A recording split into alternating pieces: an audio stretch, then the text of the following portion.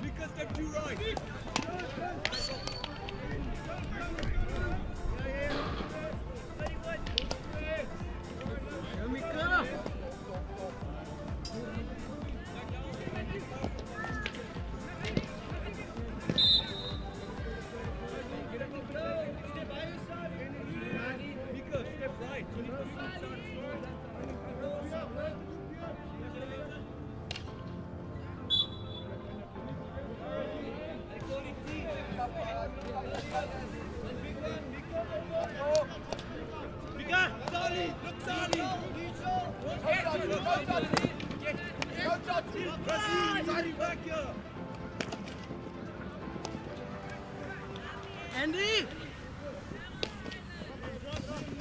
It's bigger. Okay, come boys, come! Nice York, let's go York. Run on! Guys, you must score guys, come.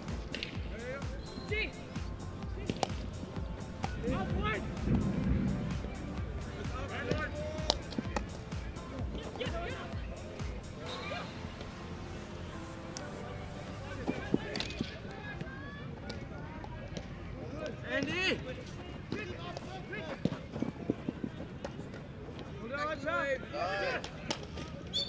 Yeah. Watch behind you. Put your right shoulder.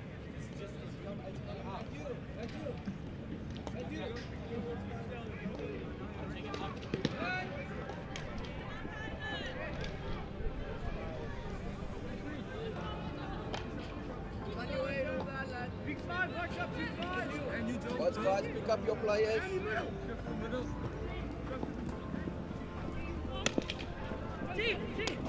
Go!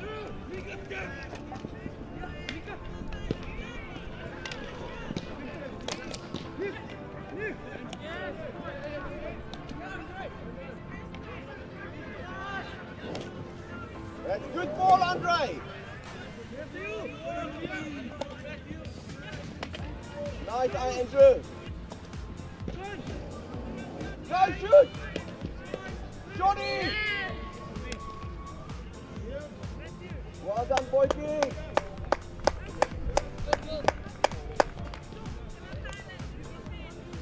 Well done, York. Nice, Andre.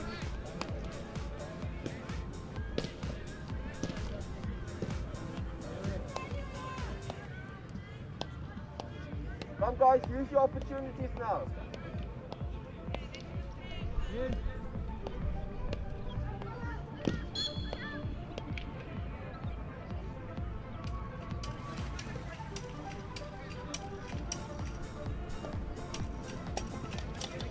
Come on.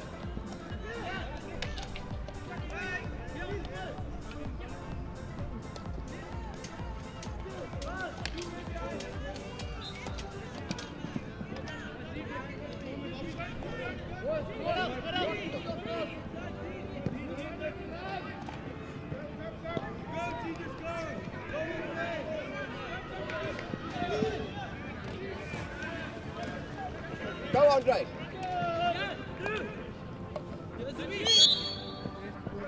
Nice, Andre. Let's go, Cohen. Come, guys. Let's go. Play. Take it go.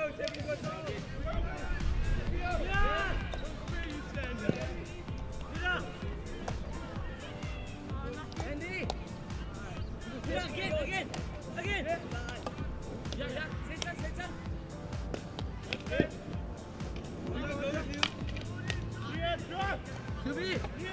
Nice.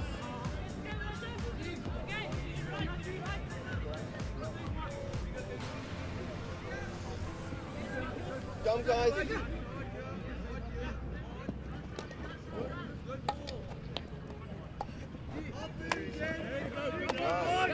Nice.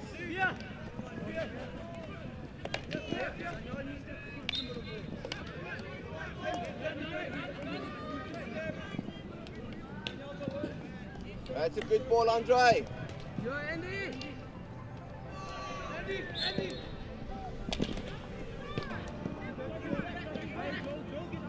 Hey, knee to the outside. Up front. You guys up front. Knee to the outside.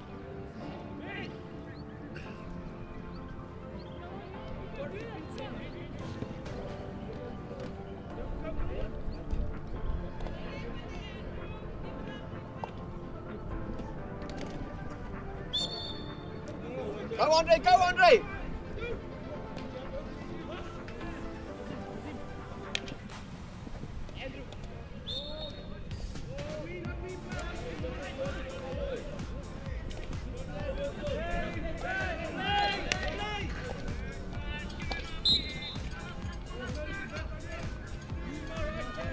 guys. Pick up your players. Quick, quick, quick, quick.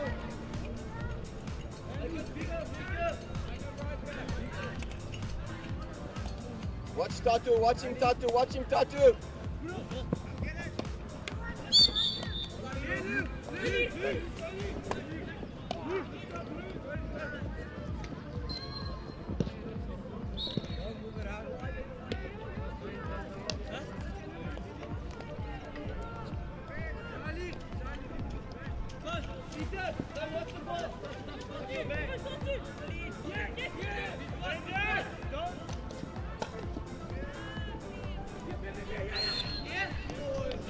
That's good stuff, guys. Well done, Jokic. That's good falling.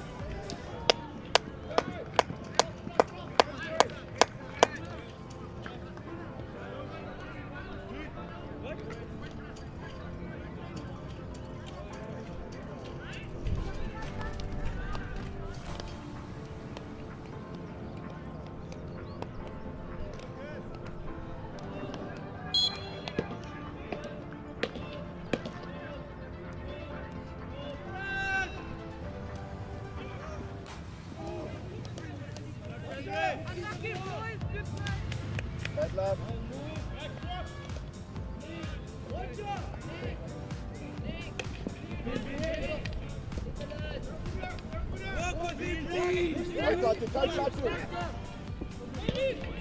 Communication! Come on, boys, I need to lead. We need to talk to each other. Come on, Jen. Joel in the light. Yes, Ollie, that's good. Keep Joel, box in there. Joel, help him. Nice, Ollie.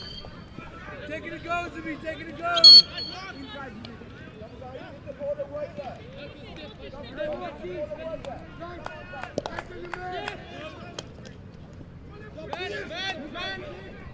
Go, Michael, go, Michael.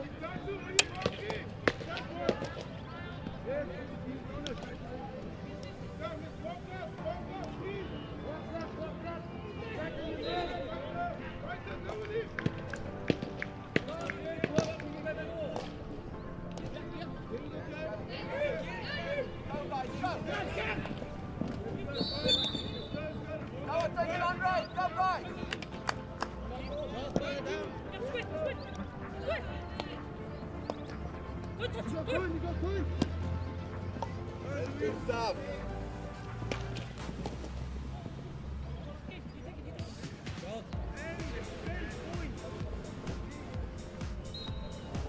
Nice start, too. In the deep. To the deep. What's it in? Yes, well done, Luke. Well done, Luke. Center. Hold on, Mike. Nice, Luke. Yeah. Play wide.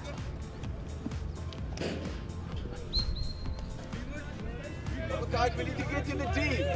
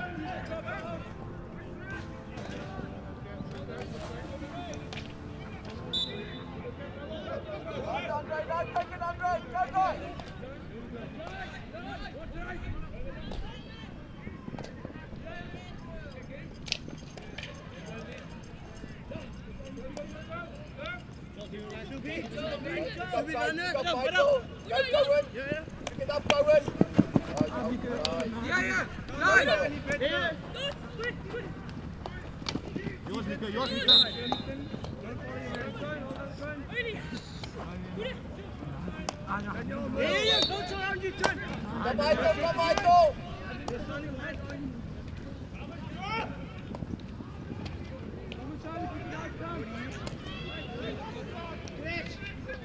Come to my head up. Let's go. Get back. Joel, sorry, let's go. Skip. Ben, don't try, boy. Good. Be on it.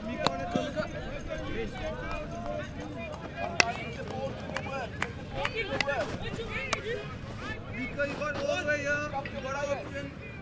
Mika.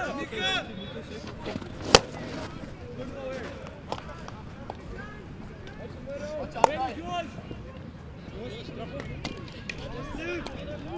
Inside. Go.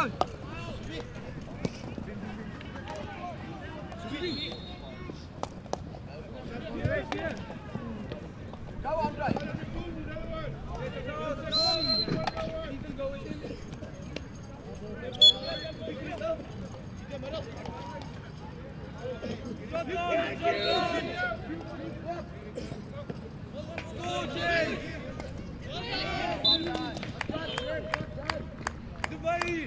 Joel, let's set it up. Kaden, Sally, drop 2. Daniel, drop 2. Ben inside of it, man.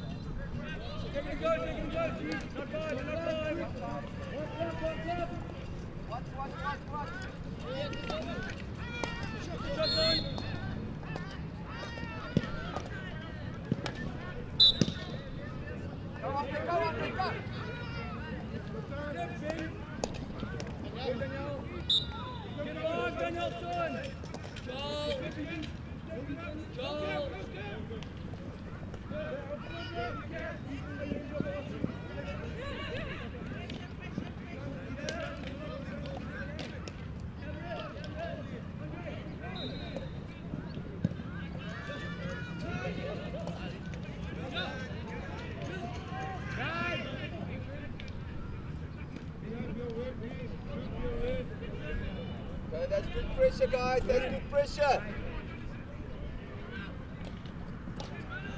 Go, Andre. Good,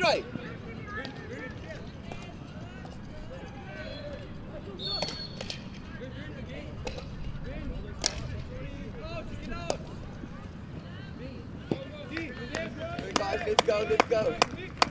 That's good stuff. Nice, York. Keep the pressure there, York. Pick up your players. Twice. Yes, go to the inside. Turn, Jody. That's good stuff. Go. Go. Go, Cohen. Go.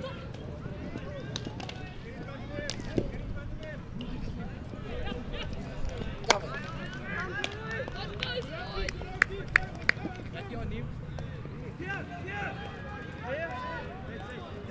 In the D.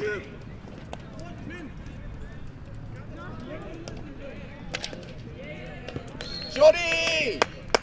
Nice, Andre! Well done, Andre!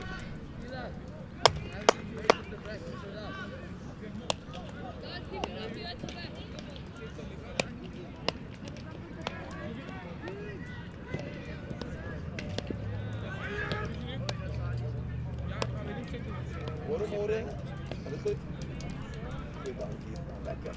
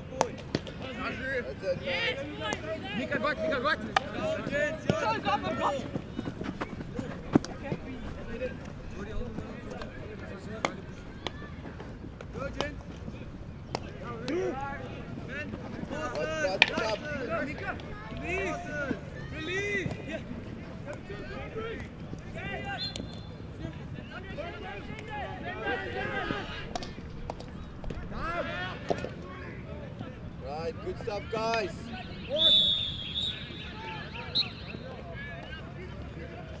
Well done, York. Nice, Andre.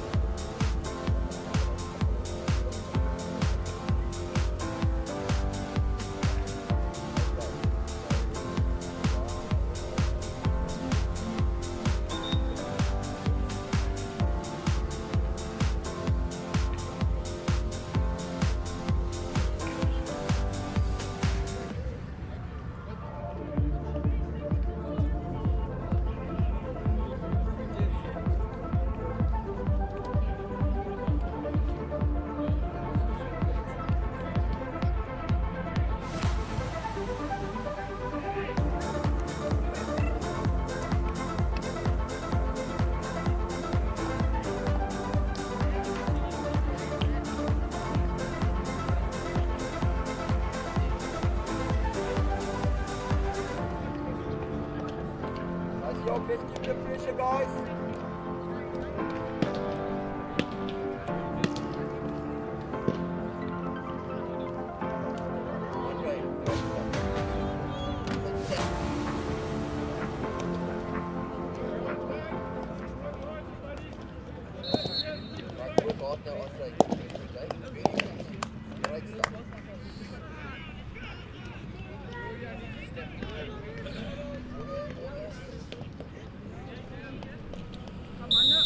Let's go, your boys!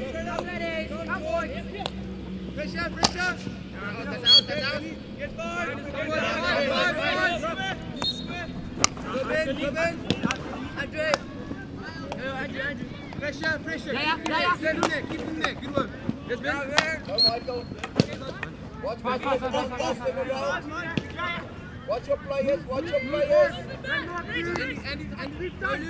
Watch your players!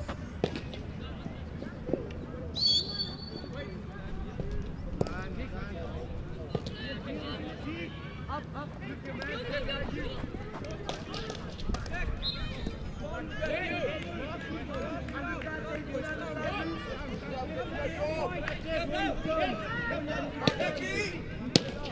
Come boys!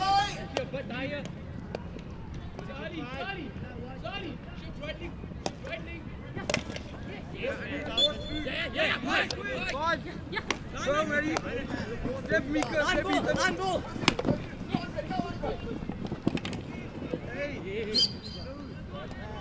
Go, Andres, up five.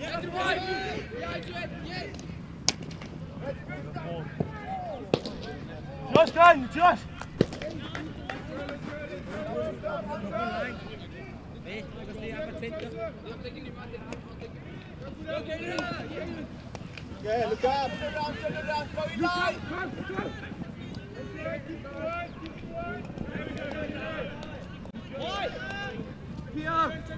On right there. Yes, Michael. Guys in front. Work back. Play. Help with the back.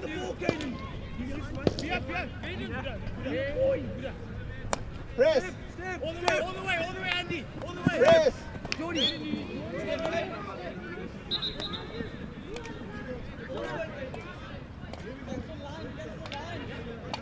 That's it. There you go, boys.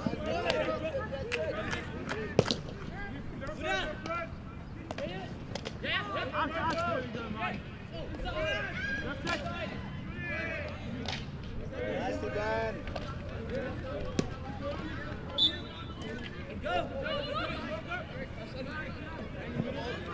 Runners! Runners!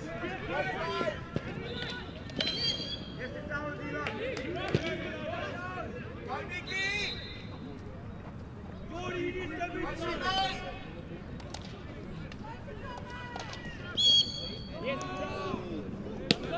One man!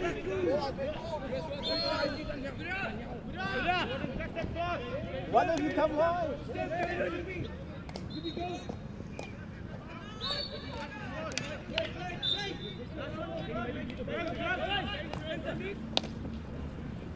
Look!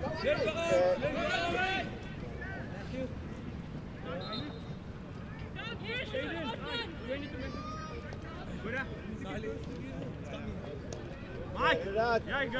Man. He's going to put on have him. Keep it tight, boys. Keep it tight.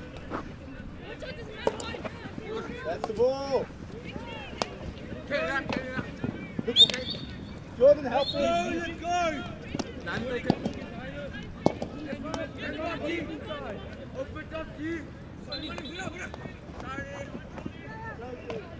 Yes, Buddha!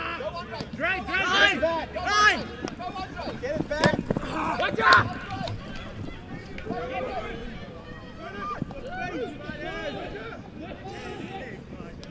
Who's there?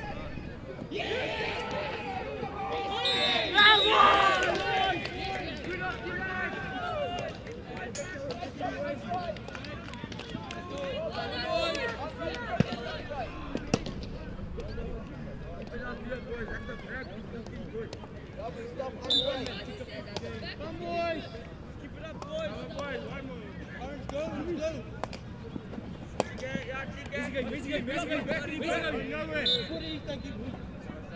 Take 5!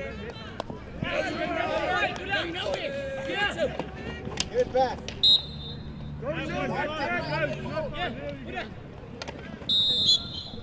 What's the time?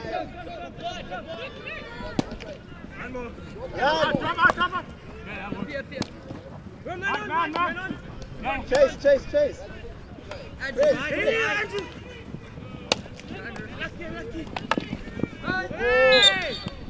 Lucky, come back, Andrew, come back. Get back in the corner. Come on, intensity!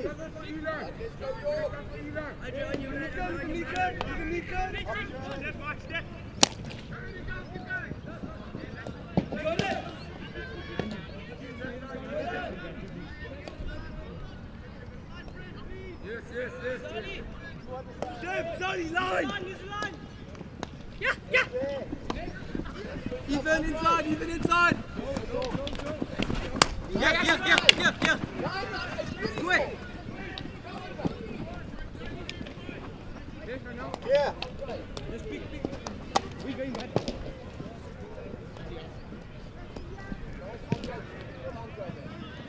Watch his left shoulder. Option! Where you going, boy? Where you going? Too easy, boy. Joe up!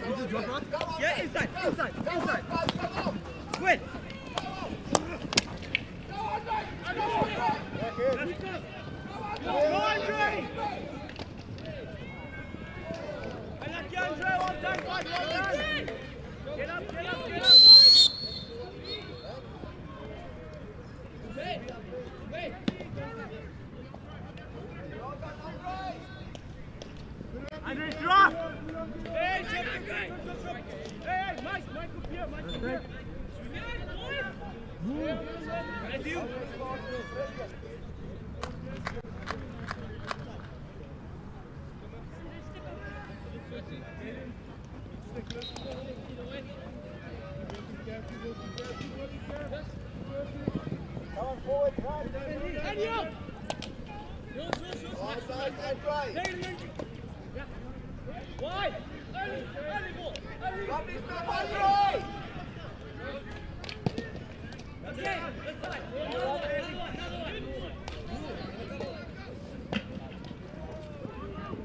That's good work.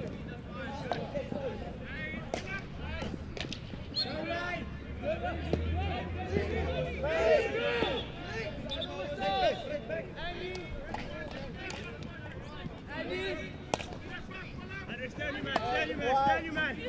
Go for the job. He's good. Yeah, through. Wide. Okay, Look to the wide. Go on.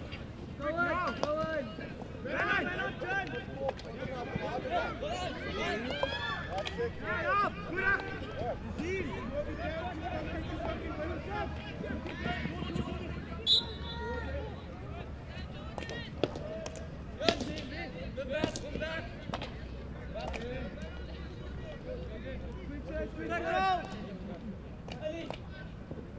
Get it back. come on, man.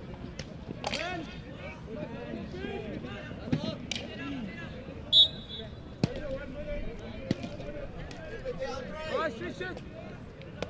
Switch it. Ben. Ben, switch. Ben, switch. Wide.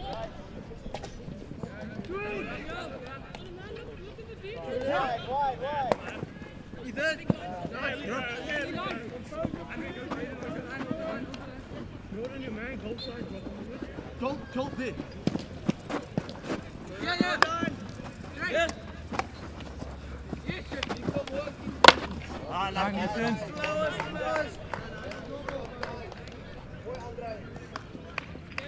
Let's go, Joe. Pick up your players. Switch, man. Andre, shut up, ball. Come break it. The line here. Get it.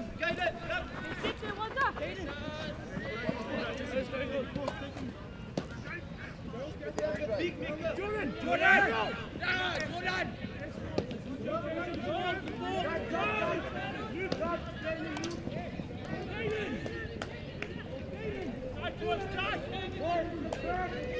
Around.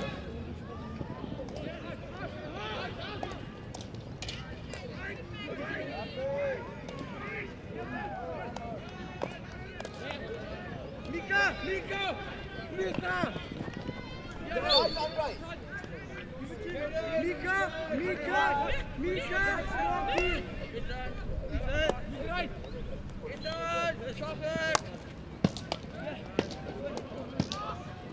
Go on right. Go on right, you Andre, Go on right.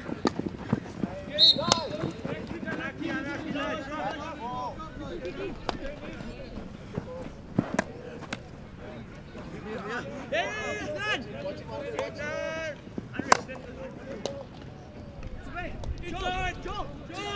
Walking, let's go, Joel, let's go. Good. Nice, Andrew. Well done, Andrew.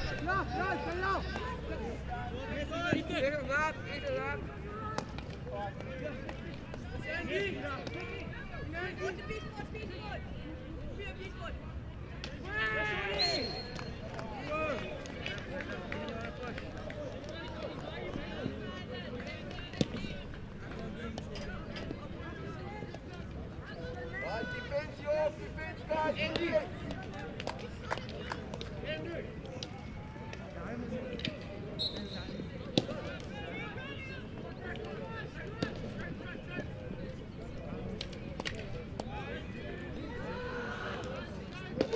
Hey, we can't be fast at the back, man. Come on.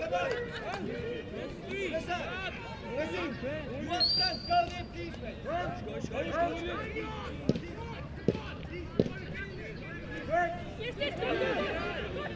Yes.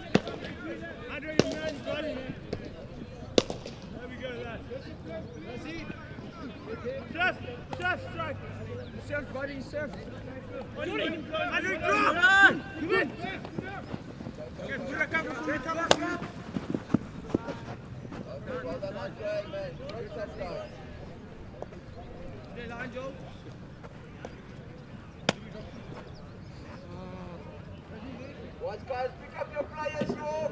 Pick your players up! Not five. Yeah. Nice, Andrew! Well done, Andrew! Ethan, your man, please. Nice, Andrew! Wasn't five. Well done, Michael!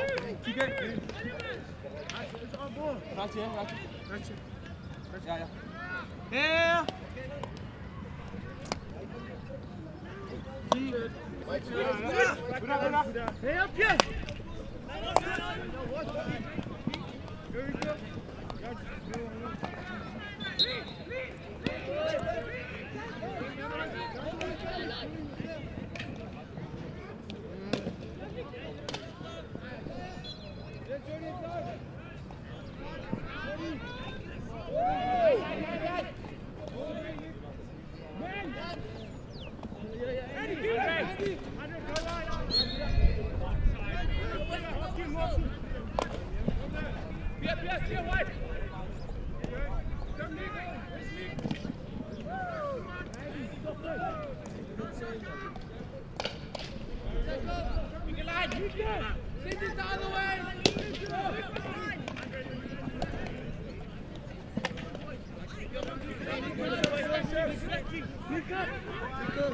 Watch one, go Andre, go!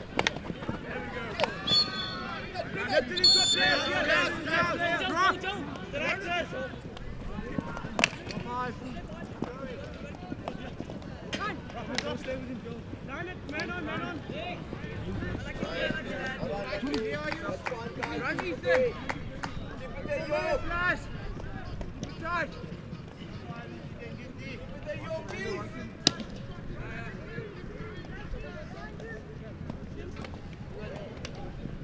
Daniel.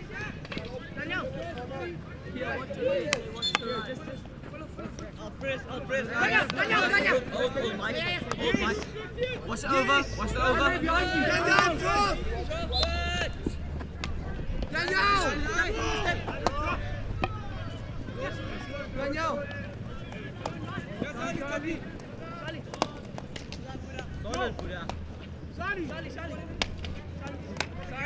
Sorry.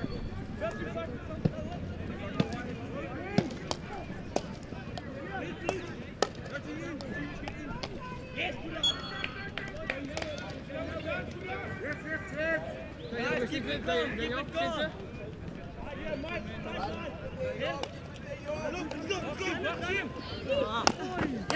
Yeah, another one, nine.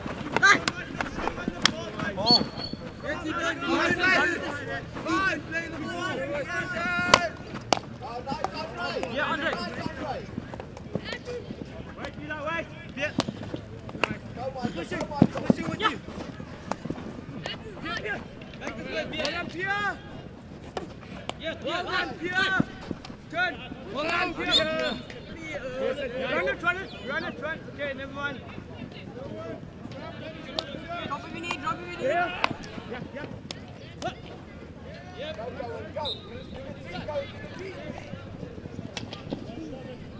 Yes, smash it.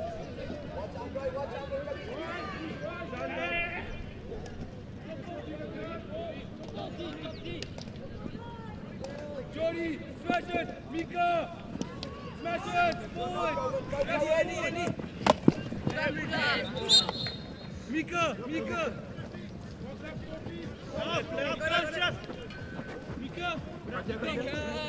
Mika, Eddie.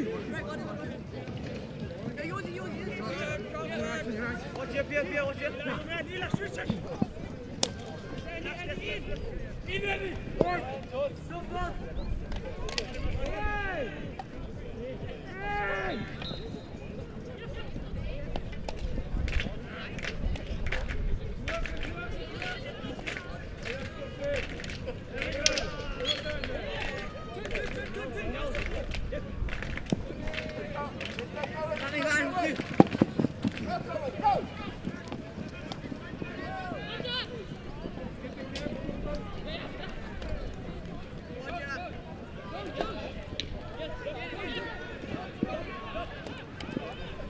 Inside.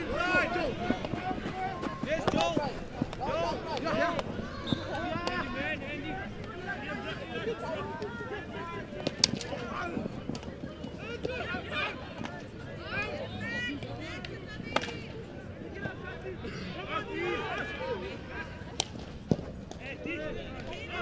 Andy. Step! Mika up! I muss you to come.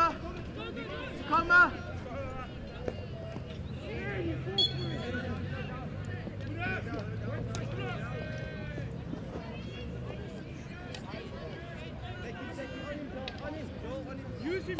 No!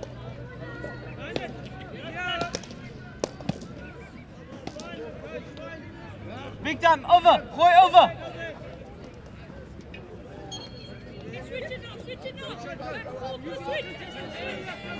Play the switch, play it!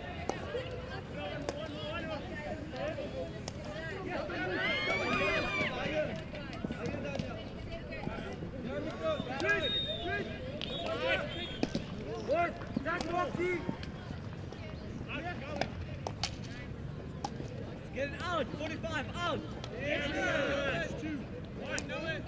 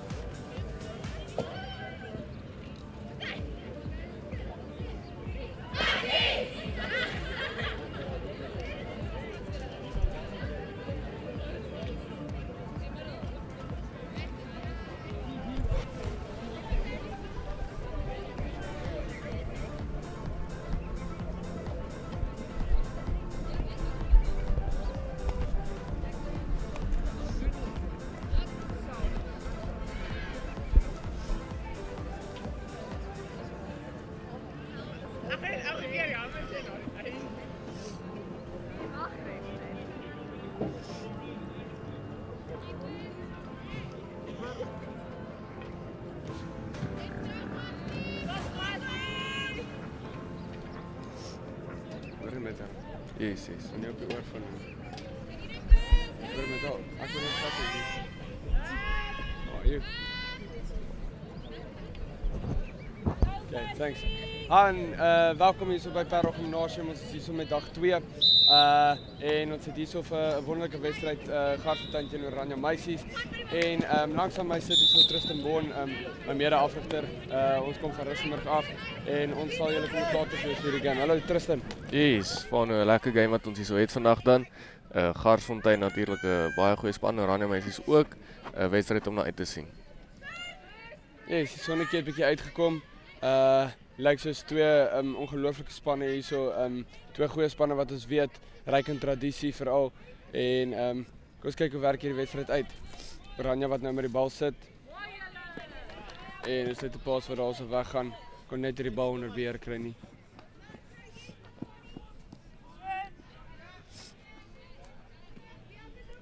Ja, stadige begin van al twee hierdie spanne af. Ek dink hulle wil mekaar hier 'n bietjie uitvoel. Bietjie skrikkerig vir die onbekende. Yes, dit lyk asof hulle net bietjie hulle defensive structures probeer uitsorteer. Oranje meisies wat baie wyd trek, probeer die game bietjie wyd maak, maar Garsfontein wat baie goed doen daarso om te kyk of hulle nie by die spoed van die bal kan bly nie.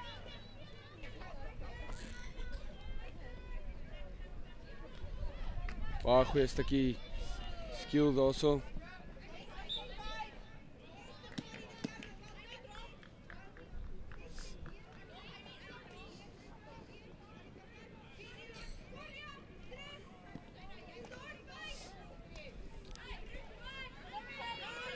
Goeie paas daarso deur Oranje meisies en hulle is nou weer aan die aanval. Vroue daarso teen hulle. Dat is 'n goeie geleentheid nou.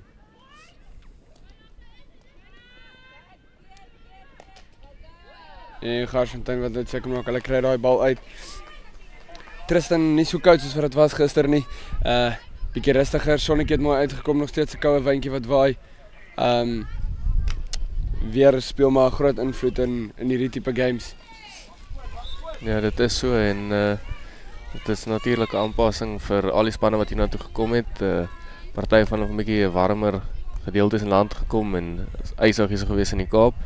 Maar die weer speel nou lekker saam vandag. Voet daarso aan die skeieregter speel die voordeel. Garsfontein probeer die bal besit hou. Oranje meisies wat baie hoog opdruk in hierdie wedstryd, kyk of hulle nie binne in die sirkel kan inkom. En 'n geleentheid nou. Ag, en die keeper met 'n ongelooflike goeie stukkie doelwerk daarso. Altyd moeilik vir 'n keeper as dit 1v1's is, nee. Dit is ja, maar sy het besluit wat sy gaan doen en dit goed uitgevoer, baie goed van Garsfontein se doelwagter af. Ons sien ons nou weer Garsfontein op die aanval gewees. Maar Oranje meisies hou hulle uit.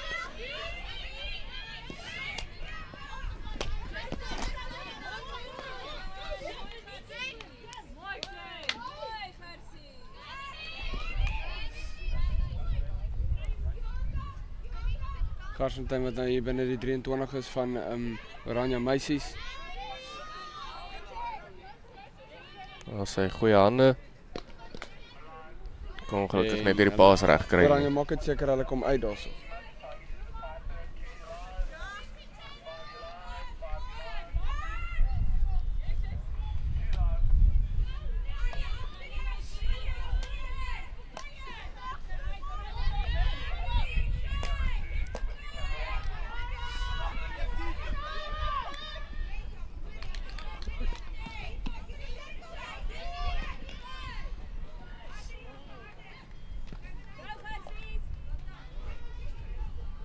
Oranje wat nou die bal het. Goeie pullback daarso.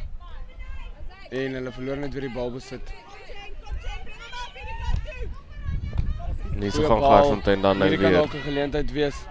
Ag, en sy mis net op die ou ende. Daar's die klein goedjies in 'n wedstryd wat 'n afrigter graag wil hê nie moet gebeur nie. Ek bedoel dis daarso waar jy graag die voordeel wil gebruik en kyk of jy nie die ander span bietjie uit kan vang nie. Ja, dit sou natuurlik 'n goeie geleentheid wees vir Garsfontein om dan vroeg in die game 'n impak te maak. En dit het nou ongelukkig nie so uitgewerk nie. Nog 'n bietjie vroeg, dalk is die dames nog 'n bietjie koud. Ja. En ons verwag definitief minder van dit in hierdie wedstryd. En daar sal kry eerste korttoekie van die wedstryd. Eerste een vir die wedstryd. Goeie dryf daarso aan die regterkant van die veld af op, daarso deur die Oranje meisies. En kom ons kyk of hulle hierdie korthoekie gaan gebruik. Wat dink jy gaan gebeur? Wel, dit is onbekende vir my. Maar ek weet daar's 'n Engelse sêwoord wat sê goals change matches en miskien sal dit dan nou 'n geleentheid wees vir Oranje meisies om hierdie wedstryd te verander.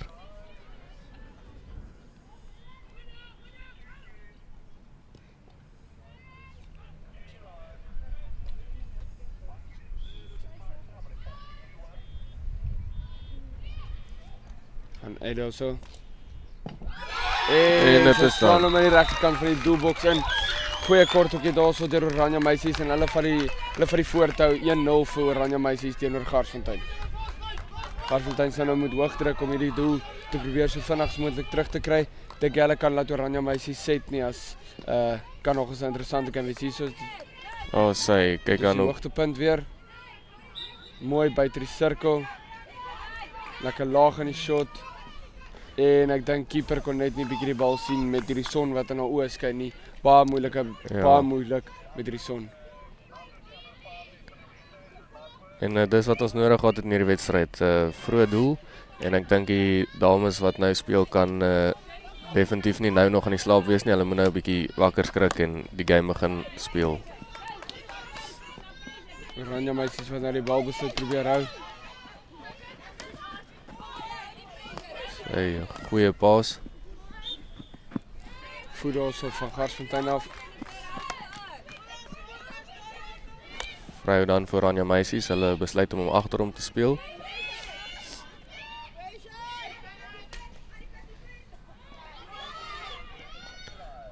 En is dan weer daar aan die diskant waar Oranje meisies Baie goeie geleentheid spel daar gehad deur het. Oranje. En kon net nie in daai laaste derde gou kyk of hulle die weer 'n korthoekie kan kry nie. Garsfontein besluit om vinnig te speel.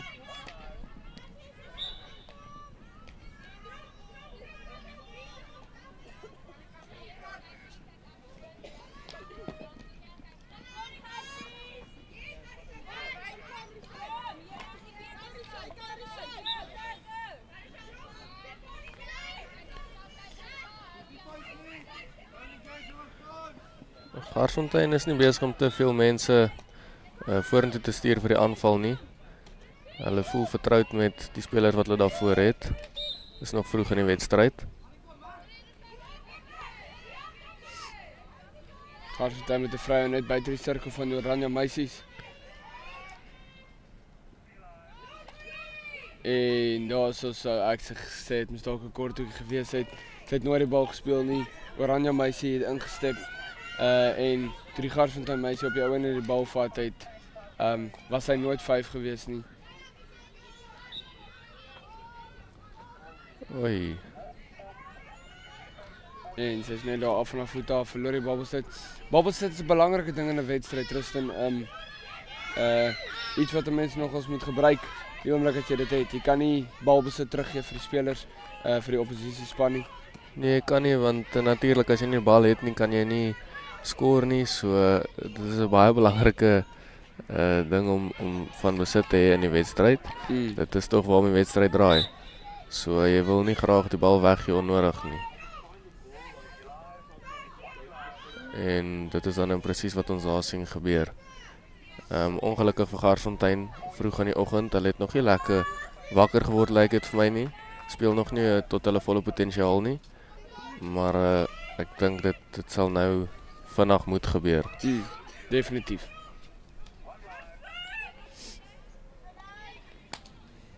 Oranje meisies met 'n bal across en sy kon net nie haar voete omkry om daai bal reg te stop nie. Garsfontein wat weer die bal besit het hier net by 3:23 van Oranje meisies. Hulle speel hom hier aan die linkerkant van die veld af. Goeie verdediging daarso deur die Oranje meisies.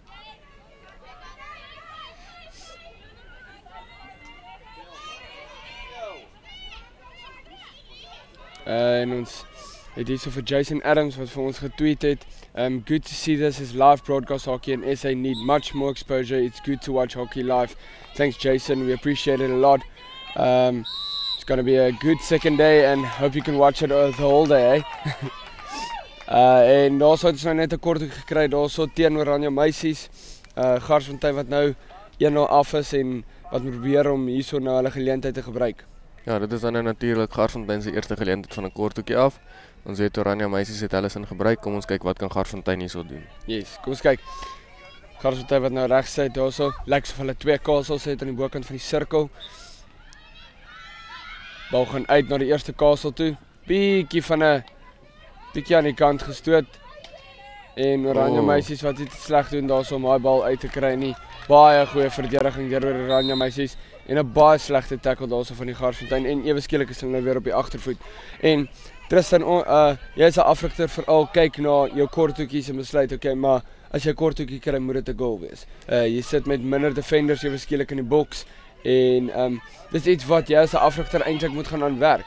Hou dit eenvoudig, hou dit maklik en maak seker jy skoor elke keer van jou korthoekies af. Nee, van dit is so definitief. Maar ek dink hy het persoonlik ondervinding ook op hierdie Astrobaan hierso weet ons dat hy nogals 'n taai baan is. Hy is nie en die sand hierso maak die bal taai, letterlik taai.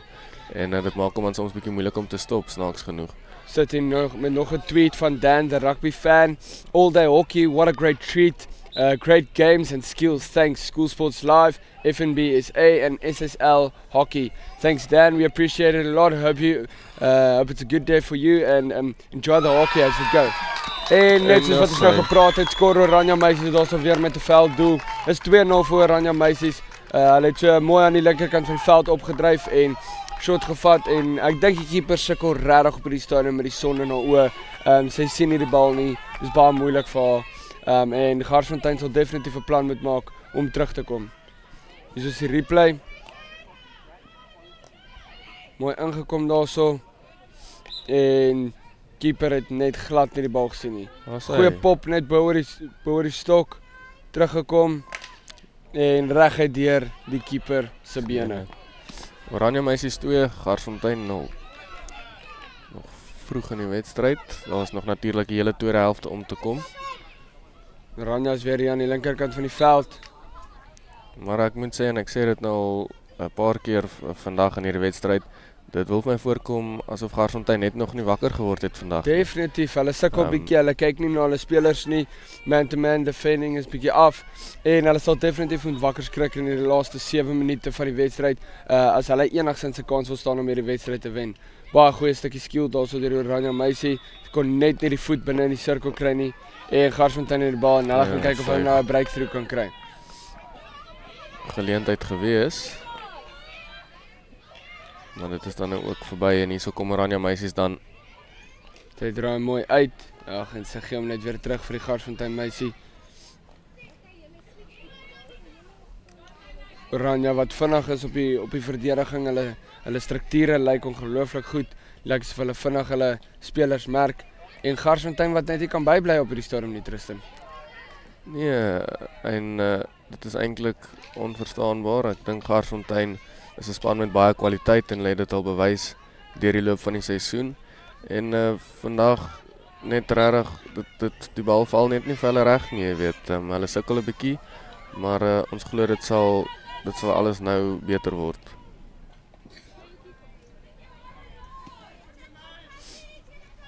Garsfontein het nou 'n vrou daarso kry.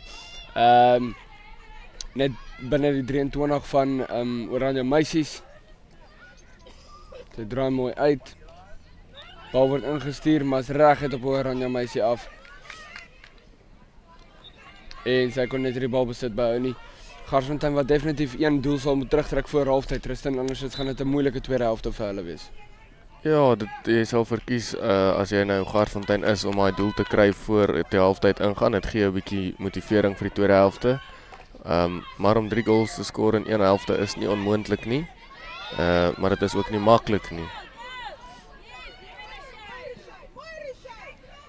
Garsfontein wat nou weer die bal terugkry en kon net nie weer die bal onder beheer hou nie. En dit is moeilik Tristan daai gedeeltes van jy moet die bal besit hou. As jy die bal verloor, sit jy jouself nou weer net onder druk en jy kry nie jou geleenthede uit soos wat jy moet nie.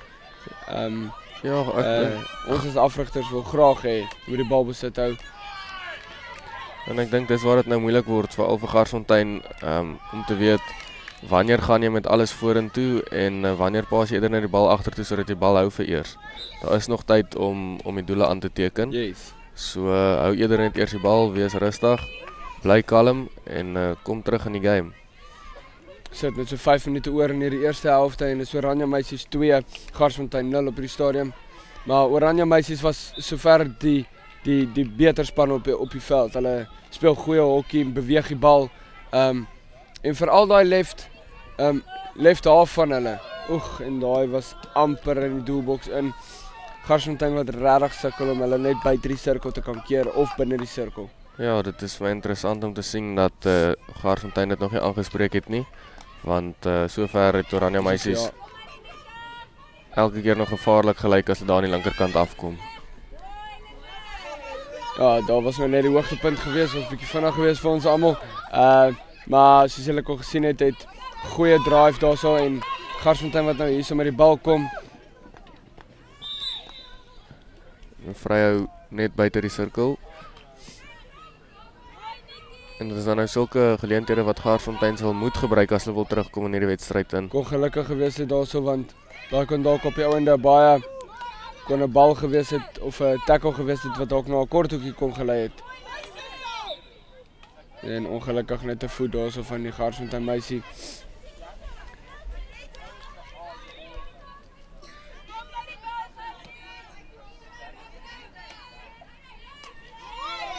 Daar sy kom Garsfontein dan nou weer. Goeie paas gewees. Tristan, en dis graag nie waar jy turnovers wil concede nie, né? Ja, veral in jou eie, net buite jou eie 23, dit sit jouself onder druk. En Oranje Meisies het baie goed gedoen om daai druk te hanteer. En hulle is weer aan die linkerkant van die veld. En daai was dan 'n geleentheid om die wedstryd dalk heeltemal uit te sit, kyk of hulle nie 3-0 kon voorkom nie. Ja, ek dink as Oranje Meisies 3-0 voorgaan het in hierdie wedstryd, dan was dit dalk die laaste vir Garsfontein gewees. Yes. En van Oranje Meisies wat daar 'n bietjie geval het. Lekker 50-50 bal en altyd van hulle dit op dieselfde tyd gegaan. Bal was ongelukkig uit. Oranje Meisies wat op die stadium 2-0 voorloop, ons nog so 2,5 minute oor in hierdie wedstryd. In hierdie eerste helfte.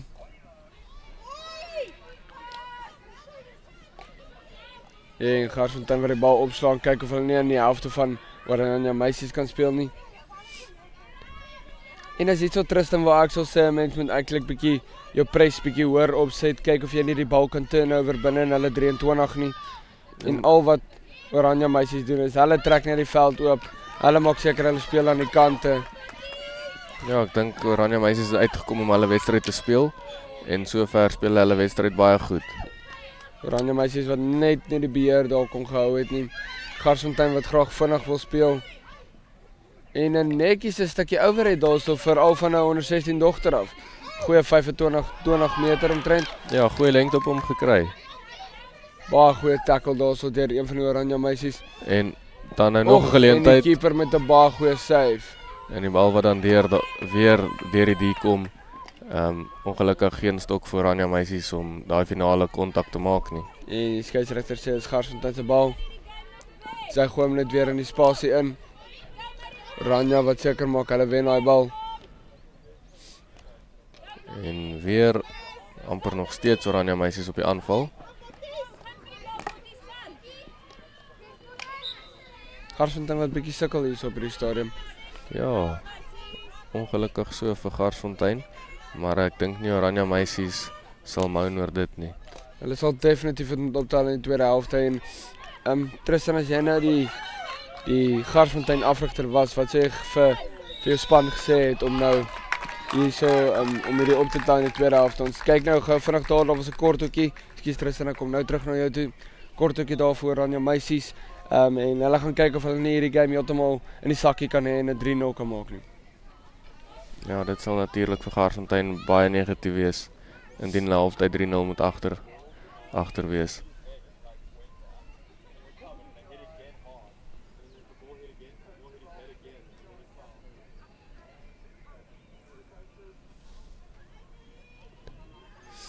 En dit is dan nou ook binne die laaste paar sekondes van hierdie helfte met 10 sekondes oor.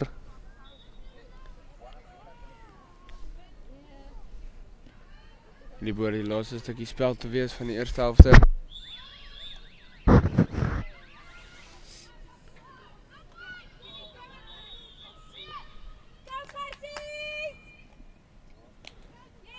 Goeie variety en sy baie goeie kon stop net daarso.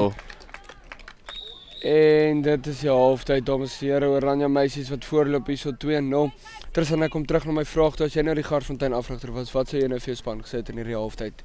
Wel, ek persoonlik glo composure is key en ek dink hulle het uitgekom, hulle was nog nie lekker wakker gewees nie en hulle het ongelukkig met 2 agter gegaan en nou, dit is so, dis verby, sit dit agter jou, kom uit in die tweede helfte, gee jou alles, maar bly kalm op die bal, moenie net die bal wegslaan nie, moenie net probeer almal vorentoe dryf nie, gaan speel die gameplan wat ons uitgesit het weet en speel dit goed.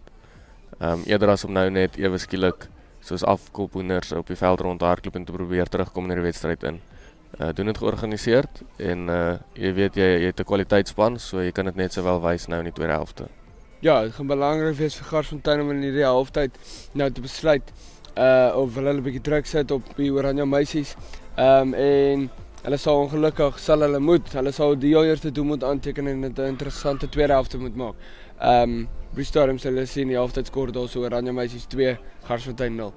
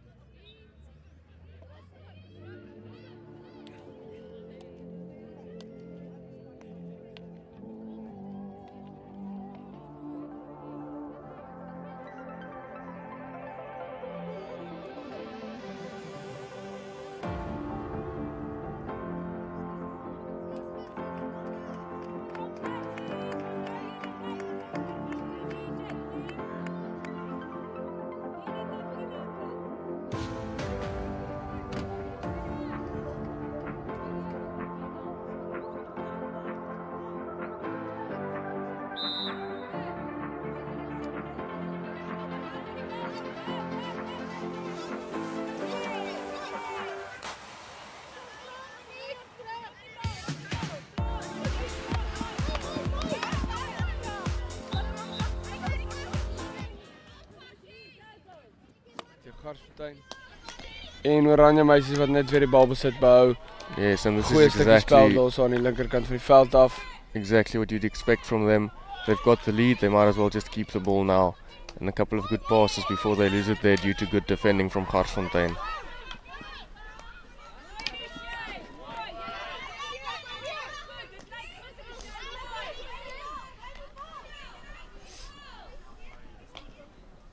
And Oranje meisies again keeping the ball, good passes. They're in control of this game, they've got the lead, no one's gonna rush them, they're playing their game and they're enjoying it. En net ongelukkig gevoel daarso vir teen Oranje meisies. En Garsfontein wat nou gaan moet probeer om die son bietjie tot hulle voordeel te gebruik in hierdie helfte, Tristan. Yes, we saw them trying the overhead there. It's going to be difficult for Oranje meisies to keep track of that ball. You'll easily lose track of it due to the sun being in their eyes. But thus far it's been a very, very good start to the second half for Oranje meisies.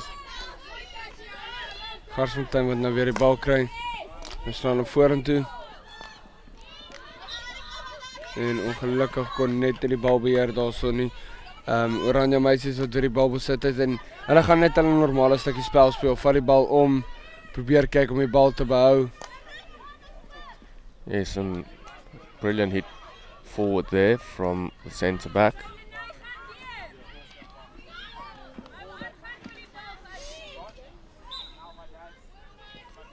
Oranje meisies wat net nie daarso en daai gewoonlik Tristan en 'n afrigter se punt is gewoonlik die gedeelte waar hulle sou skree nou foul. Jy wil graag die bal daarso hou en seker maak jy kan die turnover daarso kry, nie 'n fout teen jou nie. Yes, a no foul zone because Garsfontein's under pressure there. It's their red zone, you don't have to worry, you just keep them in there and they'll make the mistake. But unfortunately, the girl from Oranje Meisies decided that she wanted the ball desperately and she went in for a tackle, made a bad one and the pressure's off. But here, Oranje Meisies will have another opportunity.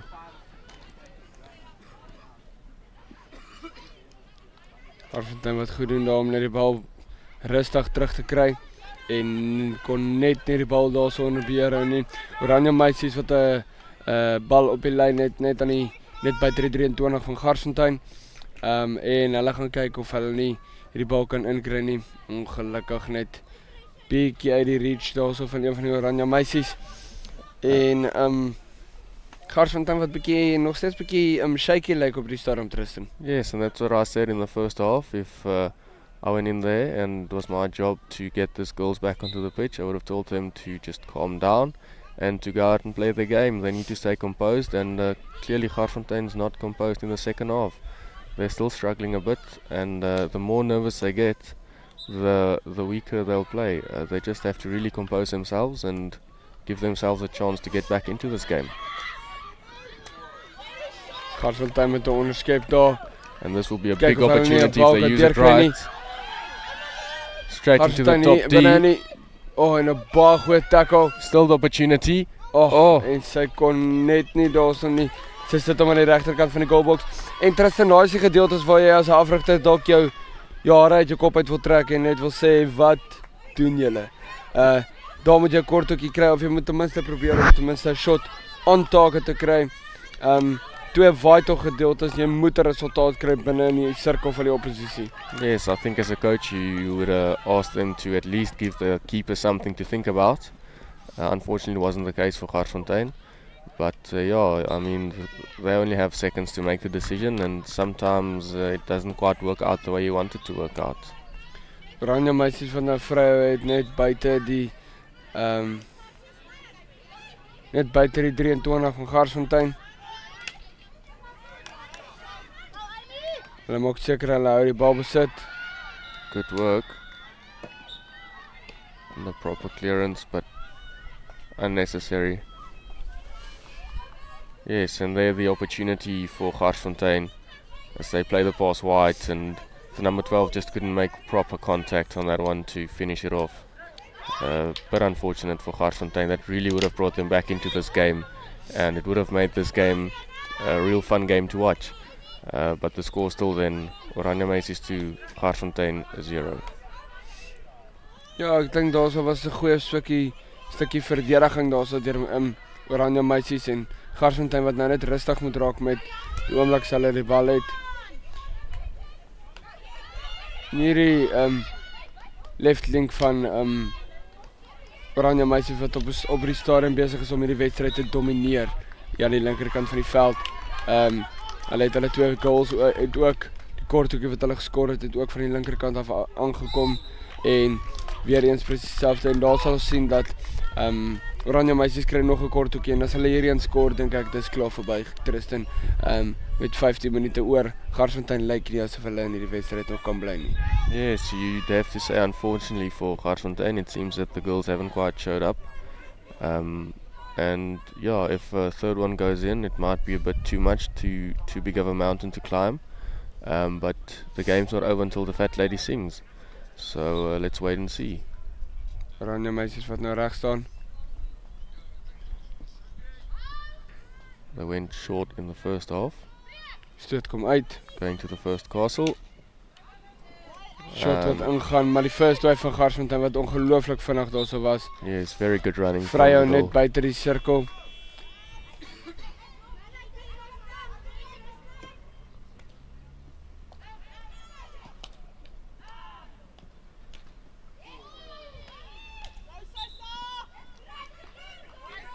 baie goeie defense daarso deur Garsfontein en ek wonder hoe lank kan hulle dit nog aanhou, Tristan. Dis moeilik om die hele tyd net te defend as jy probeer om net bietjie actually aan die gang te kom, dan kry jy dit nie reg nie, jy verloor die bal besit of iets soos dit. Yes, it is difficult, especially if you give the ball away the whole time, and Oranje Meisies just keep on coming back, and you basically keeping them on the front foot, and that's why I'm still staying with, if you want to get back into this game, stay composed, don't just give the ball away. Ja, is interessant om te sien as jy kyk nou, en sal dit nou nie op die skerm kan sien nie, maar Oranje Meisies sit dadelik 3 spelers hoog in die 23 van Garsfontein, en ek dink dit gee hulle ook daai geleentheid om die veld bietjie groter te maak, seker te maak hulle kry die bal heeltemal in die helfte van Garsfontein en probeer hokkie aan daai helfte speel plaas te van hulle eie helfte. Yes, and what that also helps with is it opens a gap between the midfield and the strikers. So there's loads of space to run into if you're a midfielder, and it gives you passing options into that midfield as well, just spreading the defense from the attack. And Garsfontein with an opportunity there, but the ball comes out, sends it back in again, but no luck. Good defending from Oranje Meisies as they put the ball out, and Garsfontein will reset for the attack.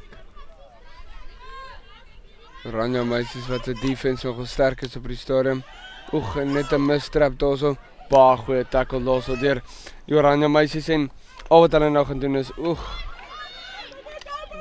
Good tackle from Garsfontein, but unfortunately from the tackle. Ek dink ek sou teruggegaan het vir die eerste fout wat daar gebeur het, Tristan, die groot swaai net buite aan die sirkel. Dit was nie regtig vir my voordeel nie. En dis baie moeilik om umpires se interpretasies op 'n veld. Tog hulle het die laaste sê en hulle besluit is finaal. Maar dit is baie moeilik om te umpire veral op hierdie tipe level, hierdie tipe hokkie, die topklas hokkie wat ons hierso kry. Yes, and it still stays a key part of the game, the umpires. They can really win or lose you a match.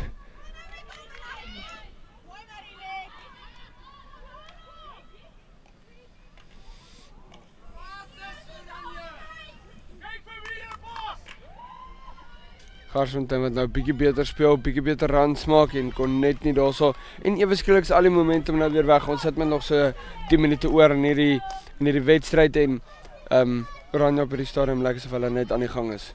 Yeah, typical commentator's curse there, just as you said, they're getting into it, and then they lost the ball, but unfortunate. And again, Oranje Meisies on this left-hand side, working it upfield. Saw some good hands in the build-up, and it's a foot. And you see, that's typically what you don't want to see when you in the Garsfontein team, free it being wasted really. The ball just hit out of play, and it was opportunity to set up for counter-attack.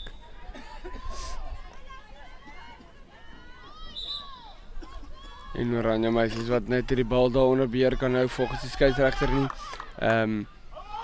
En Garsfontein wat nou ewe skielik voordeel het. En as hulle definitief hierdie laaste stukkie 5 minute of interessante tydjie wil maak, sal hulle moet so vinnig as moontlik 'n doel aanteken. Kyk of hulle dit nie 2-1 kan maak nie, en op die ouende kyk of hulle net die draw kan inkry nie. Yes, I think as the time's busy ticking off, the coach would be more than happy with the draw now from their current position, but that's still an awful long way away.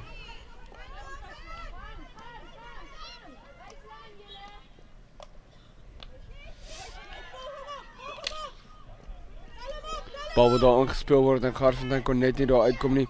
En hier is nou ewe skielik Oranje Meisies, hulle is aan die aanval. Goeie pullback daarso deur Oranje Meisies. Speel hom al 'n pad terug. En weer eens hierdie baie goeie speler van Oranje Meisies wat die bal opstuur, en Oranje Meisies wat net daar kan uitkom nie. Well, that actually could turn out to be quite good for Oranje Meisies, because that did not go out behind. It will be a hit in, and Oranje Meisies can really now press and keep the ball in this Garsfontein danger zone.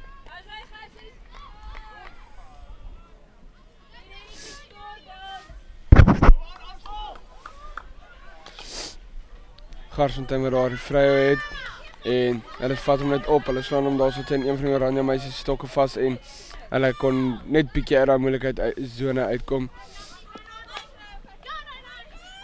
The overhead again, and the clearance straight into Oranje Meisies as they come back for another attack. And this will be an in die opportunity. cirkel en Garsfontein wat ewer skielik weer moet scramble om te kyk laat hulle die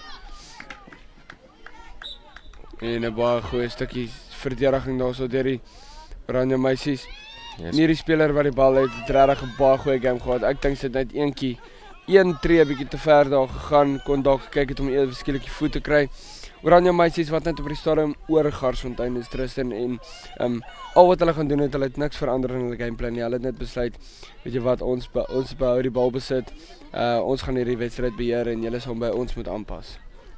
Yes, and I think that's what you'd like to see from your side, to come out and really play their own game, their own brand of hockey, and to then, you know, stay in control of this game. And Oranje Meisies have done that exceptionally well today. They've kept the ball since they've gone into the lead. They haven't given the ball away cheaply, and well deserving their lead. Oranje Meisies wat die bal onderskep daarso. Stuur hom weer in, goalkeeper met 'n baie goeie save en ek dink die son het regtig 'n groot invloed gespeel op die eerste helfte in haar oë. Sy kon net nie daar gesien het hoe daai twee balle verby haar gekom het nie. En Garsfontein wat nou dringend ietsie sal moet doen. Hulle tyds besig om regtig uit te hardloop. Hulle het so 6 minute oor in hierdie wedstryd en hulle moet kyk of hulle nie 'n doel kan aanteken nie. Yes, you're wondering when they're going to obstruksiekie daar gewees het. You know, and are they really going to throw the kitchen sink towards that goal of Oranje Meisies? But it really hasn't happened because they haven't been able to keep the ball for long enough, Garsfontein. So, as it seems, Oranje Meisies is seeing this game out brilliantly. Garsfontein wat dringend die bal bo sou moet inkry en hulle kon net nie op daai laaste nippertjie die bal uitkry nie. Garsfontein wat nou weer goed doen daarso om te defend. En Oranje Meisies wat so hoog druk dat Garsfontein kry net nie 'n geleentheid om die bal vorentoe te stuur en elke liewe paas wat hulle maak is nou weer reguit na Oranje Meisie toe. Verloor die balbesit so ongelooflik baie. Yes, a good press and good pressure from Oranje Meisies. They really have controlled this game from the first half, and they've been controlling it all the way through. I really just don't see Garsfontein getting 2 goals in this last 4 or 5 minutes of the match.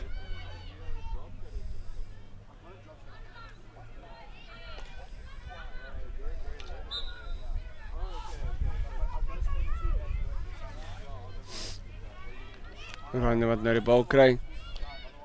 Garsfontein wat drasties iets moet doen. There's a big opportunity if they can get the ball forward quick enough. Baie goeie bal daarso. Just not quite quick enough to get there. En Oranje Meisies wat goed doen om net uit daai situasie uit te kom. And they won the free hit. Good ball into the center. And the switch is on. En 'n baie goeie bal daarso deur die Oranje Meisies. Yeah, switching play beautifully. Hulle kyk of hulle nou nie die bal aan die gang kan kry nie.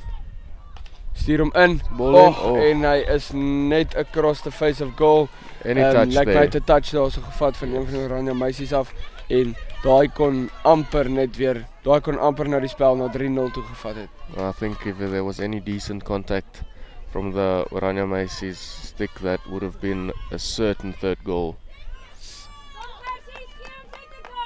Oranje Meisies wat nog ons hoog druk op die stadium. En voet daarso van Oranje Meisies, hulle probeer hulle beste nou om net die game rustig te maak. Garsfontein wat baie hoog nou druk.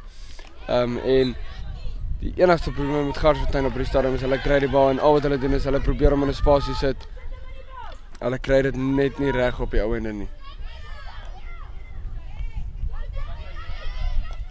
Oranje meisies wat ongelooflike tipe bietjie hokkie speel hierso.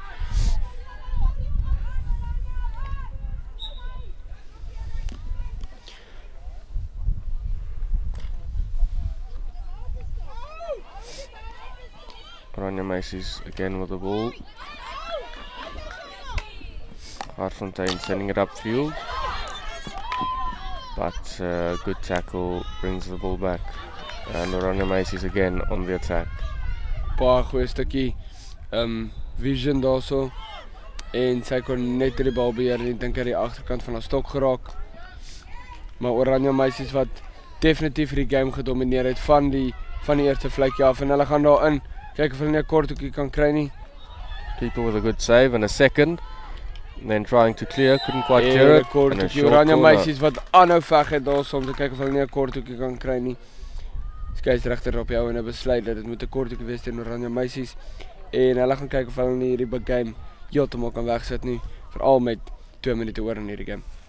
Yes, this would definitely be the final nail in the coffin. But there's only a minute and 40 seconds left on the clock.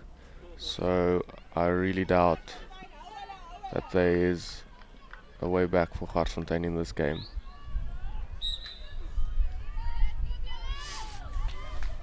Yes, and after some deliberation from the two umpires there, they have finalized the short corner.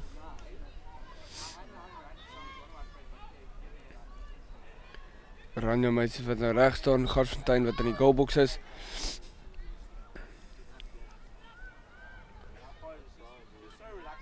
Check gaan uit.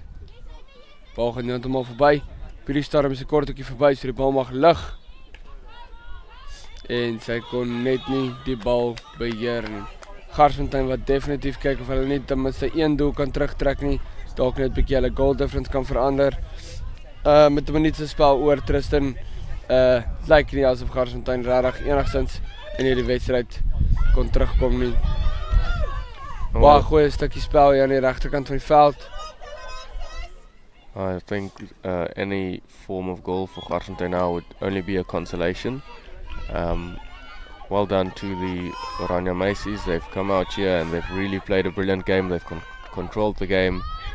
Garsfontein haven't been at their best, unfortunately for them, but the tournament's far from over, and I think they'll fix it, and we might just see them in the knockout rounds doing well. So best of luck to both these teams moving forward. En ons sit met nog so 3, 2, 1, 0. En daar is die wen vir Oranje meisies 2-0. Ongelooflike goeie wedstryd gehad vir Oranje meisies teenoor Garsfontein. En definitief die beter span op die veld gewees en welverdiende wenners. Yes, I hope you at home enjoyed it, and best of luck for the team still to play. We'll have a good day here at Paul Gymnasium. Thanks.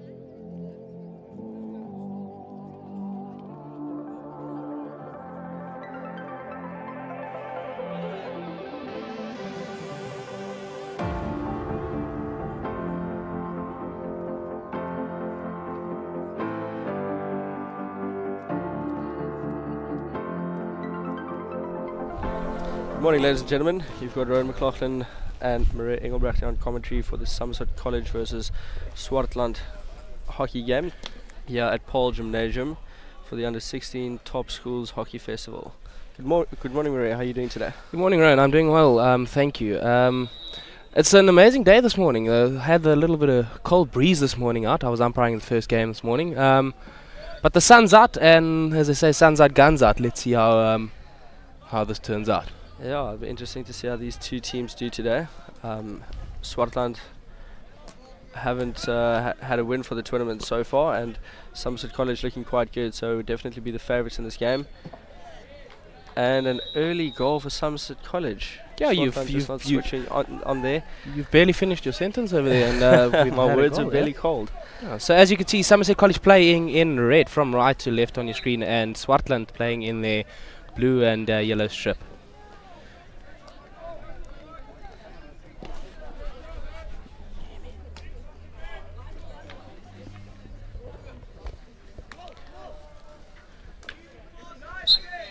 So free it out for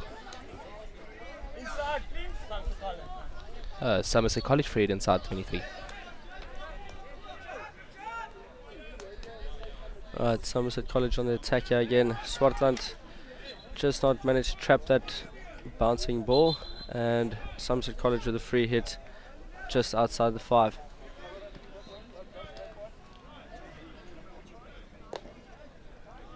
Good drive in on the baseline. They're looking for the foot. Hit out for a long corner.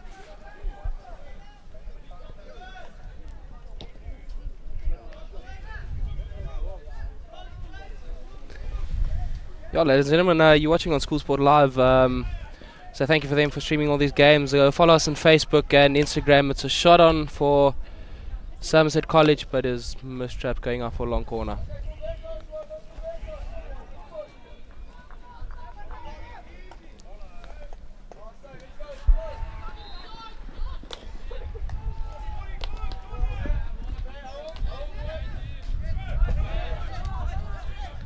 We've got Somerset College on the attack now again, entering from the top of the circle, has a shot, keeper makes a save, second phase, and goal time. Easy composure over the keeper there. 2.5 minutes into this game, 2-0 to Somerset College. What do you think Swartland need to start doing differently, Maria? I think they should keep their heads up. Knowing that they've lost all the games so far, the best thing you can do is stay composed and just play your structured hockey and not let it get out of hand. Not let it get flustered. So you keep it as well to make that first save, and yeah, you kind of feel that a player had to be there for that for the clearance of the pads. You see the defender on the right hand side there, this should have been more aware of that situation and could have cleared it off the second phase.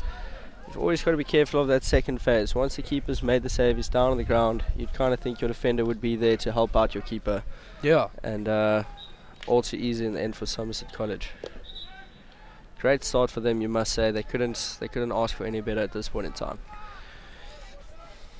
Let's see, Swartland in the attacking half of the field now. Let's see if they're able to pull one back. Tries an aerial ball. Close the gap.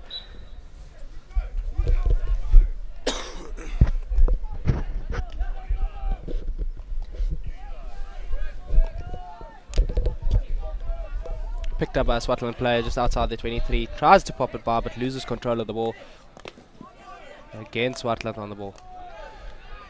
Going to look for a circle entry. Does not find the foot. Slapped into the keeper.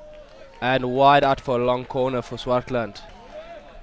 Well, it's good to see that they haven't given up yet. No, they still look hungry for. Yeah, let's see what they can make out of this long corner opportunity. They're going to have to commit some numbers up front now.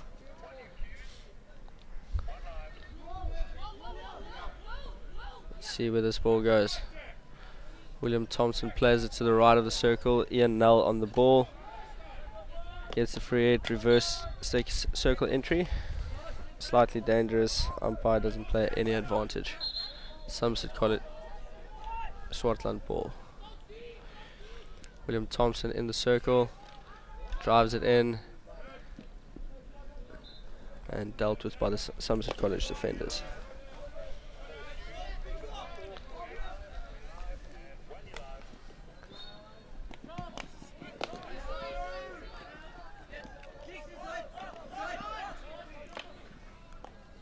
Let's see. Somerset College on the counter attack. Yeah, they do have numbers up front. Got a very high hanging striker up there. They've got to use him. And well dealt with by Swartland in the end there. A little bit of a scramble defense. You feel Swartland haven't learned from their lessons like yesterday, and still tend to be watching the ball carrier, not the runners off the ball. Yeah. So going to be interesting to see where this game goes if they don't start improving on that. Just Josh Kutz on the ball. Right half. Look, a free hit. William Thompson with the overhead. Looking for Nicole Smith. Easily picked up in the end by the Somerset College defender. Ulrich Lesch on the ball. Unfortunately can't get the ball under control. Easy Provides turnover. Somerset College with another attacking opportunity. And things looking good here for Somerset College. And well dealt with by Hiku Beckett in the end.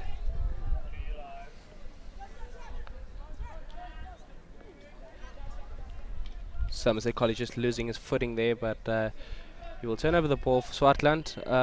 Will now look to relieve some pressure up the far channel. Rowan, do you think they've learned out of their mistakes from last night? We spoke about the Route 1 balls going.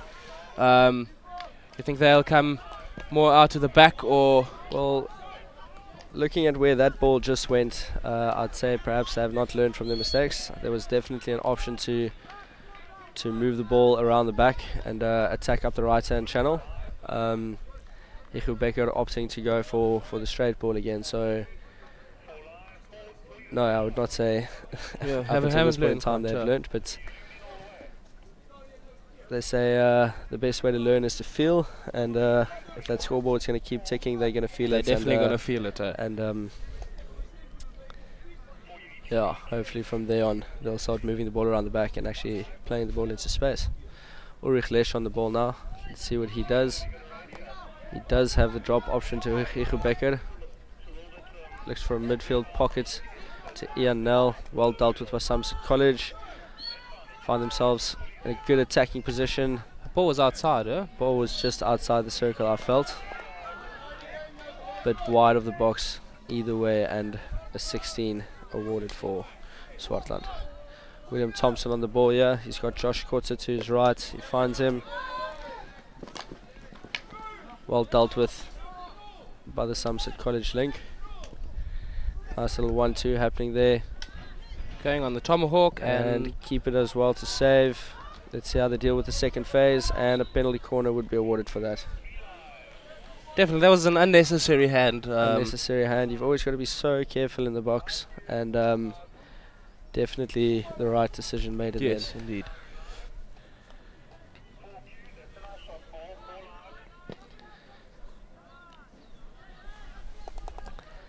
Right, keep it as well to save the first backstake. Just that striker unable to There we have that deal with that hand. second that's, phase, and you see a clear push on the back there from Ulrich Lesch. And the umpire awards Somerset College with a penalty corner. Let's see what they make out of this. A setup with one castle, two runners from the right, one from the left. You'd kind of feel a slip right is going to happen. Oh, missed trap. Player deals with it well. Still manages to get a shot off. yeah, in the end the shot's been taken, so good penalty corner. Didn't quite go the way they planned, I think. But getting the shots off is what it's all about. Yeah, I think the player did well to recover that, and still managed to get a shot off. Just well dealt with by the goalkeeper. Somerset College on the attack now again on the left-hand side of the field. Finds An his unmarked striker, player there. unmarked player in the circle, able to have a snapshot, and unfortunately just off target. Tried a shot there, a bit off balance. A little bit off balance, but he had to unfortunately take that shot nice and quick. And yeah, sometimes they work for you, sometimes they don't. This is obvious Stain on the ball now. A grade 8 learner at Swartland. He finds Nicole Smith. He's right striker, who's just won the ball back from Somerset College. Plays it back to obvious Stain. Let's see what he can make out of this. Plays a line ball to Nicole there, just a little bit of miscommunication. Nickel not expecting to receive that ball, and Yeah. ball goes out and should be a I thought 16 for if Somerset College. if you're in that situation, you got to get your numbers up. So a ball being passed and then they get a line over line ball, getting your player that passed the ball initially just to run to T-point and Most definitely. be available for that Nickel pass if you wanna. Smith was also marked by a player there, so either way it was a 50-50 ball and always going to be 50-50 indeed, difficult for the striker. Let's see what Somerset College can make out of this. Good pop. Good aerial skills there. Nice little spin. Has he got an option on top D? Fortunately not. Oh, well gathered either way. And finds the foot of Josh Kotze in the circle, and penalty corner awarded to Somerset College. Do you think they're going to go for the same option here, Marie? Well, it didn't work Since the first time. Yeah, well the trap was slightly off, so perhaps if the trap is good, They can try it again. I can see them wanting to just slip right, or at least going right post, and with those two far runners, Yeah. looking for that deflection. If Swartland was paying attention at the first one out, the defence running was pulled to the left-hand side, out towards where we are sitting. So the right-hand side's wide open for that slip. Let's see what happens here. Well dealt with in the end by the goalkeeper, and They decided to go the straight off. ball goes out for the long corner. I feel like the stoppers should just have slightly softer hands. He's kind of pushing at the ball while it's coming at him, Yes. and therefore the ball's just bouncing off of the stick, making it very difficult for their drag flicker. Good ball drive. Ball comes in across, well dealt with by the keeper. Good keeper. Great goalkeeping there. Good hand-eye coordination. I think Yeah. people might underestimate the skill level of that, hitting a bouncing ball with your one hand. And very well done, young man. Some quick hands there, but some colleagues have a circular entry, but it's cleared out by Swartland. They're going to try again. Ball's in, but lifted high. That's deemed dangerous by the umpire. So Swartland will have a free hit playing out. Somerset College very up on their press. Yeah, opting for a fuller press, but you can see the players dropping off now. Kind of forcing Swartland See what into William direction. Thompson does.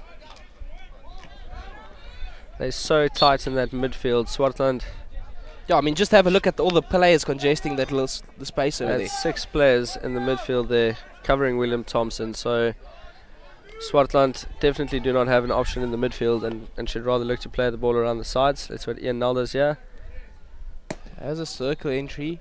That was a great tackle by the Somerset College defender, and does very well to win that ball back in the corner and provide Somerset College with a great counter-attacking opportunity. Again, Swartland's caught ball watching over here because they got a man on the 22. Open man in the circle.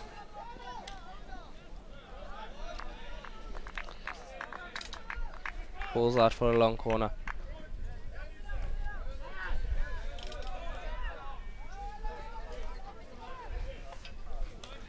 Top D circle entry just inside. He's going to try have a shot off.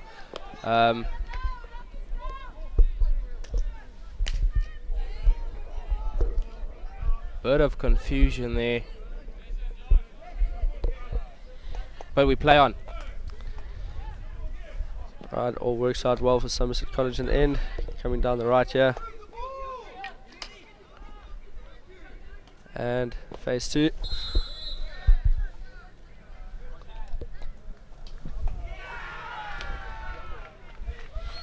Penalty corner for Somerset College.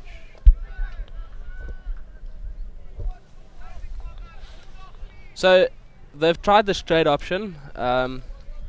They've tried the right hand side. The only thing missing is the proper trap up top. I think the trap up top is definitely what's been the problem for them with the penalty corner so far. Let's see if the stopper has learned from his mistakes. Much better trap. Definitely has. Unfortunately, the drag flicker just not able to pick that up, and penalty corner opportunity missed. Ball goes out to Luke Kutzer. Does well to try and get that ball out and wins himself a free hit with a little push on the back there from the Somerset College player.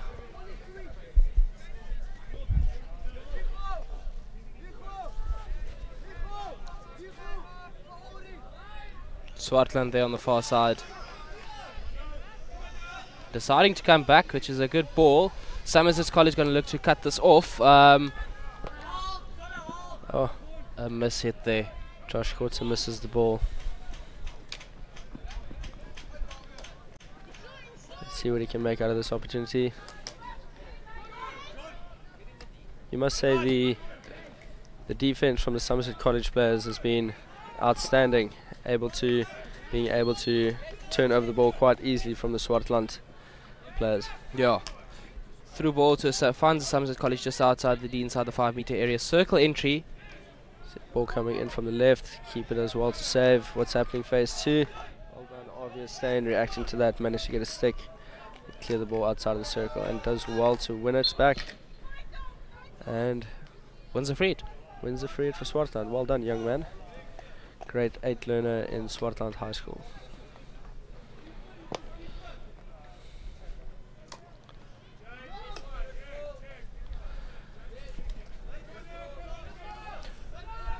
The ball's on the far side now. Swartland relieving pressure up the far line and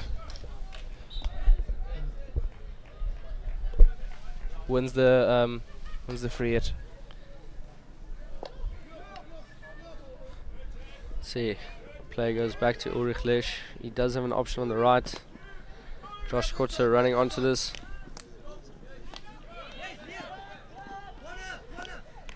Unfortunate turnover there. Wild sticks throwing in. Swartland got to get numbers back. Somerset College all up there. Let's see. Gonna have a reverse stick shot here, and it's off. Unfortunately wide. Somerset College looking very threatening on the counter attacks. Swartland having to get back in rush defense more often than not, and you'd have to say in the midfield just far too many easy turnovers. Yeah, and on that point, I think basically every time Somerset College has turned over the ball in the midfield, they've had a circle entry off it. Love to see the statistics of this game. Circle entries that Somerset College have had. Well snuffed out there by obvious Stain. Good awareness of his man up there. Finds his left striker, George Extian.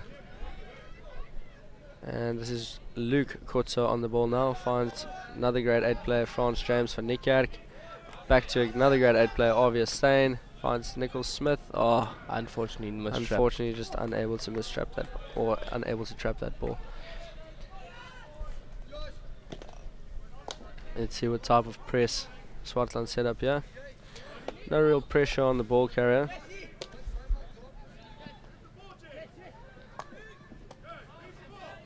Good pick up there.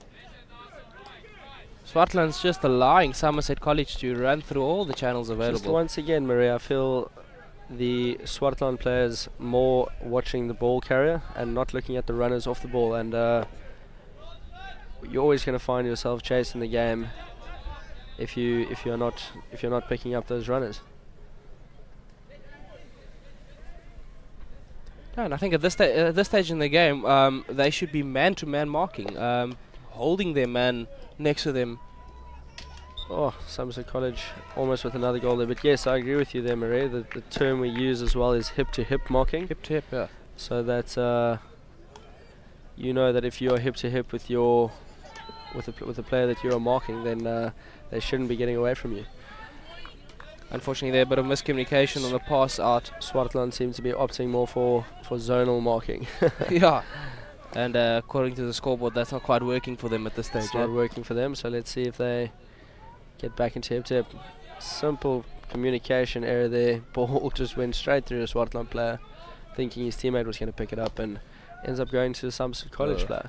High ball blown out for danger. Well, with about 40 seconds left on the clock in this first half, we've got a replay on the screen now of that save from the keeper. I think the ball was going just wide, but keeper just making sure and opting to play the safe option. Now, after 2 early goals from Somerset College, two goals in the first 2.5 minutes, I believe. one would expect the score to be slightly bigger at this point in time. So perhaps Swartland being able to recover well. Ulrich Lesch playing the ball across the face of his box there. While under 1-on-1, let's see what Somerset College can do with this, and that should be time. First half down here, folks, at Paul Gymnasium High School for the under 16 Top Schools Hockey Festival. You're watching Swartland versus Somerset College, and the score 2-0 to Somerset College. Thoughts on the first half, Murray? I think we've spoken throughout this half about Swartland not being aware of where the runners are off the ball. We've caught them a few times, not watching where the play is developing to, and then being caught off guard by a high-hanging striker which is not marked, and then eventually that striker gets the ball and could possibly get it into the box. But all in all, I think Swartland has done well in a certain sense to keep the score at 2-0 only.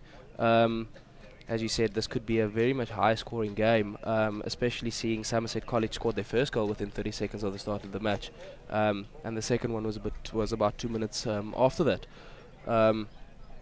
If I'm not mistaken. So yeah, no, I think Swartland were still sleeping in the first 2.5 minutes of this game, conceding two. The players had to wake up early to drive from Malmesbury, so perhaps not woken up yet. But yeah, to have kept the score at 2-0 for another 17.5 minutes, you'd have to say that they've done well to an extent, but just not posing a threat at the moment to Somerset College. And it'll be interesting to see what the coaches are saying at half-time strategically as to what they're going to do to actually try and beat Somerset College, because Somerset College clearly in the driving seat at this point in time, and the way the first half has looked, I just can't see Swartland coming back from this. However, hockey is a funny game. Definitely is. Looking forward to the second half of this game. Yeah, for sure. I think if Swartland can also manage just not concede those easy turnovers in the midfield, and not allowing Somerset College to then get circle entries off that, Swartland might be doing better in the second half. Yeah, I think Swartland's links need to start working a little bit harder, providing their defense with a few more outletting options. And we just see there on the screen one of the coaches of Somerset College. Right, we've got a replay here.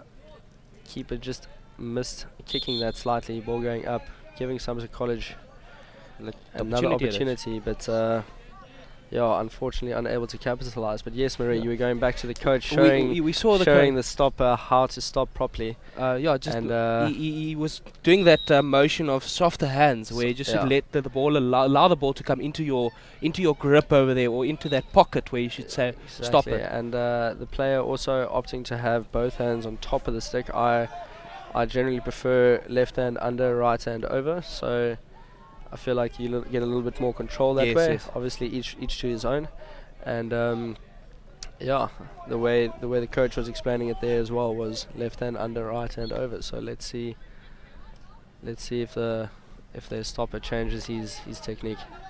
Ulrich Lesch now on the ball. Swartland playing right to left. Somerset College left to right.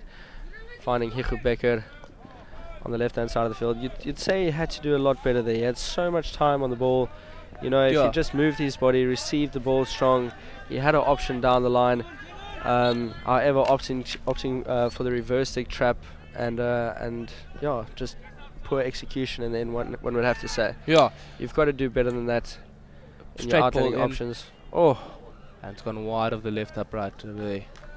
Somerset College with a great attacking opportunity there. Unfortunately, that back stick just missing the right. Let's see what happens. Played as well to squeeze that. Very well executed. That's a great reverse and hit there. It's great tomahawk. Unfortunately, just not finding the net. Let's see what Somerset College do with this attacking opportunity. Got some sticks tangled in there. Quick take by Somerset College, but unfortunately that's not on the mark. Yeah, not on the mark.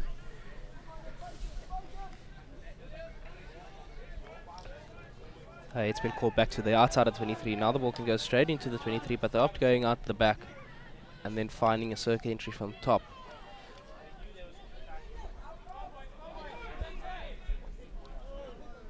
Ball's in, unfortunately going wide out for a 16 for Swartland.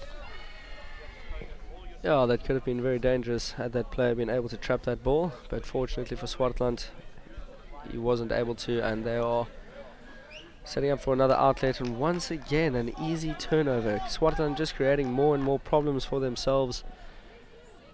I don't think there was anything wrong with the pass. I think the receiver of that pass didn't quite understand. He should have perhaps just been moving forward into the ball, perhaps just a little bit flat-footed. And ball is played out by Somerset College. Another outletting option for Swartland. Let's see what they make out of this. Finds Frans James van Niekerk on the sideline, however not able to control the ball. And once again, you'd have to say Swartland with far too many easy turnovers, just making this game a little bit too easy for Somerset College. William Thompson just needing to be careful there. You can see kind of going in, you know, with a little bit of an elbow, and yeah, just needs to be a little bit more careful going into those tackles. Somerset College was the hit in there. Ulrich needing to take that ball quickly, finds Josh Kotze on the outside. Loses his footing there. Manages to get the free hit though. Look at, there's just no center link, one would say, for Swartland. Now the players are reacting to it, but yeah, it might just be a little bit too late. Let's see what Hugo Becker does in the ball, yeah.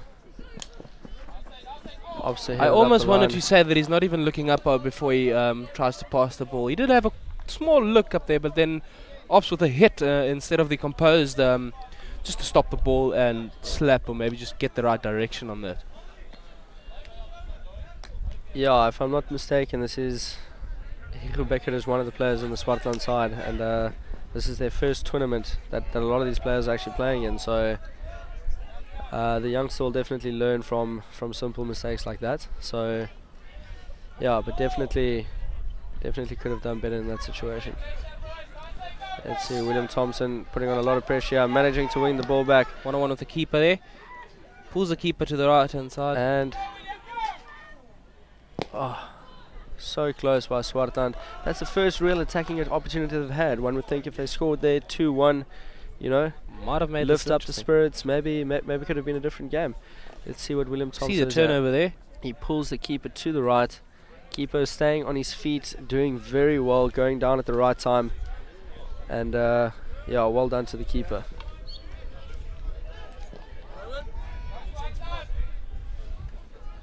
As you saw now, the keeper came out to save that ball, and we had a defender immediately step into the position of the keeper on the goal line just to cover that space.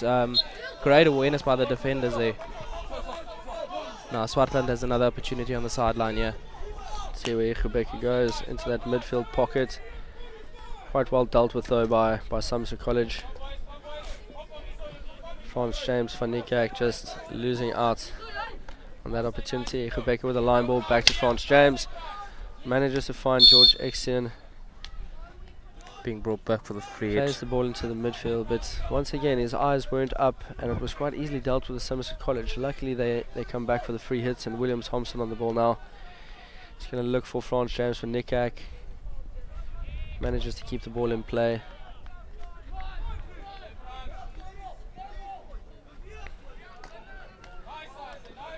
And Frans James van Niekerk wins that ball back. Puts it into the circle.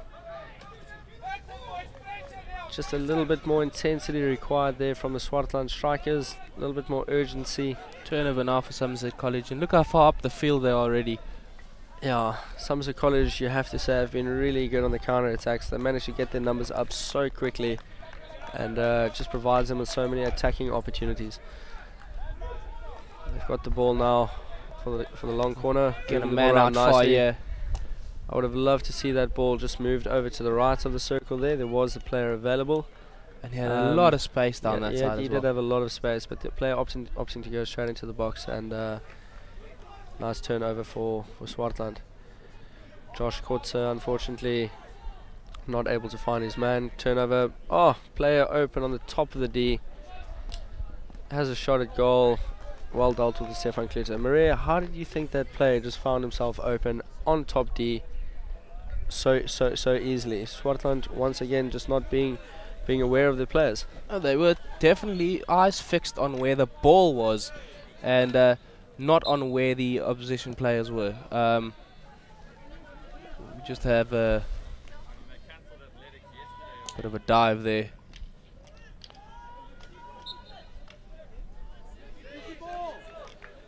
Somerset College here with more attacking opportunities. That ball perhaps just not taken off the mark. Let's see, the players can have the reverse stick shot and unable to keep it down or on target. Do you think, Rowan, do you think if you go into that side, you close down your angle a lot and then going for the reverse stick? If you're in that angle, getting a shot off is a good idea, but don't you think just running in there, maybe arcing back up, looking for your options at top D? Yeah, perhaps. I feel like the player did the right thing at that point in time. However, perhaps keeping that back stick low, putting it far post, for the deflection, indeed, yeah. For deflection. But obviously, horrible tackling there from Hichubeka. I think he could be happy only coming off with a penalty corner there. He can be very happy that he wasn't carded there. But going back, obviously a reverse stick shot in that situation, very difficult to keep down. There's a reverse stick going up and wide. Yeah, and as you can see, they did have two players there for a deflection. But yeah, very difficult to keep that ball down. Alright, let's see if the stopper listened to his coach at halftime and he's able to trap this ball well and provide their drag flicker with an option.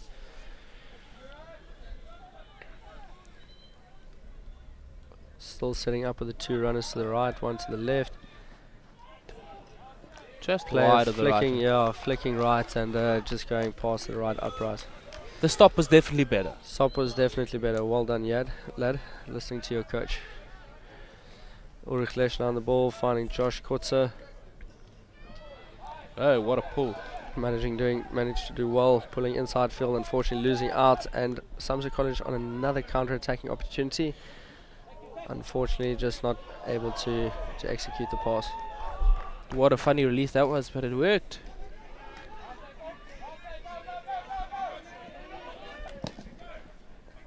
Now the through ball finds Somerset College. Alright, yeah, as you can see, the drag flick coming in. Unfortunately, perhaps just a little bit off balance, falling over to the right, and therefore the ball being pushed to the right of the post. I think if we just watch that replay, the keeper did well in spotting the direction of the ball, because keeper went into the right direction. Might even have been saved in the end. Perhaps, yes.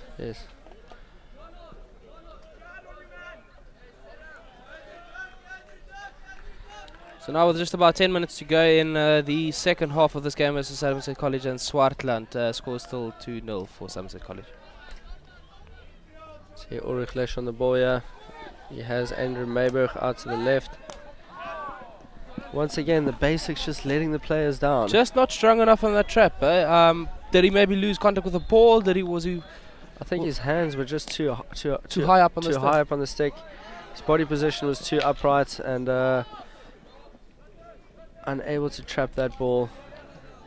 However, obvious staying on the ball here now, finds his right striker, Nicol Smith. Great tackle though. Unfortunately, I think making contact with the stick first. Obvious staying on the ball now. Swartland with an attacking opportunity. And I think finding the foot of Ian Nell there. And Somerset College ball.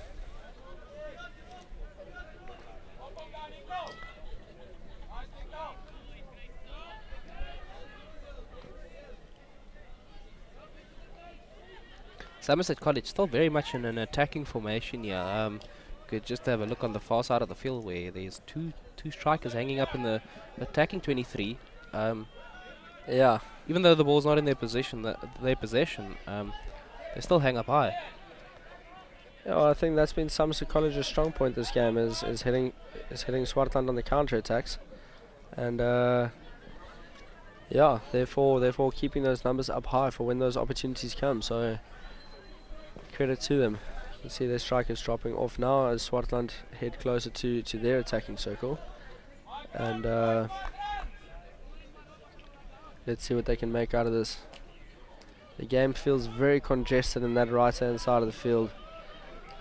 Almost all 20 field players in that right-hand corner. Swartland perhaps just needing to make the game a little bit bigger and recognizing where the space is on the field instead of being drawn towards the ball. Even though that whole right-hand side channel down there is congested, the Swartland players still opt for the ball into that area. And now only comes out wide. Maybe tries to trots on the ball. Unfortunately, just not making contact with the ball. Let's see what happens here. Andrew Mayberg down the left. Once again, hands right at the top of the stick. And you're never going to be able to control the ball from there, kid. No. You need to drop that right hand, bend your legs, and you'll find yourself being able to control the ball a little better. Good overhead there from Somerset College. Great one touch, giving them another counter-attacking opportunity. Finding the striker. Oh, And just quick turn, wide. has the shot. Good hockey though, hey? Good linking up between those two young men. Great 1-2 pass, line over line, and Good understanding and awareness of each other. And they have got the long corner. Let's see what happens from this. Ball moves over to the left. Great ball, great run there from the left half.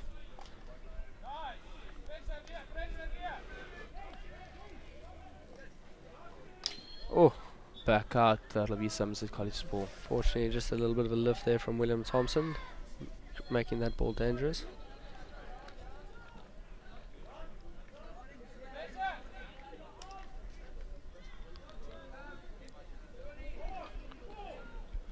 Has a shot off, and it's going off for 16.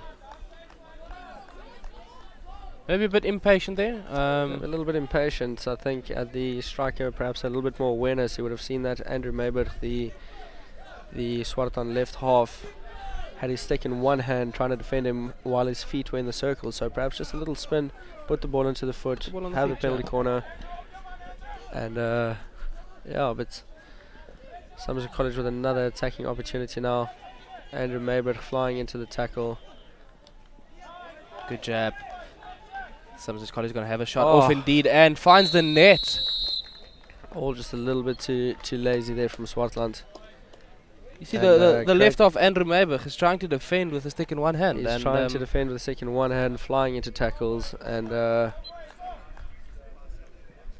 yeah, unfortunately, just not good enough at a top schools event. No, especially playing against Somerset College, where the score is now 3-0. We got to quickly. 3-0. Right, you can see the player did well. It's a very good jab Gets there. onto reverse stick. Did very well to get the pass away and to have the awareness. Great finish in the end. Keeper could have perhaps done slightly better, but all credit to the striker. Great finish. Right hand side of the netting. Somerset College 3, Swartland 0.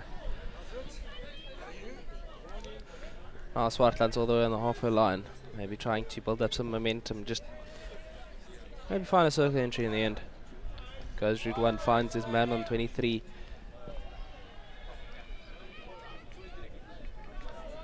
See what George Exton is able to do. He finds William Thompson.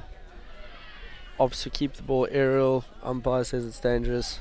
And I think he blew that for obstruction. He was popping the ball up in And the air and then backing backing into the into the player. player. So yes. because if you got good aerial skills and the ball is under control, Yeah. it's not dangerous. It only becomes dangerous when it's not in control of the player who's lifting the ball. Bit of a high hit over there. See, Somerset College committing a lot of numbers up front again now. Definitely have an overlap. 3 strikers in the circle and only 2 defenders Got a from Swartland Swartland. player there. That's definitely not 5. Ball goes straight to the goalkeeper. He does well in the end. Andrew Mayberg still with the stick in one hand. I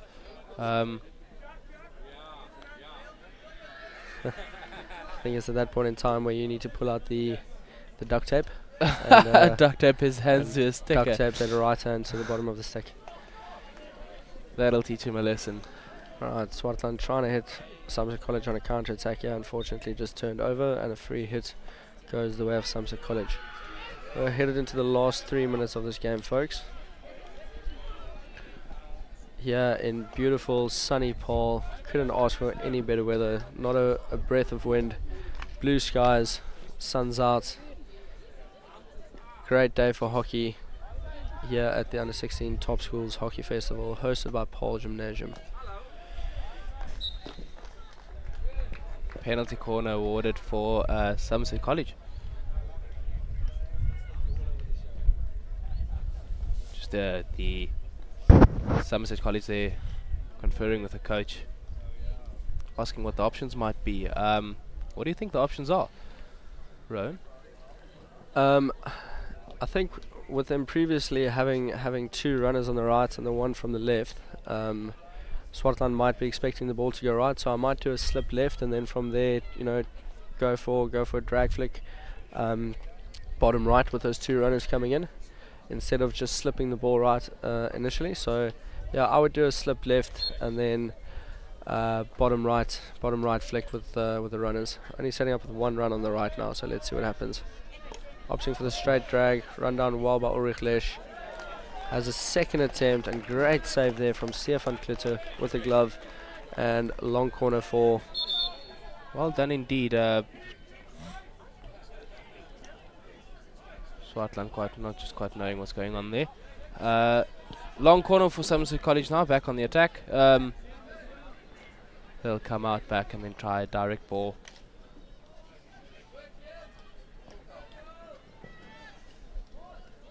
Good pull by Somerset College and a slap in, who doesn't find his player but then does eventually, and a penalty corner awarded. Yeah, so looking at the way Swartland ran there in the previous penalty corner, the second wave seems to be a little bit slow off the mark. So any type of variation off the top of the circle, I think will give them a better goal scoring opportunity. The first wave, Ulrich Lesch, seems to be off the mark quite quick, being able to run down that flicker. So I think, had I been the Somerset College coach, I would have gone for variation. Fortunately for Swartland, the umpire on the far side saw a little bit of an infringement, and penalty corner not awarded. Last 30 seconds of this game. Can Swartland try and get a consolation? Yeah, they've got the free hit. They have to commit numbers up front now. Unfortunately, not just doing that. Unfortunately, William Thompson losing out on that ball.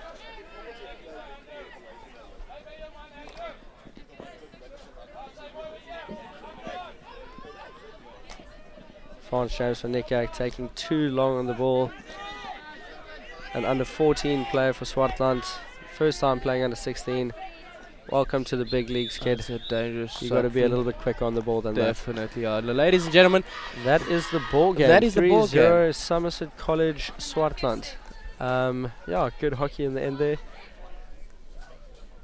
It's a lovely game. Thank you for tuning in, and stay tuned for the next game. That's all from me, Marengra, signing out.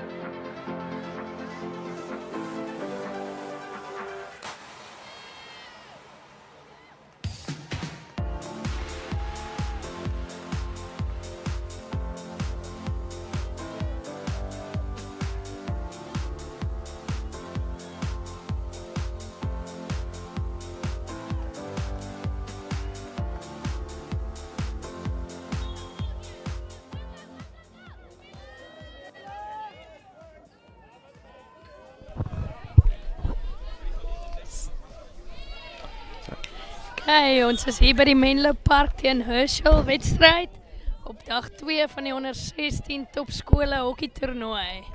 Wat 'n lieflike dag is dit nie, Fred? Nee, ek is bly ek is in die Parel vanoggend. Want hulle sê die weer is maar mislik daar bo in die Transvaal, so ons is bly ons is hier onder. Dis hy. Fred is ook 'n Menlo Park ouer. Sy dogter speel vir Menlo Park. Sy eerste sy onder 16 A-span, amper sê ek eerste span. Julle eerste span is in Bloemfontein. Hulle is in Bloemfontein, ja. Vir die Oranje Super 12 toernooi. Okay. Ek hoop nie die girls het 'n groot hangover van gister se wen teen julle nie, Danel. Sorry dat ek nou weer nee, hulle het omtrent goeie hokkie gespeel gisteraand en hulle het Parelgem 2-0 gewen in die wedstryd, 7:15 wedstryd gisteraand. So ons hoop hulle is reg vir oggend. Dit was nie 5 nie. Kom ons kyk, Menlo Park se vryslaan. Nou met 'n backstick. Jene, sy het hom goed getref. Baie goeie backstick shot. Ek moet beg, die tweeling was on fire gisteraand ook. Hulle was, ja. Die Danel meisie, een van die tweeling, dis sy wat al twee doele aangeteken het ook. Dis reg, ja. Is, ja. So nee, hulle speel baie goed. Herschel is van die Kaap. Hulle is in die Kaap self en hulle afrigter is Alu. So kom ons kyk wat hulle kan doen.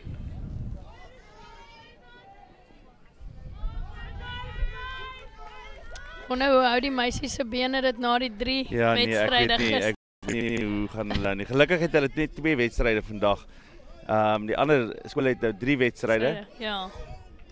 As ek dit reg het is Herschel nommer 1 vir hierdie toernooi. Ja, voor die toernooi het hulle ingekom as die gunstelinge. Hulle was nommer 1 op die onder 16 rankings. So maar hulle het nie 'n baie goeie toernooi tot dusver nie. Ja, ek weet hulle het 3-0 verloor teen Parelgem. En dan het hulle gelyk op gespeel as ek reg is teen St. Anne's. So hulle gaan seker aangeskakel wees om die dinge om te draai vandag. Ja, ek hoop so.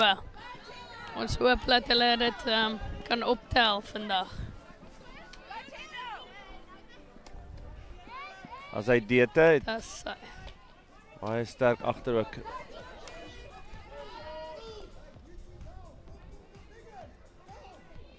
So gaan baie turnovers wat mens sien in hierdie wedstryd. Weer eens min of meer soos gister toe ons ook kommentaar gelewer het. Ja. Asof hulle mekaar eers uitvoel en jy weet hulle het nog nie lekker ritme vanoggend nie. Die bal het nie 5 beweeg voordat sy hom in die sirkel ingeslaan het. Dis al verbasend hoeveel keer dit gebeur. Tot nog in onder 16 hokkie. Toch ken hulle die reël en weet wat moet gebeur. Ek dink dit baie keer. Ja, die opwinding om die bal in die D te kry. Dit maak jy die trigger trek 'n bietjie te vinnig. En dan vergeet hulle skoon wat die reël is. Ja. Amper. Nicola het hom amper daar opgetel. Ek moet sê een van Menlo Park se sterkpunte is hulle spoed wat hulle het in die span. Veral voor. Dis lekker wat hulle kan die bal in spasies insit. Ja. Vir die forwards om op te tel.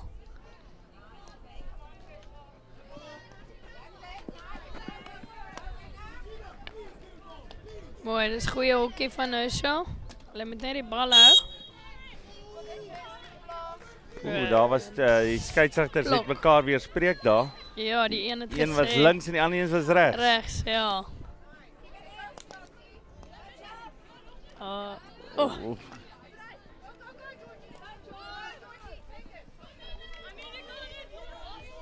Ja, dis snaaks soveel turnovers daar is in hierdie wedstryd. Ja, hulle kry nog nie mekaar nie. Nee, hulle sukkel nog om die bal te hou. Dis nog 'n moeilike reël wat die umpire sukkel om te blaas is die shielding of die obstruction van die speler wat hulle lyf gebruik. Ja. Partykeer dan voel jy dis 'n skill, maar ander keer dan Anien maar mooi opgetel, maar toe weer weggegee. Voet. Okay, daar's 'n Herschel. Ja, hoe werk daai blocking reël ook? Vir die kykers ook. As twee spelers 'n speler defend. Kyk, ons nie regtig 'n reël van hoeveel op 'n speler mag step nie. Dit gaan maar net oor obstruction as die speler nie by die bal kan kom nie.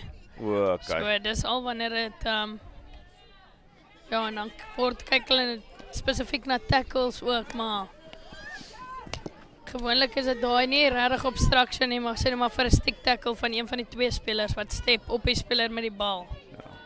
Van Menlo Park met 'n goeie Ja, intercept. het daar intercept. As die luisteraars die name hoor van die Menlo Park se spelers, dis omdat dit die enigste spelers is wat ek ken. So Ek ken nie die spelers se name nie, maar ja. so hulle moet my maar vergewe vandag. Nee, Dit wat hulle kan maar. gaan maar 'n bietjie een oog Ten minste klink. ken jy 'n paar name? As Emery ook, sy het ook hierdie jaar Noord-Gauteng A-span gespeel. Okay. Meeste van hierdie Menlo Park spelers sulke Het, Northern ja. spanne gemaak. Die provinsiale 6 van toernooi. hulle.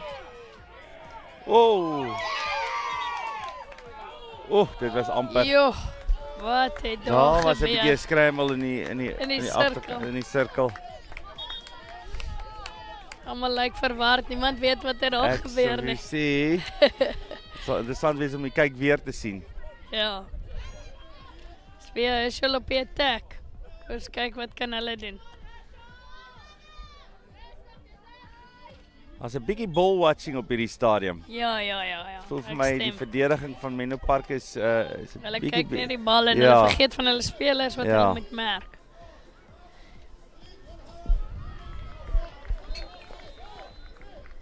Dit het 'n goeie overhead. Baie goeie overhead. Ja. Baie goed received deur Ja, die baie meisie goed. in die midfield. Daar het nou wel die Een van die balletjie. twee lang. Ja. Danel kon hom net nie optel nie. Kom Nikkie. Danel met die rooi kopband. Danel is die rooi kopband, Noel is die wit kopband. Yes, Ek het vir haar pa identiese gesê hulle moet tweeling. asseblief vir ons net iets gee dat ons kan weet wie dit is. Gewoonlik het Danel ook die nommer 9 en Noel die nommer 6. 6, okay. Een van die kommentators het gister hulle wedstryd gekom. Hy het kommentaar gelewer en hy sê hy's disleksies met die 6 en die 9 en die meisie lyk dieselfde. So toe lag hulle ek kan ontrent. omgooi. Die identiese tweeling. Daai bal is deur niemand opgetel nie. Lindy het goed opgekom. En Menlo Park kan baie gelukkig wees. Hulle is daar uit moeilikheid uit gered deur Lindy. Hulle is 'n bietjie aan die slaap vanoggend. Ja. Ek dink tog daai wedstryd van gisteraand. Dit het maar Jy weet jy invloed. val hard as jy so hoog was. Ja. Nee, dit is so. En die ding van hierdie toernooi, daar's nie een maklike wedstryd Nee, daar is nie. Jy kan hom nie afskakel nie. Jy kan nie Ja. afskakel nie. Hulle speel vir my beter hokkie as gister, ek moet sê. Hulle begin nou lekker as 'n spannetjie saam speel en die bal beweeg. Hulle eerste span is bitter goed. Hulle sal sê eerste span. Hulle is ook nou in Bloemfontein by die Super 12 toernooi waar ek dink hulle goeie kans staan om goed te doen in daai toernooi. Dis interessant. Hulle moes die wedstryde stop gisteraand. Ja, as gevolg van donderweer. Ja, donderweer daar in die Vrystaat. Ja. Gehoor van dit. Dis 'n snaakse tyd vir reën en donderweer in die Vrystaat. Gebeur nie sommer hierdie tyd nie. Hulle sit nou baie druk op Menlo Park en hulle speel ook vinnig. Ja. Dis 'n goeie bal in as iemand hom kan optel. Ja. Om optel was dit moeilikheid vir Menlo Park weer gewees. Hulle kom uit watse area? Hulle kom in die Kaap uit, nee. Ja. Hulle is in die Kaap, daar teen die berg. Is 'n mooi area ook daar. Tafelberg. Ja, nee, baie mooi area. Die bal word weggegee daardeur. Deur Dete. Hulle kon hom toe weer hulle tel hom op. En dis Hulle se verdediging wat hou. Hulle speel baie goed in die gawe en tel die bal vinnig op.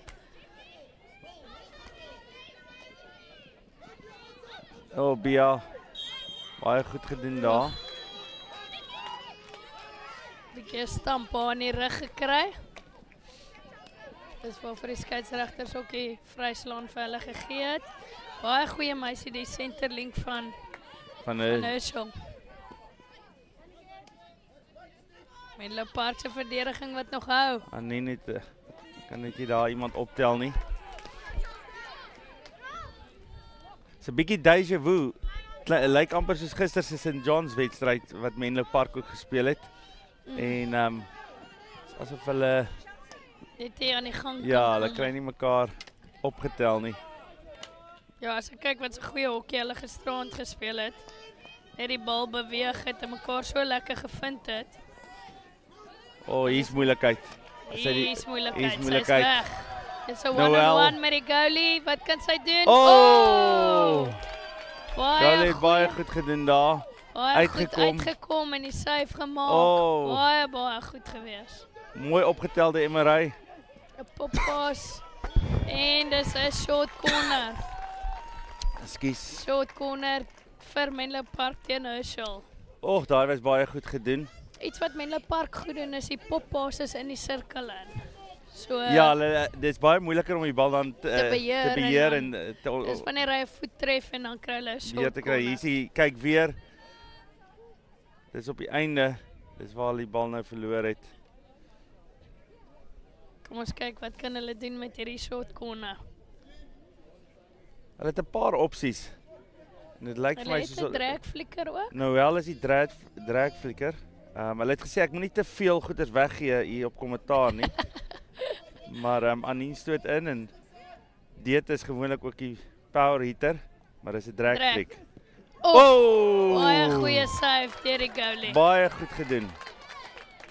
Want daai bal was wat hulle op in pad die in game die- hou. Daai bal was op pad in die regterkant se hoekie in. Nee, definitief in die net in.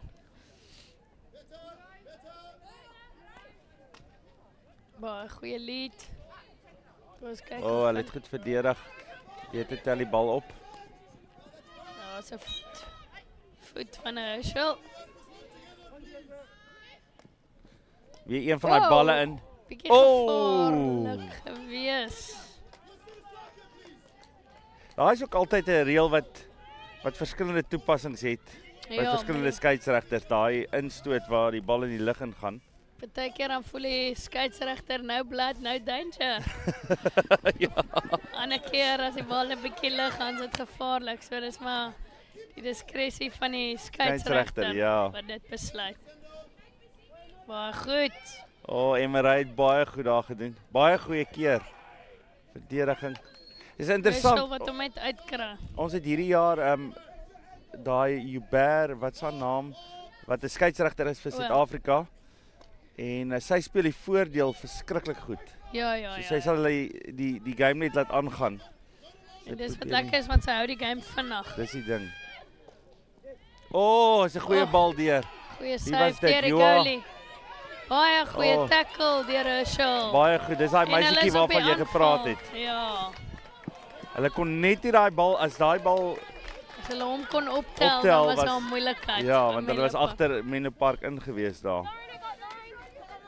Die senterling van Herschel wat lekker lank is, so haar reach is lekker lank, lekker lang arms om daai tackles te maak.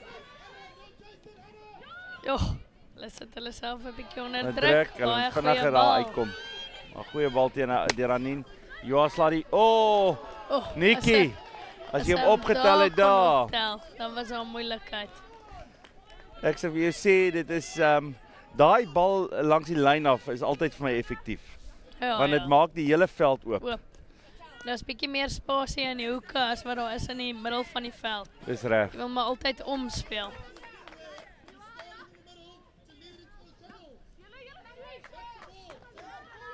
Is redelik baie ondersteuners vanoggend hierso. Paviljoen is redelik vol. Almal het uit die bed uitgekom. Na 'n lang dag van hokkie gister van 08:30 tot 9:00 En ek dink Matthäus is 'n bietjie later aan ook gisteraand na daai oorwinning. Ja. Van die Menlo Park ouers het nog geselebreit. Dis weer Herschel wat die bal het. Ek moet sê die laaste paar minute was dit net Menlo Park op die aanval. Baie goeie transfer deur Herschel en ongelukkig kon hulle nie bal daar nie. En Marie se stokwerk is verskriklik goed. Sy hou net die bal op haar stok en daar tel Bia hom op. Kan sy hom deur kry. Wat het daar gebeur? Menlo Park, dit was maar 'n stick tackle voor sy die bal gewen het. So dis steeds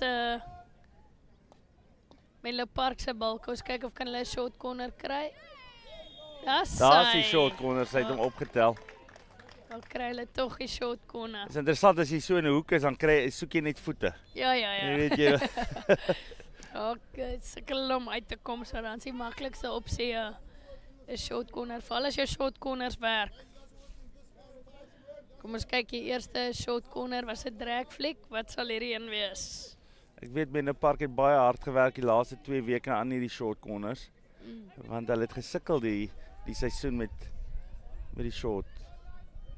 Goeie instoot. Maar hy kom nie lekker beheer daar nie. Ons kyk. Lyk of hy binne gestop was amper daar. Ja. So as die skeieregters laat dit aanspeel en dan eers as dit geskoor word, dan sê hulle As daar iemand op by post was. Baie goeie bal deurgesit.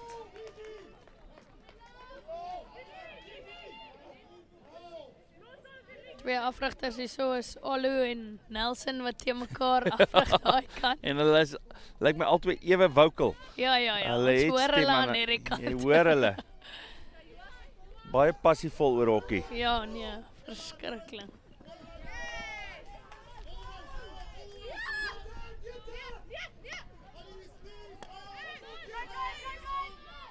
Ja, baie goeie transfer deur Menlo Park.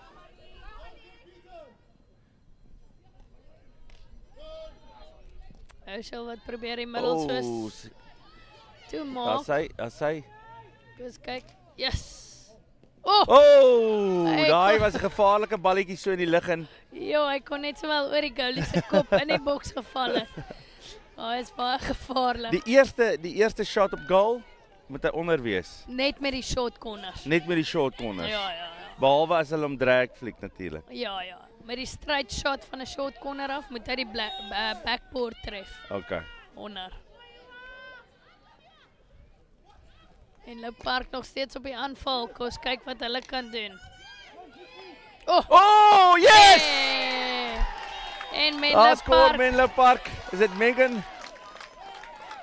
Dit lyk so baie goed gedoen op die post om daai bal in te kry. Hy het nogal gehop daar. Dis moeilik om daai ding reg te kry waar jy hom om hom in te sit. Maar deflecteer. Menlo Park het net die nommers gehad daar. Hulle het genoeg spelers gehad om wel daar sien ons die kyk weer. Nee, dis ja. Dis hy. Baie goed gedoen. Baie goeie doel aangeteken. Menlo Park 1-0 voor met 'n minuut oor. Danel die bal. Baie goed gedoen. Baie goed deur die middel, goeie verdediging van Herschel. Baie goed. Sy moet versigtig wees. Sy wou nie trip nie. Sy het amper daar met die stokkie aan die enkelbeet gekry.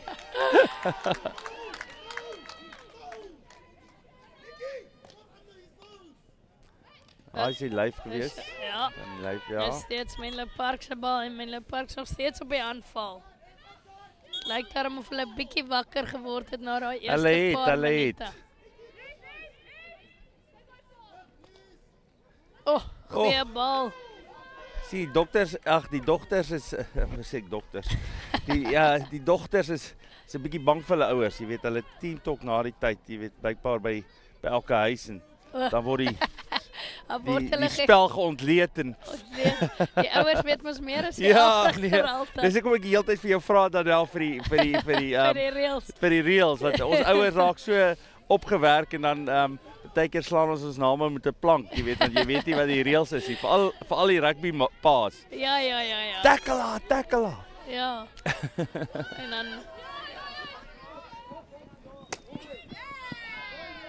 Joa kon net iemand daar optel nie. Ons het weer Herschel wat 'n 16 het. Kom ons kyk wat Herschel kan doen in hierdie. Ja, daar's baie min tyd oor, 'n paar sekondes. Ja, dis asof Herschel nie hulle spelers kry nie. Hulle kry nie lekker die bal deur nie. Ek moet sê Menlo Park het 'n baie goeie pres en dis hoekom die spanne ook sukkel om deur te kom. Ja, hulle hou redelik hulle struktuur ook.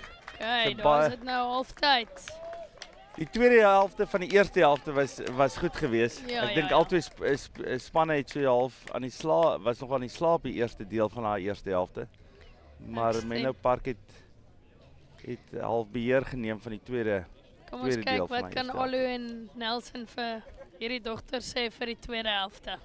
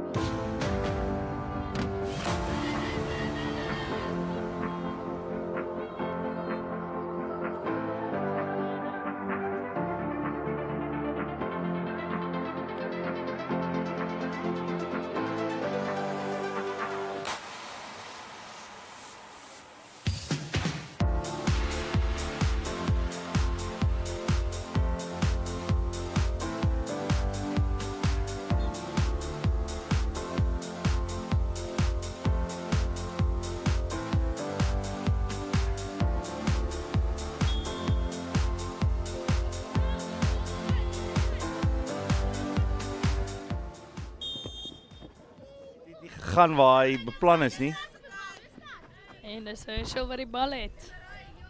Kom ons kyk of kan Herschel as hy die hoed uittrek in hierdie helfte. Menlo Park wat sover 3-3 wedstryde gewen het. Onoorwonne. Die seuns doen ook goed. Ja, die seuns is ook onoorwonne. Onoorwonne. Baie goeie hokkie, 2 versus 1. Goed opgetel. Herschel wat hom nou. Sy dog sy hoor die vletjie.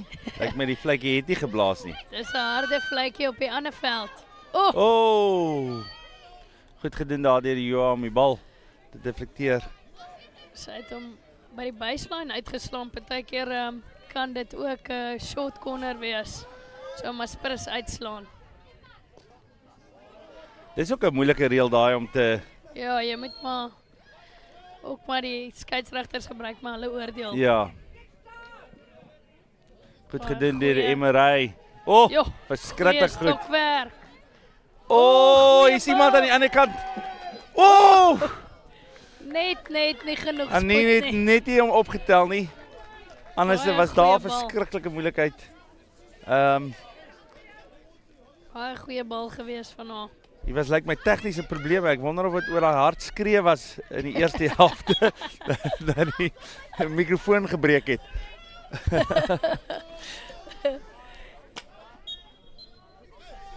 Ja, jy mag nie celebrate as jy 'n kommentaar Ek besef dit. Dit was verskriklik sleg van my, onprofessioneel. Baie onprofessioneel.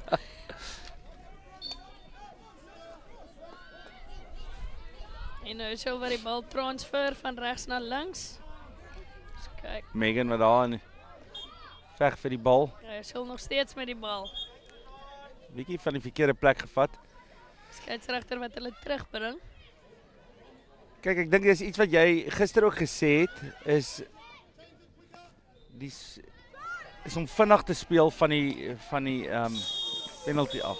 Daar's definitief 'n kaart. Dit was Nicola, dit sal nie haar eerste kaart wees hierdie seisoen. So dit is sy dominate 'n bietjie voor, so fisies. Baie fisies. Maar sy gee haar hele hart. Sy gee haar hele hart in hierdie game. Waarvan jy nou gepraat het.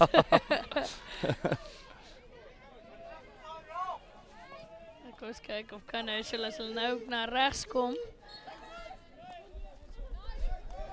Nou help hy die bal op. Jene, hier lyk dit meer soos rugby nou op hierdie stadium. Wat gaan hy weer na sy sak toe? Is dit nog 'n kaart vir Menlo Park? 2 kaarte. Nelson het iets gesê. Die coach het iets gesê. Die kaptein is afgehaal. So was Menlo Park speel met 9. En Nelson sal met Menlo Park nog steeds op die aanval. Baie goed gedoen. Nee, kon net hier daar. Ek wil net seker maak al 2 kaarte is groen. So is dit 2 groen kaarte. Ek dink dit is 2 groen kaarte geweest. So vir 2 minute speel Menlo Park nou met 9 spelers. Kom ons kyk of kan Herschel hierdie tot hulle voordeel gebruik. Hulle vind nie hulle spelers lekker nie. Daar's goed geonderskep. Goeie turnover deur Herschel. Jy wil nie reguit in die Menlo Park stok vas. Is daar nie dangerous nie. Skeieregter los het, laat dit aangaan. Baie goed gedoen die Emery. Sy speel baie goed vandag. Skeieregter wat sê. Hy was 'n stick tackle. Ons sien ook daar vir Olu op aan die oorkant wat vir sy spelers op die bench verduidelik hoe hulle nou moet speel. Hier's Daniel. Hierdie is gevaarlik. Hoekom nie voordeel nie? Ja. Skeieregter wat 'n foutjie daar maak om nie voordeel te gee. Ek het dit nie gesien nie, Daniel, jy het dit gesê. En tog herstel hy nou baie goed met die korthoekie. Herstel hy dit gou om vir hulle 'n korthoekie te gee. Ek is nogal opgewonde oor die hockey in Suid-Afrika. Ek sien die onder 18s het Australië 3-0 gewen. Ja, in die afgelope reeks van Menlo Park se kinders is ook daar in die SA skole span. En dit is eintlik wonderlik. Dit is blykbaar die eerste keer in die geskiedenis dat die onder 18s 'n reeks kon wen teen die Australianers. Ja, dit was skitterend. Ek was self daar. Is dit? By die onder 16 interprovinsiale toernooi en die level van hockey was ongelooflik. So ons het daai ook en 'n slip left wat net nie werk nie. Nou was daar mooi oop geweest. Menlo Park wat mekaar nie daar kan vind nie en Herschel se bal. Menlo Park steeds met 9. Mooi dete. Aka the Rock. Baie solid. 'n long corner. Long corner, ja.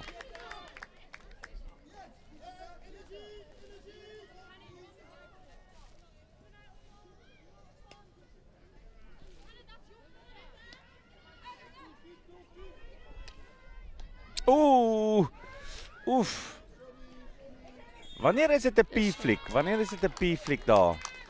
'n P-fliek is maar wanneer dit 'n goal gekeer word om te skoor op 'n onwettige manier of as hy die speler se voet tref agter die doelwagter. Dis maar meeste van die tyd wanneer hy 'n P-fliek gegee word. 'n Slegte stick tackle soos baie sleg laat dit gekeer het dat die persoon kon skoor is gewoonlik 'n P-fliek. Of as hy bal die speler se voet tref agter die doelwagter. So kom ons kyk of Menlo Park hom kan insit. Ek sê net, wat 'n defleksie. Dit was wonder, dit was Nicola wat daar op die einde van daai bal was. Baie goed gedoen daar. 'n slap van top die af met 'n deflection op die voorpost is baie goed. Hulle het daai ding tot vervelings toe geoefen laas week. Dit is baie goed gedoen. Baie goeie deflection. Dit het hom baie mooi ingestoot en Nicola.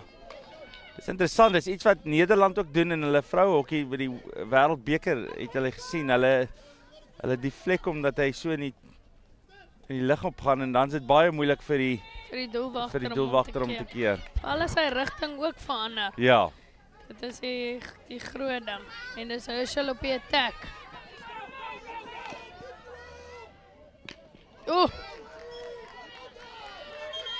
Hy kon net so wel aan die kant toe gegaan het. Dit kon. As ek 'n Herschel ouer was ek nou ontstel.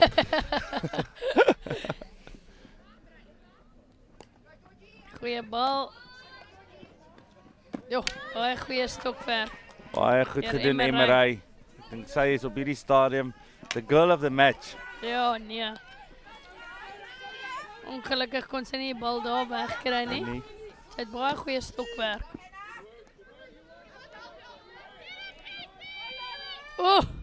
Dis 'n goeie aangee. Menlo Park wat red. Maar Joa is baie mooi in posisie gewees. Kon nie lekker, dit was 'n voet daar gewees. Danel, miskien moet jy 'n bietjie Engels praat vir die meisies van en die ouers van Herschel. Wil jy nie Engels probeer nie? My Engels is nie baie goed nie. Ek kom van Bloemfontein af. So daar praat ons mos nie Engels nie en die Parel is ook nie regtig Engels nie. Pretoria is ook nie groot in Engels nie. As ek moet, dan doen ek, maar ek verkies dit nie. It's gonna be very delicious. Ja. Alexia is weer op die veld. Sy het 'n ernstige besering gehad laas jaar. Operasie gehad en lyk my gister was dit nie baie lekker nie, maar sy is weer terug op die veld. Is 'n goeie backstick. Baie goeie bal. Kyk, so sy het nou haar return gemaak. Sy het nou haar return gemaak. Vir die toernooi. Ons hoop hy knie hou vir die toernooi. So, knie is maar 'n slegte besering. As hy ligamente eers gegaan het, dan sukkel jy om terug te kom. Ja. Jy moet deur baie goeie rehab gaan om hy knie weer sterk te kry. Herschel wat net kan nie lekker beheer nie. Dit lyk vir my hulle is 'n bietjie gerattel.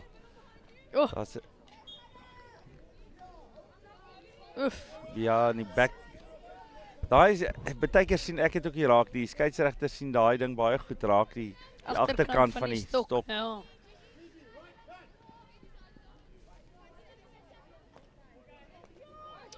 Goeie bal as hulle nou uit daai channel uit kan kom. Goed. Well done. Herschel wat die bal nou regs spring. Kan mekaar net nie vind nie. Hulle kan net nie 'n ritme kry en dis 'n goeie bal daar af deur Alex. Nicola. Goeie tackle. Baie goed. Goeie tackle deur Herschel. Want as daai bal in die deur gaan, dan kan enigiets gebeur. Anien speel vorentoe van heel agteraf. Sy kry net nie haar strikers al voor om 'n touch te kry nie. Ja.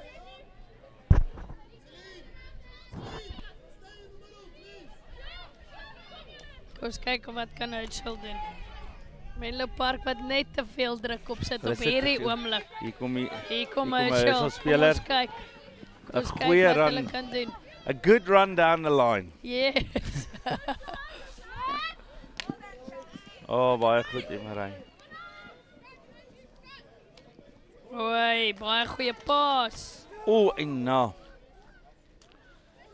Ek moet sê, dis een ding. Baie goeie backstick shot net oor die goalboek. Ek moet sê, dis een ding van ons hockey girls. Ons is baie tough. Julle is tough hoor, ek sê vir jou sê. Gister word 'n meisie kliphard raak geslaan teen die kop. Nee wat, sy's alright. Wat? Sy gaan aan, ja. Kyk, is gelukkig nie sokker nie, want dan het sy seker vir 'n halfuur daar gelê in pyn. Ja. Goed gestop deur Simonay. Menlo Park se bal. Menlo boer uit nou in die halfte. Ja, ek dink Herschel was een keer nou in daai skil nie. in hierdie helfte nie met 8 minute oor. Weer eens een van daai poppasses wat vir Menlo Park so lief is. Sy kon nie haar speler kry nie, dis gevaarlik. Menlo Ja, sy Park op die vinnige meisie. aanval. Daar, hier kom 'n daar kaartjie. gaat 'n kaart, Hier kom ja. 'n kaartjie. Daar Ek het bietjie gister na gestamp die seuns se wedstryd gespeel. Ek kan nie onthou tussen wie en wie nie, maar die wedstryd het bietjie fisies geraak. Die manne het 'n bietjie moeilik geraak met mekaar daar. So ouens wat dink hokkie is vir sissies, jy moet hierdie wedstryde kom kyk. Ja, nee, dis nie vir sissies nie. Dis klipart. Kyk, is Herschel wat weer probeer outlet. Hulle kry nie die bal uit nie, hulle. Ja, hulle sukkel 'n bietjie met die outlet met Menlo Park Hier's wat baie moeilikheid, druk op hier's hulle moeilikheid. Wow! Nicola het amper weer daar 'n stok by gekry. Die skeieregter wat wys het op voet getref, ongelukkig. Eerste voet getref, ja. Ek wonder of die girls nie, jy weet, met hierdie voete kan 'n ou omtrent danslesse met hulle doen. Ja. Dat jy die voete uit die pad uit moet kry. Ja, maar leertjies en bietjie agility doen Ja. wat is dit beter onder 14 is dit nog baie erg. Menlo speler wat baie committed is. Nicola, dis dis Nicola. Nicola. Wat gekry het. Sy is nie bang om haar lyf op die spel te sit nie. Dis lekker om so iemand in jou span te hê. Wat Ja, jy sy weet sal is- fight vir dit. Sy was Noord-Gauteng B se kaptein ook gewees. Okay. En sy is 'n spanspeler. Dit is nou maar net so. Rachel wat 'n bietjie kommunikasiegaping daar gehad het. Hy het hulle weer die bal. Gat hulle daai meisietjie is ook gevaarlik deur die middel. Och, dis 'n goeie een van kyk, is asof hulle 6 sense het die tweeling. Ja, nee. Hulle weet vind presies waar mekaar. mekaar is. Oh, in die goal. Mooi Danelli. Yes. Briljant. Lyk my sy is op Kyk, pad daai sy is haar werk kos. vir daai top goal Ja. scorer of the tournament. Op hoeveel doele staan sy nou, weet jy? Ek dink is nou seker 4. 2 geskoor gister deur die dag en Het sy 1 geskoor en nou weer 1. So sy sy staan op 4 4. doele. Ek weet Julia Thomas van Parelgym staan ook nou op 'n 4. 4. Ja. O, so dit gaan 'n 'n tight een wees. Ja. Tussen die twee. Ek weet in sokker kry jy golden boot, wat kry jy in hokkie? Nee, jy kry maar net 'n goeie stryd. 'n golden stick. Golden stick. Hier sien ons die replay weer. Och, in die hoekie. Yes, baie goeie. Dit was shot van top 10. Dis wat ek hou regs. van Menlo Park. Hulle kom in die sirkel en iets gebeur. Dis die ding. En daai ding kan jy nie eintlik leer nie. 'n Goeie striker het dit instinktief. Ja, As nee. hulle in die D inkom, die doel is amper vir hulle in hulle brein ingeprent. Dis die ding, ja. So hulle kyk nie op nie, want dis waar gewoonlik mense fout maak. Jy wil 'n koekeloer. Ja, So jy wil kyk waartoe jy slaan. Dis presies dit. Dan sit verby, dan jou kans verby. Kom ons kyk of kan 'n shot. Ooh, daai was gevaarlik. Amper Nikkie se kop weggevat daar. 3-0 met 4 minute oor. Kom ons kyk of kan Herschel dalk enetjie skoor. Bietjie terugkom.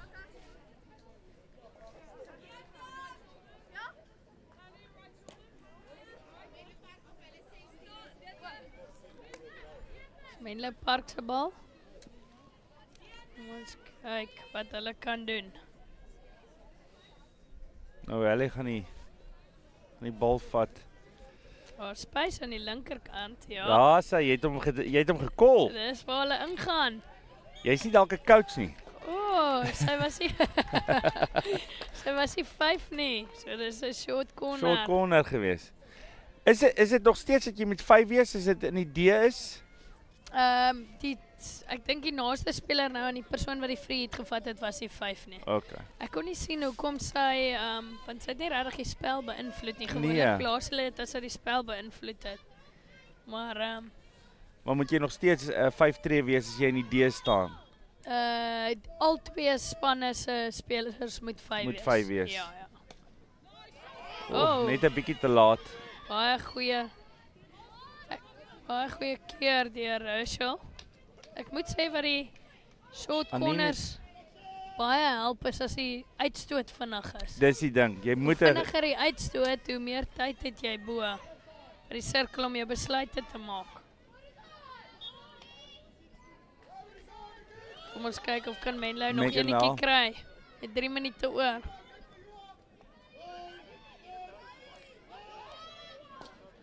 Hy was bietjie gevaarlik. Jy wil nie in daai pad van daai bal gekom het nie. Nee.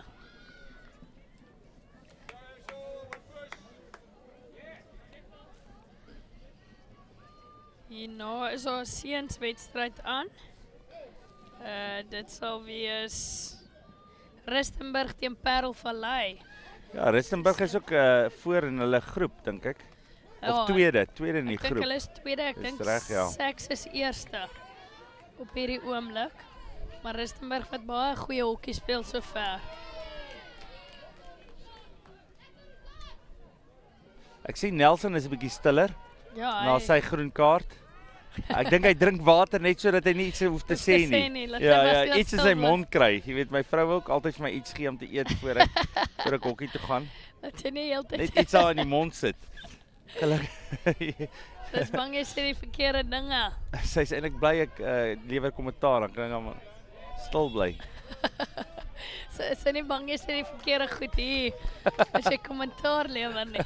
Dis 'n probleem. Dis nog meer gevaarlik. Dit is, maar dit is nou op tape. Jy kan dit nie uitvee nie. Nee. En nou is hulle op die attack. Ons kyk wat kan hulle doen. Ag vir hulle part hoop ek hulle kry ook maar 'n doel. Nee. Hulle park wat turnover. Ek moet sê nou Herschel is daar 'n meisie wat nou matriek is. Kayla de Waal. Sy het ook nou vir die S118 gespeel. Sy het vir hulle Centerlink gespeel, maar briljante sportvrou. Ek het gesien, ja. Sy's regtig nou sy's in Herschel in graad 12 nou. Kayla hou nie op hardloop nie. Sy is dit sy hou aan? Ja nee, sy hou net aan. En Ghana is daar iemand wat 'n tweet gegee het van what a day, what a tournament, watching all the way. So ons is bly almal reg. Patrick Mutai. Reg oor die wêreld kyk hierdie. Patrick, we just read your tweet for us. I don't think he speaks Afrikaans, so maybe we just to acknowledge the tweet. Can give you a shout out in English. Hopefully you can understand our Afrikaans. But thanks for watching and thanks for all the support. It's really fun watching this hockey. And I think that's where our English stops.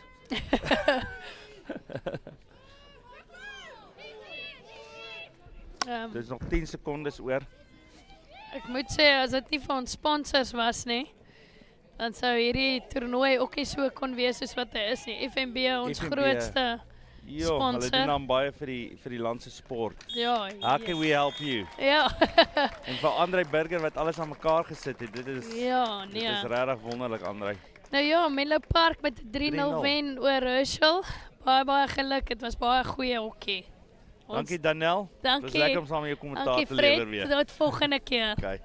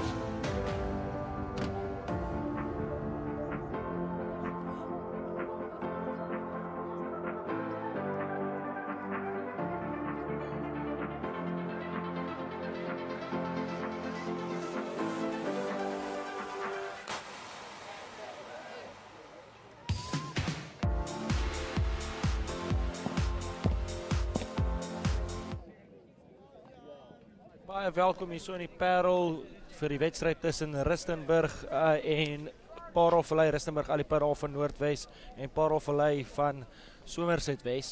Saam met my op commentary is Ian Oudé. Ian, gaan dit goed? Yeah, it's going very well this morning. Thank you very much. It's blessed with an absolutely beautiful day and sunny day in Paarl. You can see the snow-capped mountains, but there's fortunately no chill. So it must have been a chilly night. Het was 'n chilly night geweest. Is heeltemal reg. Ian, net op jou spannetjie het vroeër gespeel teen Outeniqua 2-2 gelyk gespeel. Happy met die result?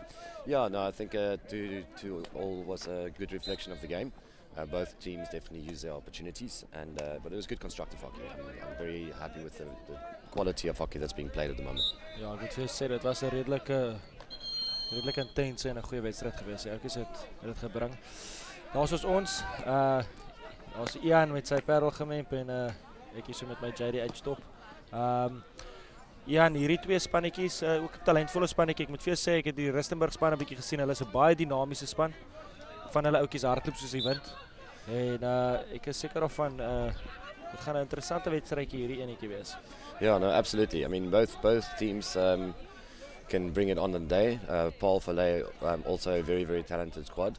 It's quite a young team, but Martin Scoten, their coach, has been doing great work with them, as well as Rudy Bergman. And yeah, I'm looking forward to some exciting hockey. Ja, die puntestand op die oomblik, ek dink Parelvallei sit hier so by rondom 3 punte en Rustenburg op 7 punte en natuurlik al twee spanne wat probeer uitveg vir 1 en 2 om aan die semifinaal plekke te kom. Rustenburg op die bal hier so, probeer die bal binnekant toe vat, wen 'n voet en 'n vryslaan net buitekant die kwartgebied vir Rustenburg om miskien ook die bal in te kry of 'n bietjie balbesit te bou. Yeah, no, Parelvallei is a little bit loose in the press at the moment. They weren't really structuring themselves, so it's quite an easy build-up on the right-hand side for Rustenburg. And I think Parelvallei needs to step up on the marking in the midfield a little bit. Rustenburg wat die bal hier agter omspeel, speel die bal binne in midveld. Hy rol hom weer uit. Goeie geduld wat gewys word deur Rustenburg. En ongelukkig die bal weggegee, 'n goeie onderskep daarso deur Parelvallei. Ek dink is Kalkerstein op die bal daarso, hy rol hom uit aan die regterkant. En nie goeie paas daar deur die Parelvallei seun nie en dit gaan uit op die linkerkant se kantlyn vir Rustenburg om weer te probeer kyk wat hulle met die bal kan doen. Yeah, so if you can see, this is what I mean how loose they are in the press. I mean, they're not really tracking anybody outside, and I'm talking about Parelvallei. But both teams, I mean, it's still early in the game, and I find in all the games that I've watched so far, the first 5 minutes, both teams are just trying to figure each other out. So not really connecting with each other. I'm sure when they start settling, we'll get more exciting stuff happening. Well kept in there with Parelvallei.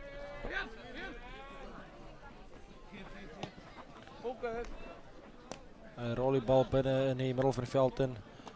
Goed ontvang deur die Parelvallei speler, rol hom uit in die linkerkant.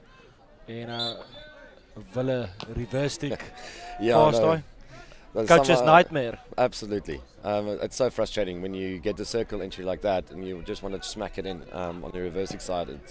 And especially at this level, guys are still figuring out their skills and stuff, and it's so easy to turn. I mean, just the simple stuff, just a little baseline run, and much easier. Rustenburg vat die bal over daarso in die midveld in en ongelukkig te gedisposeer. Dis Parelvallei wat die bal probeer vorentoe speel. Ek sien seker of hy voet of 'n stok was, het klink of dit 'n stok was. En scrappy begin van hierdie wedstryd toe, nee, nie enige een van die twee spanne wat regtig beheer vat sover. Also flying into tackles, but let's see that ball up there, nice little 2v1, unfortunately blown up by the umpire. Nick Loby on the right hand side and Kisvetter on the far side, on the mountain side. Nog 'n ou wet wat probeer gooi Parelvallei deur Rustenburg en dit werk nie op die oomblik vir hulle nie. Ek seker of van hulle sal ietsie anders moet doen. Fanu sal, hulle afrigter sal nie gelukkig wees met daai netjie aan. Daar's eenetjie in die maag gevang. Jy het 'n baie kort speler in jou span, Ian. Klein Christian van Aarde, daai sou seker net boor sy kop gegaan het. Yeah, a weasel. Yeah, no, the guys, I love seeing him play against tall guys. He pretty much run through their legs. So he's so low on the ground, but very exciting little player. Heart of gold. Dit is, hy is. Okay, so is Rustenburg 'n bietjie verkeer op die aanval. goeie druk wat opgesit word deur Parelvlei. Yeah, but Rustenburg's just pulling into contact there. I mean, he's got the options of going around, and still, again, very direct with the circle entries, and just cleared out by Parelvlei down the centre again. That's a little better, coming down the right-hand side, ball kept in by number 3. Oh, net verby. Eerste keer wat die bal regtig met 'n bietjie meer kwaliteit in die sirkel ingegaan het en goeie geleentheid daar vir Rustenburg en ek sê hulle is 'n baie direkte span. Hulle is 'n dinamiese span. As hulle die bal naby die sirkel kry, probeer hulle die bal in die sirkel insit en dit kan werk en daar gaan dit nie vir jou werk nie. Jy sien replay. Hy sit hom across en ongelukkig gaan die ou net nie 'n stok daar so bykry op die far post nie. But definitely a much better effort in trying to go for the baseline. But I do feel that if they just carried it a little bit more, they could have upgraded maybe to win a PC at least, just to upgrade from there. But well played out the back by Rustenburg, trying to look fine for the transfers, playing it nicely, but turned over too easily. But that's where we're just trying to connect the passes. I mean, a lot of long balls being played at the moment. Again, turned over by Parelvlei, just trying to slap the ball across. But they need to find each other. Both teams need to settle down and just work a little short pass. Clever hockey, just simple, basic 2v1s. Oh, talk about flying into tackles again. Kalkerstein wat 'n bietjie daai net probeer nek op as hy daai billetjie gekry het, was dit dalk gevaar, hè? Ja. Yeah, no, Kalkerstein is an absolutely very talented player. I've seen him play at club games. He's played for me club games before as well, and he's managed to, the 4 times that he stepped in, scored every single time. So very skillful, and if you can find him in the circle, very, very dangerous player. Also is enetjie waarmee hulle weggekom het, daarso Parelvlei, Rustenburg wat nie die bal kon skep daar nie, ongelukkig niks kon doen nie. Kalkerstein wat eerste span speel by Parelvlei, maar afgetrek na die onder 16 span toe so vir hierdie toernooi. Ek weet jou span het ook so 3 eerste span spelers wat afgekom het na hulle seisoen klaar gemaak het verlede week by interskole. Yeah, no, this festival and this tournament is absolutely showcasing the top under 16 players in the country for their schools, and I think it's great that we need to pull in all players are for under 16s because every team wants to do well, so it's great for everyone to have this opportunity. Awesome midfield turnover, 'n kans vir Parelvlei, maar die kwaliteit lek in hierdie game verskriklik baie op die oomblik. Ek sal graag wil sien dat een van die 2 spanne of ten minste al 2 spanne 'n bietjie meer effort maak om mekaar te link en net 'n bietjie meer beheer oor die game te kry. Yeah. They're struggling to identify numbers and channels. Like they play down. They're doing very well here at the moment with their build up. So that's a little bit better. But I think if they transfer the ball, they'll get a little bit more calm around the back. They'll get a little bit more structure, and then try to find more players in a channel. Try to play the round ball around Parelvlei. Well kept in there. Little rugby connections there. Great tackle by Rustenburg. Just finding that inside, that's a cutting infield, a nice little turnout, and that's nice connections, that's much better, that's what we'd like to see. There we transfer again, playing out. That's well controlled, that's now taking control of the game. This is what we like to see, a little much more structure. One-handed backhand pass also, nie die ideaalste tegniek om te gebruik nie, maar gelukkig vir hom redelik goed uitgewerk. He pulled that one off. Dit is 'n bietjie beter speel deur Rustenburg en ons hooplik sien ons 'n bietjie meer daarvan. Daar sien julle die afrigter van Rustenburg, Fano. Ek moet vir julle sê Fano het amper 'n groot result gister uitgeruk met sy span toe hulle teen Sax 2 en voor was. Sax het in die laaste shot corner van die wedstryd geskor om 'n 2-2 te maak. Daar sou 'n groot result gewees het. That's a nice little ball by Rustenburg and taking the opportunity. Oh, well kept in by the Parelvlei keeper. That's the opportunities that we want. Those little 2v1s, little short passes, it just creates so much better opportunities for them. So nice little 2v1s. Now both teams are starting to find those little connection passes, and that's what we like to see.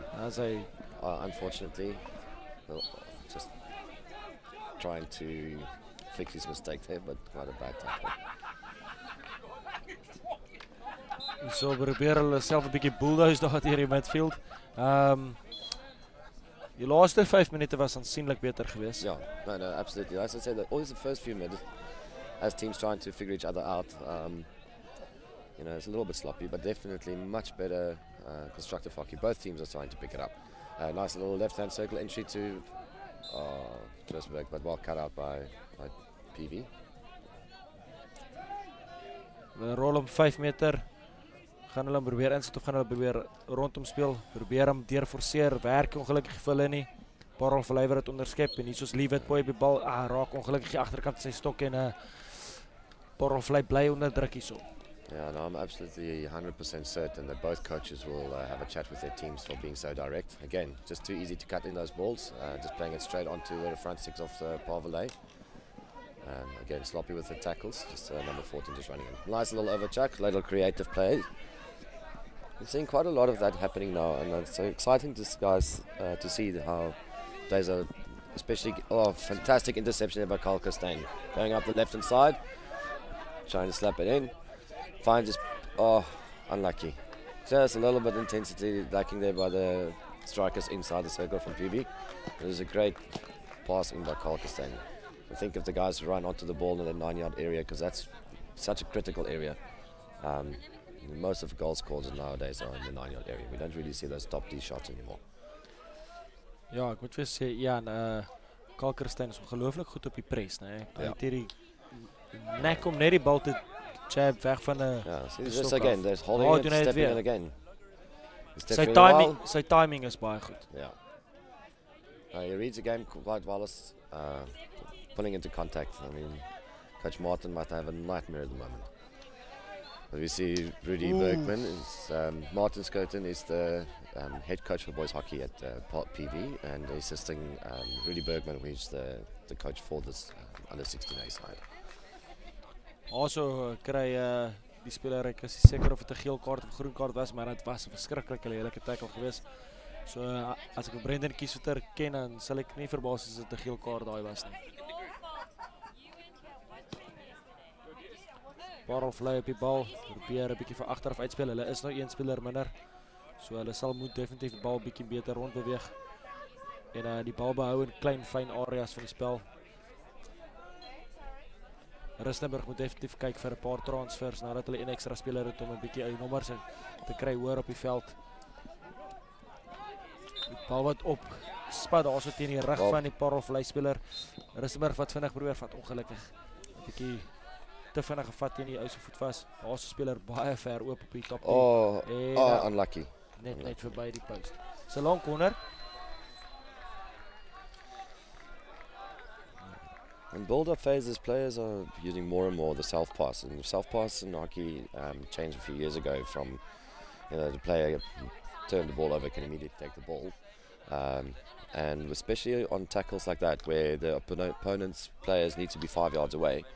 It really does give that team, well put in there by Rustenburg. Die eerste ordentlike kans van die wedstryd en Rustenburg perde om fantasties hou. Jy het net gesê meeste doele word geskor in 9 raais van die top D afgesluit. Yeah, well, like I said, most. But well done there by that's the commentator's curse. Goeie kus, is 'n goeie kus. Ons like daai ene. Wat great connection. Ja, hulle kan dit 2-0 maak. As hy dit mooi werk, ongelukkig die squeeze wat net nie werk van daarso nie. Maar Ian, moet jy sê daar was 'n mooi kanon ou gewees, hè? Ja. Soms so weer galmie tussen die berge van die backboard af. I have to say, we'll see that goal again. Soos die replay as jy mooi kan sien.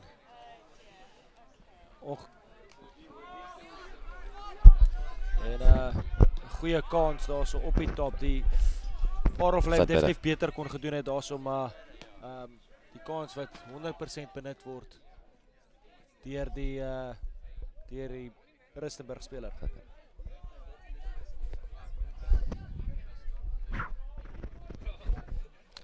Hierso is Parel Verlywer, Rustenburg wat die bal daarso by die T-point probeer kry om 'n circle te kry, maar die ouens wat van die bal af beweeg het nou nie akkuraat genoeg gaan beweeg nie. Parel Verlywer wat die balle op baie swak areas op die oomblik net weggee en ongelukkig nie van agter af kan uitspeel nie. Ek moet vir sê, ek dink is meer as gevolg van lapse of concentration van Parel Verlywer en swak tegniek as wat dit is van die Rustenburg press af. Getting very scrappy in the defensive third again. En daar is net weer bal weggee. Yeah, I think that is literally just to clear them out of pressure, just to get the ball away from the 25, so just to stretch it out a little bit.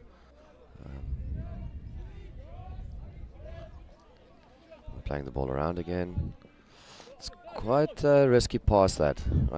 Very lucky to get away with that. I think guys need to be a little bit more patient. Number 3 seems to be quite an effective player. Ooh. Well done. And again, great chance, great opportunity. Unlucky, great win on the PC, but it's such a good opportunity. Nice little build-up play, nice connecting pass from 3 from Rustenburg to number 10.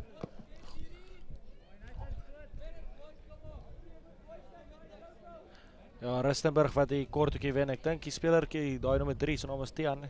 Vergeef my as ek verkeerd is. Enige idee wat hulle hier gaan doen? Ek dink hulle het nogal 'n lekker drekfliekertjie hier die Rustenburg span. So kom ons kyk. Ek dink is okay die ouetjie op die wat die shotcorner gewen het wat daar so staan op die drekfliek. Rustenburg wat die bal uitstoot na die top D toe.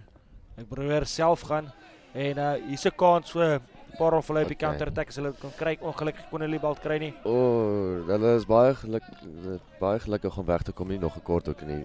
Just to get clear on the rule, the defensive penalty corner player is not allowed to cross over the 25-yard line with the mask still on. Well spotted, yeah, well spotted. So very lucky getting away with that one. As hy Parel Vallei is bietjie beter, speel van agteraf uit. Hy kon 'n bietjie meer dinamies alwees gevang op die bal. Goeie druk van Rustenburg af. Die bal breek daarso na Rustenburg toe is weer 'n kans op die top D. Hy probeer links trek. It's a breakdown tackle.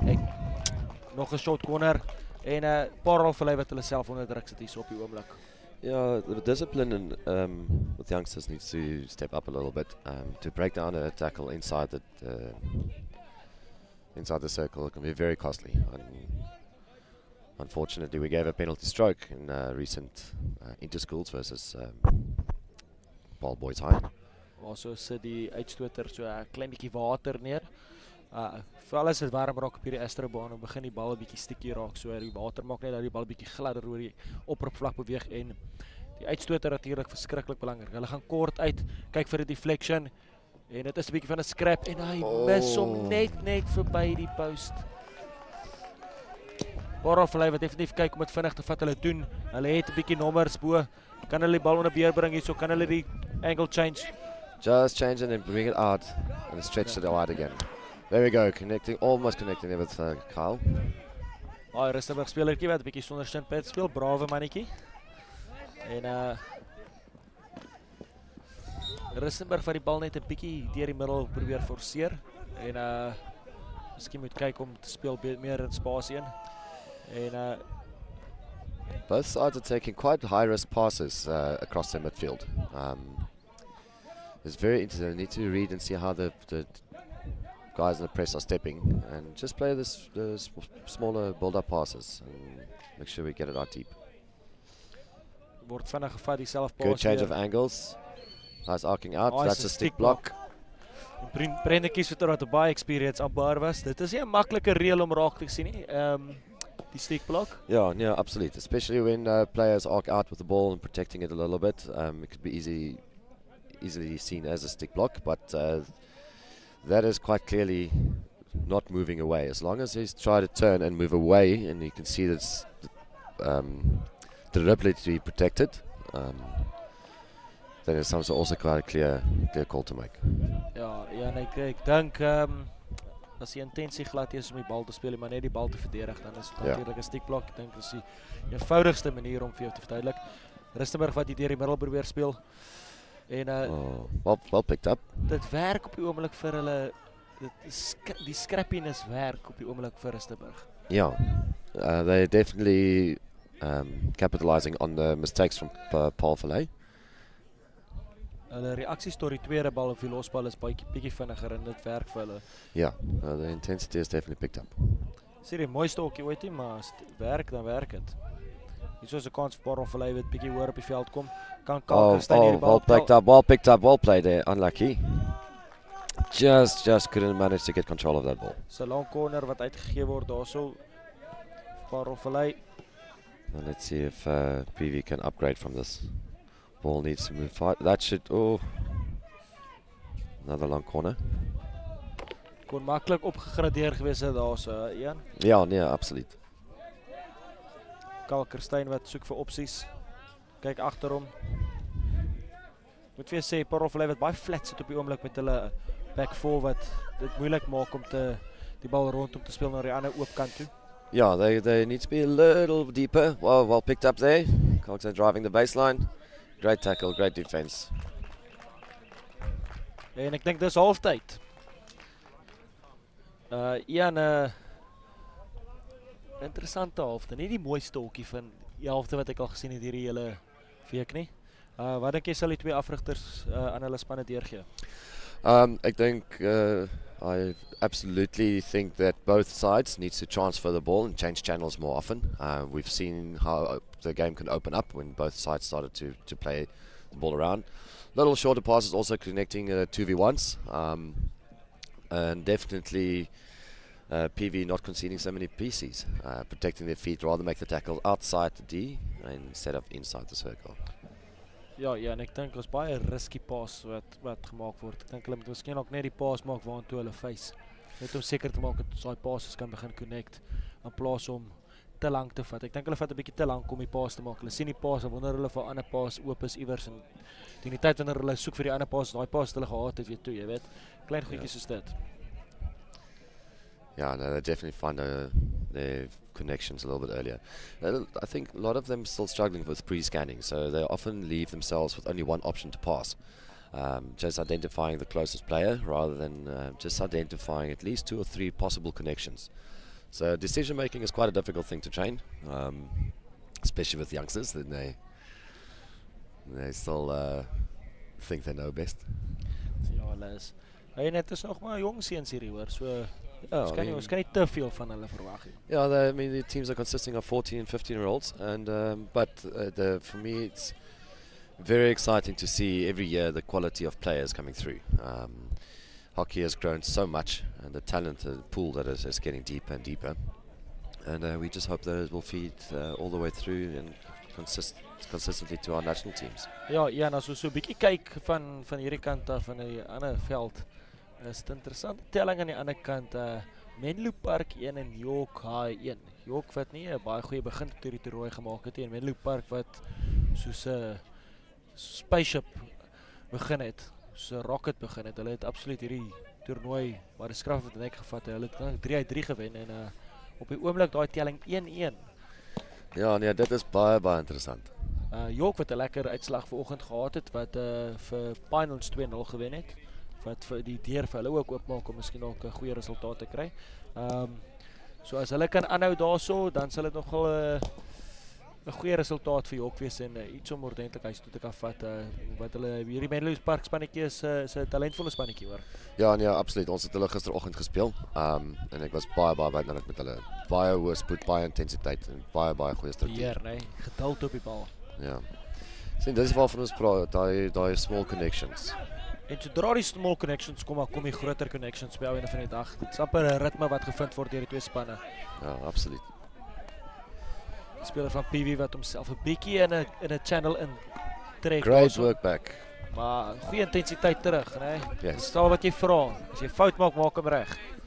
Yeah, no, absolutely. And that's a discipline that needs to be trained, and that is a mental attitude that can be trained quite easily. It's just to, instead of complaining about the umpire, have a positive attitude and trying to find the outcome. And if you've made a mistake, a chance here for PV, getting into the circle. Goeie werk gelees daar deur die doelwagter en 'n decent kick out, né? Absolutely.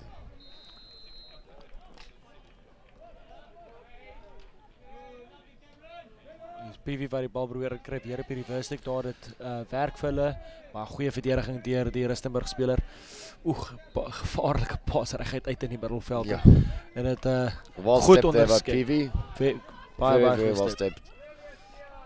En hierso is Resies aan. Kalkerstein wat 'n bietjie wys dat hy ook 'n bietjie spoed het en goeie spel deur die PV ouens daarso en hier's 'n kans as hulle dit kan inhou. Hulle doen wel. Can I angle change? Much more patient on the ball with PV, and I can definitely see them stepping up I think they had quite a hard talking to in the halftime. I would have loved to be there when Rudy had a chat with them, but they're definitely seeing a much more positive and structured PV team here in the start of the second half. That's it. What we talked about earlier, unfortunately, umpires are quite strict nowadays with that self pass, that it needs to be taken exactly on the same spot. But we talked about earlier about using the self pass, but that's a nice little chance here for PV. And yes! And there we go. See, what we mentioned earlier about those little baseline runs, just bring it around, and then much easier to score than in the 9-yard area. So well done PV. Netjies run deur Kalkerstein daarso, en ek dink dis miskien ook een van die woorde wat hulle afrigter met hulle gepraat het. En hier is hierdie play. Just see the baseline run by Kalkerstein, feeding it in. Nice little 45 inside, and a nice little dive there by Pavelé, slotting that one. Ja, is 'n netjies finish, en dis die areas waar die meeste doele geskoor word, soos jy vroeër genoem het, Jan. En interessant, ek en Fano wat die almost immediately answered. Wat ek nou net wou van gepraat het, Jan, ek en Fano het die Menlo Park wedstryd teen Parelgem, jou span, het ons gecommenteerd, en wat baie opvallend was van die Menlo Park spelers is hoe effektief hulle is op die first down finish. En die doel wat Parelgem net geslaan het, was het net se first down finish van 'n paas van die baseline af. En dieselfde ene met daai ene, en jy het baie keer die tyd om 2 touches te vat in daai 9-yard area, so dit is 'n skill wat jy definitief moet gaan oefen. En dit is iets wat strikers uitsit van ander hockey spelers af, nee. No, absolutely. But what's for me a concern, and as I've seen it so many times, for the first 5 minutes after a team has scored is probably the most crucial, and we saw that counter-attack so easily for Menlo Park, for Rustenburg to get a counter-attack in and a possible opportunity to score. But we see PV driving in, little nice, had one-handed run, and again going to that 9-yard area, unlucky to get away. Well intercepted there again by Pavelé. Let's see, good, patient on the ball, nice little play in. Driving it in, well defended, but umpire Lobby has given the free hit outside the circle to Pavelé. Dus we gaan Pavelé met die selfpaas. Probeer een 5 meter kry, sit hom in die cirkel, en netjies 'n passie across the box. Goeie goalkeeping daarso. Now we're definitely seeing a much different Pavelé team here in the second half. But there's Rustenburg on the counter-attack again. Kan hy dit rol? Dit is advantage disallowed there.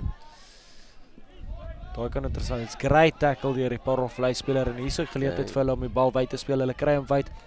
First time pass, miskien al kon hy eers 'n touch gevat het, maar dit was 'n 2v1 charge geweest op daai kantlyn. En miskien al 'n keer die speler getrek het voordat hy daai pass gemaak het. Yeah, no, they couldn't. You can see Rustenburg definitely had the numbers there, and I think that's also where players need to be a little bit more, not disciplined, but definitely patient and trying to get numbers up. It's very difficult for an attacking team to get through. Ja, die intensiteit van die wedstrijd is aansienlik vinniger, hè? Yeah, no, both teams. There we talked about the numbers. Now it's much easier for an attack. Now we get this nice little running into lines and the counter attack. There we go. Kalkerstein on the ball, unselfishly. Oh, unlucky there, PV. Oh, sorry, that was not Kalkerstein that drove the ball inside the circle, but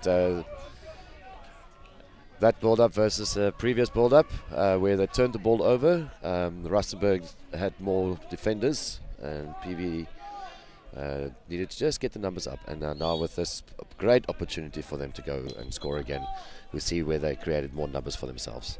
Dit was 'n mooi klein paas hier deur Lee Witboy wat natuurlik onder 16A IPT span gemaak het vir Boland hierdie jaar, en wat 'n bietjie sy kwaliteit gewys het daarso.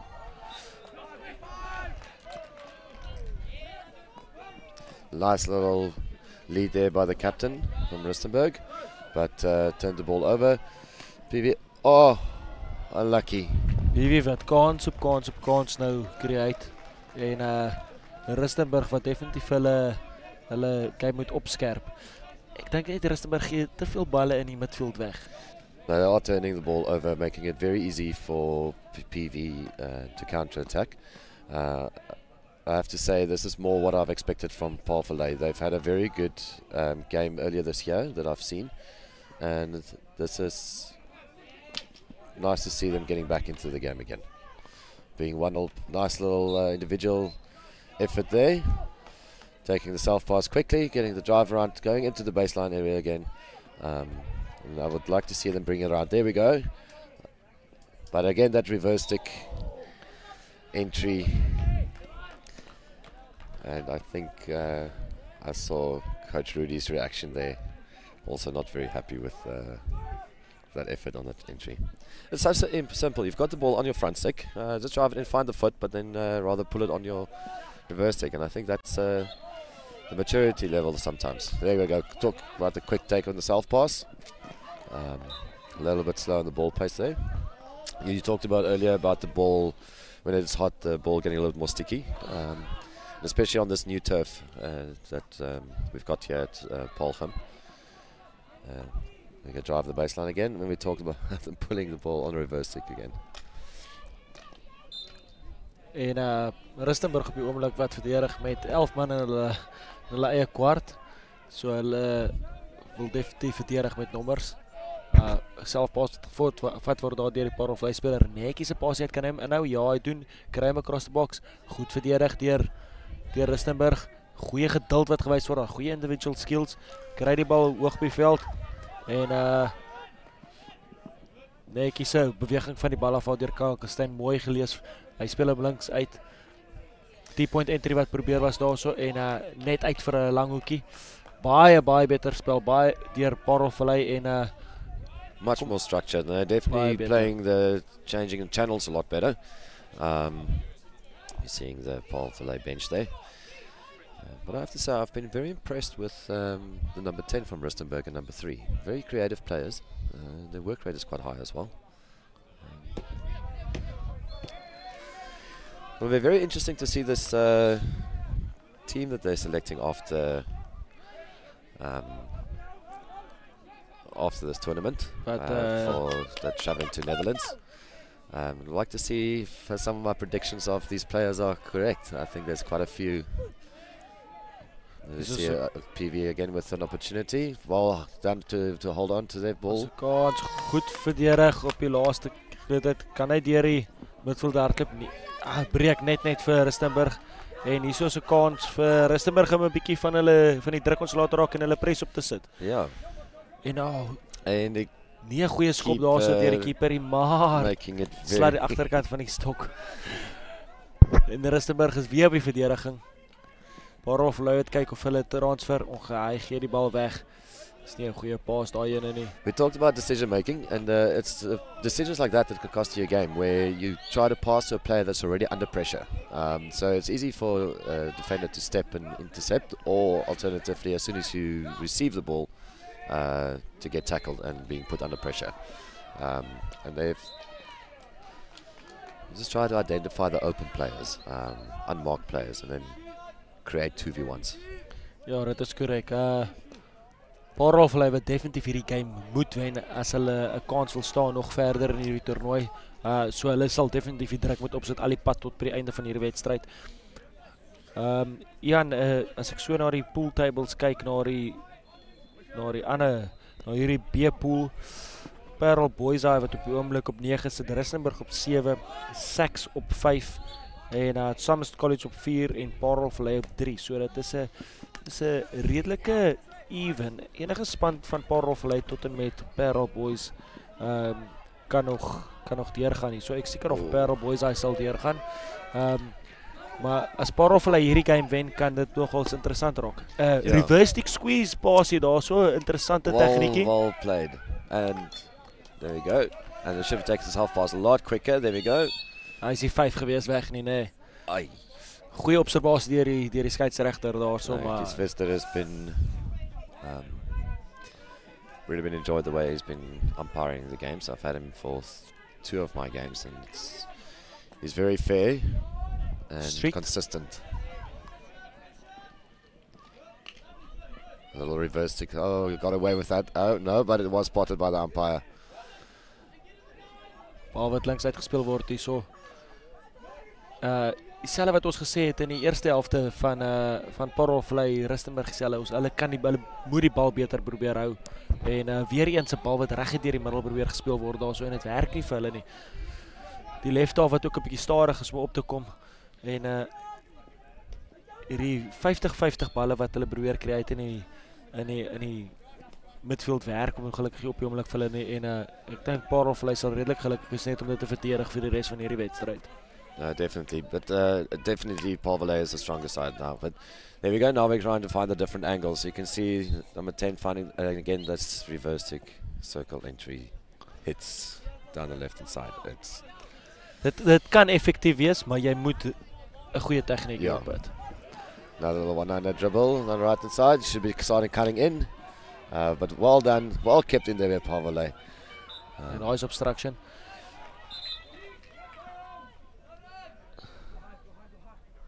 En 'n bietjie chirping wat daar plaasgevind het van die Parelvlei speler af. Kiwi. Hy sal dit weer doen. Hy weet hy gaan sit as die umpire weer dit hoor. Bal wat uitgespeel word daarso, Parelvlei wat kyk of hulle die game shades. 'n bietjie van 'n direkte bal en ek dink is gelig van Parelvlei en 'n Parelvlei lyf in. Yes, nice little cheeky deflection underneath the legs, but well intercepted there by Parelvlei, and done well to keep it in, and slots it away. It's absolutely fantastic individual skill there, well stepped in the press, nice little turnaround, very composed, nice little spin, and putting a little flick past the keeper. Very well done by Parelvlei, going 2-1 up here in the second half with 6 minutes to go. Hulle verdien dit. So sien ons dit, hy het mooi die press ingestep daar. Protect die bal, kry dit op sy sterkant. Ons het net gepraat oor ouens wat op die reverse stick gaan. Kry dit op sy sterkant, netjies 'n fliek in die neepost. Ek dink die keeper kon dalk 'n bietjie beter gedoen het. Maar alle krediet aan die goalscorer want hy het dit vir homself gemaak. No, fantastic play there by Parelvlei. Well, let's hope now they can keep their structure and not turn the ball and just keep their discipline. Kom ons kyk, jy het gepraat van net na 'n doel wat aangeteken is wat jy jouself moet beheer. Groot overhead wat gegooi word daar deur Kalkerstein en hierdie regtervoorer speler is redelik vinnig, hè? Let's hope they drive the baseline. Can he get in there? Well done. Well defended there by Rustenburg. Ball played out by Parelvlei.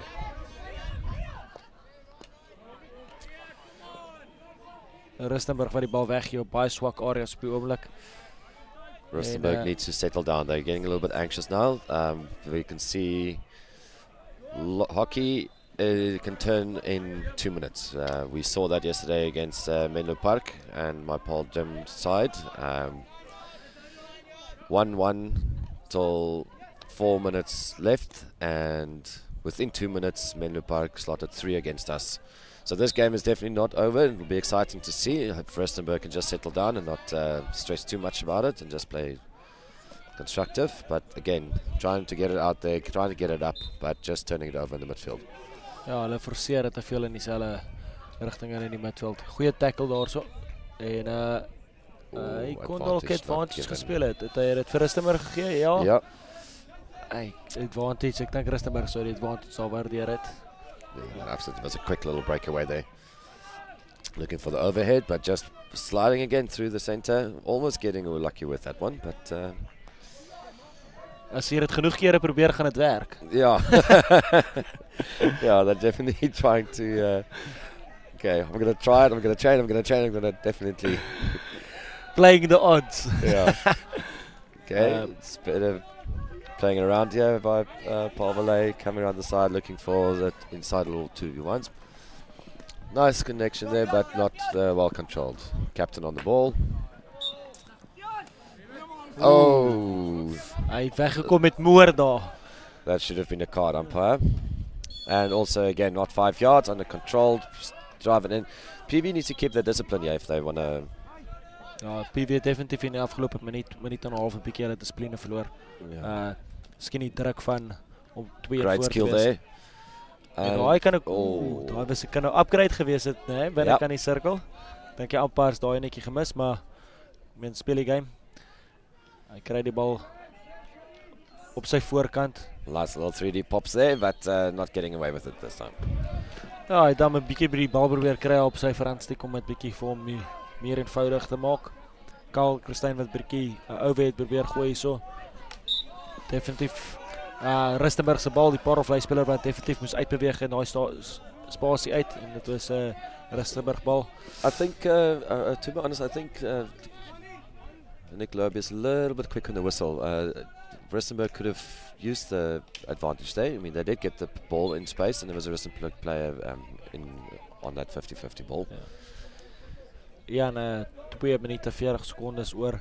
Ek sien Rustenburg druk verskriklik hoog op die oomblik en dit is wat jy graag wil sien. Ja. As jy in hierdie area is, moet jy die span in hierdie area hou.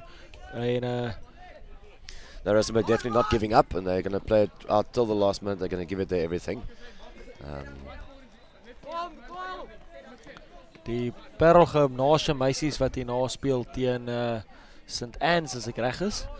St. Anne's wat 'n baie goeie resultaat vanoggend gekry het. Hulle het vir U16 3-0 gewen. En U16 nie 'n swak span nie. So dis 'n goeie resultaat en behoort 'n goeie wedstryd te wees. Rustenburg wat druk vir die equalizer hier in die laaste paar minute. There we go. Dis baie beter spel. En hulle change angle 'n bietjie, goeie Franstek hokkie ook gespeel. Ja. Kans om die bal in te kry so. Hy gaan direk. Hy wen die bal en ek dink dit rol uit daar vir 'n lang hoekie en Rustenburg wat definitief Parelvlei onder baie druk sit in die laaste paar minute. Definitely, and that's the kind of hockey that we would like to see more. And Parelvlei was definitely playing that a lot better by changing angles. We're talking about being so direct. You just keep your defenders in the line of the ball and make it very easy for them to defend. But like that, with that little last build up from Rustenburg, changing the angles, changing the channels, you just force the defenders to shift and you get different. You find the defenders being flat, but unfortunately, ball being thrown out the line by Karl Christyn. Daar is net 'n pressure reliever. Ja. En die bal wat die Parelvlei speler hier onder ons oë omtrent slaan. Daar is presies 'n minuut oor. Wat kan Rustenburg doen? Well picked up in the air there, not 5. Umpire Lobe making the right call there. Karl Christyn wat hierdie netjie gaan speel by die lyn af. Sy netjie se paas onderskep daarso deur Rustenburg. Hy sit in sy eie hoekie. Dis presies wat Parelvlei wil hê Rustenburg moet wees.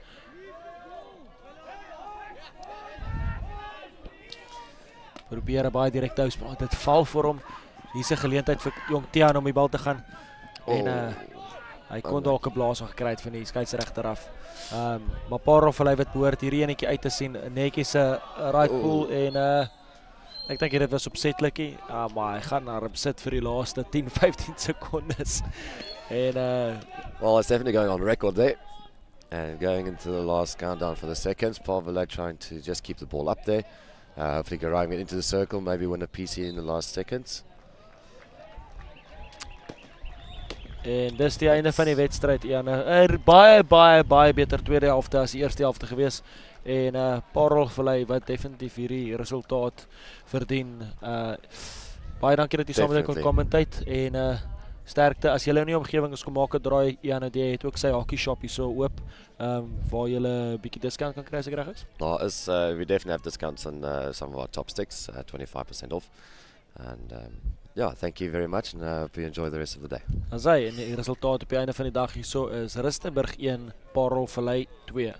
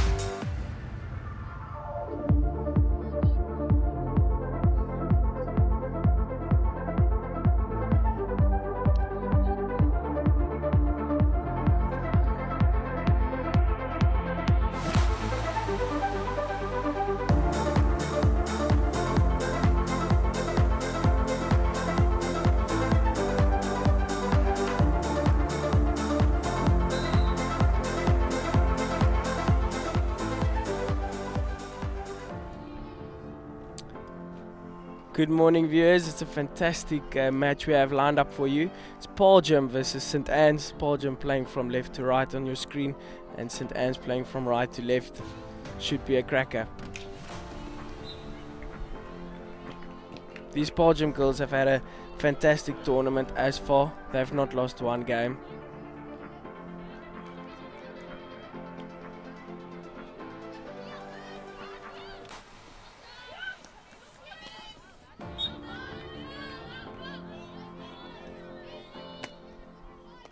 Goeie bal. Ons het net te voort gewees het wat daar optel.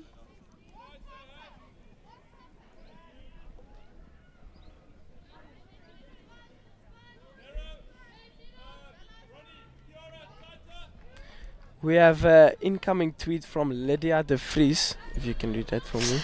Okay, Lydia de Vries praat saam ons. Sy sê, dis so awesome. My ma het die link gestuur en nou kyk ek dit van Hermanus af. Die nuwe Astra lyk fantasties. Ja nee, ek dink ons almal kan saamstem met Lydia. Met 'n ongelooflike 2 Astras met die mooiste view van die bo af. Ek dink Gim is in 'n baie bevoordeelde posisie om te kan sê hulle besit 2 Astras.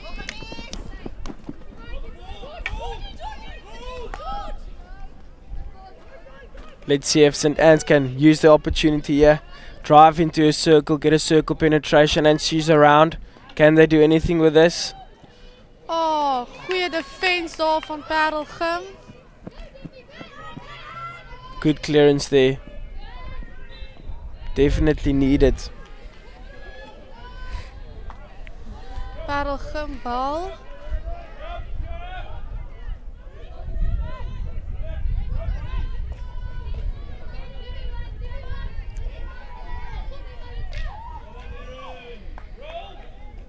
Doing fantastic bit of skill work there.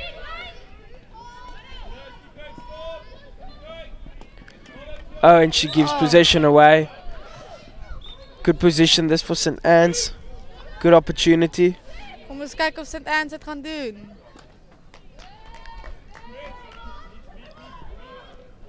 Parel Gim bal. En sy kry mooi uit daar.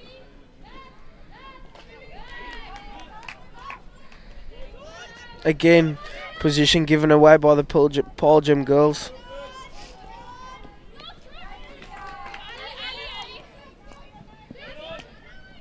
En St. Anne's probeer weer. Very bad tackle near the circle. St. Anne's ball. Ek dink Gim voel nou 'n bietjie die druk hier. Oh, close. Very good ball in. Very unlucky not to get the ball there. The defense needs to be tight on those marked persons in the circle.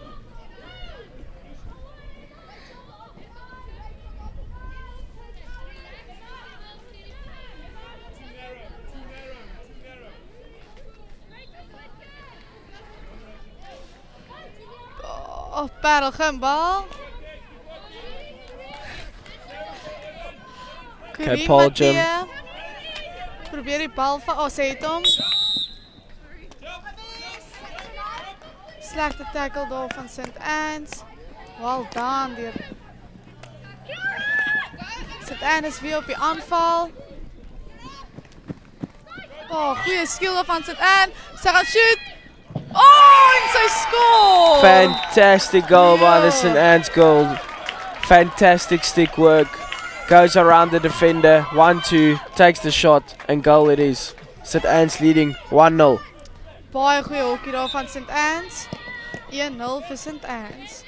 Paul Gym definitely feeling the pressure now, going 1-0 down so early. Only 5 minutes been played. 4.5, I beg your pardon.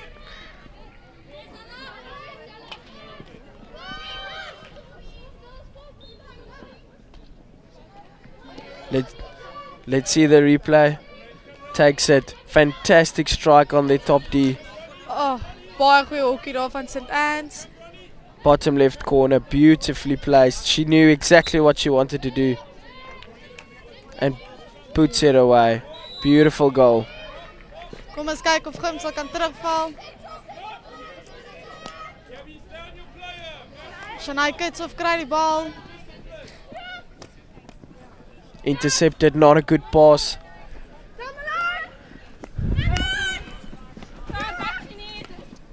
St. Anne's op die aanval. She made that look very easy, splitting the Paul Gym defense. Ja, van Sal bal. Play, not my whistle, play. Oh, good interception. She just needs to drive, look up, find a pass. Can she find her? No. St. Anne's defense, brilliant.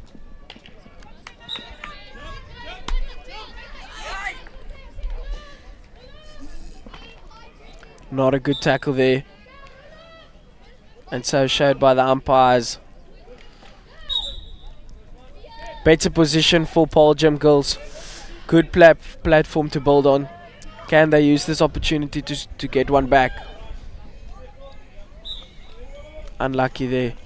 Just rolled out.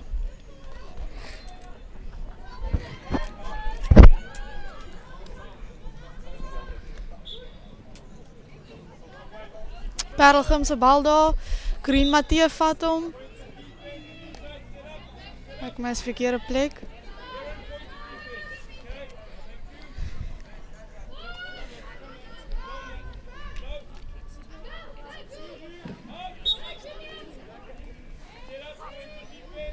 Paul Gym still has the ball.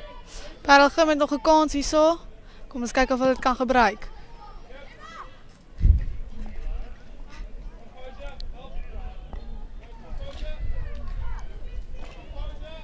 Good defensive work. Is weer goed daar agter. Good defensive structure from the St. Anne's girls. Parelgym is hier aan die aanval. Shanai Kitshoff. En is Gym se bal.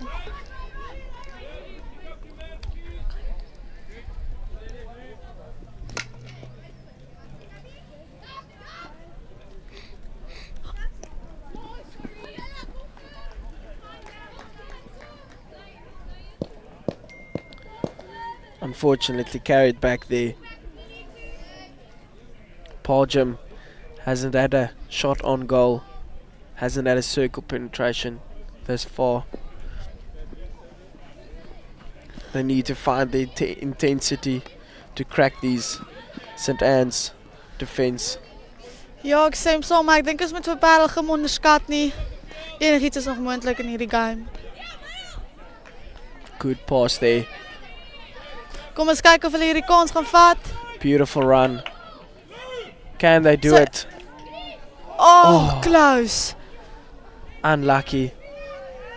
Couldn't get a stick on the end of that.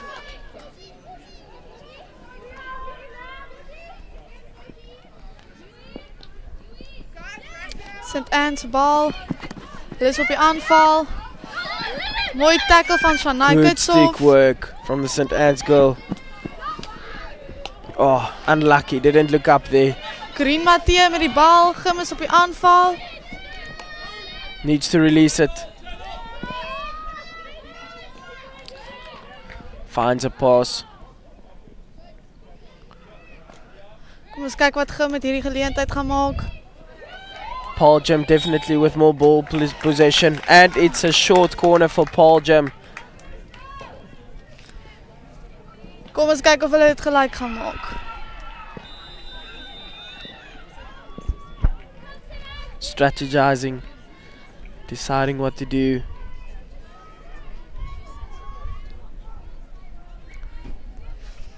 Can they use this big opportunity to level it?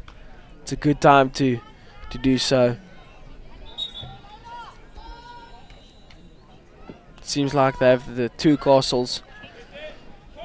Kom ons kyk vir die And they still have it. Daar. They still. And another shorty, another opportunity. First one squandered. Maar ek gee vir dit vir St. Anne's daar. Baie goeie defense van hulle agterspelers.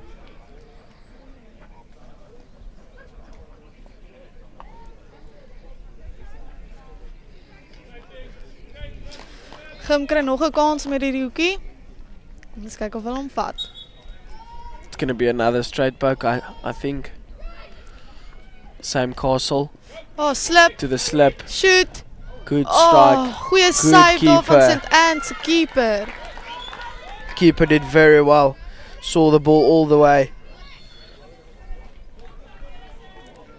Maar ek gee het vir St. Anne's, hulle doen ongelooflik goed so ver in hierdie toernooi. Ek dink hulle staan 'n goeie kans vir semies en 'n baie goeie kans vir finals. Oh. Nog 'n hoekie daar vir Parelgym. Dis hulle derde hoekie. Paul Jam putting very much pressure on the St. Anne's defense, but still can't find a way through. Maybe third time lucky.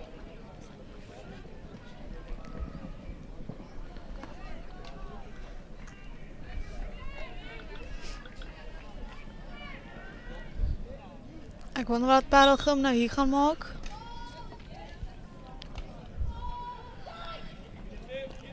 Good push. And Nog 'n again the slip. slip. Can she find the shot away? Good save from the keeper. Good defense once again. Gets out of it unscathed. Does the St. Anne's. En dit bly nog 1-0 vir St. Anne's. They're absorbing the pressure put on by these Paul Jam girls. Shanaika het so weer eens met die bal. St. Anne's sal hom op. These Paul Jam girls needs to be more patient on the ball, not be as direct. Here comes the replay. Beautiful shot in, but unfortunately touches the foot of the Paul Jam girl. Bad and luck. freed against her.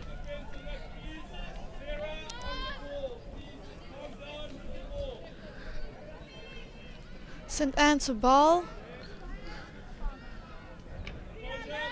12 minutes played in this very exciting encounter. En intensiteit is definitief hoog in hierdie twee meisiespanne se game. Die game kan enige skoolsin wees.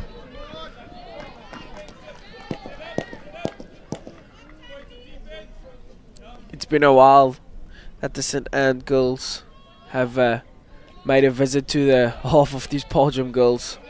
They've had very much put pressure on these St. Anne girls. That did the Paul Jam girls. Simon met die bal daar, het ongelukkig verloor. Goeie tackle daar deur St. Anne's. Sy shoot. Oh! Goeie save daar deur Parelgym se keeper. Fantastic back strike there.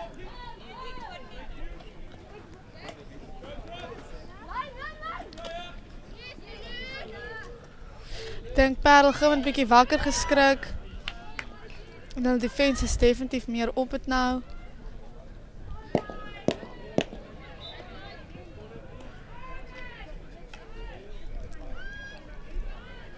Free to St. Anne's. Good platform to put 2-1, 2 up.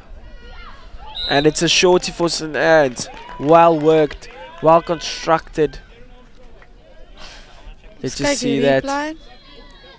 Beautiful backstick shot there. Goeie save van Parelgym se keeper daar. Mooi gekyk. These girls are playing exceptional, very good game as far. But it's still 1-0 to St. Anne's. Can they double their lead with 6 minutes to play in this first half? Good push out. Oh, good defense. Goeie defense daar van Parelgym, maar is ongelukkig vir jou hoekie. First wave did exceptional. Can they do the same? Come out of this unscathed.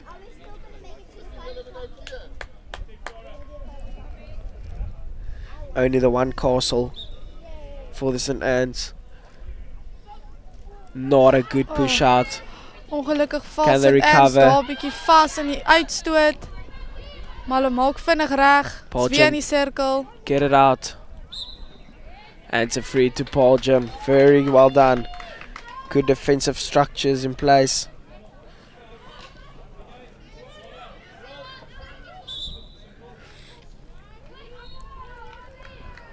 St. Anne is weer op die aanval.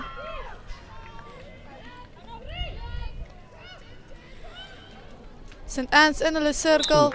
Oh, goeie defense daar van Parelgem. Very crucial tackle there.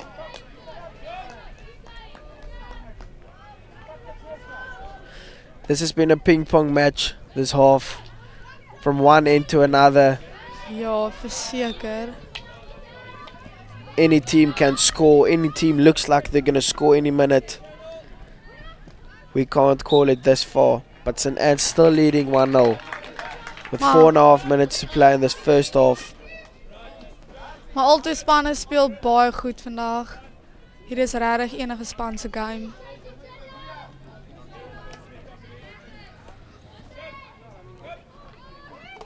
St. Anne's se druk daar. Very good pressure applied by the St. Anne girls. They need to use it now. Oh, goeie defense daar van Parelgem se kaptein.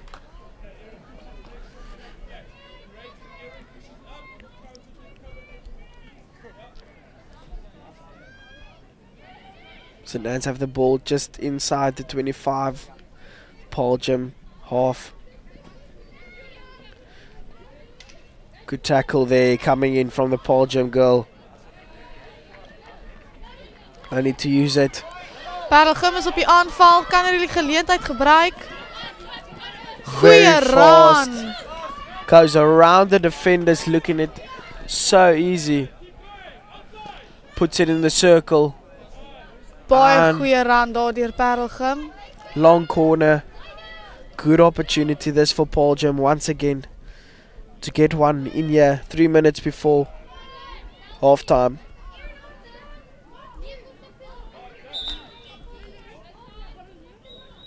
Hier is 'n kans vir Parelgem. Gaan hulle dit gebruik?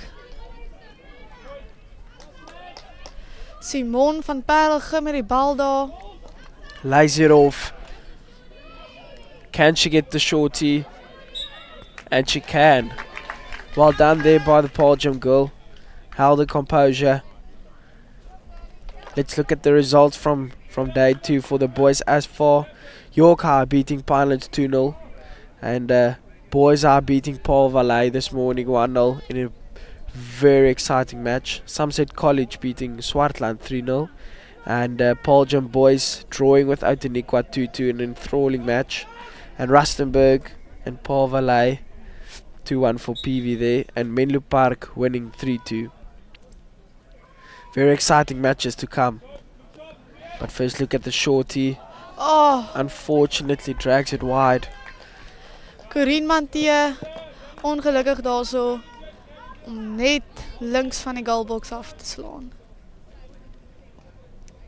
Let's look at the replay. Good push out. Everything was perfect except for the finish. Drags it wide, unfortunately. Bad luck daar van Parelgem.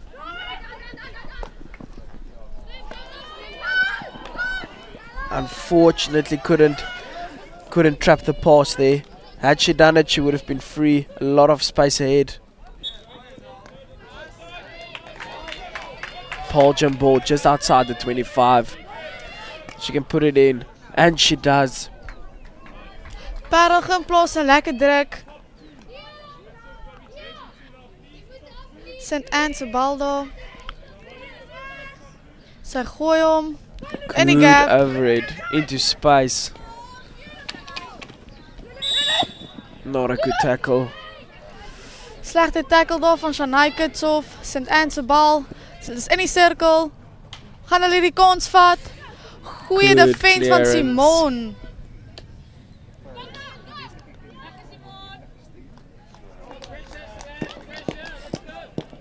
St. Anne's applying pressure just before the half ends. They want to find another one here just before halftime whistle goes.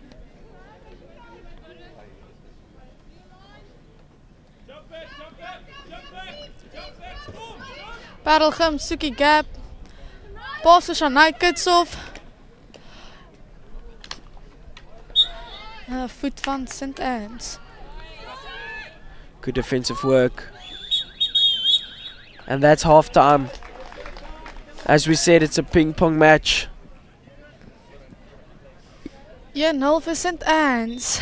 Gaan Gim terugkom na halftyd? Kom ons kyk.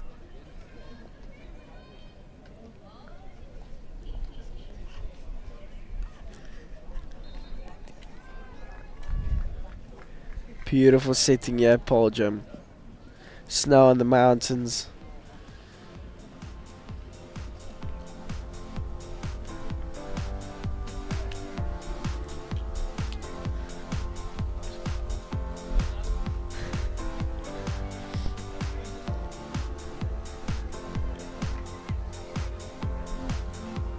Let's see if the Paul Jim girls can head back just straight after this half to make it 1-1.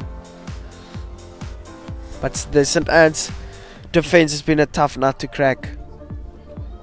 Let's see who comes out on top.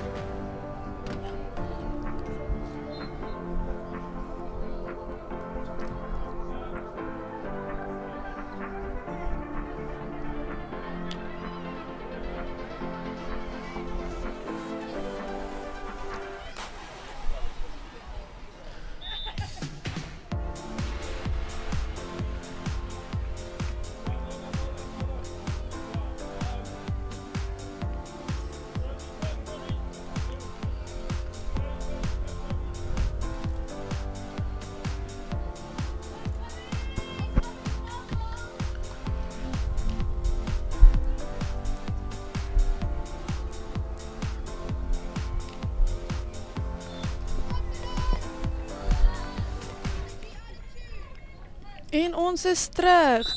St. Anne's wat met 1-0 voorloop. Gaan Gim terugkom.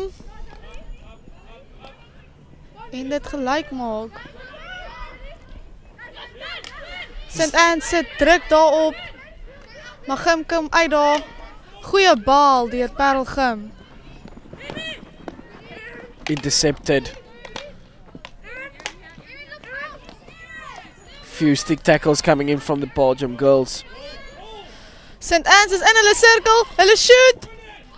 Good goalkeeping. Goeie defense. And again, fantastic done by the goalkeeper of Paul Jim. 0 byt oomblikke daarso. Maar ongelooflike goeie defense daar deur Parel Gim se agterspelers en se goalkeeper. Let's look at that one more time. Look at the keeper on the ground. Saved on the line. Baie Few inches from going over. Exceptional work. Baie goeie defense al van Parel Gim. St. Anne is hier op die bal. Goeie passing. I must say I've been very impressed with the stick work of these St. Anne girls.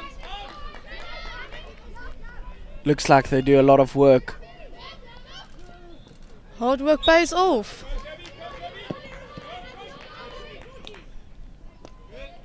Definitely paying off as such.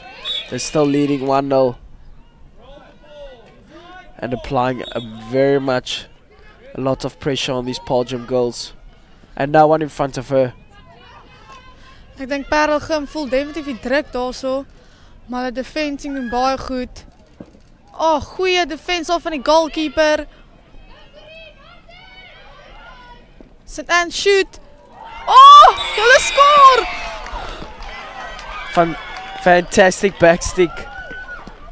Keeper couldn't keep it out this time. And St. Anne doubles their lead. Maar ek gee het vir St. Anne, vanaf daai vletjie geblaas het vir die tweede helfte, is hulle oorgem, dadelik in hulle sirkel en score.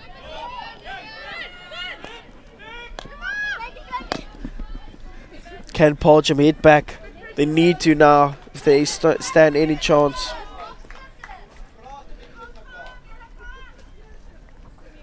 Let's watch the replay one more time. She gets the ball, puts it on the back stick. Baie goeie backstick daar van St. Anne's. Goalkeeper had no idea where the ball was.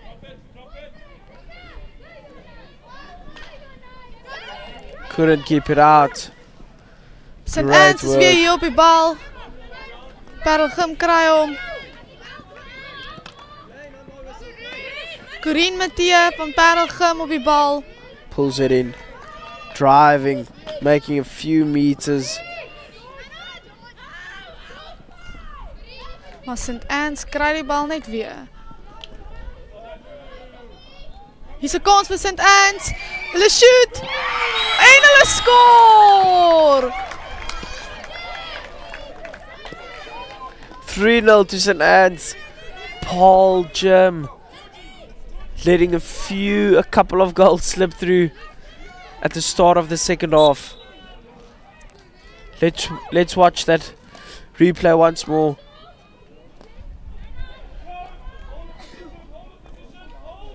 Danel Parelgym se coach lyk baie frustreerd.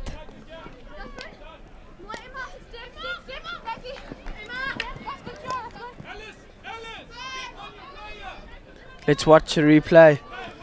And again, that forward, she's done very good and puts a goal. Parelgym is hier op die aanval. They desperately need one.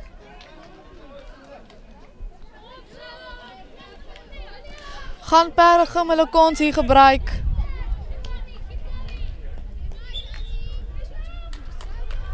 They need to play quickly, that's Paljam.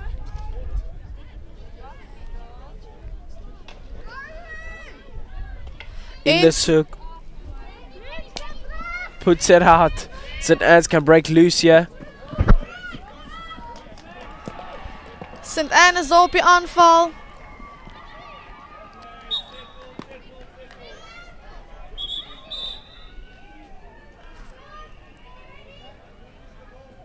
Freed just inside the 25. Kan St. Anne's dit 4-0 maak? Good ball. Foot on the 5 meter.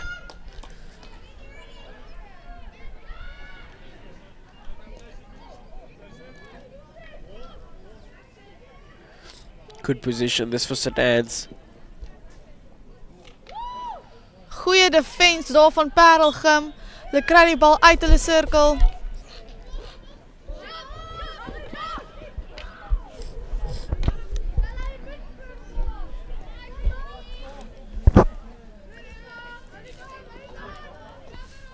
Good tackle, crucial tackle as well. Parelgym nog op die bal. Unfortunately puts it out.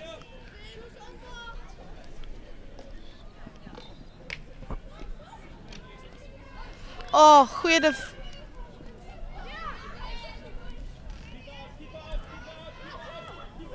She needs to roll it, get it away. Goeie bal van Tia van Sail. St. Anne is weer eens op die aanval. Maar Gym kry dit. Oh, bad luck. Play to the whistle, girls. St. Anne's just toying with his Paljam girls. Goeie bal daar van St. Anne's. Hulle is weer eens naby aan hulle sirkel.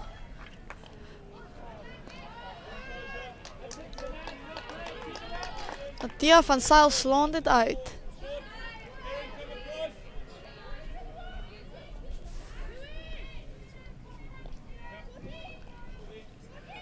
I must say the St. Anne girls have had those passes much more go to their teammates than these Paul Gym girls. Ja, St. Anne speelt baie goed. En Parelgym voel seker die druk. Wat 3-0 agter is. Just needs to look up there to find a mate.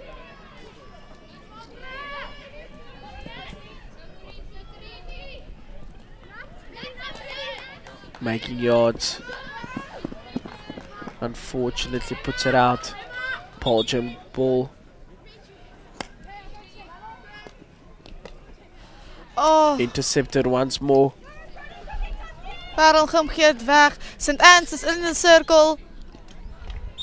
En dis 'n hoekie vir St. Anne's. Well done.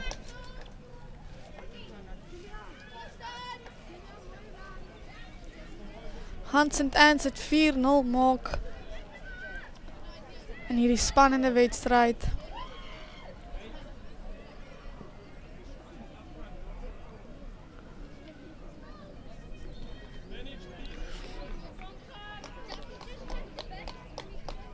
Only the one castle again. So it's a bit predictable for the first wave to know who to run at.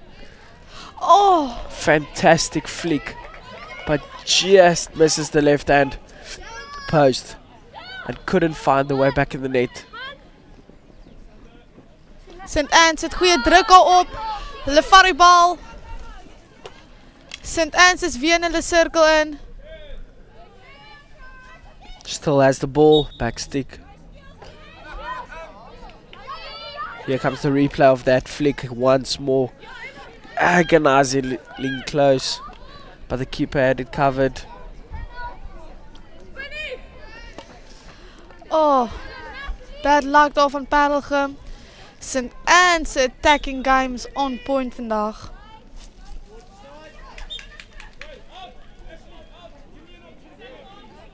Free just outside the 25 this time. Goeie optel daar van Simon van Parelgym. Bad luck daar. Net opkyk.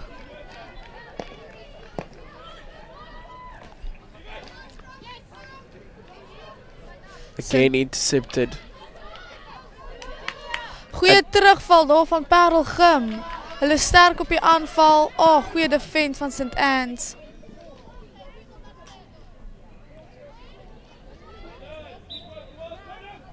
St. Anne's se bal.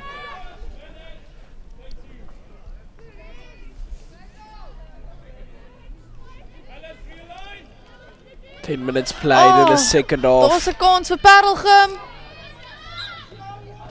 Good defensive work under pressure. Wins the Fred.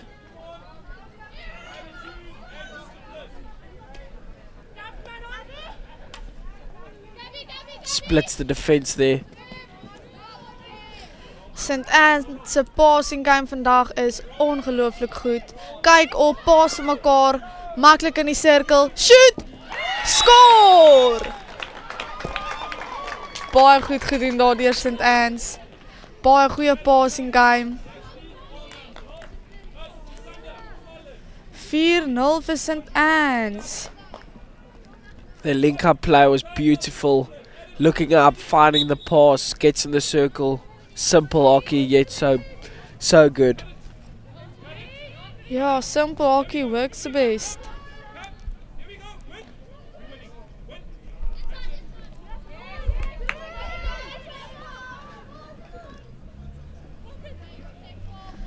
Maar ek moet sê, hierdie Parelgym girls gee nie op nie. Hulle val terug en probeer elke keer weer. Here's the replay. Have a look, one more.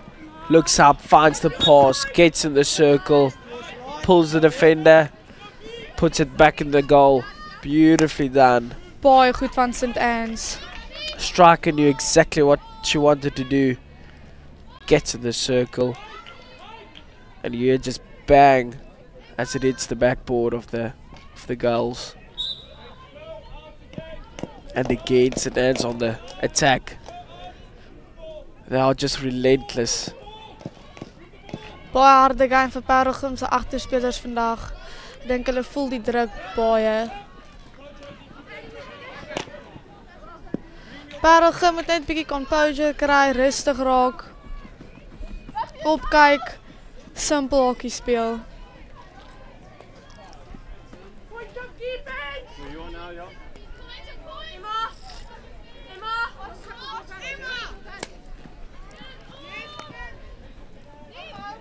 They haven't showed a lot of patience. Parelgym vat hulle tyd bietjie daar agter. St. Anne's attacking. Is goed. St. Anne's se bal daar. St. Anne's vat die bal Good vinnig. stick work. But loses the ball. Wins it back with a free hit in the middle of the field. Simon van Parelgym. Corinne Mathieu. Kry die bal. She's driving. Yet can't find the pass. They're struggling to string a few passes together. All these Paul Gym girls. Ek moet sê St. Anne's is se attacking is baie goed vandag.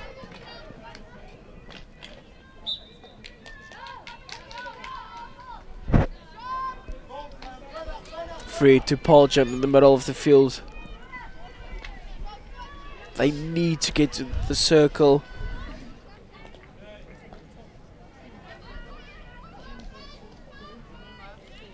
And again, good defensive work by the St. Anne's girls. Pops up. Still has it. St. Anne's is nog steeds op die bal. Kaptein van Parelgym, goeie receive. Kyra van Parelgym daar op die bal. Puts it in. Gets into the circle. Can she get the shorty? No, she can't. Bad luck. Free it to St. Anne's.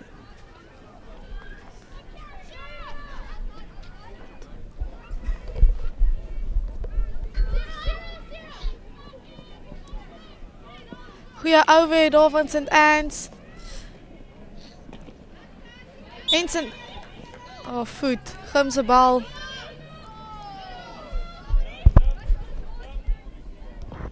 Oh, bad luck daar van Parelgym. St. Anne's op die bal.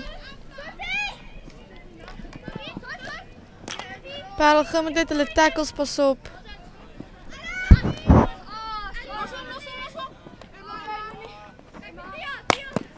Ooh, pops up, hits in the body. Good pass across field. Simon daar van Parelgym. Gaan Tia dit kry. Parelgym se bal. Shanaika Sophie op die lyn.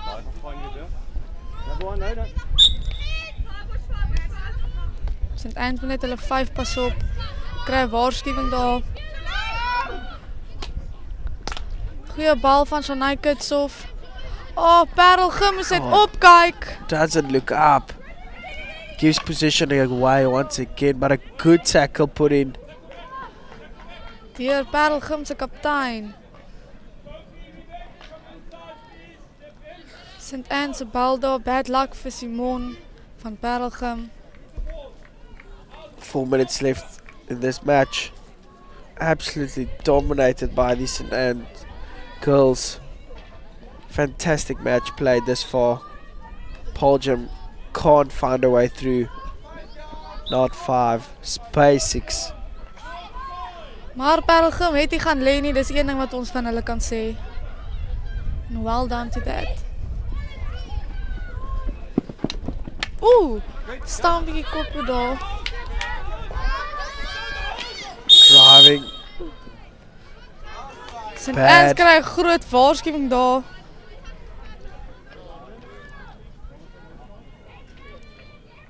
Good umpiring. Oh, Ooh. bad luck daar. Still has the ball. St. Anne's kry hom, is op die attack. Dis net sy Parelgym se agterspelers.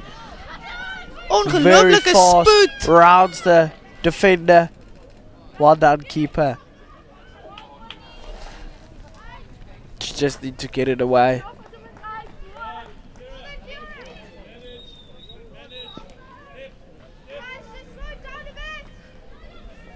3 minutes left. Can Poljam hold out? Perhaps score a goal, or can St. Anne's make it 5?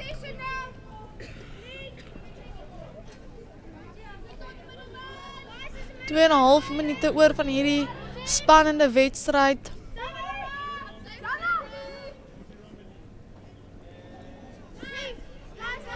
Goeie press van St. Anne's.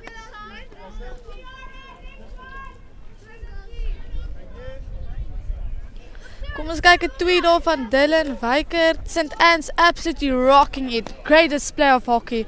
Lonnie, ek stem heeltemal saam daar. Absolutely agreeing.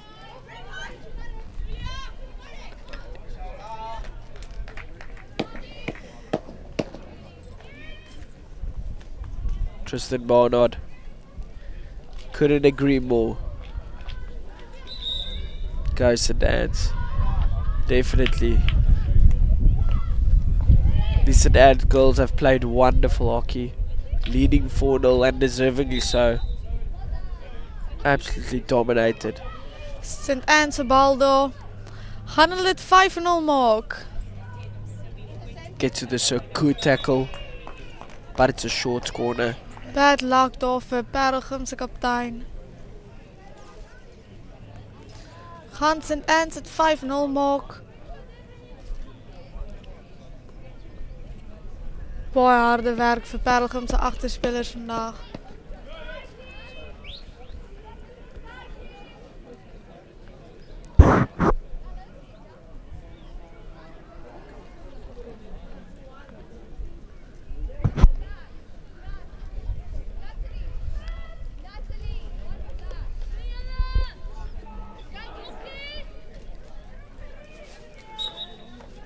Can they get a good injection? Not as good, but still. Can they use it? Another shorty. Maak hulle fout vinnig reg daar. Held the composure. Got another shorty. Gets another chance to make it 5-0 with 30 seconds left in this match.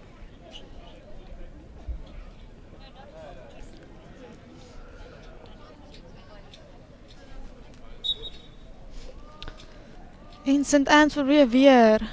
And again, not a good push out. Still has it.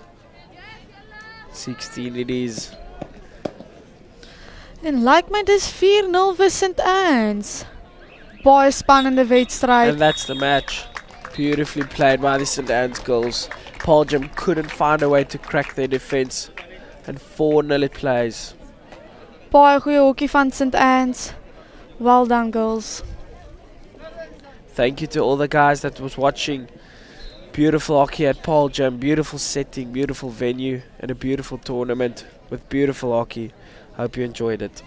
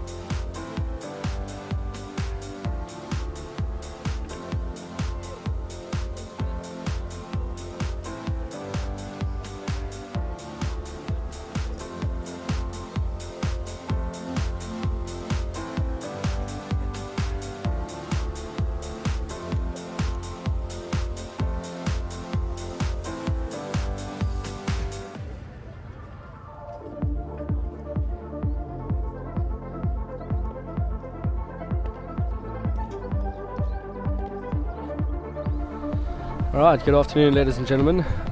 We are here at the Under-16 Top Schools Hockey Festival hosted by Paul Gymnasium. Next game up, Sax versus Paul Boys High. It's said to be a very tough game. The last time these two sides met 2 weeks ago, Sax won 3-2. So hopefully Paul Boys High can try and come back. What do you think, Stefan? Kyk of Parelgem, ja. Kyk of Boys High die enetjie kan deurtrek en bietjie mooi hokkie speel. So uitkyk vir daai Scott Patterson. Ja, dis enetjie om mooi dop te hou, fyn dop te hou, vinnige hande, vinnige voete. Most definitely. Paul Boys High have some threatening players in their sides. Scott Patterson, definitely one to look out for, SA under 16 player. Then they've got Janku May as well, great player, and then a little grade 8 boy, Aggies. He's a phenomenal player, only 14 years old, but does so well in the midfield for Paul Boys High. En as ek reg verstaan het hy laas jaar loskakel gespeel vir sy onder 13 A-span. So a good ball player all round. Don't ride off the Sax side though, coming from the southern suburbs. Sax will be needing a victory out of this game. They've got 2 draws so far and a victory. Paul Boys High has won their opening 3 games, so Sax needing the points from this game. Paul Boys High will be looking for at least a draw to get 1 point. Then they'll be on 10 points and they'll be safely into the semis. Good turnover there from Philip Kutsia. Unable to find his left link, Scott Patterson, and gives Sax an attacking opportunity on the right hand side of the field.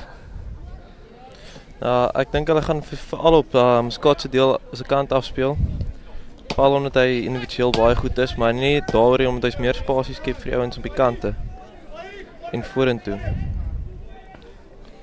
Most definitely, Sax going into a full press from the start. Paul Boys trying to counter that with the overhead. Unfortunately, just finding the Sax defenders. And goeie step daarso van die linkerback van Boys High. Not a great first touch from Scott Patterson on the ball there. A little bit of a mistrap into his foot. Free hit for Sax. And they're in a good attacking position just inside the 23-yard line. Oh, umpire says just outside the 23-yard line. Sax committing good numbers up front. You can see that they are hungry for a victory. All 11 in attacking half of the field. Nice little baseline run here by the Sax boy. And outside. Wins the free just outside. Should be just inside the 5-yard. Paul Boys High have all their numbers back in their quarter of the field. Another free hit goes the way of the Sax player. Didn't move far. Turnover ball for Boys High. So a lovely day out in Paul here at the Under 16 Top Schools Festival. If you guys are watching and supporting any of these 2 sides, please do send us a message via Twitter, Instagram or Facebook, and we shall read them out for you. Let us know who you're supporting and what your thoughts are on the festival so far.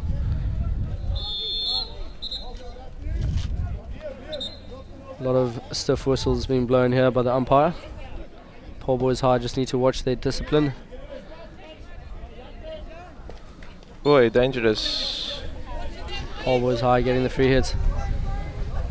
Need to take your time and settle down. Get out of the defensive half and set up opportunities in the front. I think Paul Boys High just a little bit too stationary in their links.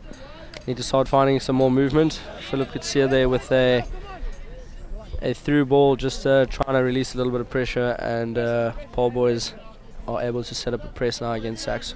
Also seem to be going into a full press. Yeah, let's see how Sax manage to get out of this. Playing the ball nicely around the back. Paul Boys moving nicely. Nice step, Aggies. Just unfortunately didn't find his player there, but Paul Boys High intercepting it quite comfortably in the end. Oh, Stefan, so what have your thoughts been on the tournament so far? I think it's an opportunity. This creates a lot of opportunity for the guys to meet them against the best players in the country, and the organisation of it was spot on. Yes, everything is covered from players, resting areas, till medics, food, supplies, drinks, physios, yeah, even gear for the kids if needed. Most definitely, Paul Gym have really outdone themselves with this event. And even time management between matches and... Oh, Paul Boys High on a breakaway here. It's another grade 8 player, Sean, on the ball. Unable to find his centre striker. Good interception there from Sax. But yeah, all credit to Paul Gymnasium. I mean, they've even organised great weather for us here in Paul. And yeah, all the teams that have come from near and far, but nothing to complain about.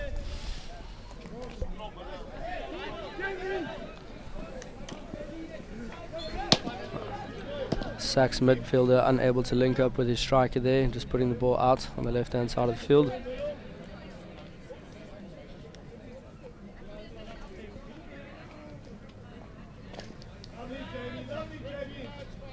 Running some territory there, eh? 5 steps.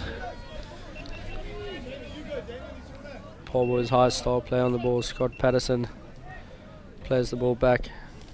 They've been using the overheads quite frequently in the first half and in the first 5 minutes already. Most definitely, probably a tactic that coach Elmar Liebenberg would have spoken to his team about, since he did play the Sac side 2 weeks ago. So the well-experienced coach Elmar Liebenberg is ex-SA men's hockey player, also a former pupil of Paul Boys High, and a bit of a legend in Paul, known for his hockey and cricketing talents.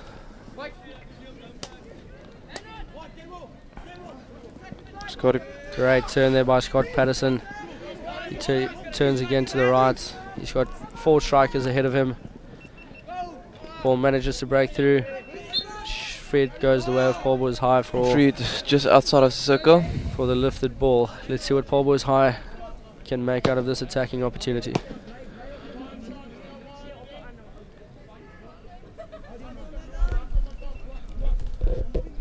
One of Paul Boys High's centre backs perhaps just needs to step through and give them an option for the drop. Fortunately, I have to be forced down the middle and cleared out by Sachs, but still Paul Boys High ball. Scott Patterson on the ball now. Linking up with Janku Meyer.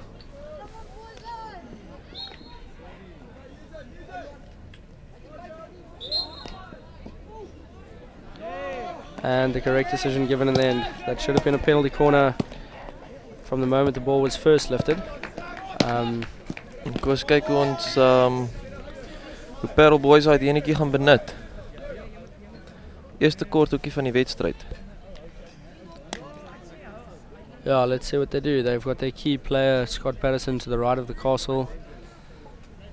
Luan Kricher looks like the trapper with Philip Kutsia at the top of the castle. And Janku Meyer agter. Janku Meyer at the back. Let's see what their variation is here.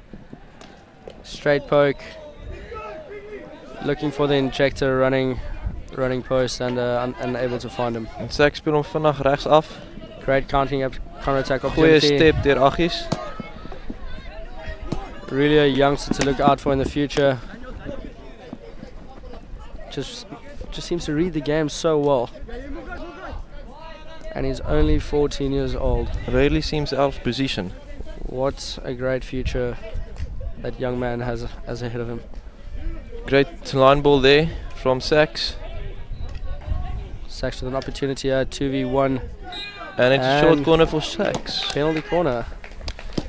So Paul Boys High from having a penalty corner advantage to conceiving one. Yeah, within a minute. So that's the beauty of this game. It's so high paced and intense, and you can go from almost scoring a goal to almost conceding a goal. Let's see what Sachs does off their penalty corner opportunity.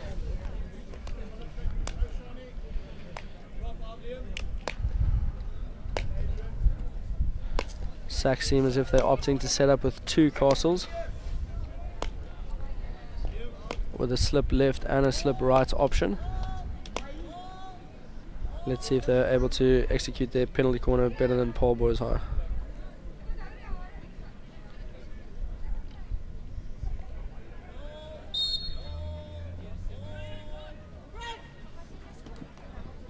Opting for the drag flick option, and a great stick save there from Paul Postumus, the goalkeeper from Paul Boys High. Well read there from young Paul.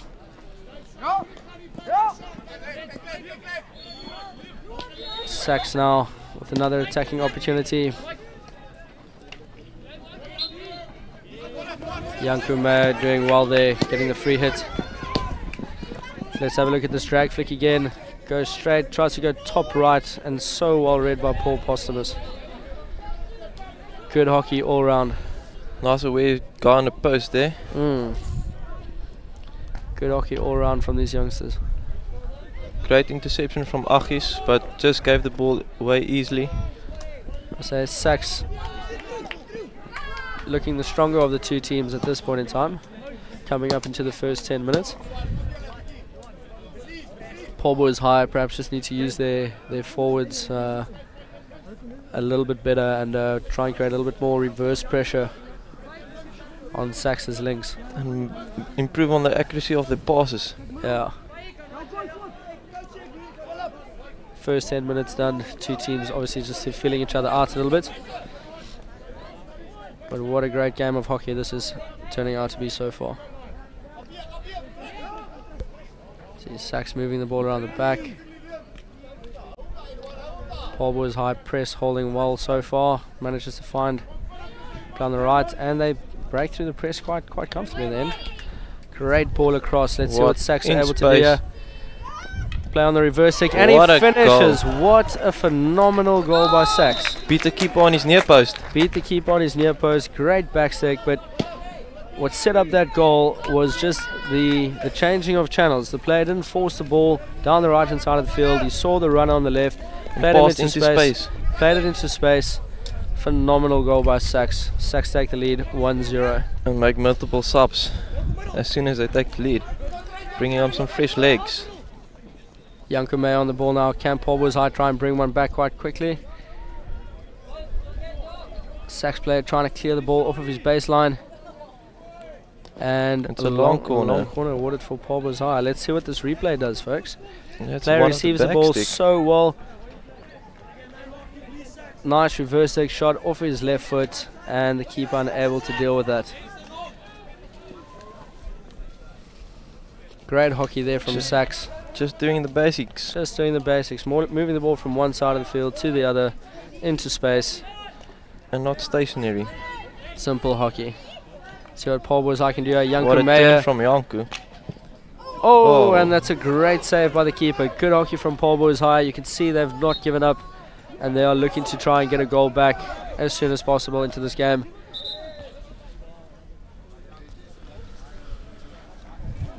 Umpire says to take the free hits again.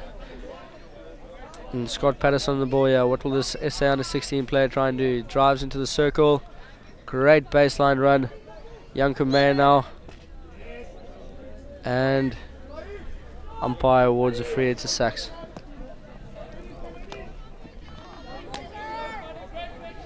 You can see those two top players on the side trying to link up and trying to be the difference for their team.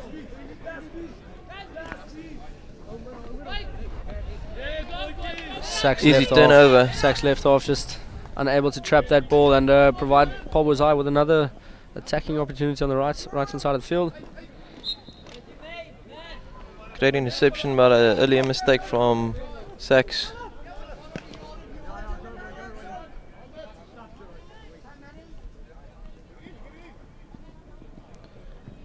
See, Philip could see on the run there and klop sy speler 1-op-1 te gemakkelijk.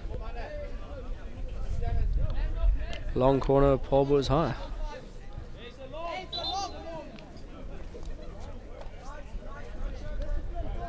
See, Paul Boys High have to try and get a goal back.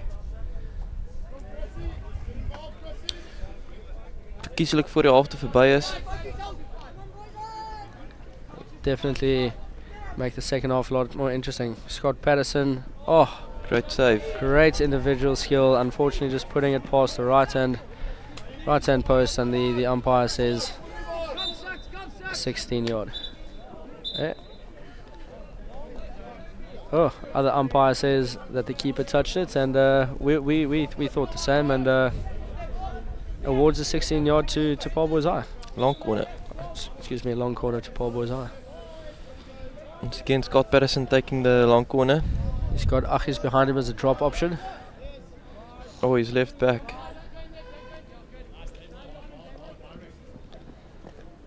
Paul Boys High perhaps just been a little bit too direct in their attack there. They do have options to move the ball.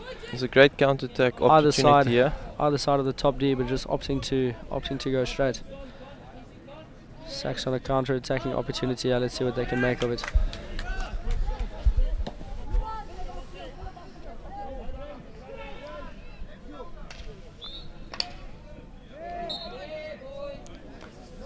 Read for Sacks just outside of the circle. Great area skills there from the right forward, beating his guy and milking the free hit.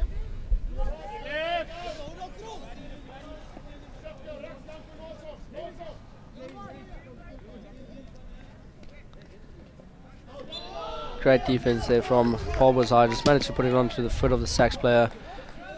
Let's see what Philip Kitsia does here. Opts for the route one ball. Sacks player unable to keep it in play. Paul High.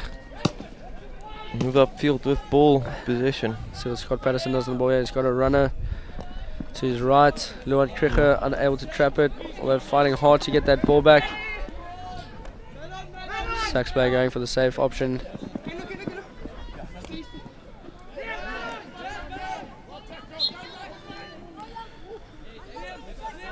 Ongelukkige voet daarso van Janko Meyer.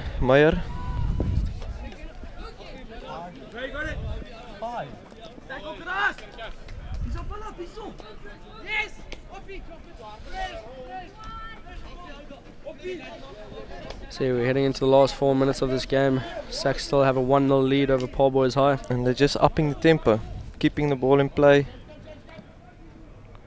Sacks definitely have everything to play for in this game if they want to make a semi-final.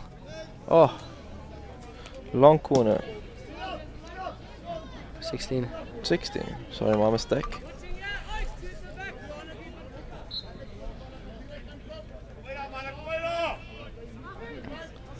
See, this youngster has quite a nice overhead on him. Decides to throw the ball into space. Ball was high at one striker running down on it. The Sacks player opting to let the ball run out. Sacks with a 16-yard.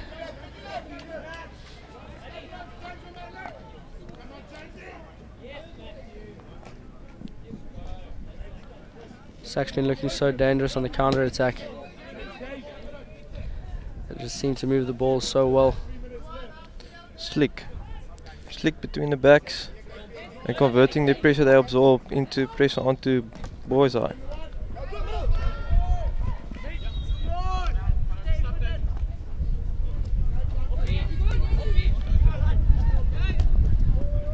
Oh, another attacking opportunity from Sacks with an upright reverse stick. Oh, two upright reverse stick shots there. Unfortunately, the striker just pulling it past the right hand side of the goal box.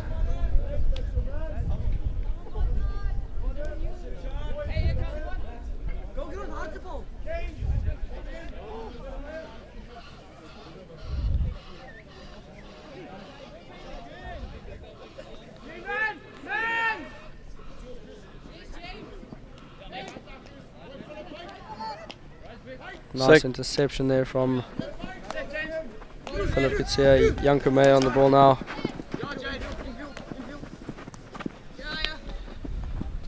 Nice, James. Starts to drop the ball out to his left half. Receiving the ball again. Oh, well intercepted there from the Sacks player. Let's see what Sacks can make out of this attacking opportunity. Last 2 minutes of the first half. Scott Patterson on the ball now.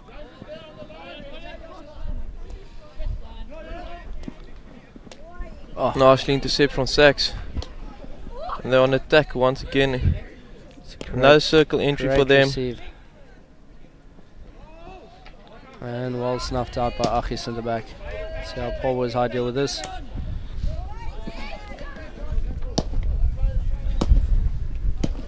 And suddenly the pressure on Sacks again with that clearance.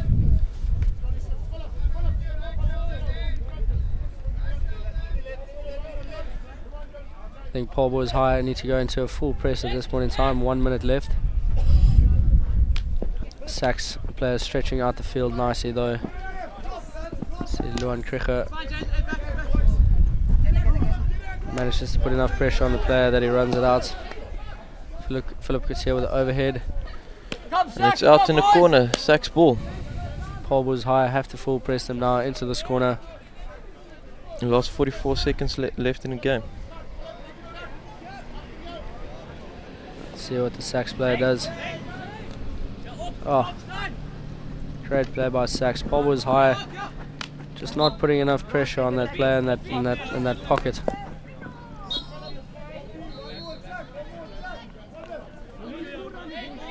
It just seems the field is a lot bigger for the Sachs players than it is for the boys high players as soon as they get a ball. Sachs just using their space really well at this point in time. And Sachs player with an opportunity, shot on goal. Second attempt, Paul Posthumus as well. Player's going to get a third attempt here. And the whistle stops it. Yeah, saved by the bell. Literally. Saved by the bell. Thoughts on the first half, Stefan van Rensburg? I feel like boys should put more pressure on the 16 on the players. Sachs has too much players in space and have too much time on the ball once they receive it. So we'll see what Coach Alma do, and if he does any tactical changes on his formation or just on the press itself.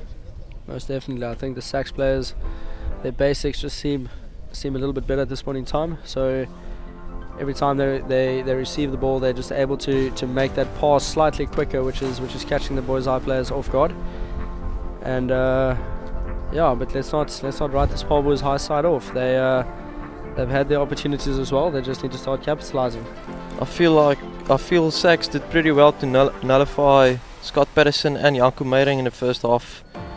They haven't given him any space or time or opportunity to use their skills. They've identified the two threats within the Paul Boys High side, and yeah, couldn't agree with you more. They've spot on for the coach and his on the team analysis there. They've managed those two players very well. Ladies and gentlemen, you are watching School Sports Live. We are live at Paul Gymnasium High School in Paul, and this is the Under 16 Top Schools Hockey Festival. And it is first year running, and it's a beautiful day out here in Paul. Not a breath of wind, blue skies, and great crowd out here to come and support schoolboy hockey at its best.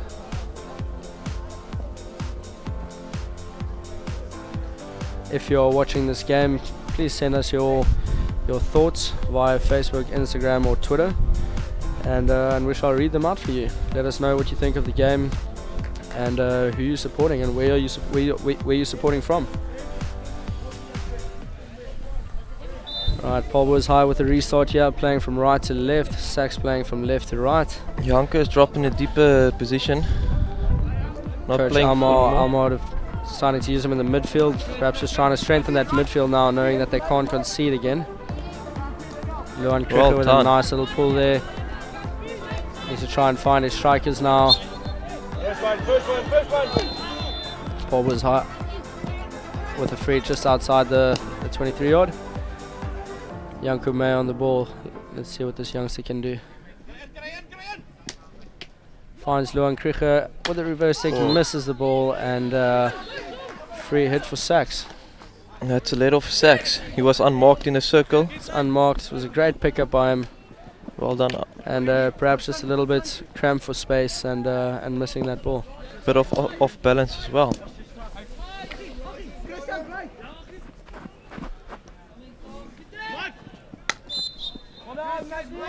Player not retreating 5 yards, and easy free hit for Sachs there. Let's see what they can make out of this opportunity. Can use it on the left. Acres of space for the guy to receive it. Paul Boys high strikers, perhaps just a little bit too narrow at this point in time, and great line ball. And Sachs optimizing the space on the outsides.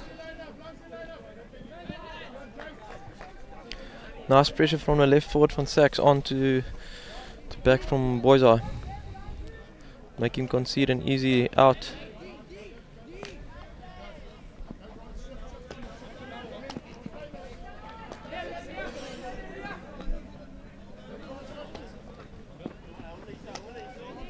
Sachs very happy to just move the ball around the back and wait for the space to open up in the midfield.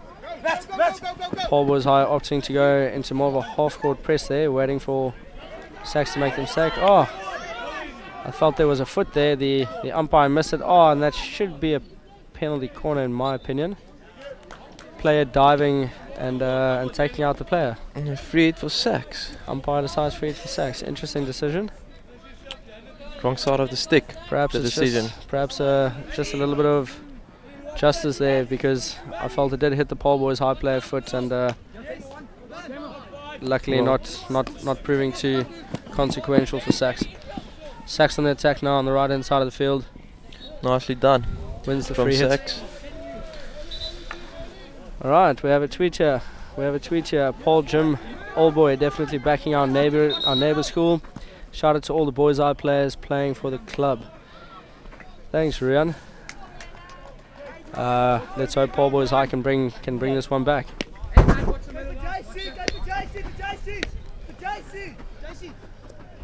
Yeah, if I'm not mistaken, I think there's 2 or 3 of these Paul Boys High players that play for Paul Hockey Club.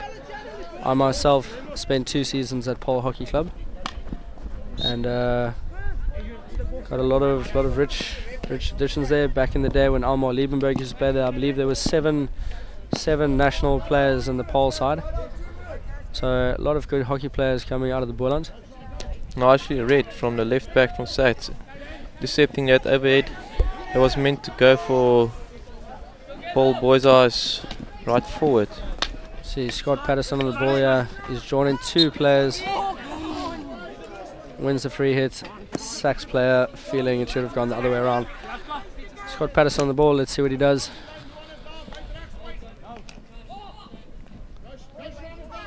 Oh, Luan Kricher doing very well there. Let's see what Paul Boys High can make out of this attack. Oh, and nicely done. Edwin Steinberg with an equalizer. You're not going to score an easier goal with that. Ball just coming across the face, and I think the bouncing ball, Sachs just unable to clear that. Well done, Edwin Steinberg. Right time, right place. Basic postman job. Simple hockey, simple hockey. And that's what Coach Almar Liebenberg is all about. It's just keeping to your basics. Well done, Paul Boys High. Back in this game, 1-1. Game on. Sachs player just having to be taken off the field there. Bloody nose, it seems. Seems he's got a bit of a nosebleed. Sachs with a restart. Centre striker opting to go with the ball by himself. Quite easily dealt with by the Paul Boys High defence though.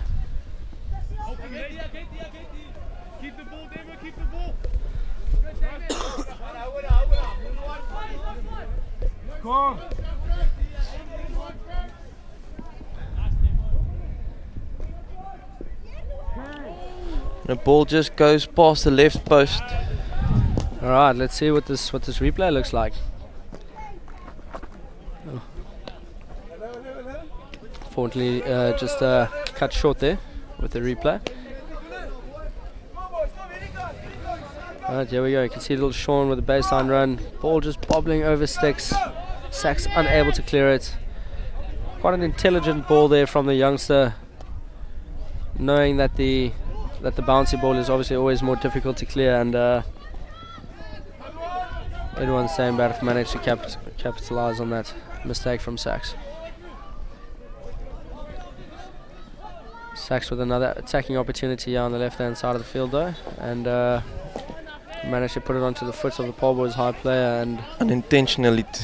Have to say unintentionally. Yeah. That's one of your luckiest free to get. And he'll claim it though. He'll say he did that on purpose. Nicely done. What a turn. Beating his one man one-on-one. Most definitely. Janko Meyer up for the challenge though and winning the free hit. Well done, Janko Meyer. Let's see how quickly Paul Boys are able to stretch the Sachs defense now.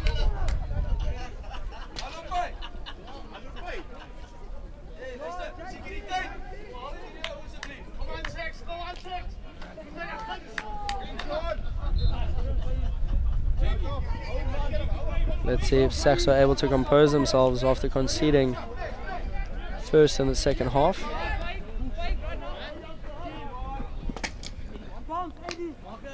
Nicely received on the run, nice turn. Oh, beating his goal one-on-one. Oh, great save by the keeper, but great hockey by Sachs. finding his player on the top D. Nice block from the Paul boys. Our defender on the rebound, forcing it out to the corner. Great schoolboy hockey all round. Sax player taking it fast. Umpire Not saying moving fast before you not enter the 5 yards. circle. Should have known a little bit better than that.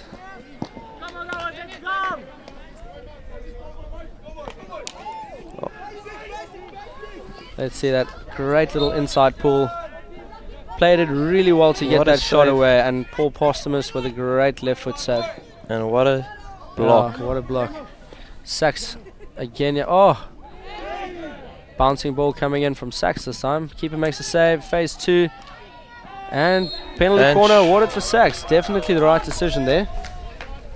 Paul was high, just being a little bit lazy in their defense though. And hitting the stick of the Sax player, and referee decides penalty corner Sax. Right, Stefan, what do you think is going to happen with the short corner?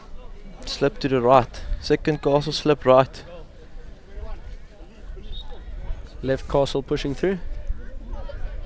Deflection or straight shot? No, straight shot. Straight shot from the right. Cross the goal.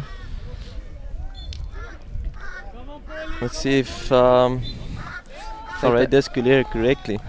Let's see what happens. Oh, a little bit of a miss pull there. I'm claiming that one. That one was definitely going left Castle, right Castle. But would there have been a slip right? Sax still have the ball now on the left hand side of the field. Looking very threatening at the moment. Always high with a good clearance there. There's a chance for opportunity for counter attack. At a 2v1 situation there. Philip Kutsia with the breakaway. Oh! And he misses to the left. Watch That's the left off for Sax at the moment. Great counter-attacking play there by Paul Boys High. And they're moving the ball fast, Sax. Philip Kutsia ended off in a 3v1 situation there and still managed to get that shot away. Well done, youngster.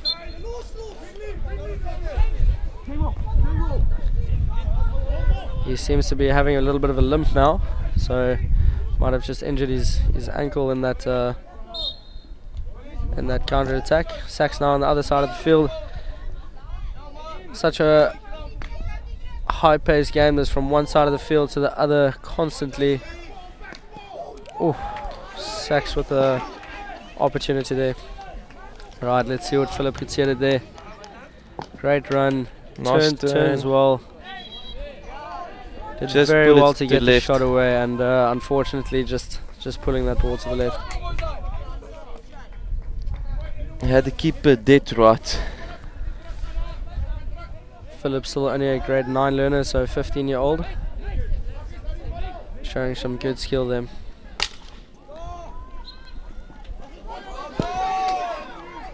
Paul was high with another counter-attacking opportunity. Yeah, it's Philip Kutsia again. Sax doing Nicely tracking the back. Sax defender doing very well there. Nice tracking back there from the back. Very well composed there by Sax. Philip Kutsia did have another player on him. Another support runner, but just unable to control the ball first to find his man.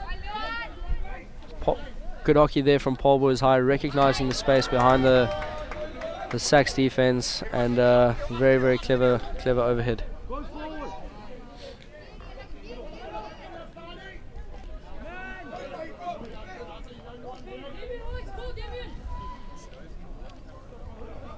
See both sides very, very hungry for the win here. We're literally going from one side of the goal box to the other side of the goal box. Nice attacking hockey. Great to see Sax with an opportunity. Oh! They had two postmen. The player had to try and clear that ball. Unfortunately, clearing it out the baseline, and the umpire decides penalty corner. Alright, Stefan, you think they're going to go with the same option? Second Castle, slip Hopefully right better execution this time. from the injector. Let's see if he perhaps just drops his right hand a little bit low on the stick for a bit more control.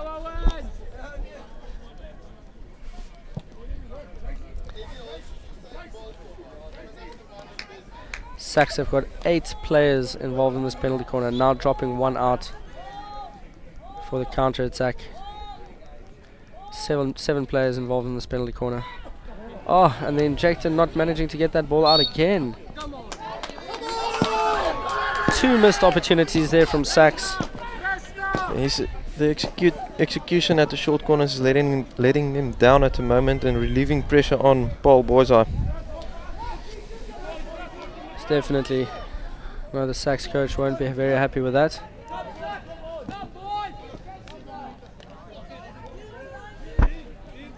Last 7.5 minutes of this game, still anybody's game at this point in time. Paul Boisai with another attacking opportunity here. Player not 5. Referee deciding not to pull out the green card.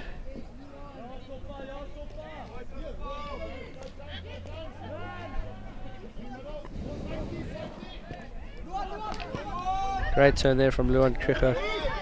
Gives it to Yankumayev, finds his... Oh! Very well handled there by the Sachs player. Great pass. Composure was great.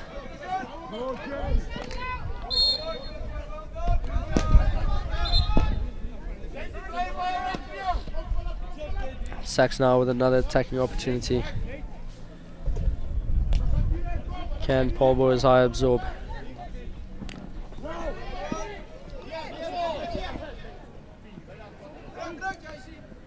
I must say Scott Patterson has been kept very quiet in this game.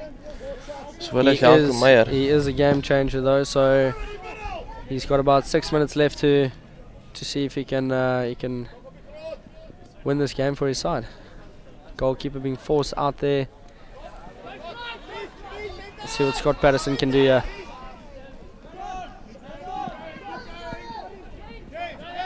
He just turns so nicely with the ball.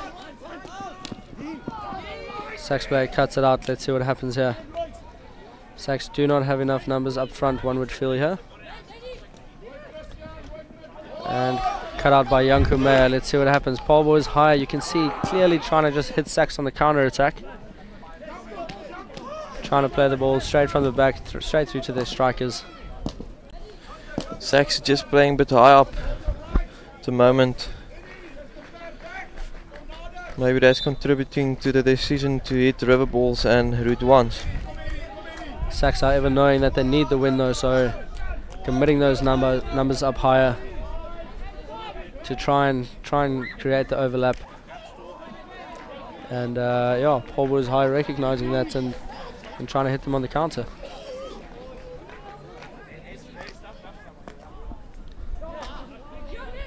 Sachs played it very well there. Oh, unfortunately, umpire calls him back for a free hit. Paul Boisai. Achis, we know he's got a big overhead. He throws it. Does he find? He finds Philip Kitsi on top D. Oh, what a save! Keeper did phenomenally. Edwin Sandberg with another turn. And long corner awarded to Paul Boisai. Oh, Edwin Sandberg almost there with the second goal. Keeper doing so well. He just needed to lift that ball over the keeper's pads, and Paul Boisai would have had it. Scott Patterson with a great drive here now though. Oh, the Paul Boisai play just not able to trap it, and it hits his foot. Let's see what happens with this replay. Great overhead once again by Paul Boisai. Great Pass touch, into left. And the player just, he should have just, one would say, cut the ball slightly more, you know, and but in those pressure situations it's always difficult. And now we've got Sachs on the other side of the field. And it's not a short corner for Sachs. Penalty corner awarded. Maybe this time it will be third time lucky. Umpire Olu is calling one of the players. It's Janko Meyer receiving a green card for talking. So Paul Boisai will be without Janko Meyer, one of their top players, for the next 2 minutes, which means he will only be active in the game for the last minute and a half. Let's see what Sachs can make out of this penalty corner. And it's affecting the defense of the short corner, since he was one of their main runners. He was. They're going to have to do without his speed there. Can the injector pull this ball out? Third time lucky. Looks like they're going to go for first castle now. And third time he doesn't get it out. Oh, you've got to sense the frustration there, the frustration from the Sax coach. Hitting a backsec, Paul Boys High. They've got space with Scott Patterson on the left-hand side of the field now. Counter-attack from Paul Boys High coming in. What a tackle. Great tackle there from, great breakdown in play from the Sax player. You can see the crowd starting to get all worked up here, both cheering on their sides. Let's see what Paul Boys High can make out of this. Last 2.5 minutes of this game. Nicely done. Fortunately, just making a little bit of contact with the player. You can see both teams starting to get a little bit verbal at this point in time. They know the time is almost up. Great play there from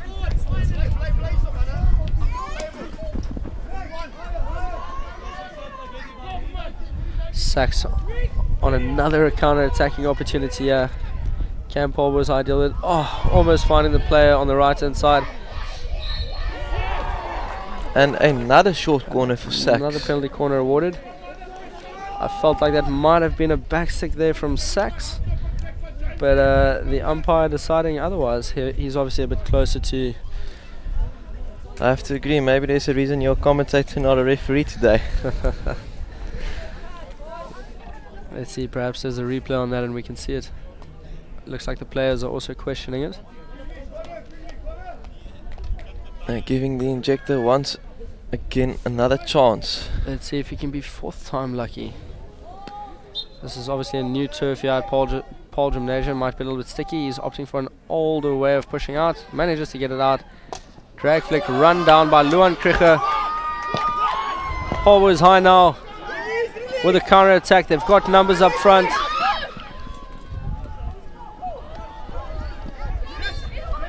And free it goes the way of Sax. Last minute left. Sax also have numbers up front now. How will they counter attack? Going up the left hand side of the field. Well dealt with by Christian Ferry. Was high opting for another overhead.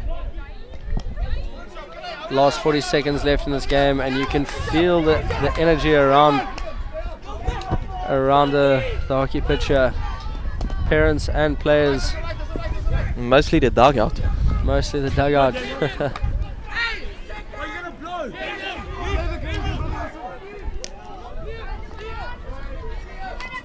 Last 20 seconds. Sax with one last chance here. What can they do?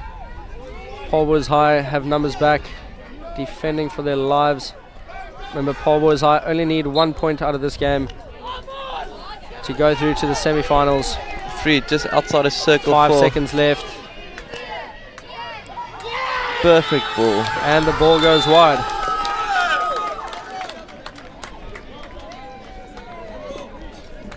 And that is the ball game, folks. Paul Boys High managing to come back from 1-0 down at halftime to 1-1. Sax players extremely disappointed. Paul Boys High players relieved. And what a game of hockey, eh, Stefan? From the 16 boys, one side of the field to the other side of the field. So many attacking opportunities for both sides. So many goal scoring opportunities. And one would say, however, that Paul Boys High would be a little bit more relieved after that second half. What were your thoughts? Sax should be disappointed in the execution, especially in the short corners. Most definitely. There was 4 that wasn't executed, and that's easy goal scoring opportunities. Most definitely. Well, ladies and gentlemen, you just watched Sax versus Paul Boys High here in Paul Gymnasium for the Top Schools Festival. I'm Rowan McLaughlin. Joining me was Stefan van Rensburg, and yeah, we will be out for now, and yeah, you'll be joined by your 2 next commentators for the next game. Thank you very much, Stefan. Baie dankie, Rowan, en lekker dag vir almal wat gekyk het. Cheers, guys.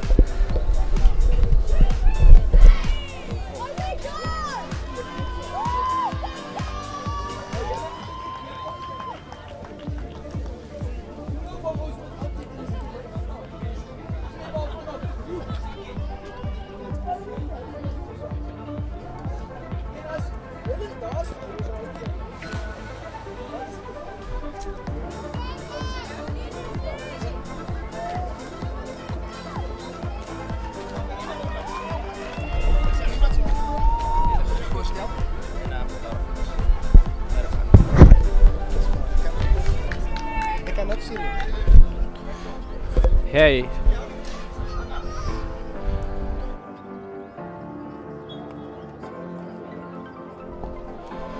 Good afternoon, ladies and gentlemen. This is the Under 16 Top Schools tournament held in Paul, hosted by Paul Gymnasium, live streamed by School Sport Live. We say thank you very much. Our game in front of you right now is the ladies' game. St. John's playing U16. U16's playing in the green strip from the right-hand side of your screen, and St. John's playing in the white from left to right. From the start, U16 looking quite good. On the attack, they are getting free just outside the circle there. Ball's overturned by St. John's. Ladies and gentlemen, you are here with myself, Marie Engelbrecht, and Saki Jones. Saki Jones is an old gym boy. Saki, how are you doing? Hi, I'm good, and you? That's awesome, Saki. What are you doing out here today? You a supporter or? I'm a supporter here today, but I'm a coach as well. So yeah, I'm just out here looking some stats and how the teams are playing, especially our young boys and girls playing here. Net gou Barry's de toy, baie dankie sê. Dis nou baie oulik, ek is een van die gelukkige papas wat nou sy dogter se game kan kyk. Uit Manganese in Somalië. Go Loris de toy, go U16. Baie dankie Barry's, baie dankie. Ja, Saki het gesê. Ja, ek kom kyk maar net die talent wat hier is. Goeie hokkie wat mens kan sien hier so. So, is 'n goeie paar dae hier in die Parel vir hokkie. So, ek hoop net die meisies en die seuns geniet hulle hokkie. That's mooi, that's mooi. Ladies and gentlemen, if you're watching from all over the world, send us a message, follow us on Facebook, on Twitter, tweet us, tag us, and we'll read it out on screen for you. Tell us where you're from, tell us who you're supporting, and we go from there.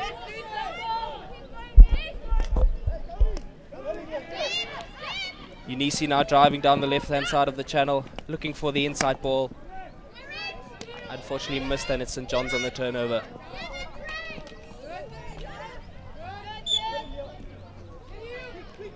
Saki, what an amazing tournament this is. Your first day here, were you yesterday for all the action? I wasn't here for all the action, unfortunately. Came a bit too late for my team I'm supporting. So yeah, and then I had to go do some work at home, so unfortunately I couldn't watch the whole day. That's awesome. Saki, you're an old gym boy, but am I right in saying that you are supporting the Paul Boys Eye side here? Yes, yes indeed. And the reason why is because I'm also a coach there. So it's nice seeing the boys play, but you know, by heart I'll be a gummy, but for now, I'm supporting Boys Eye. By profession, you Paul Boys Eye. Yes. Paul Boys Eye and Sachs in the previous game, they drew 1-1. What a cracker that was, eh? That was a really great game. I was should have gone to Boys Eye side, but of course you'll say that, eh? Yeah, Sachs had a good game, really good game. Didn't use all their chances as well as Boys Eye. But yeah, I wanted Boys Eye to win that match, but for the Joyce is good enough. Draw's good enough. Now U16 on the attack now. Looks for the straight ball through, but unfortunately doesn't connect the ball properly there and hits it straight into the St. John's lady. Quick little foot there, will be spot by the umpire. St. John's now with the circle entry, looking to get the shot away, and she does. It is a goal for St. John's. Well done. Very well done. I think these ladies, all they want is circle entries and then getting a shot off, and the shot goes into the box. Then that's a job well done. You just need to make sure to get the shot on target, and from there your postmen, post ladies will do their job. Now off the restart, U16 with the ball, looking to hit it straight up the park by gaining some advantage in the field. St. John's now on the free hit, just inside their own defending 23.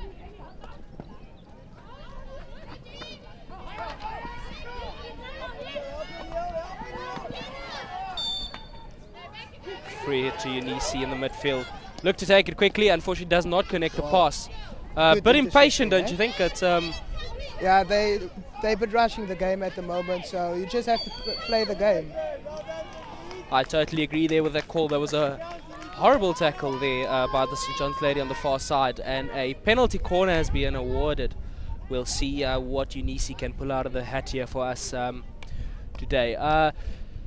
We've had some instances where the injector struggles to get the ball off the spot. It's because of the turf, I think, is a bit sticky. Yeah, the turf. It's as you can see, it's a new turf. It's basically a month and a half old, so it's hard to get it out from there. So what I'll suggest is just to make it a bit wet and make it easier for yourself to release it. U16 tries to slip right there. Doesn't quite work out the way they planned, I think. Advantage being played, shots been taken, so the ball will go out for on the baseline for a 16-yard hit.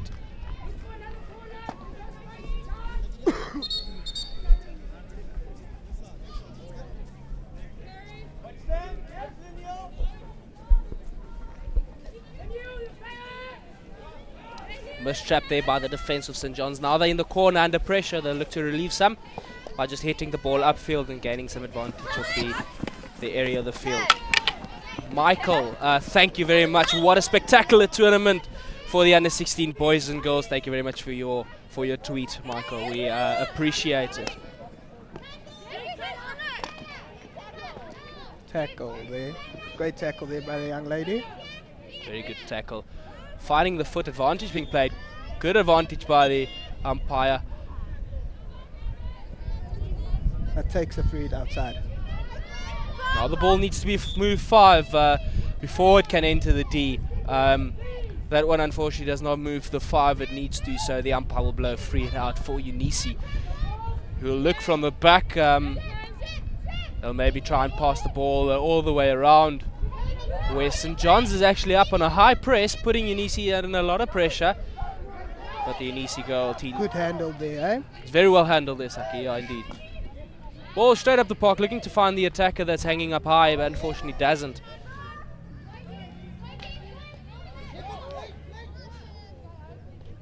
Now St. John's on the turnover. You can hear the coach shouting from the far side that she has got time, and indeed she does have a lot more time than she thinks she does, especially in the midfield, where you can just receive the ball, have that time to look up, find your connection passes, and then from there on take a good drive forward.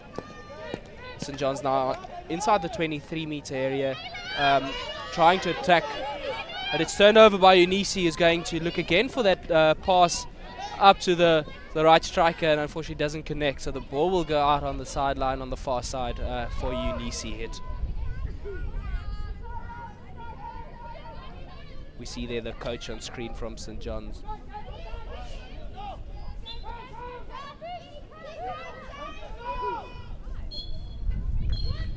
Small little foot there was deemed intentional.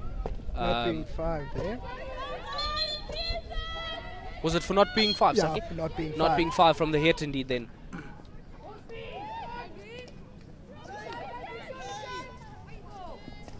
So when a hit's been given, all players need to retrieve 5 from the spot where the infringement took place. So if you're not going to do that and you're going to break down play, you're going to have to go rest on the side there.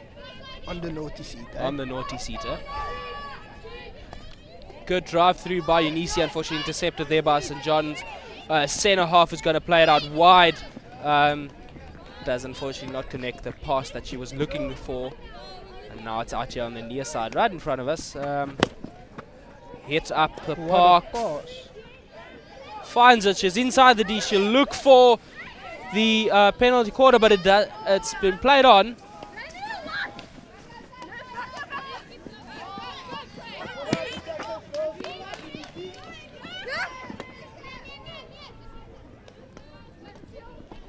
Good tackle there by the U16 goal. She gets the hit for that. Some good movement. That again is not 5. 5.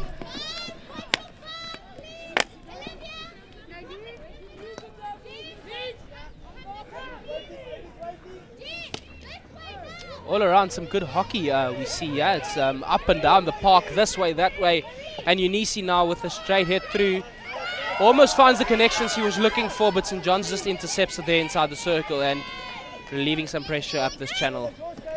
At the moment, St. John's is doing great defending work there at the back, and this is helping the whole team moving forward for the next few minutes. Definitely some good composed defending from both sides that we are seeing here. Awesome vision there for the diagonal ball up the left-hand side. Gets the hit. St. John's will look to take this quickly before U16 Girls sets up. Now the ball needs to be stationary inside the 23 meters area and on the mark before it can be played. And remember, previously we had a hit there that had to move 5 meters before it can enter the circle. This one, unfortunately, very well intercepted there by the U16 Girls. Overturned again by St. John's, who's going to try and enter the circle again.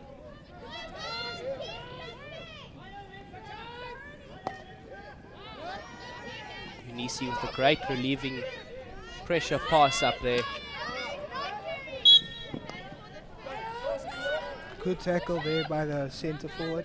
Very good tackle there, and it was called back for the first infringement, so U16 will have a free hit in the centre of the park. Connects the pass. Driving up towards top tee. A good challenge there by St. John's lady. She'll pull it back in, looking for the foot, and she'll try again, but unfortunately does not succeed. In the end, it is called the foot.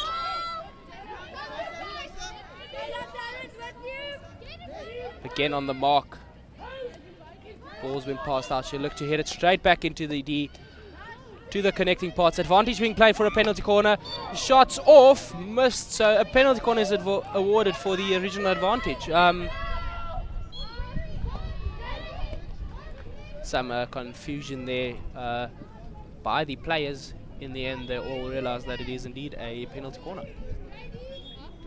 Good work there by the U16 Girls. Let's see what they have in the bag for us today. So U16 is trying something interesting here. They are taking the penalty corner from the unusual side of the box, which is all legal. Let's see what they can do. Back to the baseline. She's going to look for the penalty spot. Finds a foot, so free hit out. Unfortunately, the stick was just not on the ground there, so it hit a foot. Great pass there from the baseline to P-spot. Definitely the right idea. I think the execution of the penalty corner needs some sharpening. Yeah. When you're in front of the goals, you always keep your stick down. That is especially true. for that passes through the middle. Saki, you know a lot about defending. I mean, you played goalkeeper for your side. So defense is kind of your strong point, especially in that situations where... especially in that situations, you need to be more aware of where all the players are. U16 now on the opportunity. It's straight into the keeper. She's going to try again off the second phase. Pops it in. What an amazing goal. Well composed goal there. Definitely awareness of the second phase, the rebound of the keeper. Really good. Very, very good. Yeah, like I said, there's the replay up on your screen right now. What a great take, and just a small little pop in there is popped in by the postman on the left hand side. Very, very calm finish there. Cool and calm, eh? Cool and calm, yeah. So this game can only get more interesting from this point on. We are just about having 6.5 minutes left of the first half, and the score's tied on 1-1 for U16 and St. John's. St. John's now has an opportunity to go directly into the D because their head's deemed outside the 23 meters area. Does not need to move 5 right now. And she does, and she gets a shot off. Great save by the keeper there. Lovely kick out by the keeper. Freed out for the defense. I think in that situation where you're, as a defender, trying to clear the ball straight up into the middle into congested areas, probably not the right idea. But in the end, if you can keep possession of the ball. If you can keep the possession, then it's fine. But if you clear it up straight to the middle, it's back in traffic. So you must be awake for the next shot coming. Yes, definitely. St. John's now on the 16-yard hit to plays it straight up into St. John's again. Free hit for St. John's. He'll take it quickly. All right. Up the park. Looks to connect some passes. Unfortunately, not a strong enough release there. Still will be turned over by Unisi. He runs it straight back up into the park.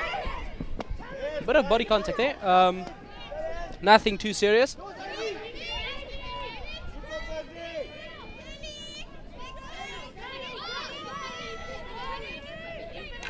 St. John's there with a lovely reverse side drive up the forehand channel. Still going. Nice to reverse stick it in. Keep it well there. Oh, no danger on that at all.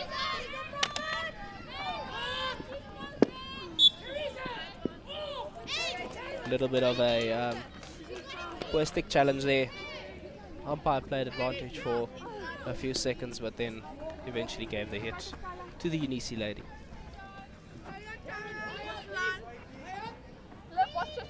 So now she'll either go straight up or play it back. The composed option, I think, will be going back, but rather she decides to play up front. In the end, I think it all worked out for her because she's got possession of the ball. Free hit just outside the circle there. That's a small shot of our view that we have here at Paul today. It's lovely to see the mountains in the far, and on the very far end there's some snow. We can definitely feel it here in the morning, Saki. If you've got the early game, it's extremely cold out here, and as soon as the sun sets, and you know in Paul the sun sets a lot earlier than it does in Cape Town, it's very cold up here. But now when the sun's out, guns out, so as soon as the sun is behind that beautiful rock of ours, then it's time to get that jackets on, because you know. Definitely time then to get that jackets on.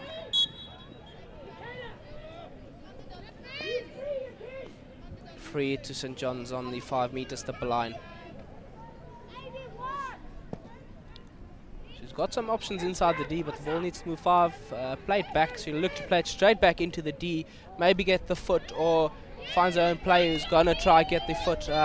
Goes through the legs of a Unisi goal, so just missing the foot. Just missing the foot, unfortunately. Lovely clearance there by the Unisi defence, but she'll look to try and relieve some more pressure by getting it even higher up the park.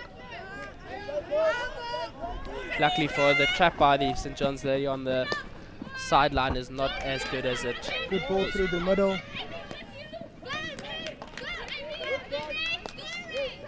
Definitely need to give some credit to the Unisi girls, who is actually able to string a lot of passes together. Yeah. Building momentum, building confidence, and by doing that, moving forward in the game, and in the end getting a circle entry and possibly a corner or either a goal.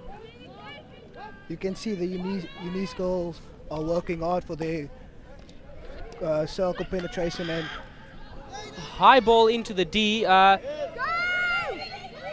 Gets the shot off and hits a foot of St. John's on the line in front of the keeper. So penalty corner is awarded. Unisi have another chance to convert. And just about 1 minute and 45 seconds left in the first half of this game. Scores are tied 1-1. Unisi would definitely look to get the upper hand going into the halftime, being 2-1 up. Let's see if they can. That you can make sure of that, eh? So what do they have up their sleeve now again?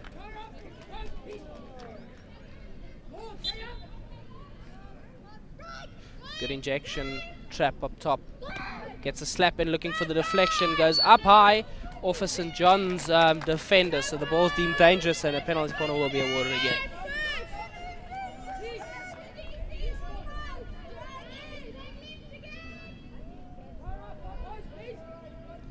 That's the St. John's captain just asking the umpire what exactly happened there, but the right call's made in the end. Unisi have another chance.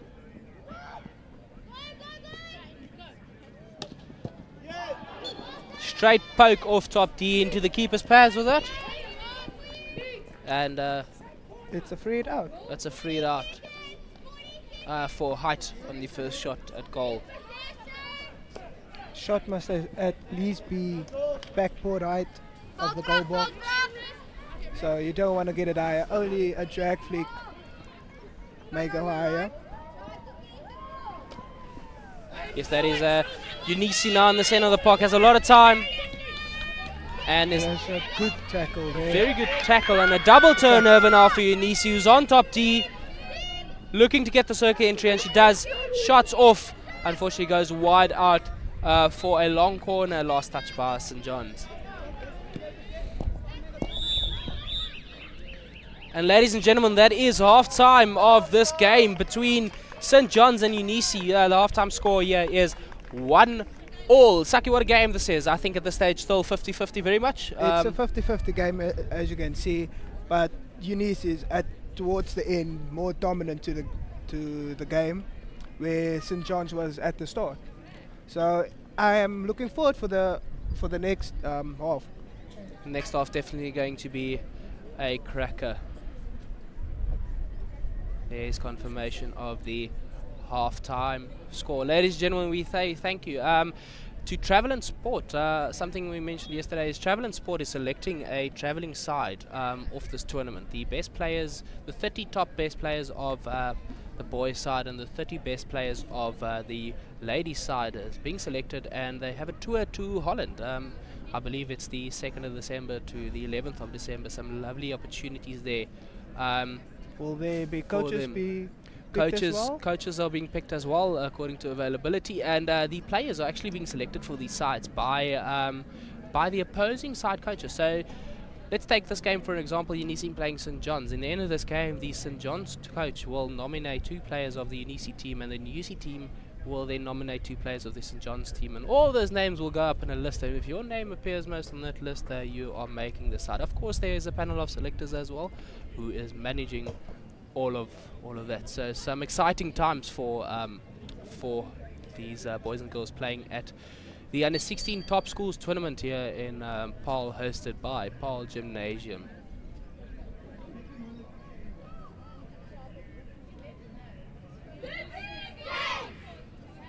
So these teams have only a 3-minute half-time. Whistle has been blown for them to get started. We'll have the second half going soon. What an awesome view. In the far side you see the amazing Paarl Rock, and then up on the mountain here. That is the school grounds of Paarl Gymnasium. Saki, doesn't it give you goosebumps looking at the school you attended? Yes, it does. It does. I will always forget I will always remember the days on this schoolyard. It was really good times, and I miss it. I miss it. So it gives me a lot of goosebumps. But yeah, what can I say? What can I say? Ladies and gentlemen, that is the start of the second half. St. John's Unisi. If you have just joined us, this is the Under 16 Top Schools tournament. St. John's playing Unisi. St. John's now playing from the right hand side to the left in their white strip, and Unisi playing green from left to right. You are here with myself, Marie Engelbrecht, and Saki Jones commentating on this lovely afternoon here in Paarl. St. John's quickly back up the attack. Ball goes high up into the air, deemed dangerous. And a shot off by St. John's, a shot came off the back of the stick, so free hit.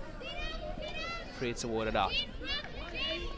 Lovely start by St. John's. They didn't give Unisi any time to take a breather. Back on the attack early on.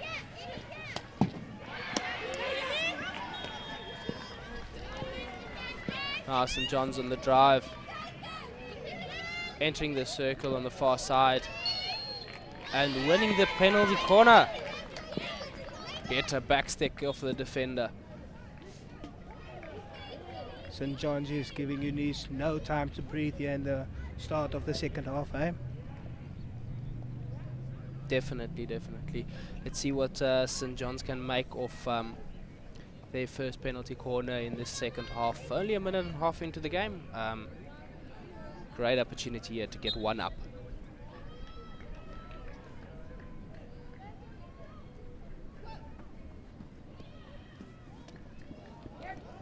Good injection. First wave was very fast on the castle there. Penalty corner re-awarded.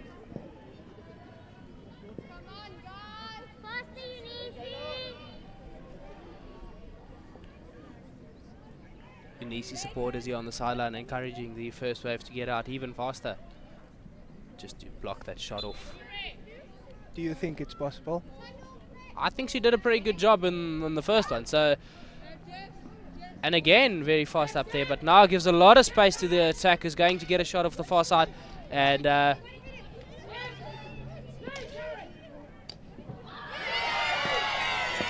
bit of confusion here. Time will be stopped. The umpires will confer on from that situation there.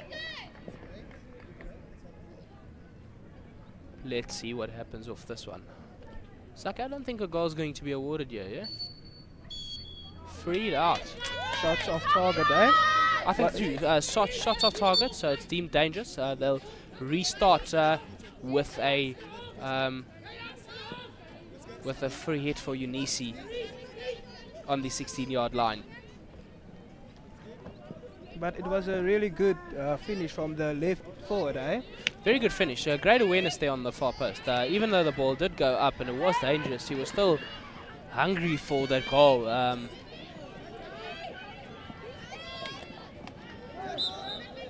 St. John's has a free hit. Taking it quickly. Taking no time. Turnover ball again by St. John's. And a clearance out on the far inside. It will come back through the middle of the field. Unfortunately, missed trap by the first defender. It's going to be picked up again by Unisi. Very good challenge there to win the ball back. Unfortunately, just not enough. Dangerous ball. Unisi goes up the park. Again, deemed dangerous. So they'll have to come back for the free hit here, just between the halfway line and the 23 meters line.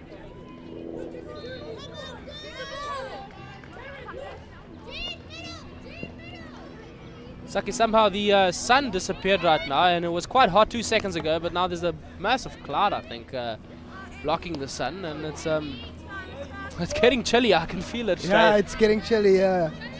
We hope the sun shows its face in a second again. Yeah, I think I need to go get my jacket off in this game, because as soon as the sun is gone, ball gets real cold, eh? Definitely. Especially growing up in this beautiful town, you will know by the time now when the sun is gone, it's cold. It gets cold. Gets real cold. You'd think growing up here in Paul, you'd somewhere get used to how cold and how hot it can get here in Paul, but you just can't. You can't. I'm an old boy of Paul boys on the other side. Just a break. Unisi entering the deep, ball going out on the baseline for a 16-yard egg for St. John's. Yeah, I'm an old boy. I went to Paul Boys for 5 years, and I thought that I'll get used to it, but you just never do. Just never get used to the heat and the extreme cold we can face. I've been living here for 22 years, so I'm not even me is used to this weather, eh? Yeah, it's bad. Unisi looking to release some pressure, just not connecting that ball properly. Unisi still on the ball, turnover by St. John's inside the D. She look to get the penalty corner. Gets the shot off to the postman on the left-hand side, but lovely defense there. Great composure clearing the ball out. But St. John's can have another try getting in there from the sideline. St. John's now on the drive towards baseline. On baseline, looks to get the foot, doesn't quite find it. Stick challenge blown by the umpire.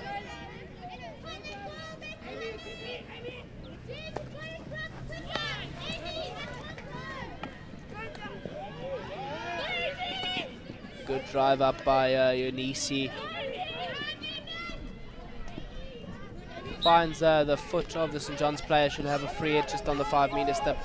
Takes it quickly, moves it the 5 that it has to. looking for the foot and finding the foot in the end. Great work of the right link from Eunice. Definitely, and she'll have a penalty corner for her efforts. Job well done. In the end, a very good job. Now they'll look to convert this one to be one up against St. John's here.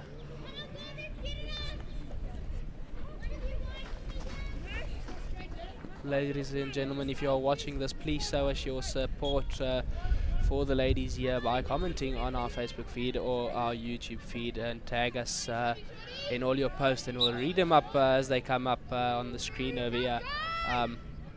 Let's see what U16 can do off. Tries a drag flick straight into the keeper's pads, come off and finds a foot, so penalty corner re-awarded. Remember also to tag us in all your photos at School Sport Live.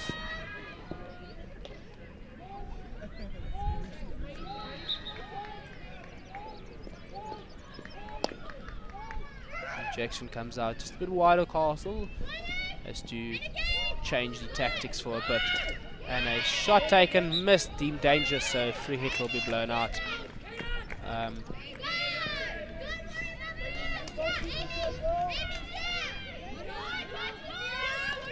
John's now looking to get the pass up there, doesn't quite find it, but in the end actually does find it. Gets through at the end, eh? Sneaks through here in the end, and U16 has gathered the ball, but unfortunately lost possession inside the 23, where St. John's has an opportunity for a circle entry, unfortunately denied by the defence. Then again, it's on a tomahawk, has it in, shots on target. Penalty corner for St. John's. Seconds up and down, eh? We've got a penalty corner on that side, and before you know it, you got a penalty corner on this side as well. So it's good hockey, eh? It's good hockey. Very good hockey. Anybody's ball game at this stage. Let's see if St. John's can put one up on Eunice. Eunice needs another runner there in the defence of the penalty corner. Penalty corner for defence is four field players and one goalkeeper. Got to get them all four in there. And then we can start this penalty corner with 11 minutes on the stadium clock to go in the second half.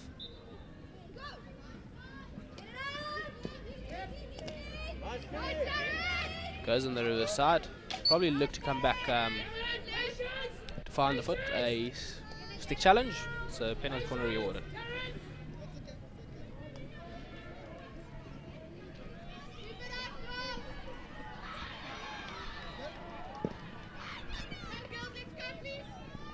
A quick conference there between the injector and one of the runners, maybe changing their tactics for this one. Fairly good injection, slip left, slap in for the deflection, almost connects it, saved by the keeper. Back and gets it through. Back out, and in the end gets it through indeed.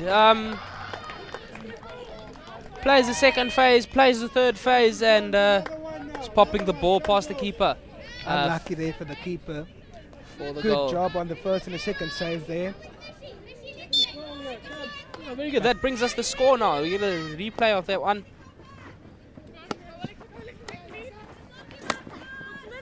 See the slip there and the slap in. Almost stopped there. Oh, comes through on second save. Very well done indeed.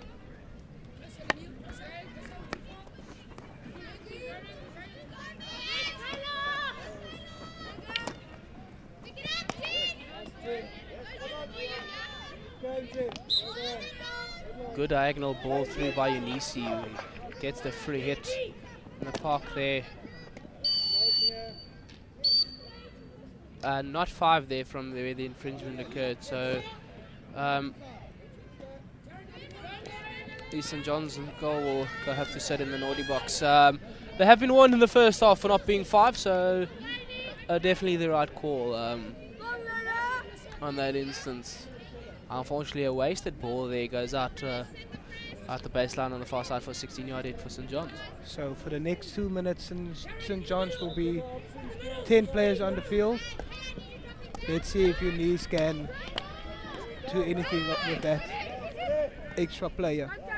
Yeah, Unisi have an advantage of an extra man on the pitch right now. If I was St. John's, I'd go into a defensive stage right now, just man marking everywhere that I can to block Unisi's path as far as possible.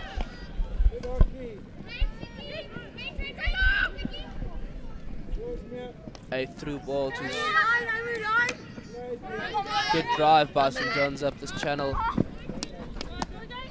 Maybe the pass just a bit soft there. Finds the foot, so Unisi will have the ball.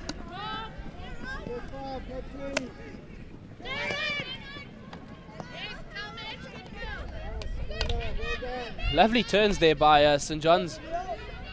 Just confusing the Unisi defender there for a few minutes.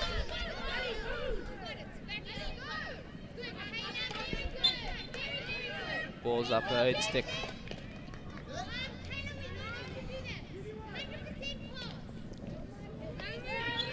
Maybe just a bit of a collision there in the field.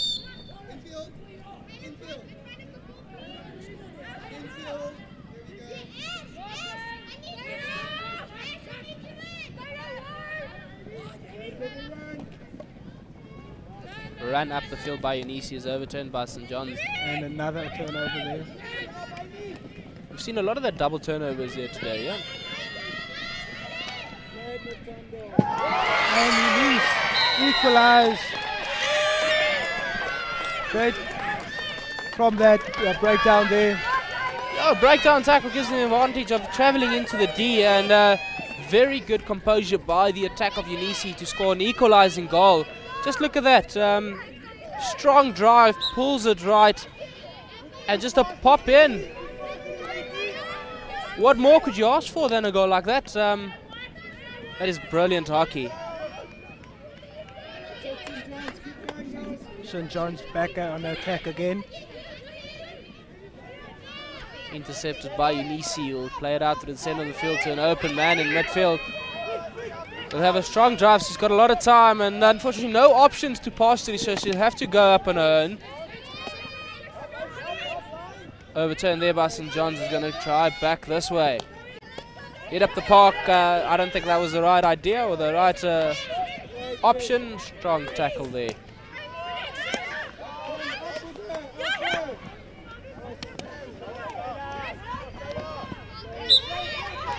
Finds a small foot there for a free hit for St. John's, just inside the attacking half.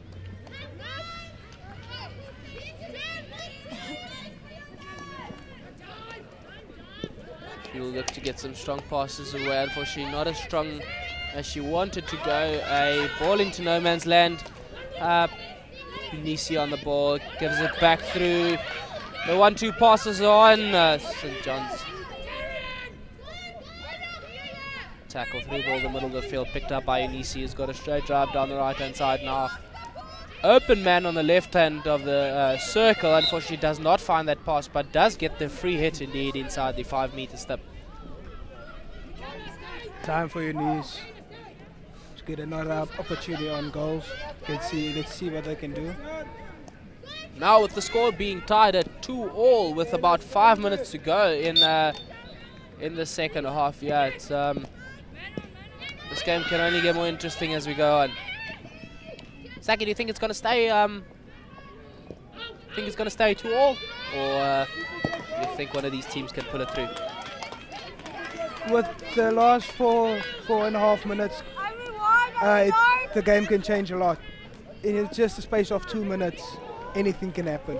Definitely, I agree with you. Hockey is a game where you take your eye off the game for about a second or so, you can lose out on a lot of action. Now Unisi on the defense. They'll look to relieve some pressure up this channel. Does indeed, but it finds us in John's player. Is just going to try either to transfer the ball out to the other channel or just go straight back up.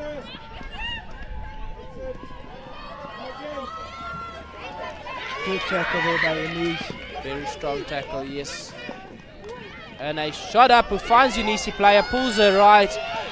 St. John's on the channel there, and hit into a St. John's stick over the baseline, so we'll restart with a long corner. Attacking opportunity here for Unisi.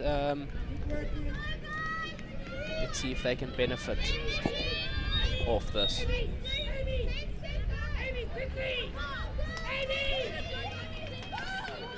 Strong drive up on top. D takes a swing and misses. Hit out for St. John's.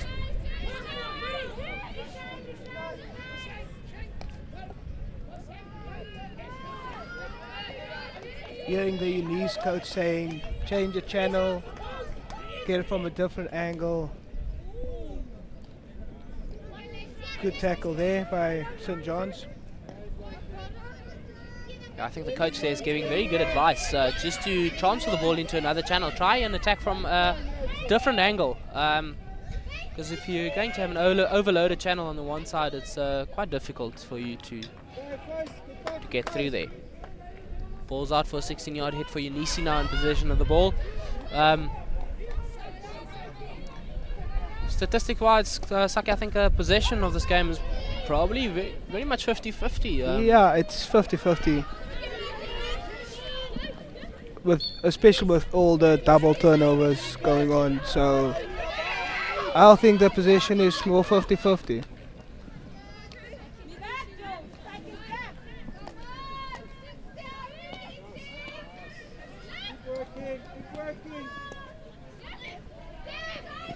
True indeed, another swing and a miss there, advantage being played, balls it up the park. It's going to be fetched by Eunice. St.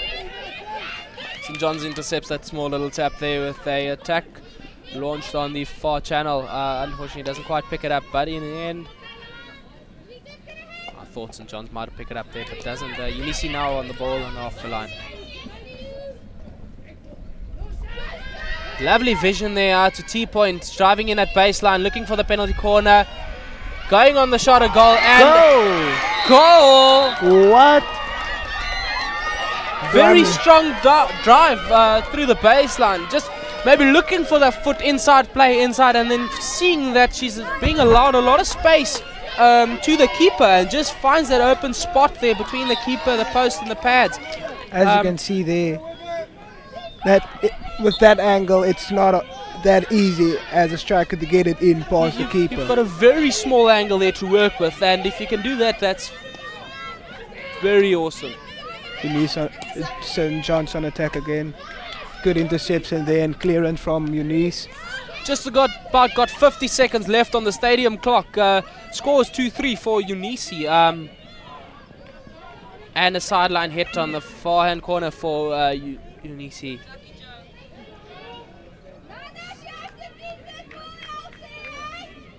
Now they'll probably look at taking the time, maybe hitting the ball up the park. Tries the aerial ball into a congested area, which is blown by the umpires. St. John's will look to take it quick with about 30 seconds left on the clock. Get a circle into here, get a penalty corner, even get a goal. Umpire's whistle has gone for the hit to be taken outside the 23 meters area. They have an option here to go straight into the D. That's what I would do. And a lovely tackle there by Eunice, who clears it straight up the park. And Eunice running away with the ball as the clock ticks down for the end of the match. Here at the Under 16 Club Schools tournament, where St. John's just faced Eunice and unfortunately had 3-2. Had to lose 3-2. Saki, a good game all in all. 50-50 possession wise. Yes. There's confirmation of the full-time score. Ladies and gentlemen, look at that view just from one of our camera angles up on the tower. Amazing stuff. I think we couldn't have asked for a better game. Ladies and gentlemen, that is it from myself, Marijn Engelbrecht, and Saki Jones for this game. And enjoy the next one, boys game coming up right after this. Enjoy, guys.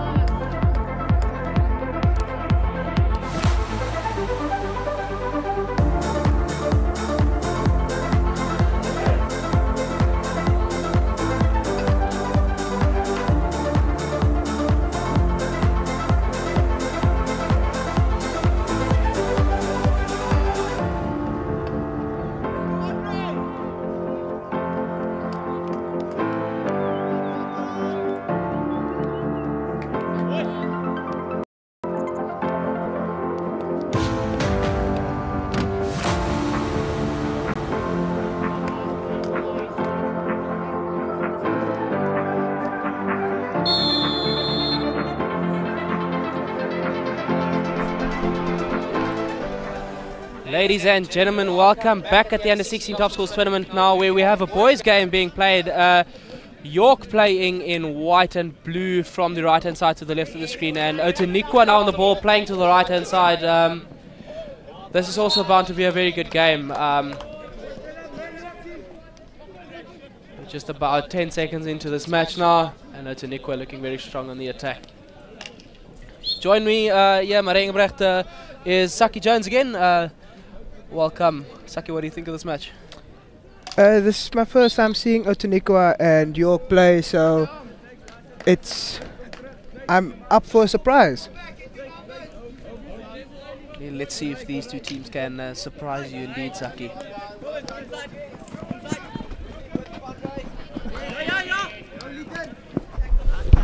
York on the turnover, looking strong. Unfortunately, turned over again by Otanikwa.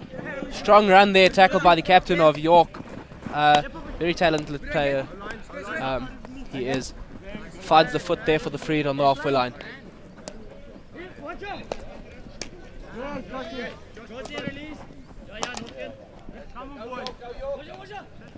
York on the ball, tries the through ball, doesn't quite connect. Otanikwa now on the attack. I do believe this is a town derby. Yes, indeed, Saki. I didn't even think about that. York and Otanikwa both from George. So this is like they're playing a local derby, but out in Paul here at the Under-16 Top Schools Tournament, hosted by Paul Gymnasium. Ladies and gentlemen, if you are watching from all over the world, where you are, if you're from George and you tuned in, please send us a message. On YouTube, we'll read it out as it comes up on the screen. Remember to tag us, SSOaki. Tag us on Facebook, Instagram, Twitter. Send us your tweets. Let's keep it interesting out here. Turnover there by York, strong on the attack. Very strong drive there. Free hit to York. On the halfway, they'll look to take it quickly before Otanikwa totally sets up. Looks for the pass down the left-hand side. And connects it. Good tackle there, but free given to York.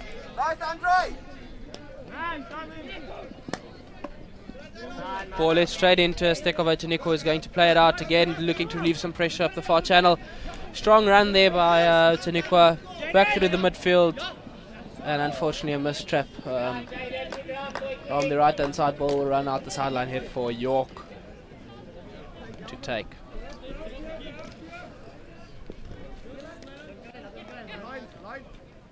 Now York on the ball, look for the 1-2 passes, and he strings it together. Lovely working communication there. Free hit to Otanikwa. Ball goes through. Some awesome aerial skills there, Saki. I'm impressed. Just to get started. Just to get past that defense. York free it now.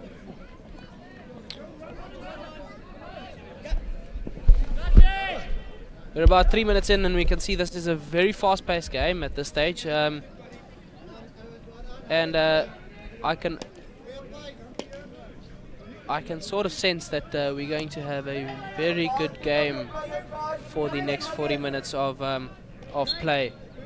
Finds a small foot there of York. Otanikwa takes it quickly. Again with the lovely aerial skills, but this time deemed dangerous by the umpire, so it'll be called back for the free hit to York.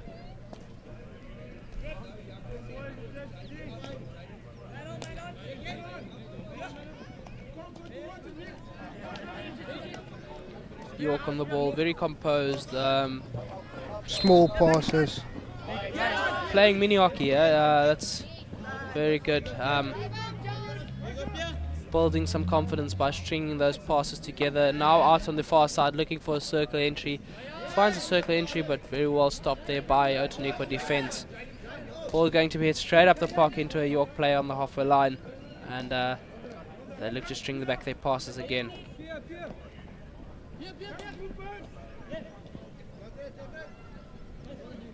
Now again into that corner on the far side. This time not quite finding the player there on 3-point. Out in that corner, Otanikwa looks to press it up to keep it very tight. That ball out on the sideline here for Otaniqua to take.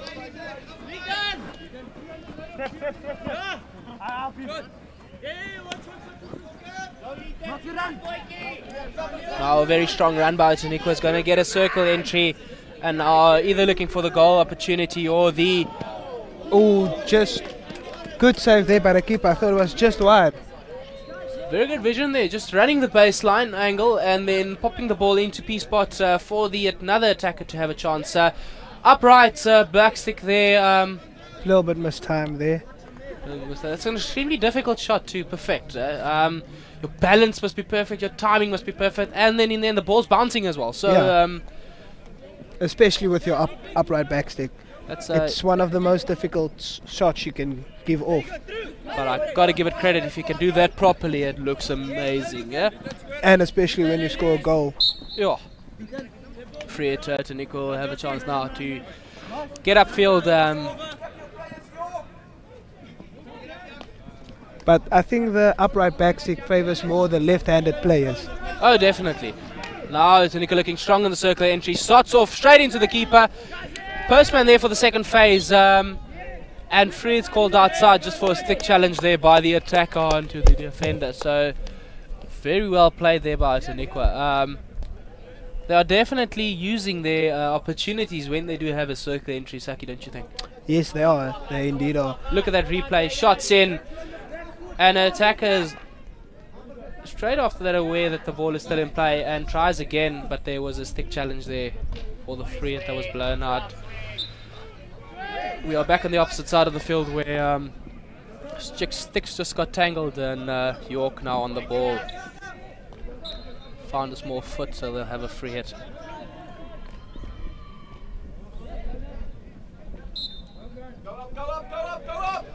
Again, York on the strong drive, and they got a free hit. I think that was just outside the 5-meter stipple line.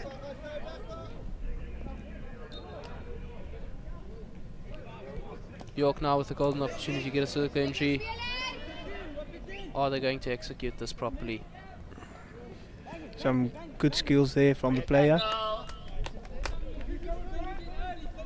Very good. I think both of these sides are using their aerial skill abilities to the best. Very good ball in there by the York player. In the end, I think it was touched by a Otaniqua player, then off a York. Forward just added to get a stronger touch on that, then it's in. Yes, for deflections, you definitely need to be strong on the ball. Now York again. Great strong tackle by Otaniqua. Ball's being played out in the centre of the field, out wide. For a Otaniqua player, there's a lot of time and space. Small passes into the middle of the field, going straight through again on top D. Unfortunate there, but up under the feet with that ball. Yeah, just a bit off balance now. Free hit out. I think it was very good play. We had 1, 2, 3 passes and they were in on the other side of the field. Very good. Very good movement off the ball as well. Definitely. At this stage of the tournament where all these players, their legs are tired, they letting the ball do all the work and running as little as possible, which in the end is the clever thing to do. Especially considering that this is, I think, both of these sides' second game of today, and after both of them having played 3 games yesterday. Playing 3 games a day, it's quite hard, eh? Definitely. The people could say that it's only 20 minutes halves.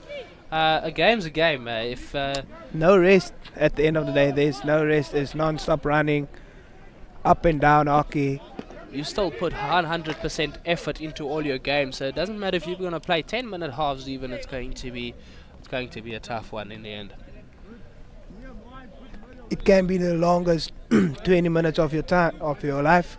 So, especially when it comes to a very tight game, that 20 minutes can feel like 2 hours. Definitely. Saki, they had a long corner just now, which unfortunately not executed properly. Ball passed back and mistrapped by York. So Otaniqua will be on the attack now on the sideline hit.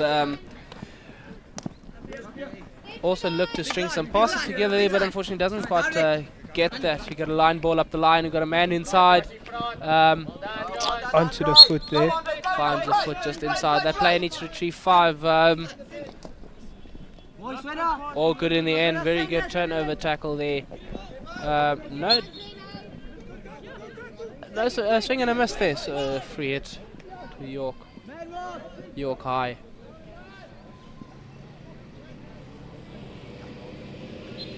Ladies and gentlemen, if you're watching from George, give us a shout out on your YouTube chat function and tag us in there. Tell us who are you supporting, what players are you supporting, so that we can give them a shout out here from the commentary box as well. 11 minutes gone and it's still 0-0 on the park.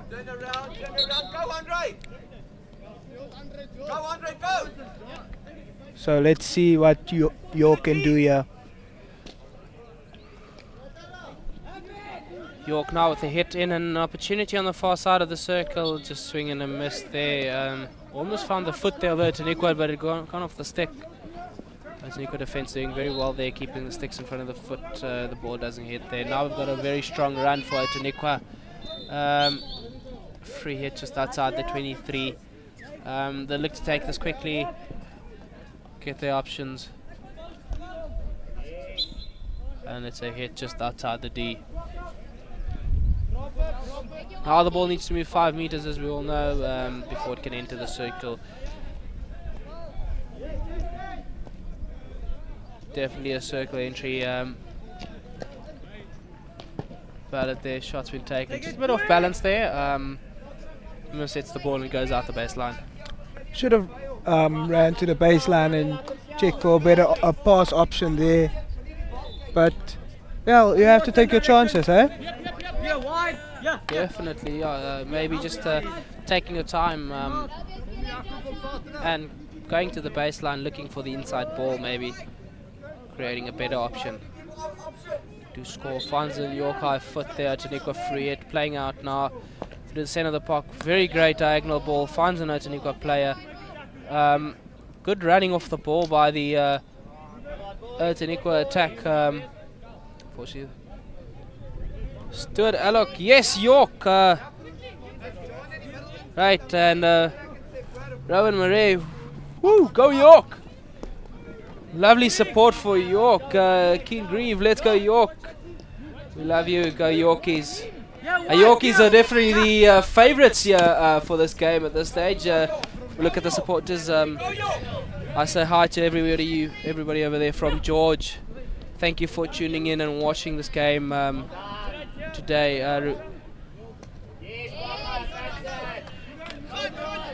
Remember, while watching, you can all engage with us by following us on Facebook, liking our page, tagging us in all your comments, tweeting on our Twitter account, tag us in all your Instagram posts, and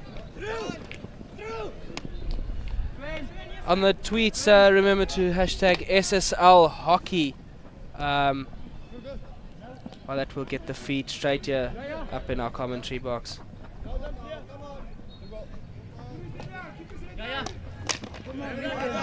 Good tackle there from York, left link.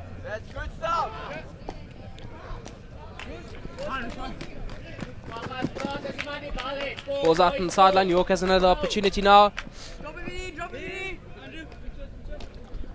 Looking for the ball straight through the middle of the field. Not quite there from the Taniqua defense, but then a free hit just outside the 23 meters, area 4.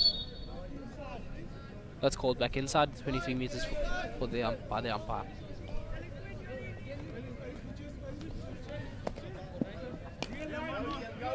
York now with a composed transfer of the ball to the opposite channel, just trying to use the options that they have by not overloading the channels too much, using all the space on the park. Through ball, and unfortunately doesn't find the runner. I think the runner there was caught ball watching and not looking whether the space behind him, space, and if he just would have cut inside there, he might have picked up the ball. Now York turnover, they've got a man up high. Finds the foot of an Taniqua player just outside the D, and they'll have a freed over there. Just about got 5 minutes left of the first half. Score still tied on 0-0. Strong run by York and a shot taken. Go out for a long corner. Very well done there by the York attacker. Very good, very well done there. You can see Look at that strong run. On the ball, pulls it and has the shot. Just unfortunate that the Outeniqua player had to have the stick there. Very well done by the Outeniqua defence. As you could see there, the Outeniqua players stood still, thought there was a little infringement there, but no infringement and great movement off the ball. That ball's lifted a bit and out of control. Outeniqua now with opportunity for the attack. On the chase, we have an Outeniqua attacker. Might as well get there. Unfortunately, just misses out there. The keeper strong on his heels there. Remember, the keeper can only use his kicking pads whilst inside the D, of course, Saki. Yeah. If he was out there, he had to use his stick. And it's not easy to use a stick with one hand, eh? Having that weight in one hand is that's a skill. Now York through the middle of the field, looking for that pass. Finds it. Nick with the jab tackle, another jab. But York stays in possession of the ball.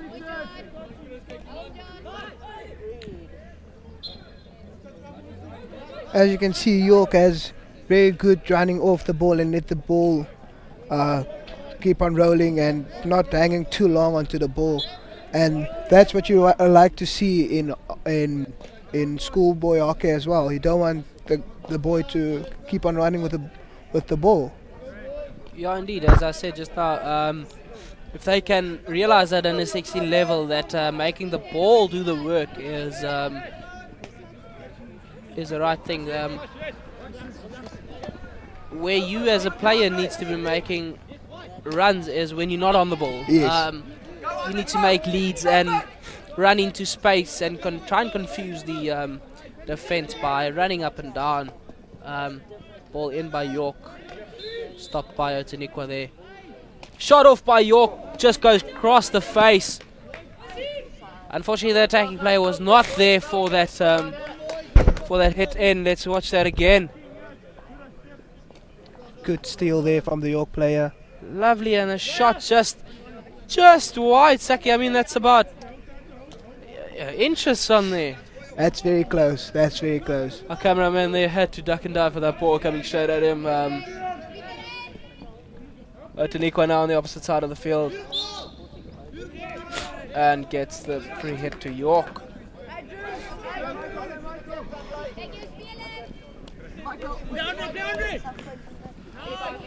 York on a lovely line ball for a play down to the baseline in the corner here on our left hand side. Not finding the pass over there.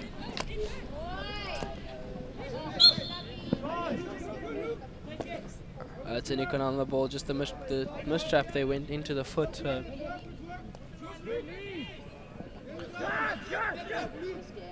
Outeniqua not very good on the ball. Saw the pass now and a strong body challenge there by York. And then he's blown up for that.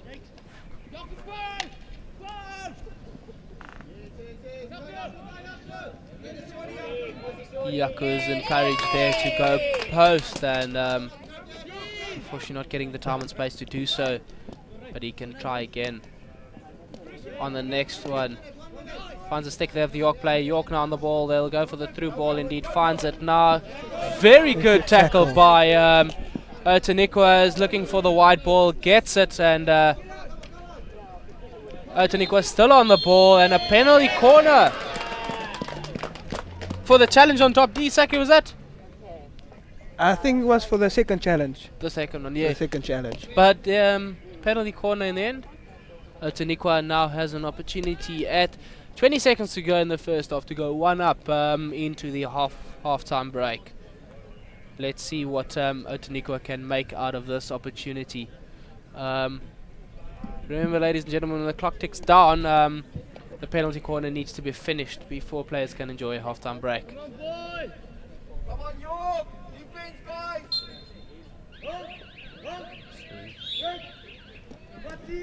Slip to the right-hand side. Saved by the keeper. Saved by the keeper out in the baseline for a long corner, but that'll be half-time here at the Under-16 Top Schools Tournament in Paarl, hosted by Paarl Gymnasium. The half-time score is 0 Outeniqua, 0 York. Hi, look at that amazing view, ladies and gentlemen. It's confirmation of the half-time score. As you can see there at the far back mountain, but snow. That is Saki, that's not a bit of snow, that's a lot of snow, and I can definitely feel it in the air. Yeah, it's true. Oh, not having a jacket on and feeling this cold, it's not so good for me. Getting a bit too cold, need to get my jacket, but well, you got to get used to it to stay out here, eh? That's definitely, and I guess the boys won't be getting as cold as we are. They're running on the park, so they'll have a lot of energy to. The keeper's the luckiest guy. Keeper's the luckiest, indeed. He's wearing the most clothing at this stage. I guess when the sun's out, it's not so then lucky. Then it's not lucky. Yeah. So yeah, I'd rather this weather be the keeper, but on a sunny day, I don't want to be in that kit. Yo, Saki, yes indeed. Saki, tell me, do you think the score at halftime is a fair reflection of what we are seeing at this stage, or what do you expect is going to happen in this second half? The way Outeniqua played, I expected a goal from them at least on the last short corner before halftime, but York is dominating more through the game, and as you can see, it's still 0-0. It's a tough game going, so I hope it's gonna keep going that way. Definitely, we hope so too.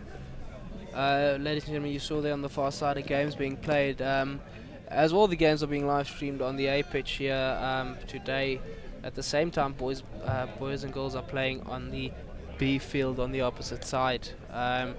If you want to keep up to date with all the tournament information, everything happening here at the Under-16 Top Schools Tournament in Paarl, go into the App Store and Play Store, Android, to go download the My School Zone app. And the code for this tournament is Top Schools. There you can find all the information to keep up to date on all the changes that is happening, from top goal scorers through to pool standings and where they lie. Ladies and gentlemen, we'll have the start of the second half right here. York playing Outeniqua. York now playing in the white strip from left to right, and Outeniqua playing from right to left. Ladies and gentlemen, you're watching all the way from George again. Please write us a comment. Tell us who you're supporting, and show your support for the players on the pitch. You can even tweet us. You can tweet us. Use the hashtag SSL Hockey, and we'll catch up on that. Follow us on Instagram and Facebook. Tag us in all your posts and comments, and keep interacting with us. Outeniqua looking strong out the defence. Fire inside channel, picked up by Outeniqua. Bit of balanced drive, but then finds his man, circle entry, and turning to top D, has a shot away. Tomahawked it underneath the keeper for a amazing goal. That was a really good run there from by Outeniqua. Have a look at that, ladies and gentlemen. Just realizes that if he can turn up to the P spot and have a tomahawk, the keeper has no chance of going there. Through the legs of the keeper. I think the keeper's vision was blocked there by a defending player. Couldn't quite see where the ball was going. You got that right, eh? Right there. The defender was maybe just in the wrong spot for a second. But he moved well. Keeper moved well. Unfortunately. What a goal that it was. Unfortunately for him. It's like you can just imagine what confidence this will give the side right now. Yeah, it will. With the second half only 1.5 minutes down now, being one up, confidence boost. Yeah, that goal is a real confidence boost. Freed out there for Outeniqua. But yeah, as I said, it's a real confidence booster here. So as you can see on the game, they more on the ball and attacking more and wanting it more at the end. Definitely now York on the attack. Unfortunately doesn't find the pass there. Outeniqua now on the ball. bit of a lazy jab. The game is becoming a bit messy, yeah? Let's see if they can tidy it up in the next few minutes.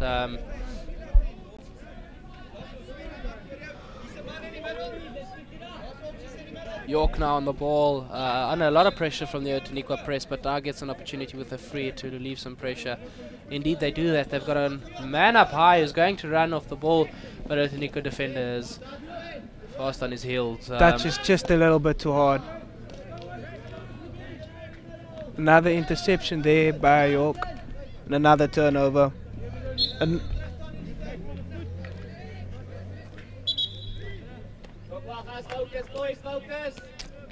Otaniqua getting a free hit out.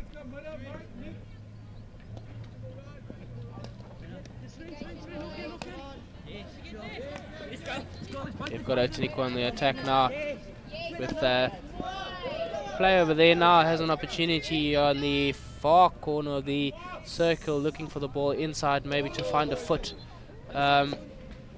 Otaniqua has a shot away. Unfortunately, the shot's not adequate enough. But nevertheless, Otaniqua back on the ball, has an option on top D, takes the option, pulls it left, and is trying to get a shot away. Gets it in. Well done off the postman. Good work. Just a small touch there, and it popped right over the keeper's head into the box. So Otaniqua now 2 up against York with only 4 minutes. Look at that pull, and still on balance. Just a turn, decides to go front stick. Look at that pop. Right over the keeper's head. Unfortunately, nothing the keeper could have didn't done. Didn't expect it up there. I would have suggested using the head there. Saki maybe doing a head, but that's why you got the helmet on. Indeed. Extra saving. You know? Definitely. That would have looked awesome though, but very well done by the Otaniqua attacker, who managed to pop it over the keeper's head. Now Yaku from Otaniqua back on the attack. Hit an Otaniqua foot, so York will have an opportunity here to relieve some pressure. With that second goal, the confidence went up another level by the Otaniqua side, as well known as the Quajas as well.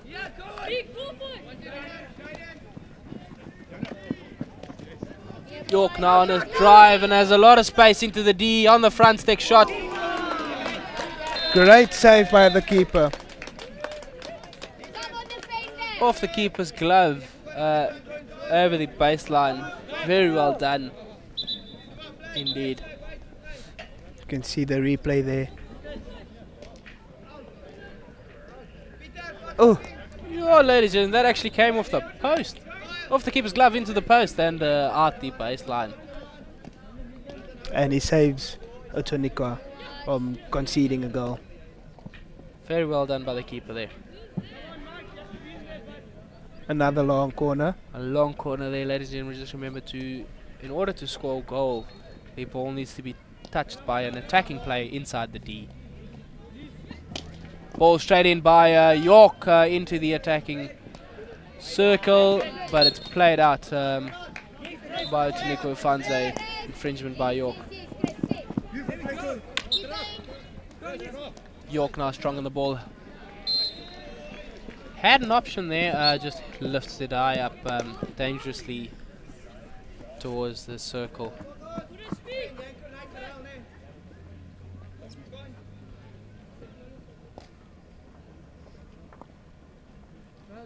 Now Otaniqua on the ball. Goes the route one option, and still strong on the ball. Lot of space there. 2 men up. Unfortunately, not finding any one of his attackers, but I think there was a touch there by defender who just sent the ball a bit off course, so it couldn't quite find its destination there. Lovely run there, and on the tomahawk, past the keeper for another goal to Otanikwa. What a goal from... Look at that, great work by just a dummy pull there, and Tomahawks it straight into the backboard past the keeper. Past the keeper's left foot, unfortunate. Now goal scorer is heading up again, this time has some help there, and the keeper just putting some pressure up on the attacking player there for the ball to roll out for a 16. Get another one back. 9! 9! Otanikwa now on the strong drive on baseline, looking for the foot, doesn't find it. Strong challenge there by York. Very well done, and unfortunately does not find his release pass to anyone.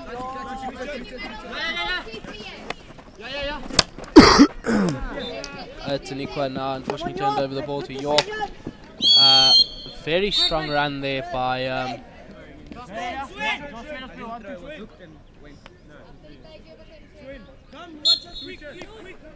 we saw a green card there being issued to York. And the 2 minutes only starts when you go sit down on the seat. So yes, yeah, for a green card, your suspension time only starts as soon as your behind touches the chair that you have to go sit on. A penalty corner awarded for Otanikwa, an opportunity to be for duck up. Is this the first penalty corner of the game? I'm not quite sure at this stage. I think it's definitely the first penalty corner of the second half. Came off the foot of one of the defenders. York running out in a diamond formation. Let's have a look there. Second wave's foot and a penalty corner re-awarded.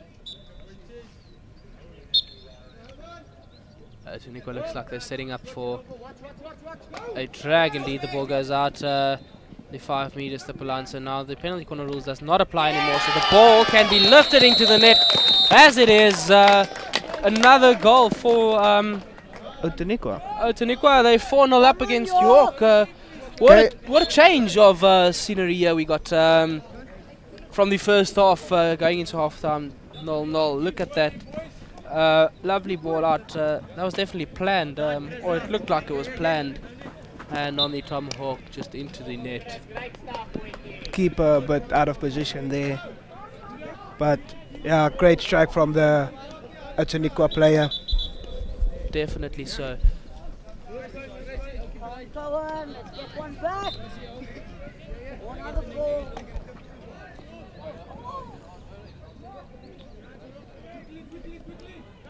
Long corner there for York.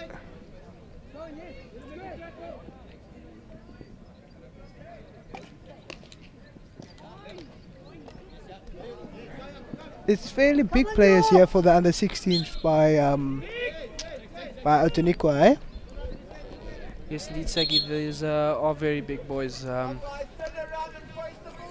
They sure don't look 16 years old, but I can assure you that they are.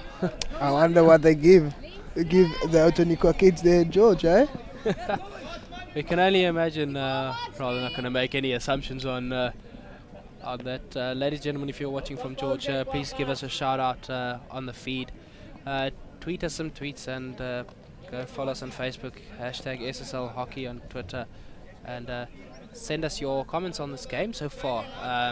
If you are watching on YouTube, York now try and go straight through Route 1.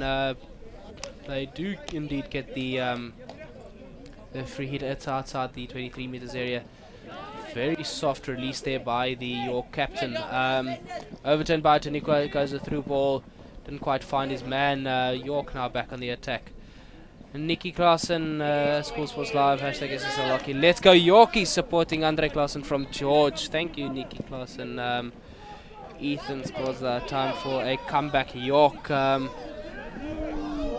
Ethan, I can assure you that I would like to see a comeback now. Earl, go greetings from Australia. Go Yorkies. Lovely having you watch from Australia. We love it. Mr. Coleman, Pierre Bassett, best player of the field. Pierre Bassett. Tell us which team is Pierre Bassett playing for. We can give him a shout out. Thank you very much for all your comments. I hope you're enjoying the game out there from Australia. We say thank you to School Sport Live for making it available for people all over the world to be able to enjoy the Under 16 Top Schools tournament held in Paarl, hosted by Paarl Gymnasium.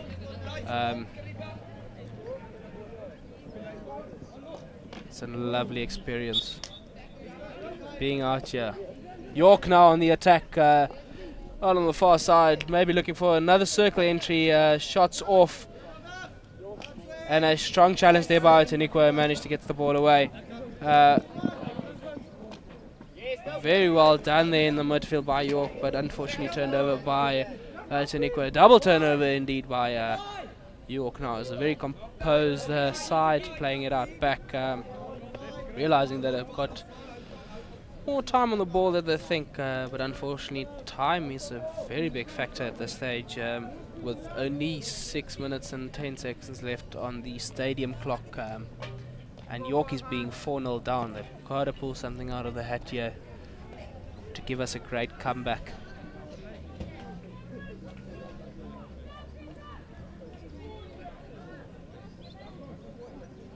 Saki, now the sun's back out, and I'm not cold anymore. Yeah, you're sitting in the sun at the moment. I'm not. It's quite in the shade. It's quite chilly. You're out in the sun, so your guns is out. I see. So my guns is safe and sound. So I can't take him out in these cold. We just saw another card being issued there for the York player. Unfortunately, he needs to go sit on the naughty chair. York now playing the back ball onto the sideline. York still on the attack, looking for the inside pass, but it's coming out back. Oh no, it's going out forward. Options are quite limited down there. Taniqua has a very strong press up on that side. I think the best option now will be to transfer the ball out, maybe try to attack through a different channel, because that one's obviously not working. As we just saw, the turnover ball being played quickly, passed straight into a York player. Now it's through the middle of the field, having the options, gets a player on the out hand side, but unfortunately mistrapped and mistimed there by the attacker. Challenge there by Taniqua has a free hit for York, entering the 23 meters area, turning out, looking for the options back, maybe to try again from the start. Ladies and gentlemen, up on the screen you can see the day 2 results so far that we've had here at the Under 16 Top School Tournament. Some very interesting games. A few games ago we had Sax play Paarl Boys High, very interesting game that was indeed ended in a 1-1 draw. York now on the defence, lovely turn there.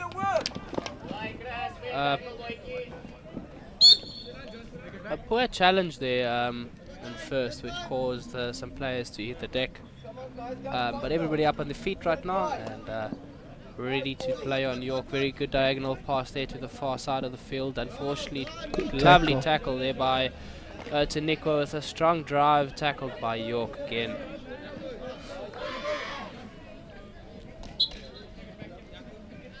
York now with a opportunity on the halfway to work their way up to the goals of Taniqua. They're coming back out and to the centre half, maybe going forward. Limited runs are being made by York, not giving them enough opportunities to move forward. A challenge there by Taniqua, who wins the ball with an advantage and is going to get the hit now, which he can take quickly. As you can see on the screen as well, day 2 results of the girls. Also playing just after the boys of this game. So, and as well as the games to come. We've still got some nice girls games to come. Durban Girls College playing Garsfontein. Nisi needs to play Herschel. Parafalay still needs to play Collegiate. St. John still needs to play Paul Jim, and so on.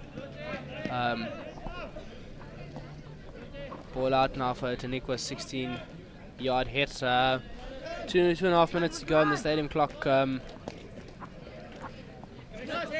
Taniqua look to hold possession of the ball because it's going to be quite difficult for York to score if they don't have possession of the ball. Taniqua now has numbers up in the circle with a straight ball through past the keeper for a deflection into the box. What an awesome goal made possible by the Taniqua player who played the ball diagonally into the goals. Let's have a replay of that. Look at that pass. Just past that defender there and a pop through over the goal line. Now, ladies and gentlemen, Taniqua back on the attack outside the 23. Unfortunately loses control of the ball but wins the free hit in the end for another opportunity to enter the circle. Runs it out. Ball needs to move 5. That I think is indeed 5. Played into the D and a penalty corner is 1. Ball came off the foot of the York player.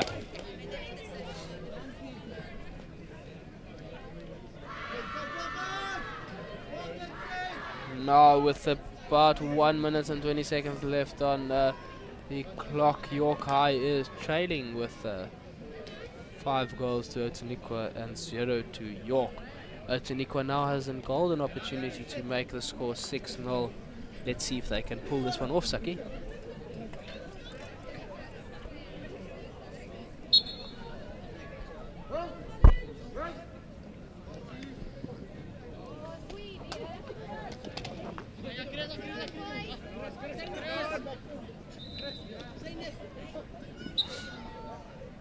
Good run there by the defending postman, just to intercept that ball coming out slow from the first castle, but now Taniqua is on the front end shot on the baseline. Oh, what an angle, eh? A tight angle from baseline. Just gets it past the keeper and into the box. Unexpected, eh? Unexpected shot there. Who would have guessed that would have happened? Restart of the game now. Taniqua 6, York 0. Let's have a look at that again. On baseline, very tight angle, manages to get it past the upright of the keeper. A touch, a deflection into the box. Ladies and gentlemen, that is our game here this afternoon. York High versus Taniqua. Score says it all. A score says it all indeed. All 6 goals being scored in the second half of this match. There's confirmation of the score, 6 to Taniqua, York High 0. Ladies and gentlemen, all over the world, thank you very much for tuning in and watching this amazing game of hockey here with us this afternoon in Paarl at the Under-16 Top Schools Hockey Tournament hosted by Paarl Gymnasium. From me, Marie Engelbrecht and Saki Jones, we are signing out and we are waiting the next game being played here at this tournament.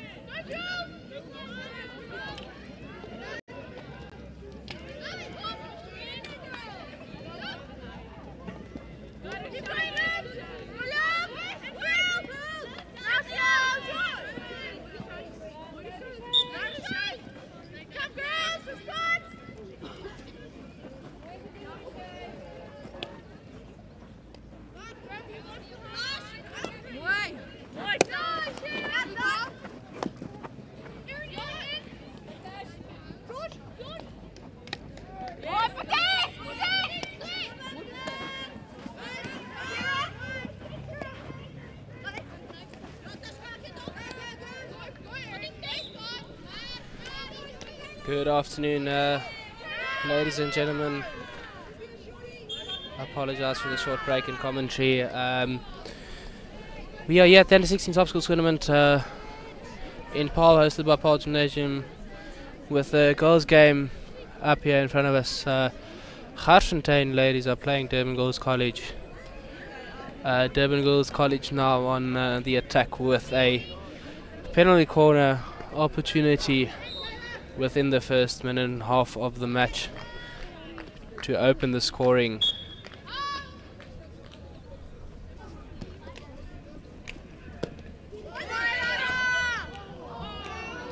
First hit in into the keeper. Keeper saves it out. Good awareness on the second phase. Ball's been played out wide over the baseline. Durban Girls College on the ball now. On the far side, just plays it out the sideline.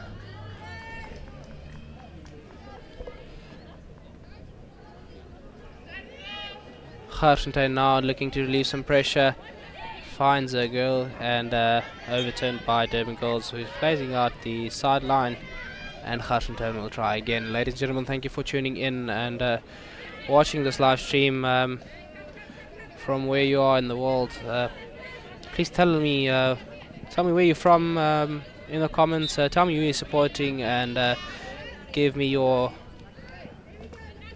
thoughts on the game as it progresses. You can connect with us on YouTube, on Facebook, Instagram and Twitter. If you tweet us, tag SSL Hockey, hashtag SSL Hockey at School Sport Live. On Instagram, tag us and everything you got. Send me messages and I'll read it out on the screen as it comes through. Garsfontein now has a free hit to play the ball out upfield.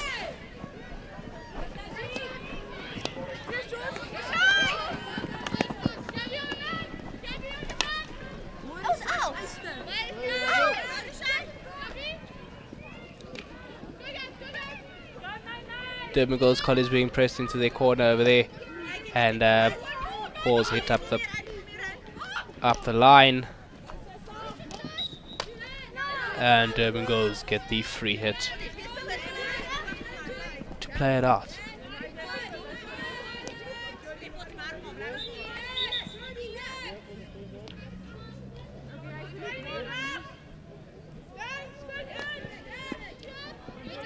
A good ball down the back. Good transfer of channels. It's a 1-2 and we're on the other side of the field. Free advantage for Durban Girls now. Strong run. And advantage was lost, so free it out to Garsfontein for that stick challenge over there. Durban Girls very strong on the ball with a 3 ball out to the far hand side. Now looking for a circle entry on the far side. Very good tunneling defense there by the defense. Now Durban Girls on the ball and a very good jab there. Ball's out on the baseline for a restart with a long corner for Durban Girls.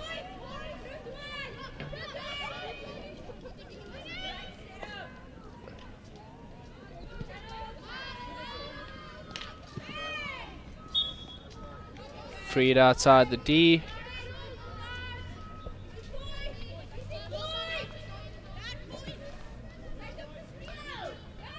Durban Girls looking now for a circle entry as they have it now, looking for a foot. Not quite finding the foot there, but they do have another long corner. They do have another long corner indeed.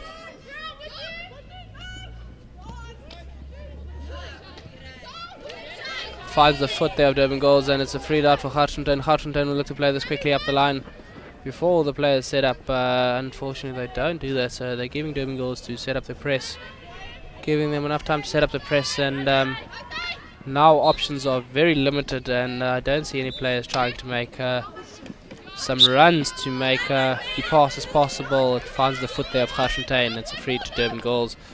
Through the legs there of Garsfontein onto the Garsfontein player's stick, and tries to release it forward, but it's overturned by Durban Girls, who now has a good opportunity to enter the circle there. Advantage for Durban Girls. Shots off. Saved by the keeper on the stick side, and a penalty corner will be awarded for a stick check there, right in front of the keeper. another very good opportunity for Durban Girls College to be one up against Garsfontein within the first 6 minutes of the match here in Paarl today.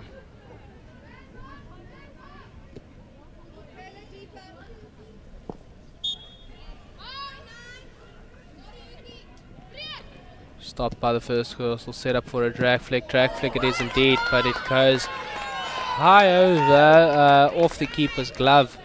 So a long corner.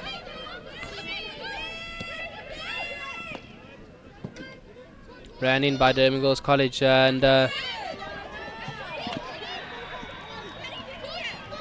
still Durban Girls on the ball as an option to go out right. Let's have a look at that penalty corner again. Goes up and keeper's glove up over. Durban Girls in the D now with a shot off and gets it on the foot of Garsfontein. They'll get another chance at a penalty corner.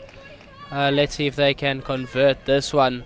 Not quite sure if they'll try the drag flick again or maybe go slip left or right. The first drag flick didn't quite work out for them as planned. Maybe if you get it more down low to beat the keeper. Let's see what they can do with this one. Castles are set up, this time not set up for a drag flick. I think this might be a slip to the left hand side. Tries a straight poke rather, but it hits the first low stick, so it'll go out the baseline for a restart with a long corner.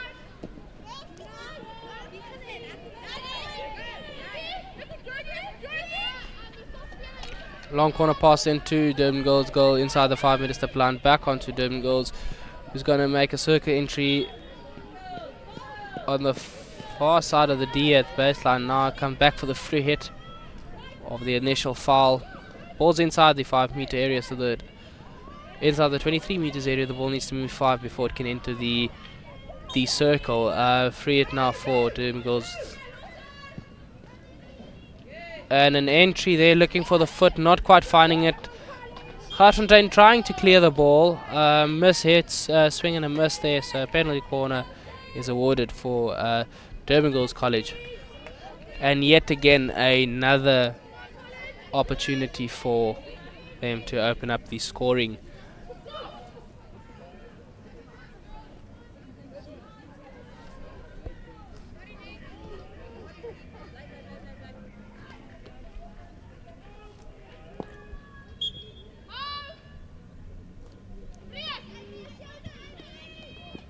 Slip left and a mistimed hit there by the left hand runner, unfortunately now, but they're still on the ball. A free awarded for not being 5 from it. Ball inside the D, have an opportunity to score, and they do open the scoring, beating the keeper on the inside between the left upright. Lovely goal by Durban Girls College. 1-0 to them. Restart now. Garsfontein will be looking now to play more on the other side of the field. Unfortunately turned over here in the middle field, and Durban Girls has possession of the ball. Garsfontein now turnover. Unfortunately rolls onto the back of the stick. Here we go, you can see the replay there. Lovely pop over the stick of the goalkeeper there into the box for a goal. Very good connected pass. And a goal. Garsfontein now on the far side of the field making a run. Unfortunately turned over by Durban Girls College. Players just standing still on the field for a few seconds there. I think they might have heard the field next to us is a whistle. On the two fields is literally about 4 meters apart, so being confused of whistles is very possible. Ball will go straight up into the foot of Durban Girls College, who then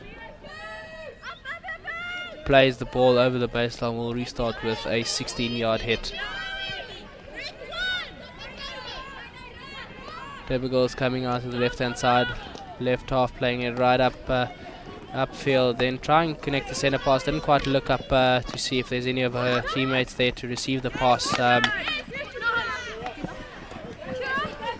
Good run there by Durban Girls. Unfortunately, there's a challenge by Garsfontein, so Durban Girls will have the free hit.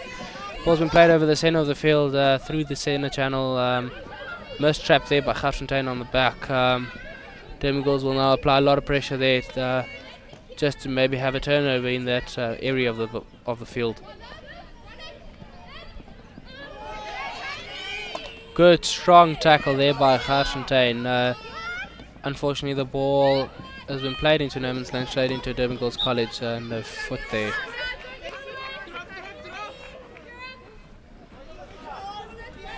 Eight minutes left on the stadium clock of the first half here in Paarl at the Top Schools Under-16 tournament.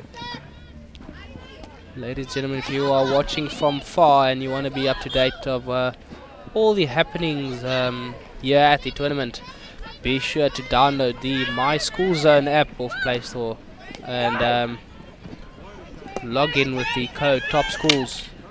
The app allows you to be updated on all the changes happening here at the tournament. Garsfontein now on the drive. Has a circle entry, but unfortunately didn't quite connect the ball the way she wanted towards the box, and it goes over the baseline for a 16-yard restart.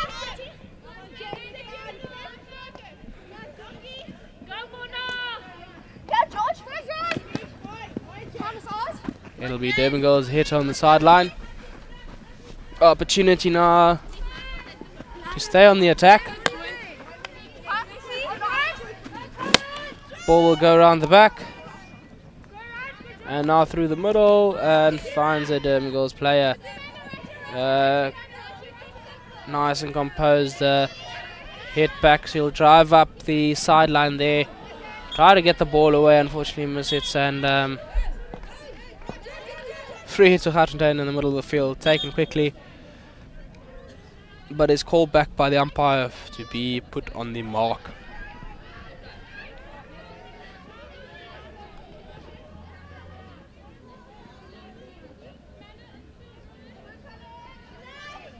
Now Garsfontein looking to get some options infield, and a strong tackle there by Durban Girls, deemed a stick challenge. Durban Girls still on the ball. Now turned over by Garsfontein. Will have possession of the ball until that turnover right there, and now they've got numbers up front, but not many options is available. We've got a foot just outside the D there. That ball was never put on the mark, so it'll need to be called back. Now they can play, and the ball will go straight into the D, and it is hit up. A penalty corner is awarded for the danger that was created inside the circle off the clearance ball there that went straight up into the air.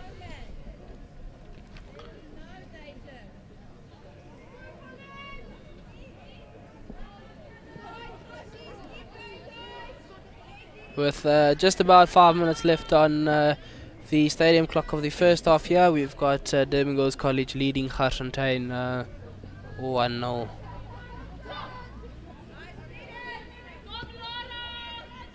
Let's see what Durban Girls College can do with this one.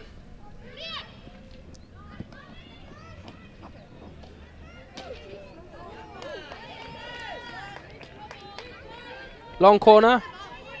Hit went over the crossbar for a Garsfontein stick.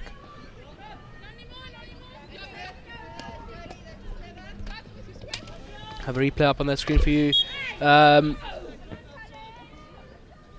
Yeah, you could see it's come off the stick and over. Good run in there, and the ball didn't travel 5 before it entered the circle. So now Garsfontein's taking quickly before Durban Girls can set up the press, and that's very clever. Unfortunately couldn't trap the ball on the far side there. Durban Girls College giving possession laid over to Garsfontein now, who's on the ball. Again a turnover ball, despite passing it to the wrong teammate.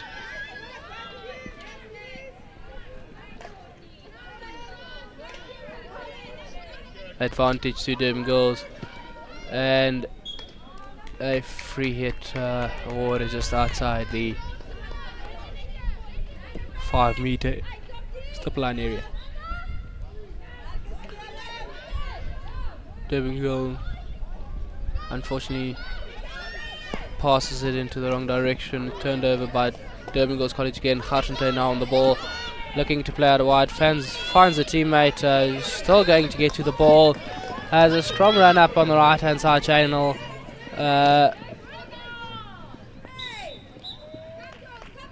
Garsfontein has the free hit. Free hit's just inside the 23 meters, the ball is passed to Garsfontein and past a few defenders there. It's cleared out by Durban Girls for the sideline.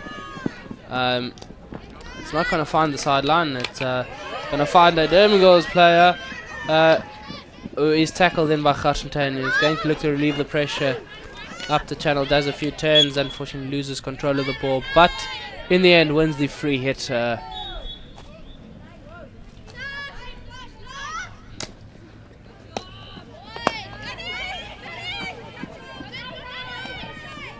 Garsfontein now on the diagonal pass to the far hand side.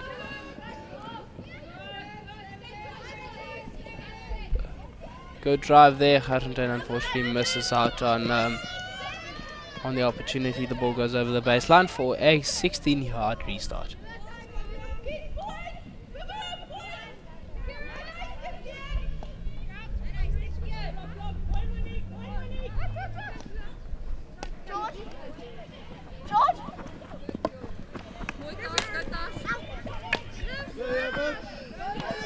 She's got advantage of the ball. Bad tackle here in the midfield. Still strong on the run. Going to make a circle entry on the left hand side, and it's been played over the baseline for a long corner restart. Garsfontein now with an opportunity with 1 minute 25 seconds left in the first half to get a circle entry and maybe another penalty corner. Still Durban Girls strong on the run. Good tackle there by Garsfontein. Plays the ball out to the left hand side channel for Garsfontein, and that's going to roll all the way out to the opposite side of the field, out the baseline. And now Durban Girls will have a opportunity to restart with a 16-yard hit.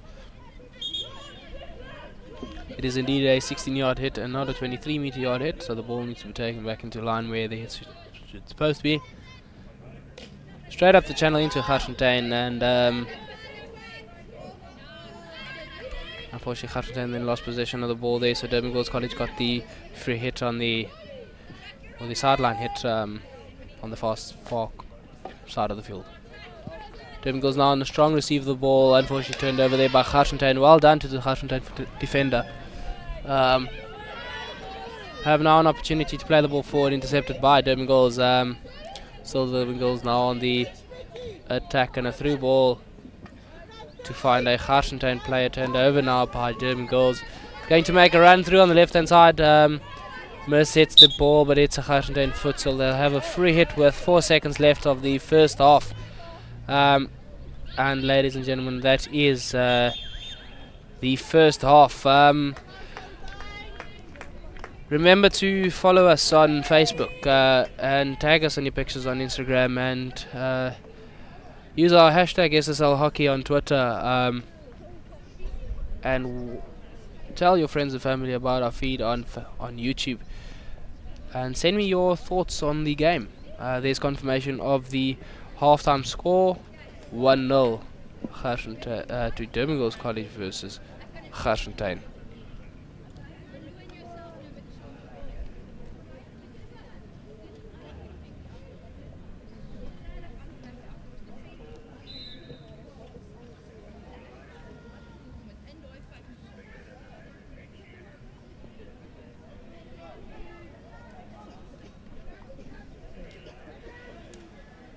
A very interesting half this was between these two girls' schools. I think Durban Girls College, using their advantage, using their opportunities a bit better than Garsfontein is.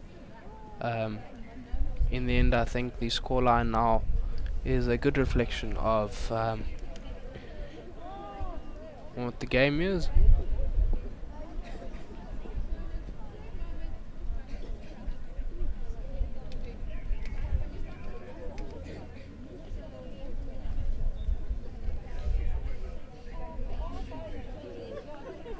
You can see there on your camera now the view that we have out here in Paarl.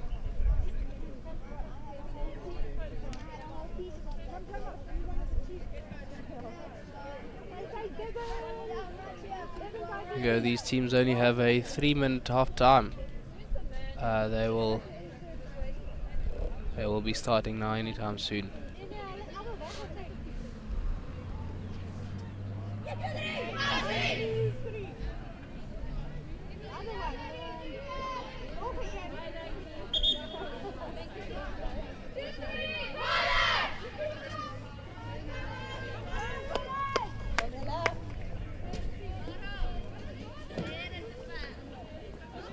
So, ladies and gentlemen, we'll have the start of the second half of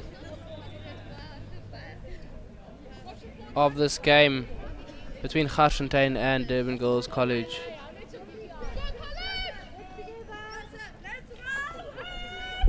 Garsfontein on the ball, playing from right to left, and Durban Girls playing from left to right.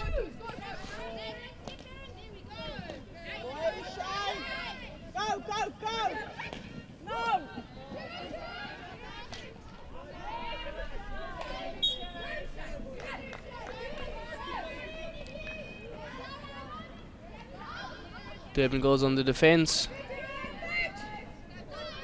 They look to play the ball upfield.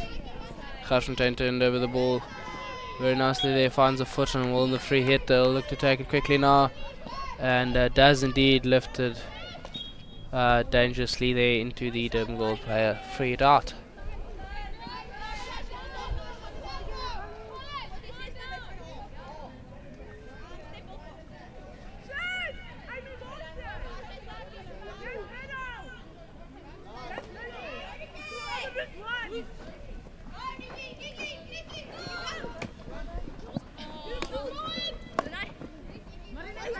Now if Garsfontein on the ball in the midfield, unfortunately was trapped there by Garsfontein, so it'll go out the sideline for Durban Girls College to start.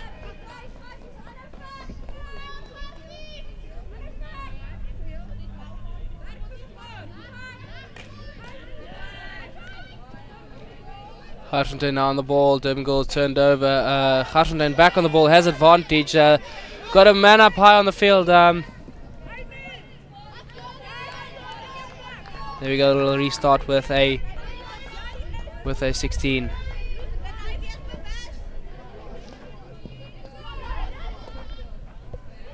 Durban Girls College now with possession of the ball. Plays it across the field. Still in possession of Durban Girls. A little untimed hit there. Strong challenge there by Durban Girls College, who managed to turn over the ball. She has possession now, makes run up the left hand side channel towards the baseline, touch out there. It'll still be Durban Girls College's ball. Played out and back towards baseline for Durban Girls. Trying to get the ball inside the circle. Manages just to get the free outside. Now the ball needs to move 5 meters before it can enter the D. Does indeed move 5 meters, looking for the foot, doesn't quite find it, but connects. Garsfontein then connects the pass to another Garsfontein goal outside, which will then turn over the ball for Durban Girls College, who has possession of the ball right now. Good tackle there by Garsfontein, unfortunately doesn't manage to get all of it. Garsfontein back now on the ball with a good inside ball.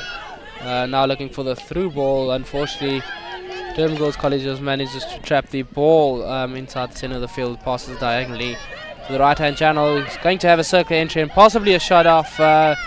Take the shot and unfortunately hits it to the left of the goal box and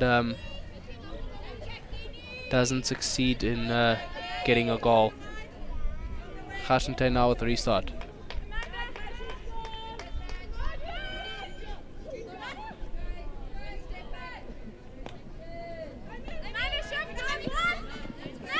Good tackle there by Durban Girls College, who's looking up for the options on the right hand side, which he has a circle entry now. Looking for the footman there, doesn't quite get it, but Durban Girls strong on the attack, who pushes the ball over the goal line for a goal. This turns the scoreline now into 2 for Durban Girls College and 0 for Garsfontein. Very good goal there. Good composed circle entry. Looking forward to the rest of this half.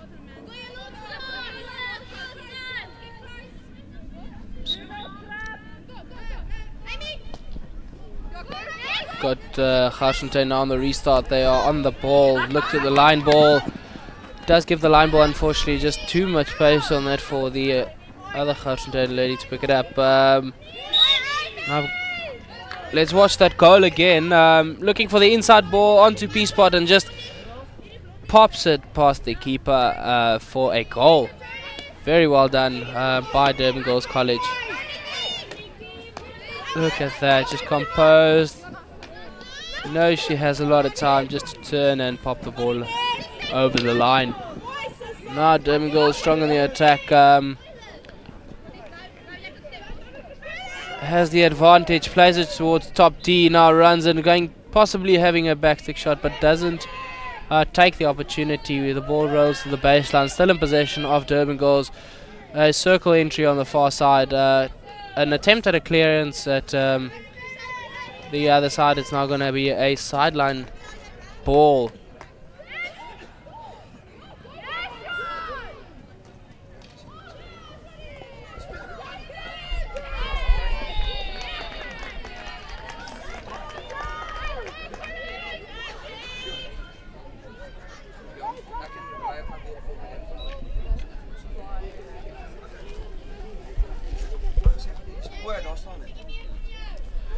Ladies and gentlemen, that's a penalty corner now for Durban Girls College. Ladies and gentlemen, I am going to be signing out. I'm going to be signing out right now. This is all from myself, Marie Engelbrecht. Let's watch this penalty corner.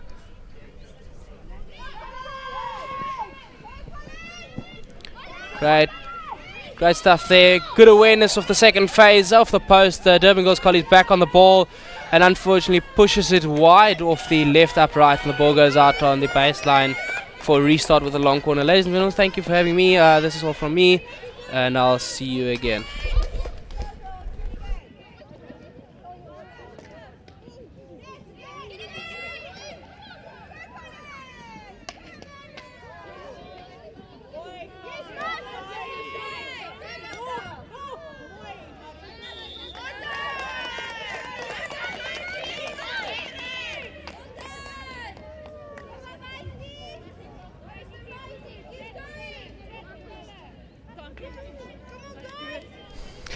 Ladies and gentlemen, welcome back.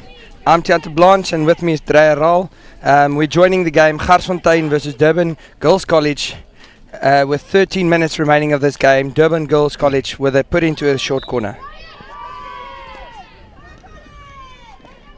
Slipped and a good save by the keeper. Second opportunity, another save. Call being made. Well done, good defense by the ladies of Garsfontein.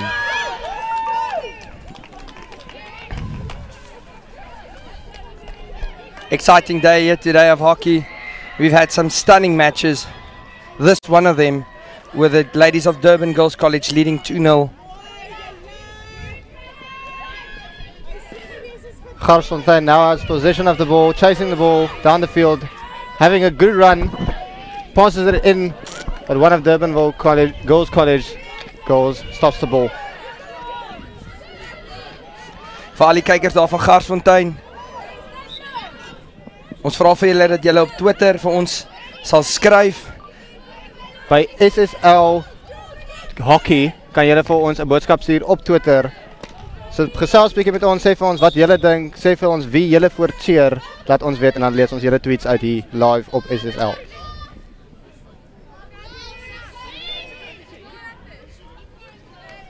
You can also join us on Facebook. You can search for SSL Hockey School Sports Live. As Garsfontein tries to get the ball clear, but well dealt with by Durban Girls College. Turning into the D, holding strong possession. Garsfontein sterk op die verdediging. Kry dit uit die sirkel uit. Staan het op.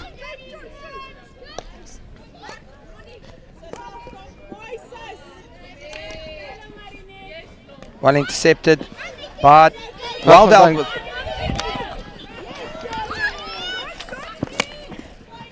Ball being played down the line by Durban Girls College. But a good tackle, Garsfontein. Nope, freed, rewarded against Garsfontein. Play taking it quickly. 2 players trying to tackle, and that's why the short corner is awarded.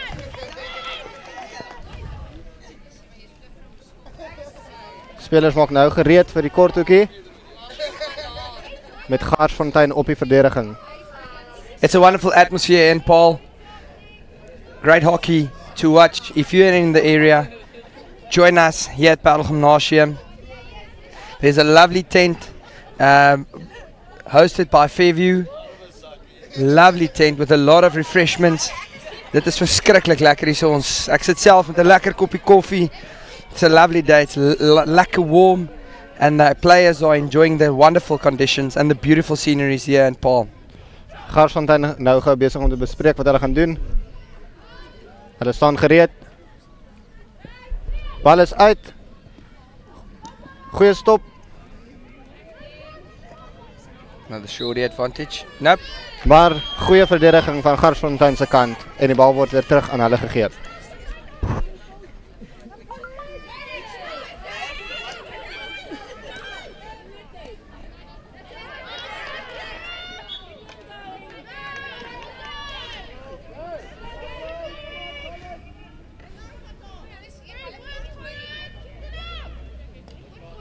Durban Girls College trying to enter the D. Stick tackle on the edge of the D. Advantage being played, and it's been played well by the umpire as Durban Girls College are awarded with another penalty corner.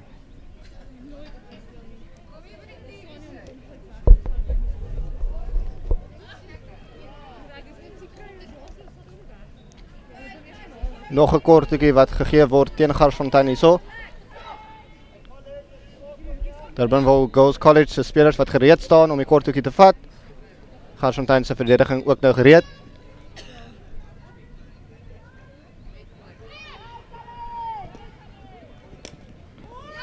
Maar Garsfontein se verdediging is weer sterk.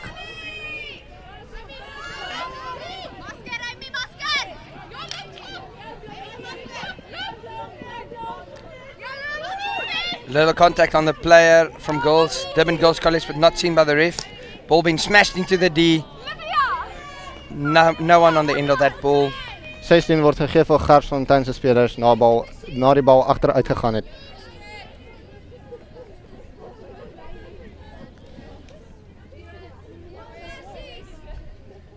Little under 8 minutes remaining in this match.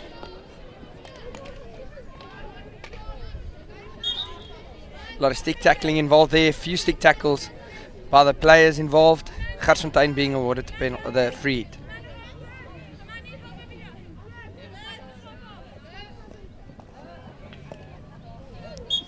Ball being played into the shins of the Durban Girls player.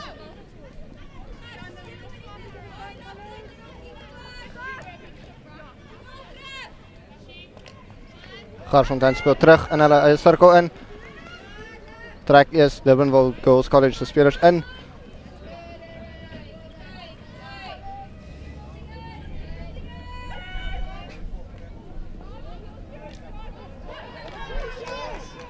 Ja.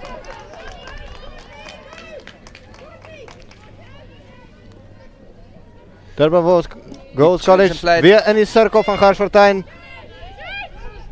Hulle vat te hou, maar dit is agteruit deur die Garsfontein speler. Long corner being awarded. Good attacking opportunity, long corner. Let's look at some of the results on day 2 for the girls. Urania beating Garsfontein 2-0. Eunice went down 0-3 to St. Anne's. Menlo Park girls too strong for Herschel with a score of 3-0.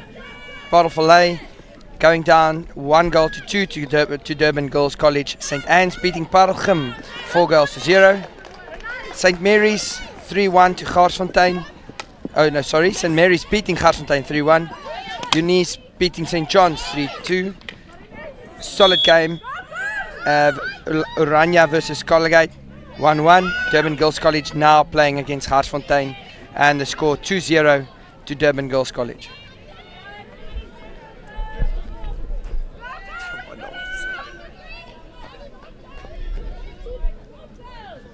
Wonderful opportunity being presented by School Sports Live here today. This tournament being one of the big sponsors.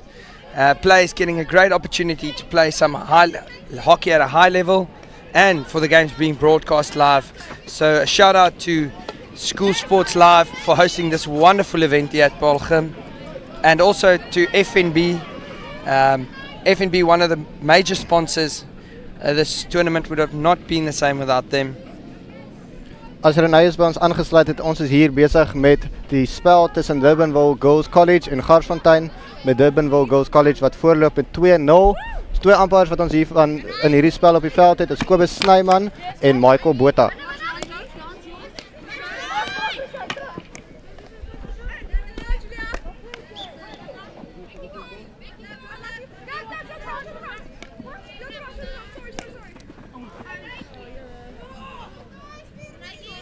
Score remains at 2-0 with less than 5 minutes to go.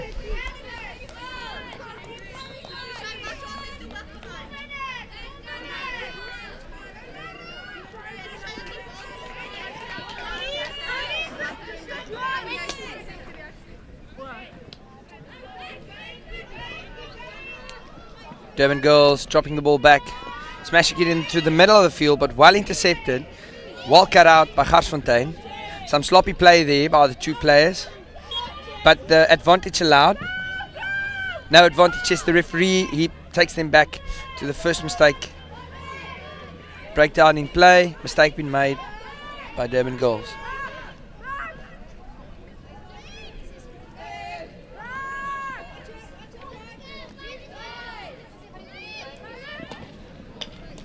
Oh, well cut out there by the girl from Durban Girls. And a great attacking opportunity. Dribbling into the D from her own half line, but the shot just not on. Well dealt with by Garsfontein. As Garsfontein clears the ball. Ball being intercepted back on the halfway line.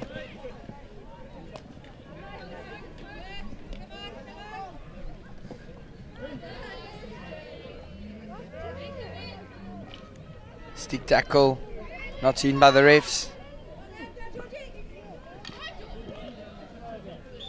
Free it outside on the edge of the D.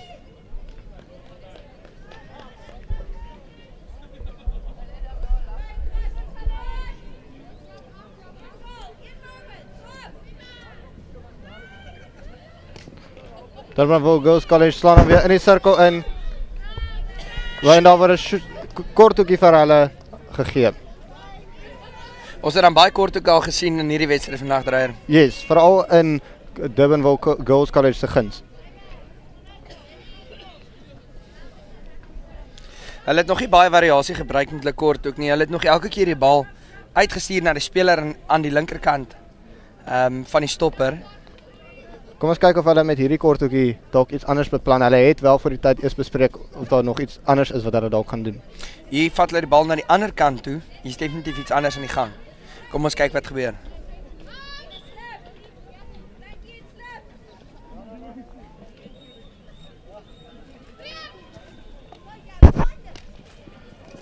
Nee, net verby, maar die laaste raak was gewees van die speler van Garsfontein.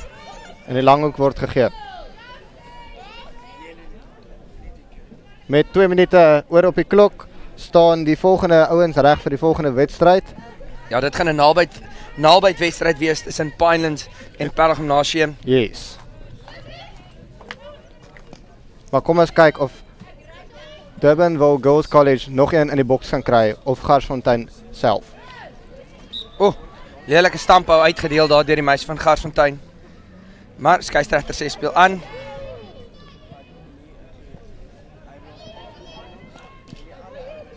Bal wat in die lug gespeel word. Gevaarlike hou wat geslaan is. Geen voordeel daar vir Durban Girls College nie. Maar hulle het goeie aanvallende geleentheid. Verdediging van Garsfontein wat paar lughoue slaan. Sterk deurhou, maar hy gaan te vinnig vir Garsfontein se nommer 9 speler. Just not enough pace. Nou 'n minuut oor op die klok.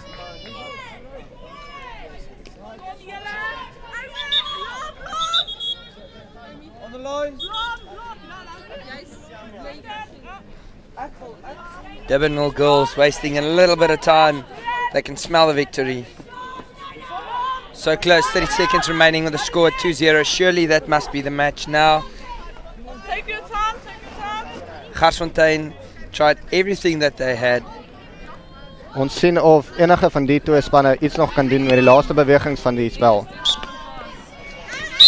Guns word aan Garsfontein gegee vir die voetjie deur Durbanville Girls College.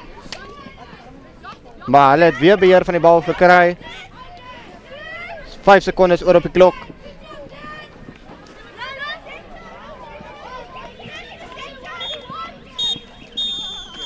Dames en heren, dit is die einde van die wedstrijd tussen Garsfontein en Durbanville Girls College met 'n 2-0 voorloop of 2-0 einde vir die meisies van Durbanville Girls College.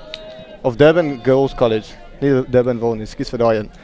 Dit is ons eindtyd hier. Volgende wedstrijd wat nou hier opkom is tussen Pinelands en Parel Gymnasium seuns.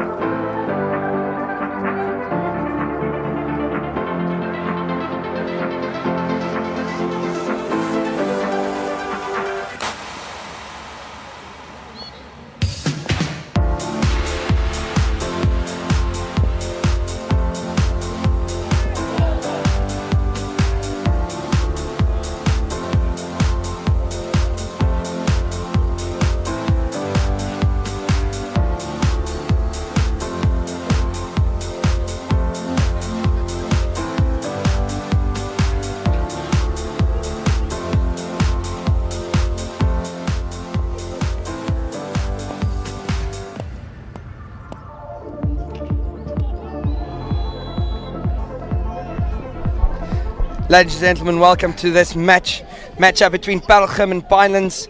Teams getting ready.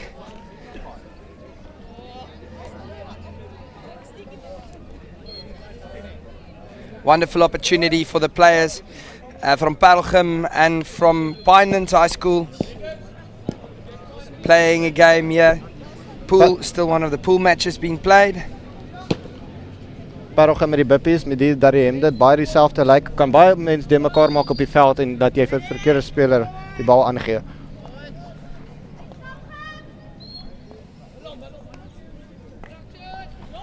Well intercepted by Parel Gym and a good pass. Oh, equally good tackle being made by the Pinelands player. Pinelands dan beheer van die bal. Maar Parel Gym hard aan die aanval. Bal word te Pinelands gegee. Brendan Kieswetter, the umpire in this match. He's the umpire manager as well. Parel Gym dan beheer van die bal.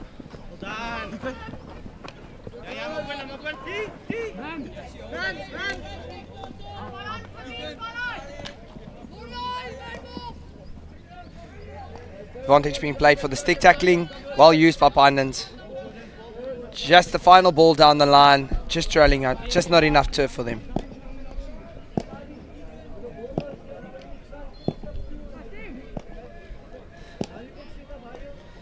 Ooh. Slegte aangee daarso deur Parogim. But a lifted ball at a player, but hit his hand. Pinelets vat hulle skoot na die boks toe. Maar Parogim is daar vir die verdediging. Hulle slaan dit na die kant toe uit. Just a little information on that call. When the ball hits the hand of the player with the hand on the stick, the hand is considered as part of the stick. That's why the play was allowed to continue.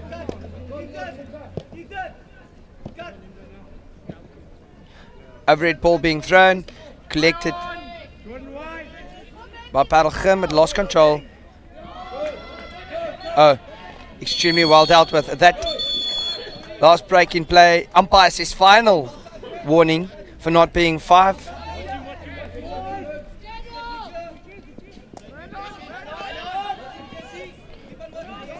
Parogim se nommer 2 speler nou op pad na die sirkel toe, maar Pinelets op die verdediging. Bal word gegee in Parogim se guns.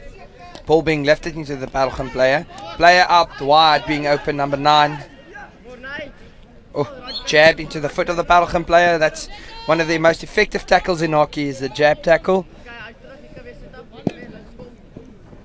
Parogim ouens wat nou reg staan vir die verdediging. Overhead thrown. All brought down by the number 9 player of Parelgim.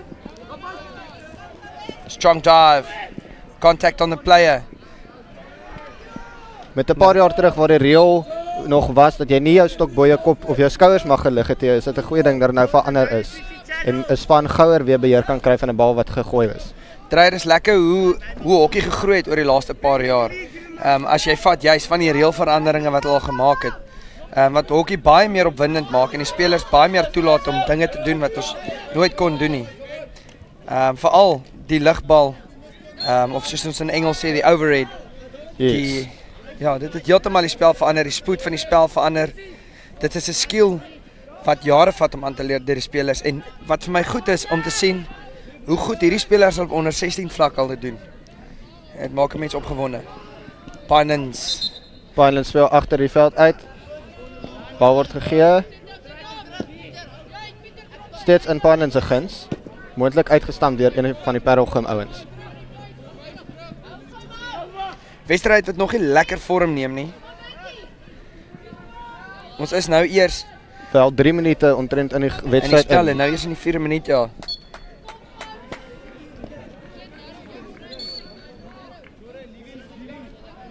Uitgespeel aan die kant, Parelgim wat na die vryslaan gaan vat. Speel dit eers terug in die sirkel. Hy moet goue beweging maak voor die Pinelets manne op hom is. Goed uitgegee daar, om die bal te skuif van kanaal. In Pinelets se voet vas. Guns word vir Parelgim gegee. That's fine, thank you. Ons hoor die stem van die skeieregter Brendan Kieswetter wat vir hulle sê dis fine. Wat hy daarmee bedoel is dat hy's ver genoeg. Die 5 meter reël was reg toegepas. Pinelets wat die bal op die helfte van die veld afneem. Spelers van Parelgim wat hom probeer tackle. Die ander umpire saam met hom, Rinus Oosthuizen, wat hom hier uithelp op die veld.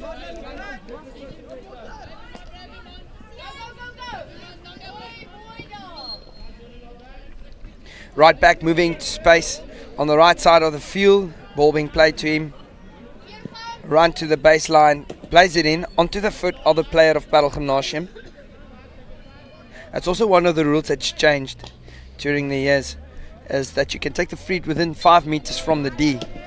Normally you had to take the ball back to the 5 meter line. That's also one of the rules that's changed and allowed hockey to grow.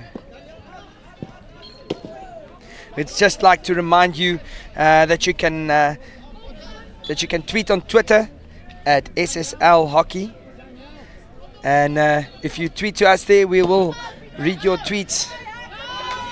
So share with us if you have any comments you want to make on the games you are seeing live. If you have a shout out for any of the teams, feel free to make those shout outs. Yeah, let's see how many viewers we have out there. Please send us some tweets so that we can read out your shout outs to your teams. Tell us, who do you think this game is going to go to? Oor is de bal wat gegooi is. Parelgym ontvang. Hulle slaan in. Kry weer beheer van die bal. Nou weer in Pinelands se kwartgebied. Slaan het in cirkel in. Pinelands baie sterk op die verdediging. Pinelands het goed gedoen om daai bal daar uit te kry. Dit het baie gevaarlik gelyk.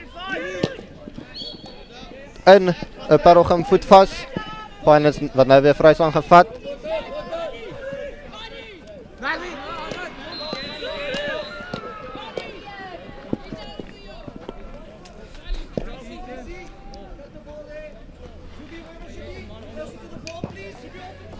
Daar sien julle ons. Twee lelike mense wat hier so vir julle uitsaai. Nou weet julle wie is die stemme wat agter die skerms.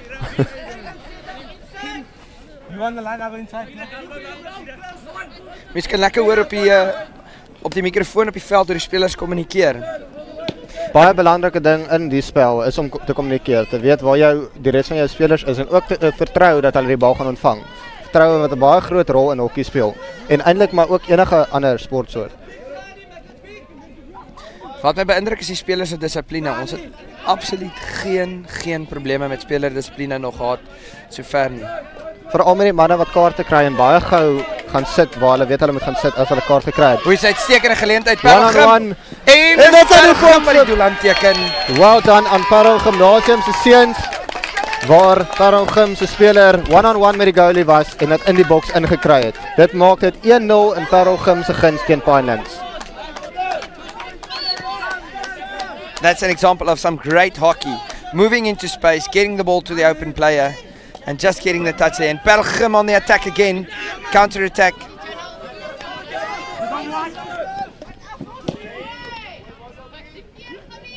Daar sien ons net weer hoe die doel aangeteken was.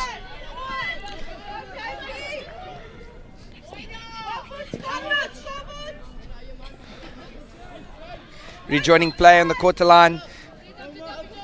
Pinelands nou by Parelgym se kwartgebied. Baie naby aan die sirkel op die 5 meter lyn. Hy vat te hou, maar dit is agter die boks verby. 16 word gegee vir Parelgym.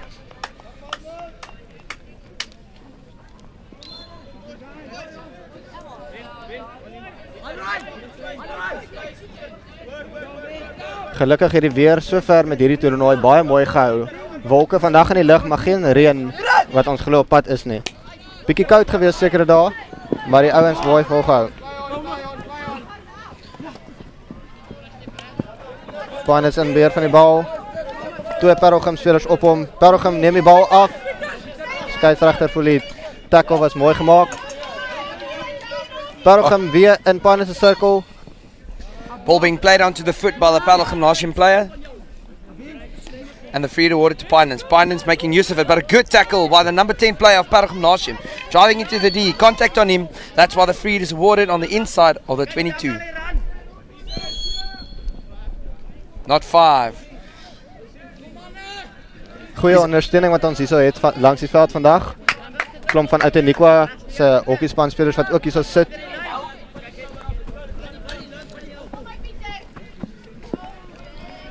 Pinelands nou in Parelgym se kwartgebied. In die sirkel maar Parelgym sterk op die verdediging, kry die bal weer daar uit.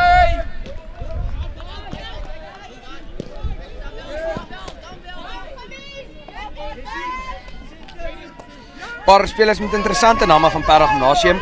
Ek hoor nou op die kamera hulle roep vir dumbbell. En ek weet hier's 'n botterok op die veld. Ek is redelik seker dit is hulle byname. Ja, dit moet hulle byname wees natuurlik. Maar is interessant, dis gewoonlik soos met die koshuis seker gaan. Parelgym Gymnasium op die aanval hierso, goeie aangee daarso. Die bal wat in die lug gespeel word deur 3 spelers om Parelgym se speler. Hulle is in Pinelands se sirkel. Goalkeeper keer die bal voor dit by die boks uitkom. Exciting match, this ball being played from the one half to the other half.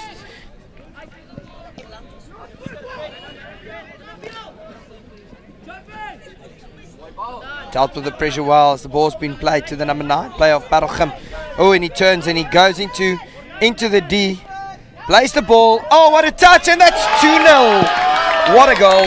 Well done aan Parel Gymnasium se seuns met 'n tweede doel aangeteken hierso teen Pinelands. You can see the heads of the players going down as Parel Gymnasium scores their second goal. Kom ons kyk hierso na die replay. Oh, good deflection. Good touch. Look at that. Dit lyk so amper asof dit aan die goalkeeper se boot geraak het, maar dit het verbygegaan.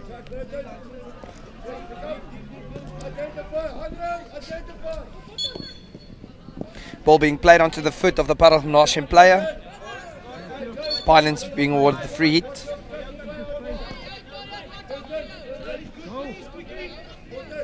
With 8.5 minutes remaining in this first half, Parel Gym leading 2-0.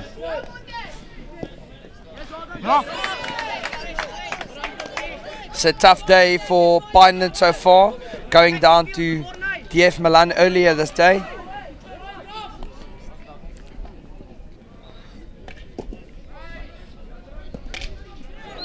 Some stick tackling there on the opposite side in the first quarter of Parel Gymnasium. Parel Gymnasium turn and touch. Oh, crucial save for the goal. Baie naby aan die boks gewees. Maar die bal gaan agteruit, 16 word gegee vir Pinelands.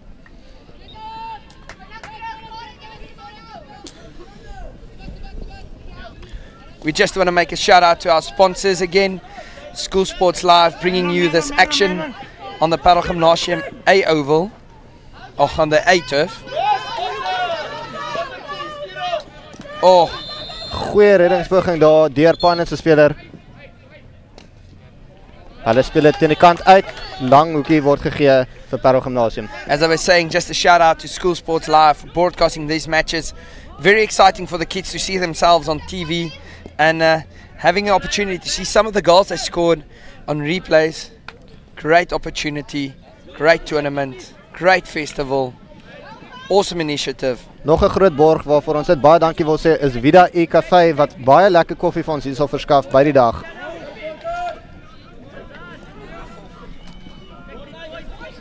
Ball being played by the Parel Gymnasium left wing, turns into the D, plays it back out. Some good structure being played by Parel Gym, sending the ball out. Little mistake there by the number 3 player. Maar Parel Gymnasium se speler maak gou sy fout reg. Guns word wel gegee vir Pinelands. Die spelers beweeg nou op met die veld om die vryhou te vat. Ek voorspel dat hy overhead gaan gooi. Hy gooi nog heeltyd overheads in hierdie wedstryd. Nogals nie, ek was verkeerd in daai netjie.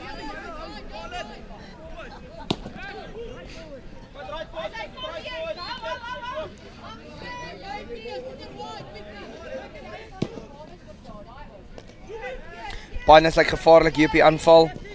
Kom binne in die kwartgebied van Parel Gym. Hulle is in Parel Gym se sirkel. So byna was Parel Gym in die moeilikheid, maar cool kop gehou. Kom ons sien wat gebeur in die laaste 6 minute van die eerste helfte. Parel Gym speel op, maar die bal beweeg te vinnig en gaan teen die kant uit. Ek dink die skeieregters het moontlik hierdie enetjie verkeerd gehad. Ek dink hy het laastens een van Pinelands se bal stokke geraak. Ja, hy gee hom vir Pinelands.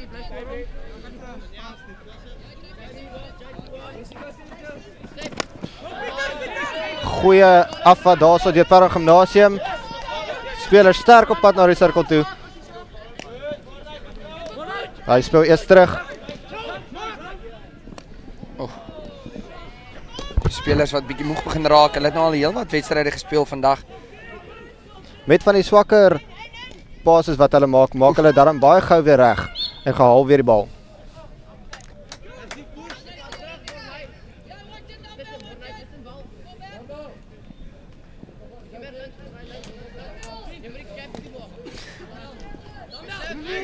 Net so 'n bietjie minder as 5 minute oor in die eerste helfte van hierdie wedstryd tussen Parel Gym, Pinelands, Parel Gymnasium wat 2-0 voorloop.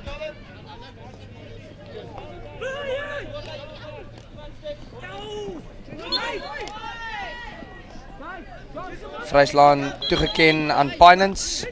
Fluitjie word nie gehoor nie. Carry it. Pinelands se speler lig die bal in. Parel Gymnasium se speler voordeel word gegee vir Parel Gymnasium.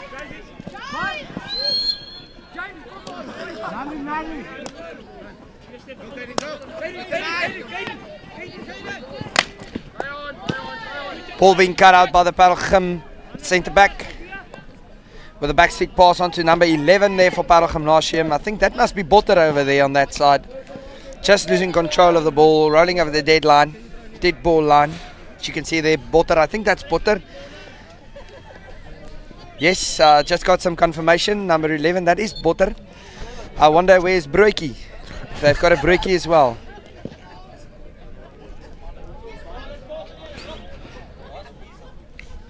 Pines aan beheer van die bal.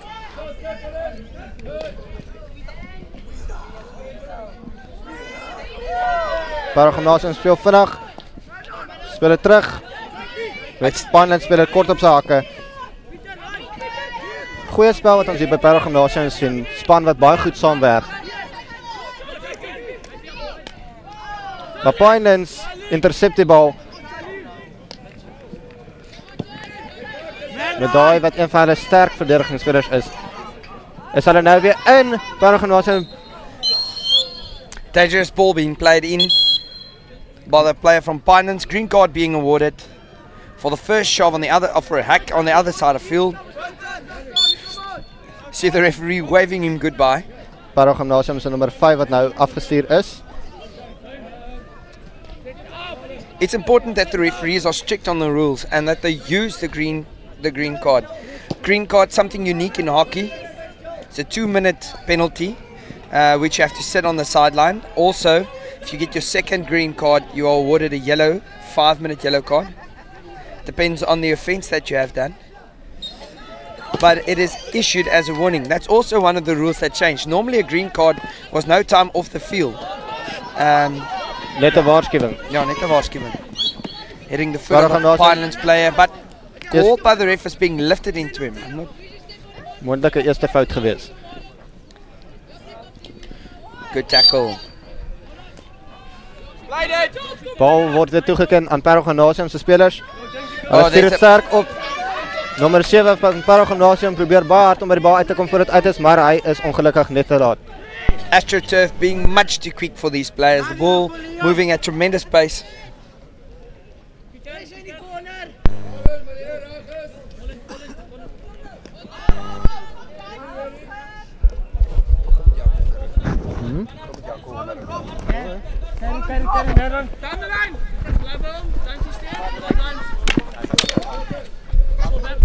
Just grabbed Jaco Hein low here from the sideline. He's watching the Parel Gymnasium game. Jaco Hein is one of the star players of Outeniqua.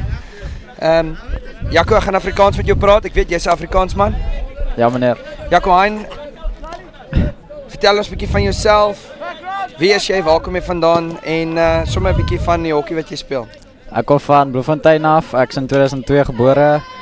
Ek was al die jare in Jomfouchee en toe graad 8 toe trek ons. Hou net gevas Jaco, uitstekende aanvallende geleentheid hierso vir Parelgym, maar baie goed gedoen daar deur Pinelands om nie Parelgym toe te laat om 'n doel aan te teken. Jaco, gaan vir ons verder.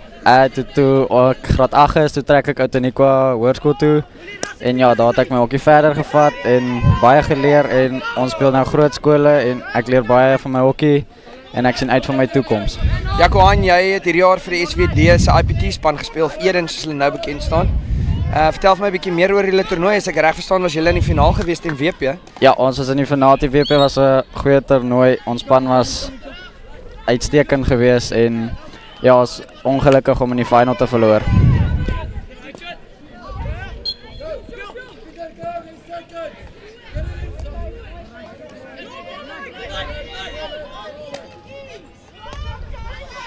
Jaco, by Outeniqua self hierdie jaar het jy nou al heel wat doele aangeteken. Maar ek wil net jou daar so stop. Die halftyd wat nou net aangebreek het, Parel Gymnasium wat 2-0 voorloop teen Pinelands hier so in Parel. En net bevestiging daar, ja, telling 2-0 en ons gaan vir 'n halftyd breek.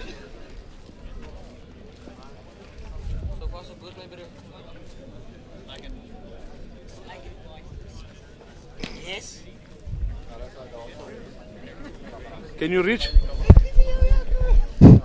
Okay, cool. I'm good.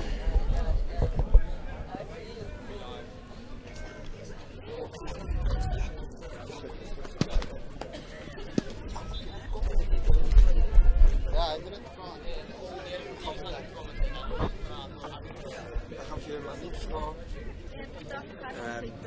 Hoeveel jullie nou aangetekend en dan zeg je, dat is een van je dromen om Zuid-Afrika in te spelen als je lekker op de dag dat je met die ouders. Maar dit is één resultaat die kant op daai kant en dan wat ek dan weer op die punt betref.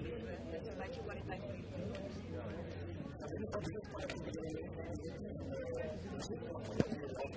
Ja, dit is ook dat ek nou teen Oranje gespeel en Durban Gold tot en eintlik almal ons goals gemaak het. Dit gespeel begin van die jaar in Jumo. En dit is alles altyd gespeel van daar.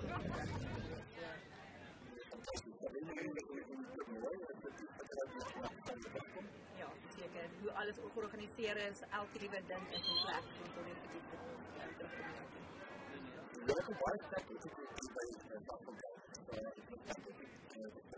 Forward to stay like that, that's a nice shot. Elke liewe afrigter is 'n assistent afrigter vir die volgende span en dit is die tipe goeders wat ons bevestig is op familiewaarde. Dit is regtig sterk.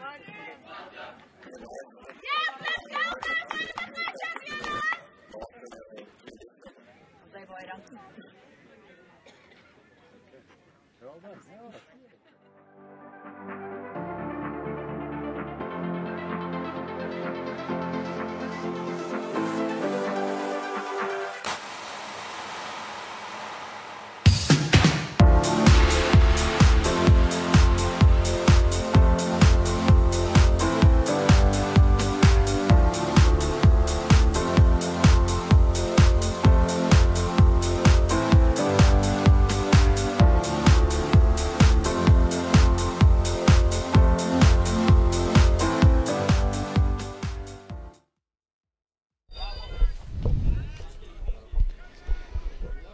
Welcome back to the second half of this thrilling match between Parel Gymnasium and Pinelands High School from Cape Town.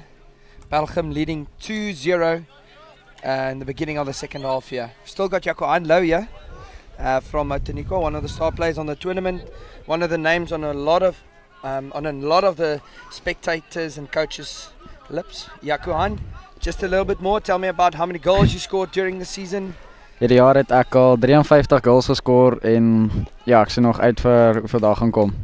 Jaco, en 53, dit is nou vir SVD, vir Taniqua. Dis al my goals saam getel. Jy het gepraat van 'n toernooi wat jy ook gespeel het vroeër in die jaar. All Stars, of hoe het jy gesê? Echo Schools. Echo Schools. Ietsie wat jy vir ons meer kan sê daarvan? Dit is 'n toernooi waar al die spelers, goeie klomp spelers bymekaar net kom, soos die toernooi en net goeie hokkie speel en net alle tyd geniet by die hokkieveld. Jaco, en ek sê vir jou baie dankie vir jou tyd dat jy afgestaan het om met ons 'n bietjie te gesels. Sterkte vir die laaste wedstryde van hierdie toernooi. Ons is by Taniqua baie trots op jou en ons wens vir jou net die beste vorentoe, hoor. Baie dankie.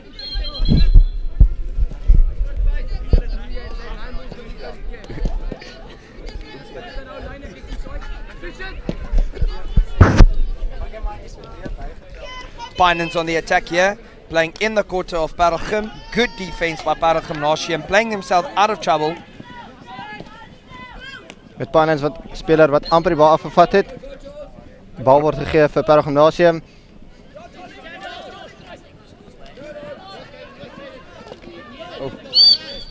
Bal word deur die Pinelands speler in Parel Gymnasium se speler se voet vasgeslaan. Vryslaan word gegee vir Pinelands. Referee says play on after that. Overhead was thrown. Pinelands playing the ball into the D, but well dealt with by Parel Gym. Parel Gym wat nou vinnig moet maak met die verdediging om seker te maak Pinelands kry nie 'n doel aan hulle kant nie. Dis so asof die wedstryd so effens 'n lossigheid aan hom het. As Botter. Maar Botter hardloop met die bal. Hy's by die 5-meter lyn, maar Pinelands se defender vat dit af. Oh, that hit the back stick of the Pinelands player. He's done so well to deal with that bad situation that they put themselves into, just to throw it away at the end. Kort hoekie word gegee aan Parel Gymnasium hier by Pinelands se sirkel weens die backstick. Parel Gym players join into a huddle discussing what they are going to do. 17 minutes remaining of this match with Parel Gymnasium leading 2-0. Pinelands maak nog gereed met hulle maskers. Baie belangrik om die veiligheid van die spelers te verseker hierso. Parel Gymnasium stoot uit. Goeie stop, maar die ingooi was bietjie onsuksesvol geweest. Hitting the foot of the Pinelands player, a re-award of the penalty corner. The trap's so important. If you don't get that trap accurate, it's so difficult for the drag flicker to get a good shot on target. Baie belangrik om rustig te bly in die korthoekies. Seker te maak jy die regte ingooi, uitstoot en stop alles reg kry. Parel Gymnasium stoot uit. Hulle gooi dit, maar die doelverdediger keer die bal. Parel Gymnasium gaan vir die tweede hou. Hy slaan, maar die doelverdediger is weer in hulle pad. Pinelands slaan die bal uit. Third opportunity, Derde and hou, that's it. en hulle slaan dit in. Dit is 'n derde doel vir Parel Gymnasium. Na die derde geleentheid het hulle dit weer ingekry hier by die wedstryd tussen Parel Gymnasium en Pinelands. That was a top class finish by the Parel Gymnasium striker. Kom ons kyk gou hier na die replay. As you can see him pulling it onto his backstick and smashing it into the top corner of the goal. Wel gedaan aan Parel Gymnasium se speler. I remember at my young days when I was still playing, how I dreamed of scoring top corner goals. That was one of those goals that you dream of. En wat definitief daai doel verseker het, is die feit dat Parel Gymnasium nie na die eerste twee geleenthede opgegee het, maar die derde geleentheid weer gebruik het. Pinelands wat nou baie sterk hier sal speel teen Parel Gymnasium.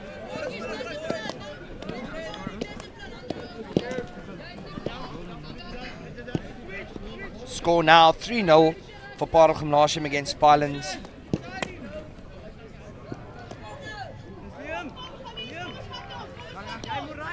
"15 minutes remaining of this match. Nommer 2 speler van Parel Gymnasium slaan dit in die Pinelands speler se voet vas. Referee had enough, he says that's final. Laaste waarskuwing van die umpire af. Great overhead being played to the number 10 player of Parel Gymnasium. Driving into the 22, driving further into the D. On the baseline, played to the number 4. Baie naby aan die boks gewees nou hierso, maar so close. Pinelands word weer die bal gegee deur die umpire.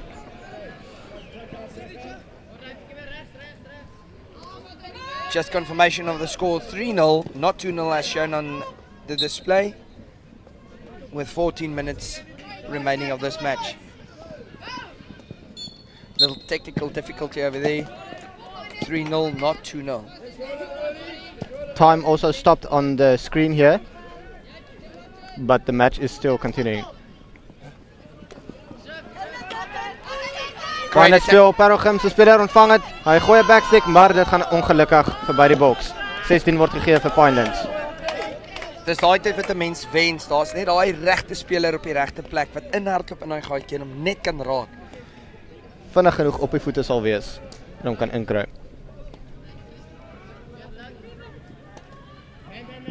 Pinelands player finding his man on the opposite sideline.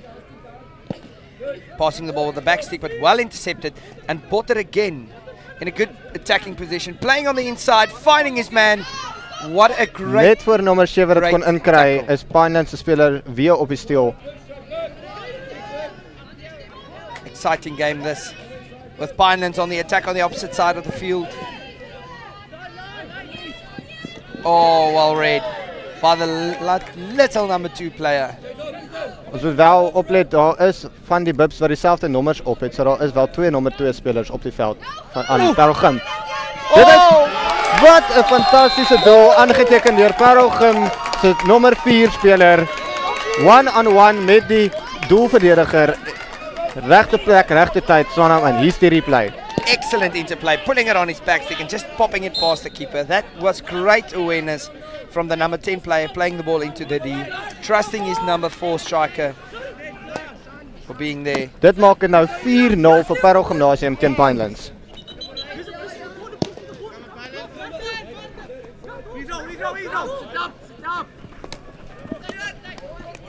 Crowd going mad. Parel Gymnasium nou weer op pad na Pinelands se kwartgebied.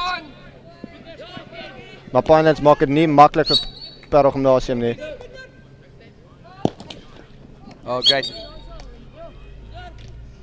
Daar word teen Pinans geblaas vir die voet.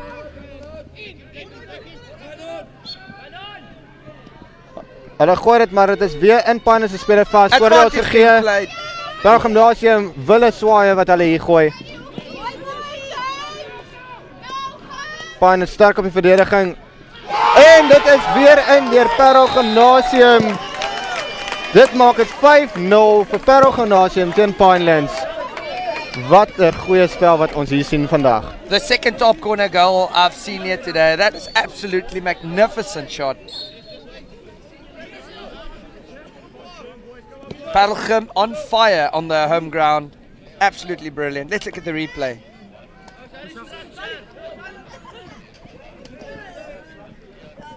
Goeie steel wat daar was. Pinelands se speler wat dit uitgeslaan het, maar met Parel Gimnasium weer op die rebound kry hulle dit in die boonste hoekie. Absolutely brilliant finish. The type of finishing you'd expect from a school like Parel Gimnasium.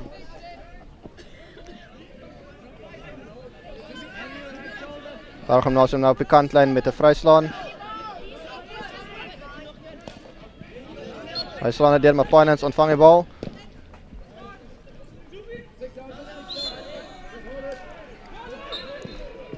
Bal word gegee vir Parel Gimnasium.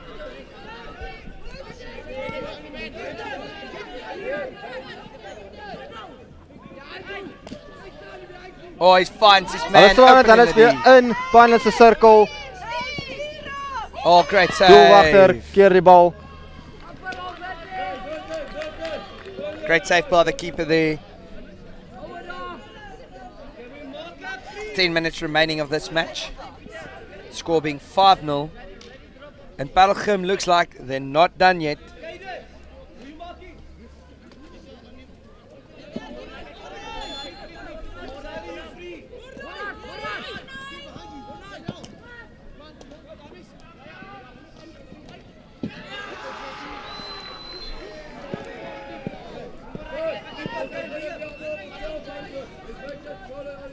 There you can see the replay. Pulls it onto his backstick. Great save. Great awareness by the defender, waiting for the ball to drop, and it makes sure that he does not hit the ball with the back of his stick. As julle nou eers by ons aangesluit het, ons is hier besig met die wedstryd tussen Parel Gimnasium en Pinelands, met Parel Gimnasium met 'n 5-0 voorloop. Daar is nog 9 minute oor op die klok.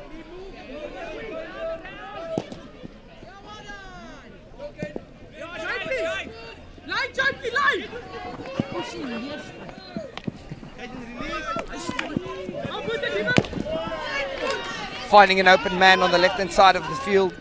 Number 7 and onto their firecracker number 4 striker. Parel Gimnasium weer in die sirkel, maar die doelwagter is op sy voete besig. Hulle vat te hou, maar dit gaan ongelukkig bo die boks verby.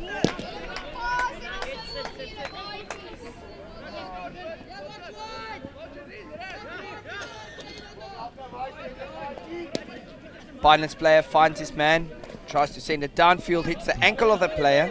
Referee plays advantage to Parel Gim. Having possession of the ball, let's see if they can use this advantage. Moved well to the number 10 player. Well read by Pinelands. Oh, but oh so well tackled by the number 3 player of Parel Gim. Die nommer 3 speler van Parel Gim, wat baie goeie aanval hier sal wys vandag.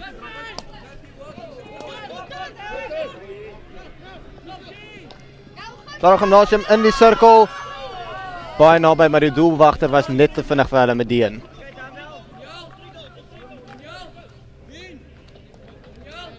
Long corner awarded to Parel Gim.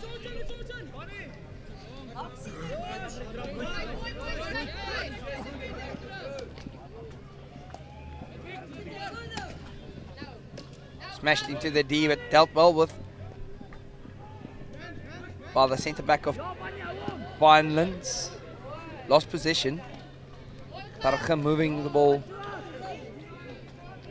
very efficiently, turning, getting the backstick, keeper into the action again. Short corner awarded. Die doelwagter het vandag baie werk vir hom uitgeknip. Met 'n paar kort hoekies wat al gegee is en 'n paar doele al teen hom ook aangeteken.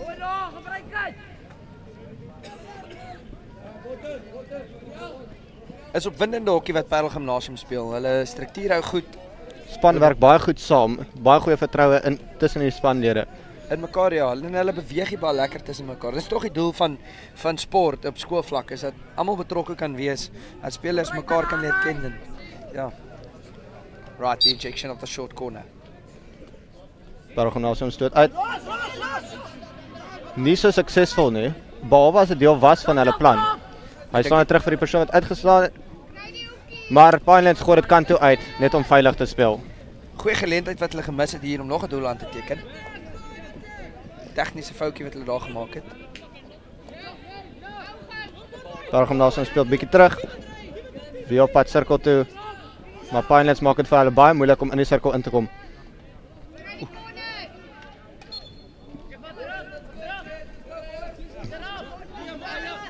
Travel Sport wat 'n geleentheid gaan bied aan die einde van die toernooi. Hulle gaan 30 spelers kies en hulle oorsee stuur Nederland toe vir 'n paar wedstryde. Baie goeie geleentheid vir die spelers om daarheen te gaan. As al van julle is wat kyk, wat nie Travel Sport ken nie, gaan gerus na hulle webblad toe en gaan kyk wat se pakkette hulle het, wat se pakkette hulle aanbied vir skole vir oorsee se toere. Behalwe die agterkant van die stoktref daar van die Pelgrim speler, behalwe wat opgepop het. Met 5 minute 30 sekondes op die klok is ons nou by Parow Gym teen Pinelands se wedstryd met Parow Gym wat 5-0 voorloop. Pinelands wat hulle self onder druk plaas. Lelike aanval daar van Parow Gymnasium, bal word gegee vir Pinelands. Pinelands se spelers wat goeie passes maak. Parow Gymnasium se spelers het baie druk op. A lot of stick tackles in this game so far. I'm surprised that we have not seen any card yet. Only the one green card, I think, for not being 5. Yes. Yeah. Pinelands is player uncertain of who he can pass to, not sure if there's any gaps open. Oh, but a steal from Parow Gymnasium's number 4. He goes for a strike, and it's in! It is a goal for Parow Gymnasium, making it 6-0 here today. Well done. What a great run there by Parow Gymnasium's number 6. Number 4. Number 4, excuse me. Burton, I know his name is Burton, I've seen him play before. He is absolute cracker.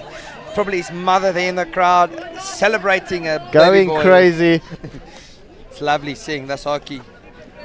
What a great game so far between Parow Gymnasium and Pinelands. Again, he creates pressure, takes away the ball. Number 4's back in the circle, passes back to Botter.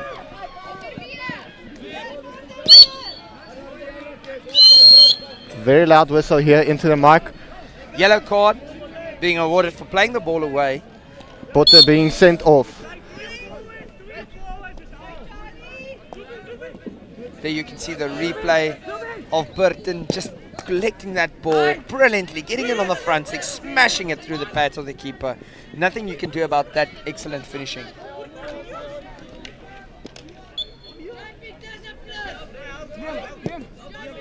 No. 3.5 minutes remaining and Burton again. Ooh, so Going close. for almost another run towards Pinelands' goal box. Definitely a player to watch for the future. And most likely one of these to be nominated for the tour to the Netherlands. Yes. Ooh, mistake being made there. Parow Gymnasium nou op pad. Met 3 Pinelands spelers op sy hakke, vat hulle die bal af. Maar Parow Gymnasium kry dit weer terug. Ek was seker daai bal het sy voet getref. Hulle slaan dit in die sirkel en gaan. Oh, baie naby is nommer 4 weer aan die bal.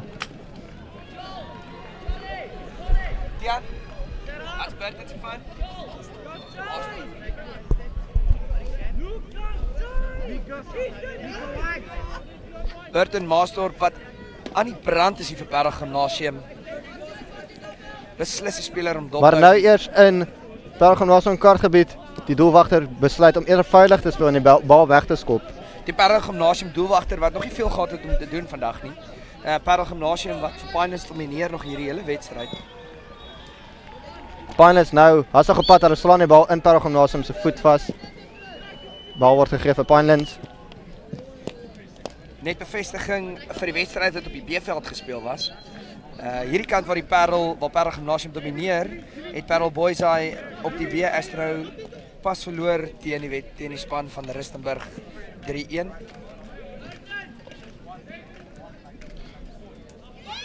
Die bal wat die voet tref daar van die speler van Pinans. Net 'n minuut 40 sekondes oor op die klok. Ja, daarso hy het ook die bal gespeel terwyl Pelgrim die vryslag vinnig wou vat. Die skeieregter wat konsekwent blaas en ook vir dieselfde fout 'n geel kaart gee vir die speler van Pinans. Goeie tussenspel deur Pelgrim. Net te ver van die nommer 9 speel. Hy het daai bal met sentimeters gemis daar. Soveel verskil wat enkele sentimeters kan maak in 'n spel. Of dit nou 'n voetfout is of 'n bal is wat gemis is.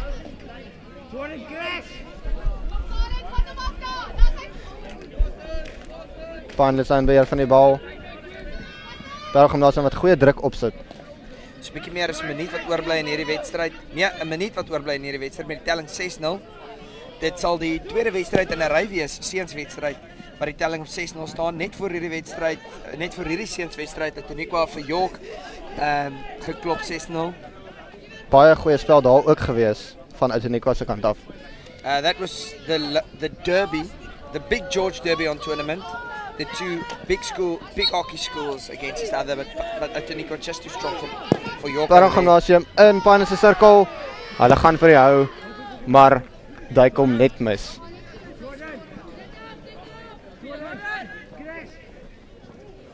Goeie beweging deur die twee spanne hierso.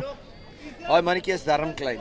Hierdie nommer 2 speler wat nou so geduik het, as hy miskien so 'n bietjie langer was, dan het hy dalk daar uitgekom. Pinans nou die bal. 7 sekondes. Foutjie daar tref die voet van die Pelgrim speler. En die tyd wat verstreke is, Gymnasium 6, Pinans 0.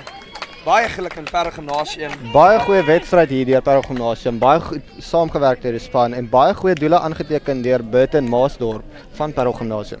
Excellent play by Pelgrim. Congratulations. Just confirmation of that score. That's 6. Pelgrim winning 6-0. Full-time score against Pinans.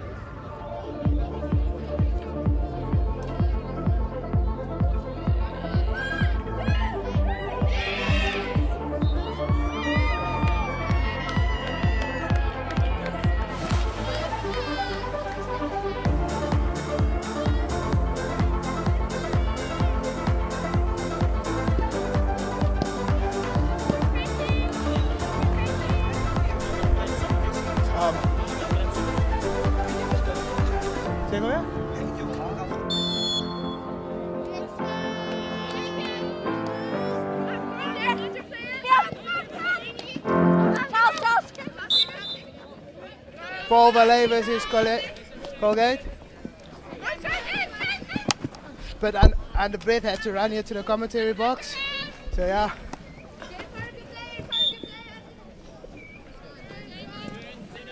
It started out as a beautiful day in Paul, but clouds coming in now. Maybe it's gonna be a rainy day tomorrow. Hopefully not, hopefully not. So yeah, let's enjoy this beautiful game.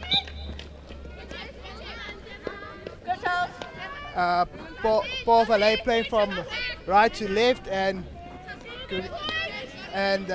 other school playing from left to right.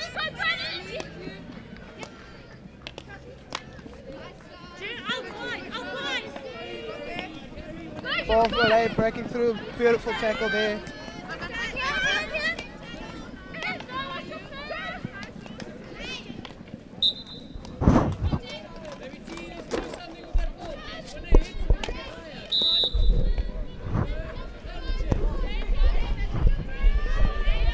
There we go.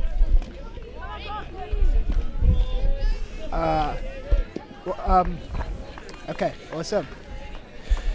Can say welcome here for Marie Engelberg, and I'm Saki Jones here, commentating on the goals game. Hello, ladies and gentlemen. I'm back again. Right here in front of us at the stage, we've got Paddle Fillet playing collegiate. Paddle Fillet playing in their usual blue and blue strip, and collegiate playing today in their white strip. Paddle Fillet on the attack, that's them, playing from right to left on our screen. We're just about 1 minute or so into this. I'm lying over here. We're just about 2.5 minutes into this first half of this game over here, and it's sure to be a cracker. Paddle Fillet now into the attacking circle and misses the box on the right upright. Good work there from Paul Valet, and yeah, it's a really good game going so far. Almost 3 minutes into the game. Paul Valet a bit dominating there for a few seconds there, so let's see how this game ends.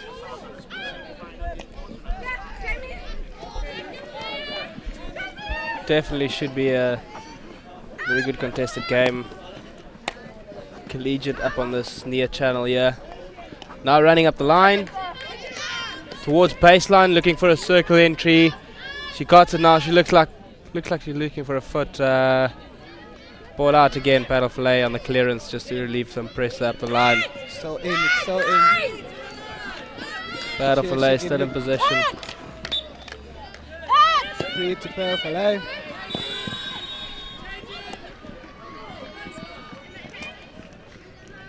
Sake almost thought that was this field's whistle, but same, yeah. It's a goal there from the other side against Paul Khum. I'm not sure who's the other team there. Do you maybe know who the other team is? I've absolutely got no idea, Saki, but I can have a look for you on the My School Zone app, which you can download on the Play Store. Ladies and gentlemen, if you're not with us here in Paul, be sure to download that app to stay up to date of what is happening out here. Ladies and gentlemen, if you're watching from Collegiate, please tell us where you are from. Send us a message on the YouTube feed and Facebook. Tag us in all your comments. Tweet us at School Sport Live, hashtag SSL Hockey, and tag us in all your Instagram posts. And let's keep on communicating with each other. Please tell me where you're from and who are you supporting here today. I'd love to hear from you. Let's keep the tweets going, guys. Let's keep the tweets going. You can see your support here on the screen, and we will read it out loud for you guys. So please go follow us on Facebook and Twitter, and also on Instagram. Don't forget to put your hashtag SSL Hockey. SSL Hockey.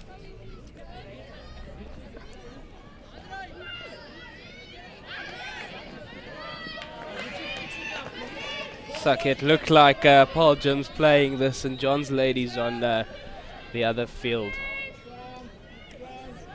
We've got Collegiate with a circle entry there. Popped onto the Paddle Fillet stick, who manages to clear the ball out. And Collegiate has a free hit on the sideline.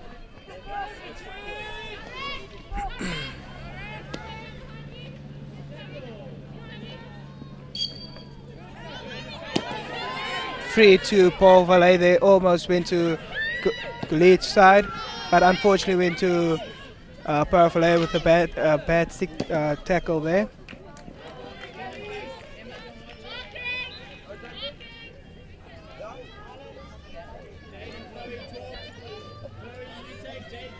Here we go, Saki. I'll be with you now for a while. I'll have to unfortunately leave. 10 minutes before the end of this game, because I am umpiring the next boys game on this pitch. So I'll keep you company as this game goes on throughout the first and most of the second half. I love that company. It's not being so nice talking alone here in the commentary box. Definitely not nice speaking to yourself. Some people might think you're crazy, but at least... yeah, it's about to say that, you know. Yeah. There we go, freed out, Paraflay on the attack. Collegiate will be relieved for the free hit going their way. They'll now look to either play the ball upfield, and they choose to go to the left half. Pops it over into Paraflay. Have advantage for the through ball, and Paraflay will most probably pick that up on the baseline. The advantage ball has been given for the first offence.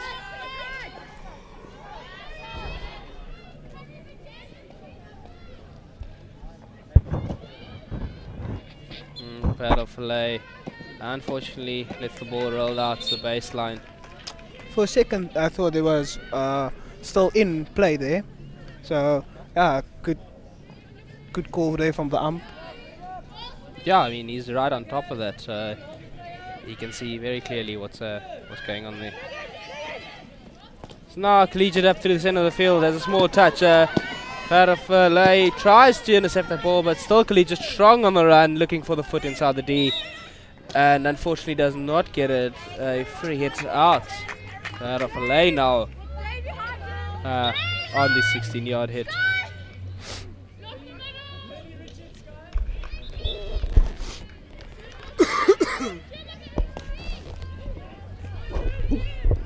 Collegiate popped over Paraflay stick and driving into the circle. Unfortunately, no one there to receive the pass on baseline, so it'll roll out.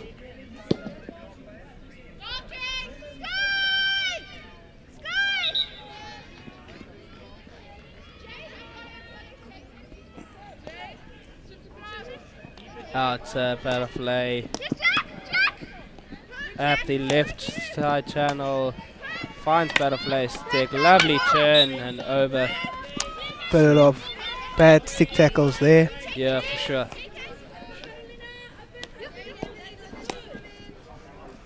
Unfortunately that pass didn't go to another stick, but good pass, but not a run there from one of our players.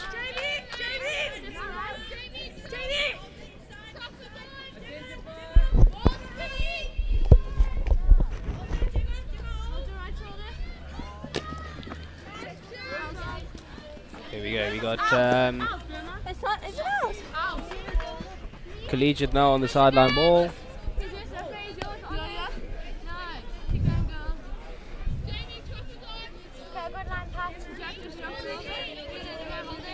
Bit of a pause in play, couldn't quite see what's happening, but they got the ball back and they are playing. Good intercept there from tackle there from Paul Valet's player there.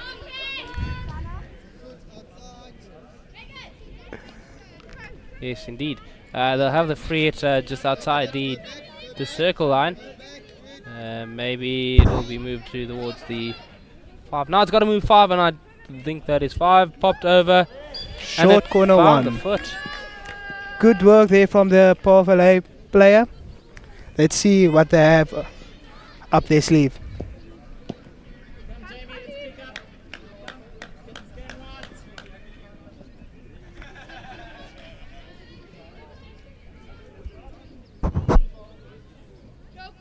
Here we go. The teams are defense and attack setting up for this penalty corner. We'll have it underway as soon as the umpire blows his whistle. Just a word of advice there from the coaching side: don't overcommit. Paraflay on the injection. Stop there. Postman, rebound of the keeper. Another penalty corner will be awarded. Good job there by the keeper, keeping the ball by her feet. Unfortunately, short corner awarded there. Nothing the keeper could have done there to save, to block that shot. Certainly, certainly. So they'll try again.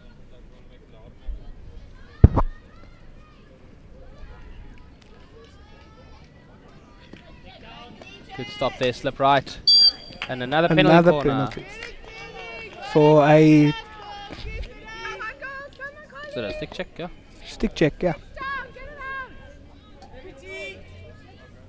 It's like as I say, third time lucky. Yeah,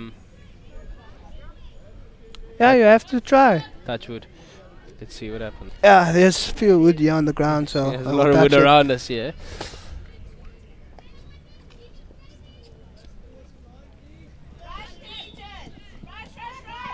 Slap to the left hand side, unfortunately first shot goes too high and out the baseline, so 16 up on top D.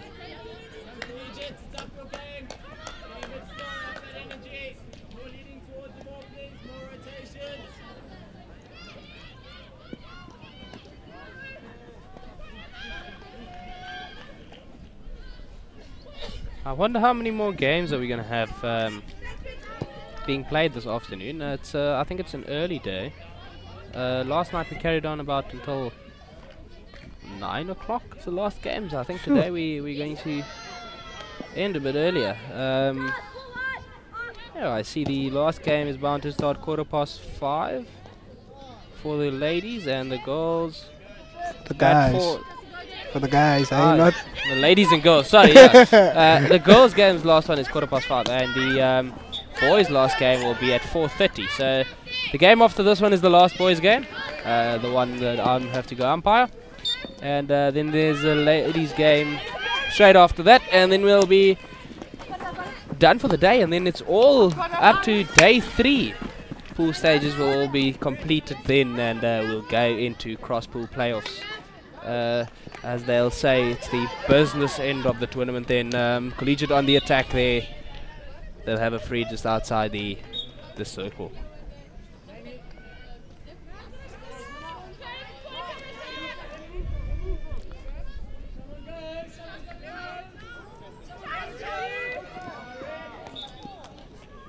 Free it again to Collegiate. They can have another try at a circle entry.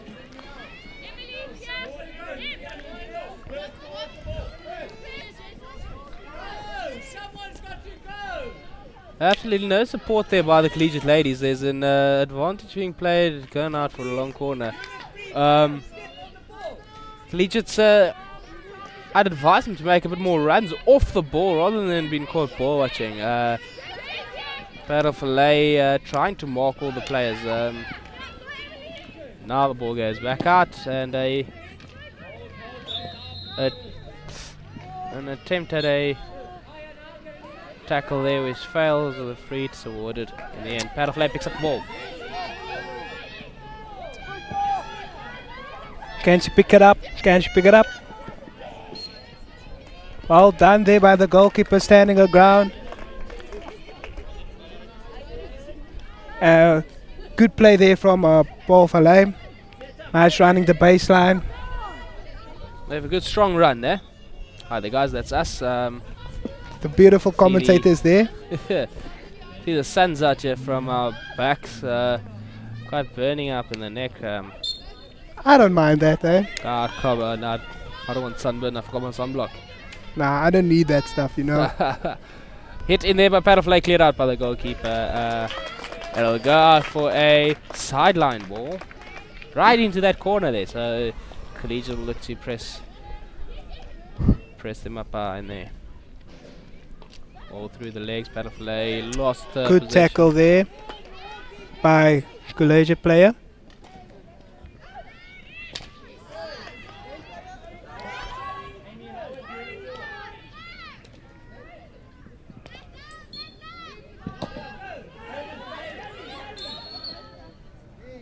Ladies and gentlemen, today and yesterday I'm thinking, I want to know where Collegiate comes from. If you're watching this feed and you can tell me where's the school at, and maybe some info on the school, you can write us up on YouTube, tag us in there or on Facebook. We would really like to know that, eh? Because I also want to know from where they are. Yeah. Very strong hockey school. I can see this from the under-16 standard of hockey being played here. Unfortunately, on found his foot there.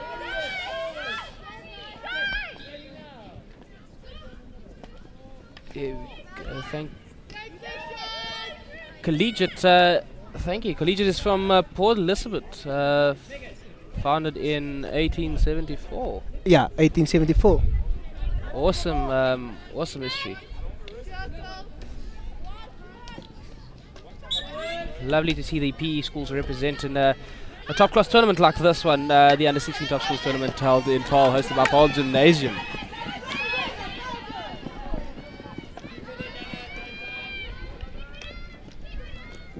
Nice and calmly done there by the back of Paul Valet.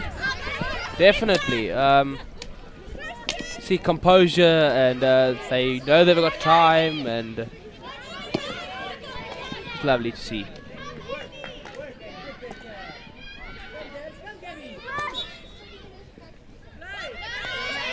Paddle flies back up. It's a ball upfield to hopefully get someone somewhere free. It's been given to Collegiate, and running upfield now.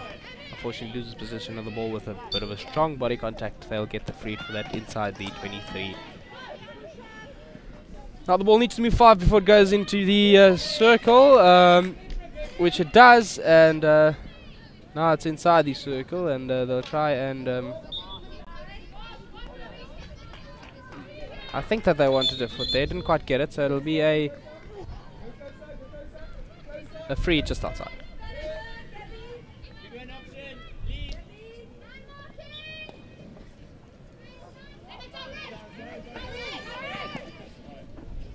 Paul across, unfortunately didn't pick up a stick there. Collegiate is a bit under pressure here on Paul Valet, even though if the score is still 0-0, it's a really good game, up and down on the park. About 1 minute and 30 seconds left to play on the park's clock. Free there for Paddle Valet. Yeah, very evenly contested game so far. It's still at this point anyone's game. Paddle Valet now on the ball. I think they'd like to be up on the scoreboard before half-time strikes, but I doubt that'll happen. Unless they do something crazy right here. Now, Paddle Valet in that corner over there, driving towards baseline, has a turn. Lovely. But hit on the 5-meter step line for Paddle Valet. The ball needs to travel 5 or touch another player. Unfortunately does not find a teammate right there, so sideline ball for Collegiate.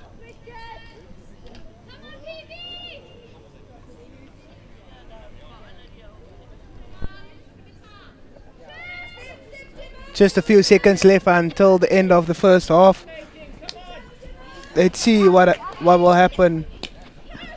What will Paul Valet do now? Just 16 seconds left. Just a free hit outside. Let's see, 8 seconds. Is she going to get it inside to a penalty corner before halftime strikes? And no, free hit out. Ladies and gentlemen, that's the end of first half. That brings us to half-time here at the Under-16 Top Schools Tournament held in Paul, hosted by Paul Gymnasium. Confirmation of the half-time score right there up on your screen. What a tournament has been. That is exactly our view right there. Half-time, there's no hockey to be watched, so we'll be looking up into the mountains.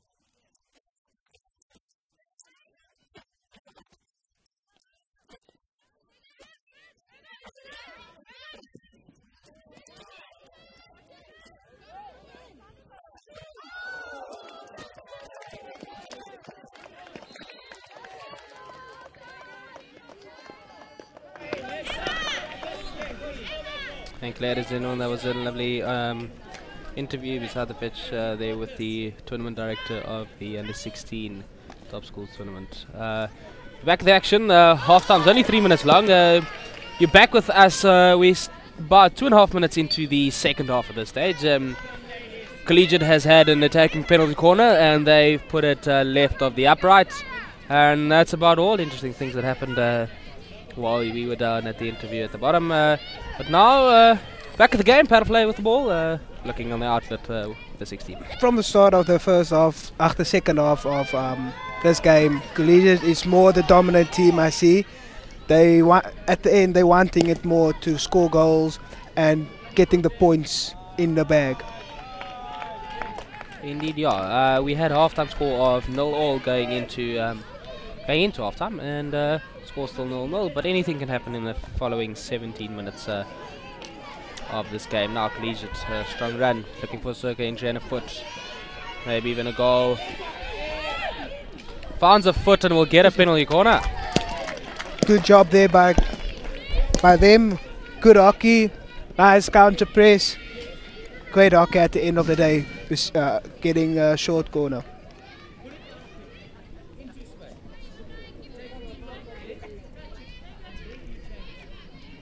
So this will now be the second penalty corner that Collegiate has in this half.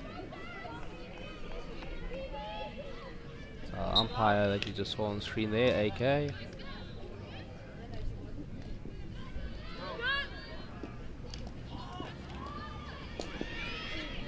Tries though, zigzag, doesn't quite work out the way they wanted, but they found the foot and they'll have another one for their efforts. Let's see what they have up their sleeve now.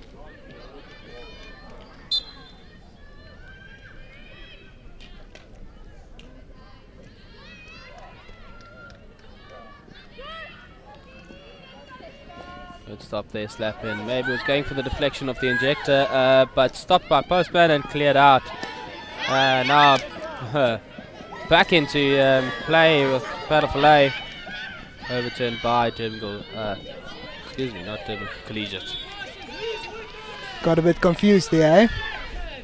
Yeah, I was commentating earlier on the Durban Gold College. Oh, what a swing and a miss.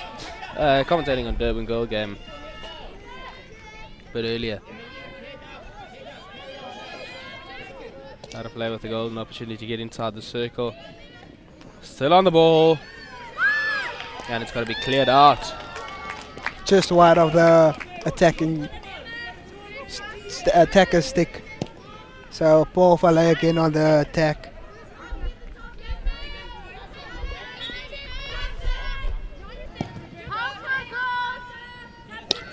Direct ball in. Great block there. Unfortunately got a hit, freed out. Great defense there by Collegiate. But Paul Valet again on the ball.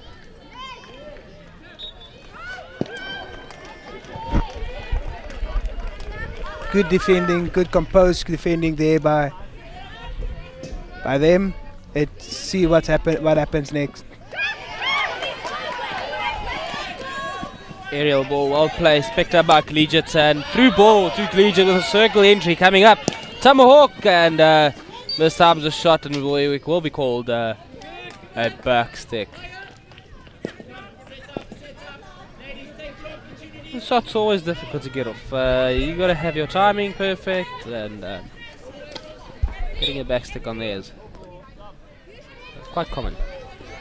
Back off stick there with yes. Very hard to get the Tomahawk shot off, but when you get the hit off perfect, you know you'll get the power there. But good interception there by Collegiate. Great defending there, great defending from Paul Valet, keeping it nice and composed. Ball up the line. It's Paul Valet's ball, touched by a Collegiate player.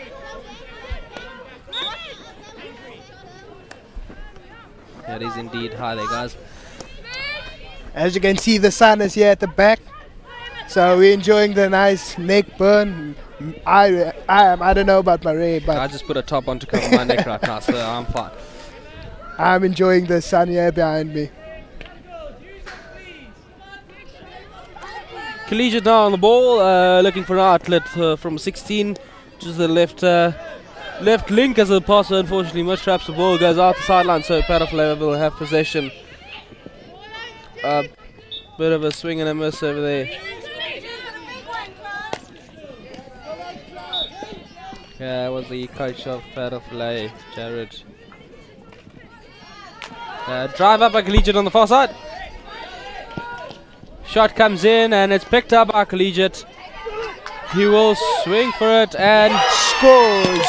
What a goal! What a goal! Very good movement there of the right forward, rounding around the player, finishing it off. Definitely, that drive in was superb, and just the awareness of the 90-degree ball to the inside on top D with there's a player there and just and she had a let's have a look at that again. Got a perfect touch, gets an extra touch, puts it back into the box. Boom, goal. So, ladies and gentlemen, Collegiate 1, Paraflava 0. If you are watching this from PE, please show us your support on the YouTube feed. Tag us in that and we'll read them out on screen as they come out live. And tag us on Facebook, Instagram, Twitter. Use the hashtag SSL Hockey. As you can see there, the captain asking the umpire what it was for. Was hit against the shin, so short corner awarded.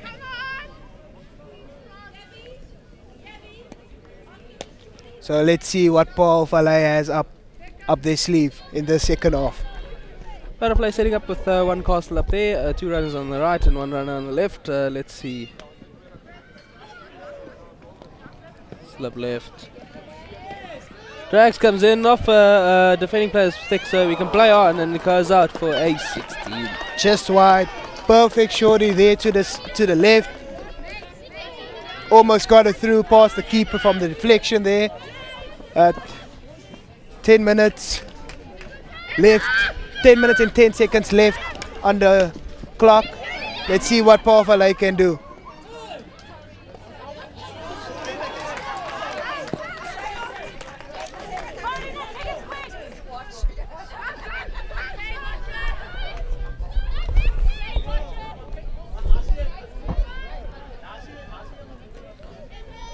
Paul Falay there in the corner.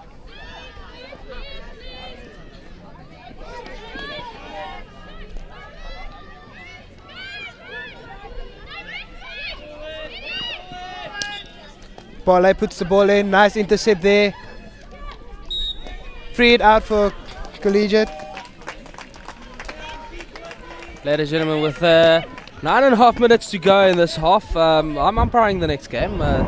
So from myself, Marijn Engelbrecht, it has been lovely being with you guys this afternoon for most of this game, and I am signing out. Saki Jones will be here, and I will be substituted by Tristan Bull, taking over from me, ladies and gentlemen. Goodbye, and I'll see you tomorrow. Enjoy your umpiring, eh? Thank you.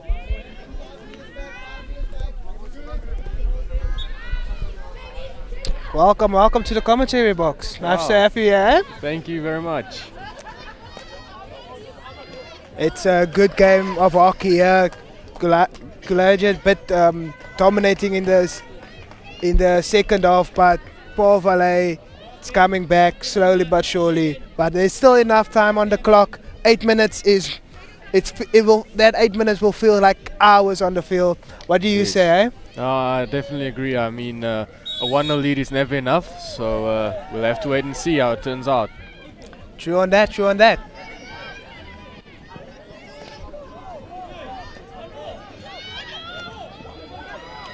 Paul Falay up with the ball.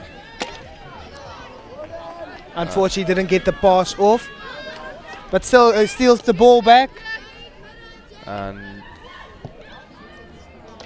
no luck there for Paul Falay. And it's a free hit out.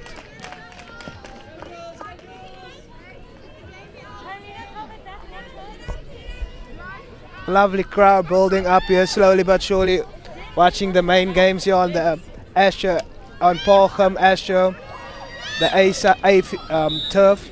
So guys, come join us in if you're here on the field at Paulgem, close to even. Come join us. Come watch the great hockey, under 16 hockey here. And Paul Filet now still trying to get that equalizer. Collegiate might be able to break here. Free hit for Collegiate there. Let's see what they have in stock for us.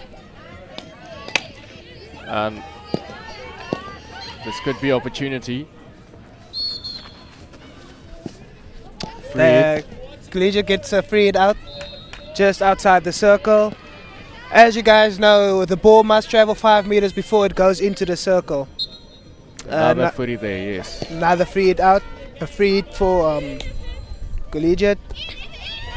Play it wide. No luck going in the first time. They try it again. Let's see what the right winger can do again. Lost control, then a ball on the side for Paul Filet. Another interception there by Collegiate player. Long corner there for Collegiate. Let's see what they will have in the last 6 minutes of this game. Yes, and I think Paul Filet under some pressure now because they know they have to keep this out. If they go down by 2, it might be a bit too much for them to handle. And the ball played in. Keeper commits, gets there.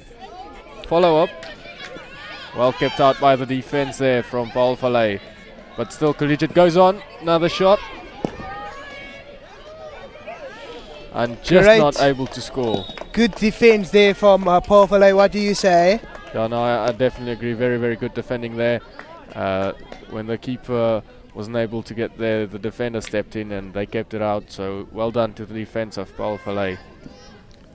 Doing a really good job there.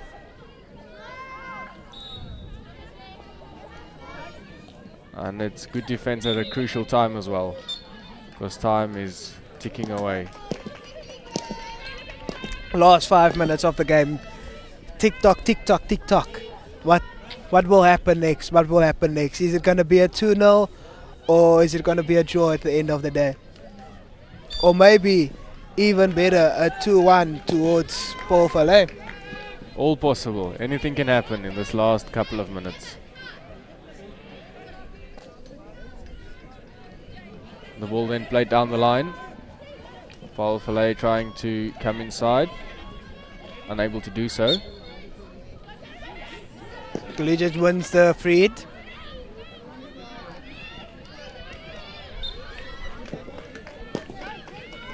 Gets another free hit here. Let's see what they will do. Unfortunately, that pass didn't. A mistrap there from the right forward of Collegiate. Yes, and unnecessary mistake maybe for a team leading 1-0. You want to stay composed and keep the ball. Yeah. Don't give it away cheaply.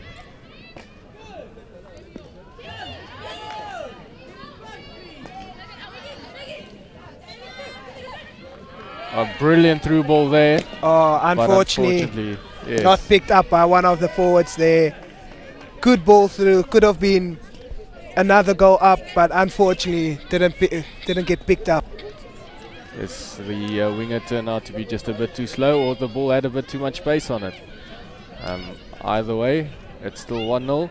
3 minutes left. Is there still time for Paul Filet to get back into this game? You can see them getting desperate now, playing some more long balls, just hitting the ball upfield once they receive possession. Look at that. Again, just hitting it upfield. Paul Filet really getting nervous now. They can feel the time ticking away. Got their foot there. Got to free it out. What will they do now? Last 2 minutes and 50 seconds on the clock. So let's see what they will have. Another interception there by Collegiate. But ball won back by Purple and another good interception there. Freed one for Collegiate. So let's see if they're going to make it. Unfortunately, pass didn't connect there, but they're still on the attack. Let's see what they can do. Beautiful ball in.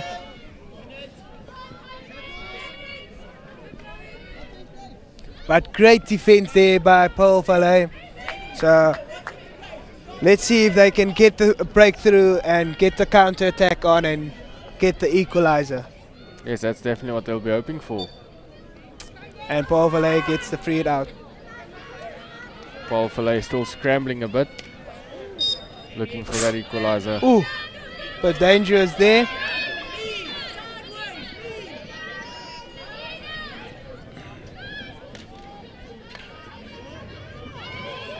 Some good skills to get away from the defender.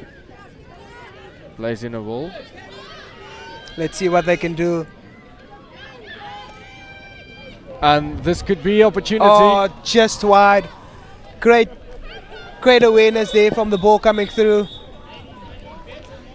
That's the end whistle on the other side of the field. It's not out on the A side. So yeah, the Gum and St. John's game is done now. It's got a draw 1-1. Oh, and another opportunity. Parafale almost got another opportunity. A minute left on the clock. What's going to happen next? Yes, Paul Valet with a couple of opportunities there, and they really had to make one count, one feels, if they had a chance to draw this game. The time really ticking out now. This might be the last opportunity for Paul Valet. But dangerous there, unfortunately there for Paul Valet. 35 seconds left. Are they going to press, full court press on them? Let's see what will happen next.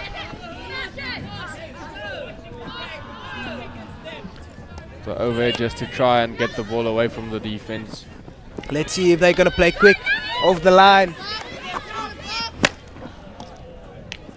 And this ball might fall for Paul Valet. Let's see if they get a short corner at the end. Good defense. Great defense. 5 seconds left. Collegiate keeps it out. And that's the end of the game. Collegiate 1, Paul Valet no. Great game, very competitive. Could have gone anyway, but unfortunately Collegiate pushed through and got the 1-0 up. Yes, they did the job today. As you can see, confirmation there, full-time score. Collegiate 1 and Paul Valet 0. I'll be leaving you guys soon. See you on the last game of today, and yeah, enjoy the boys. Dave Milan versus Menlo Park. Menlo Park.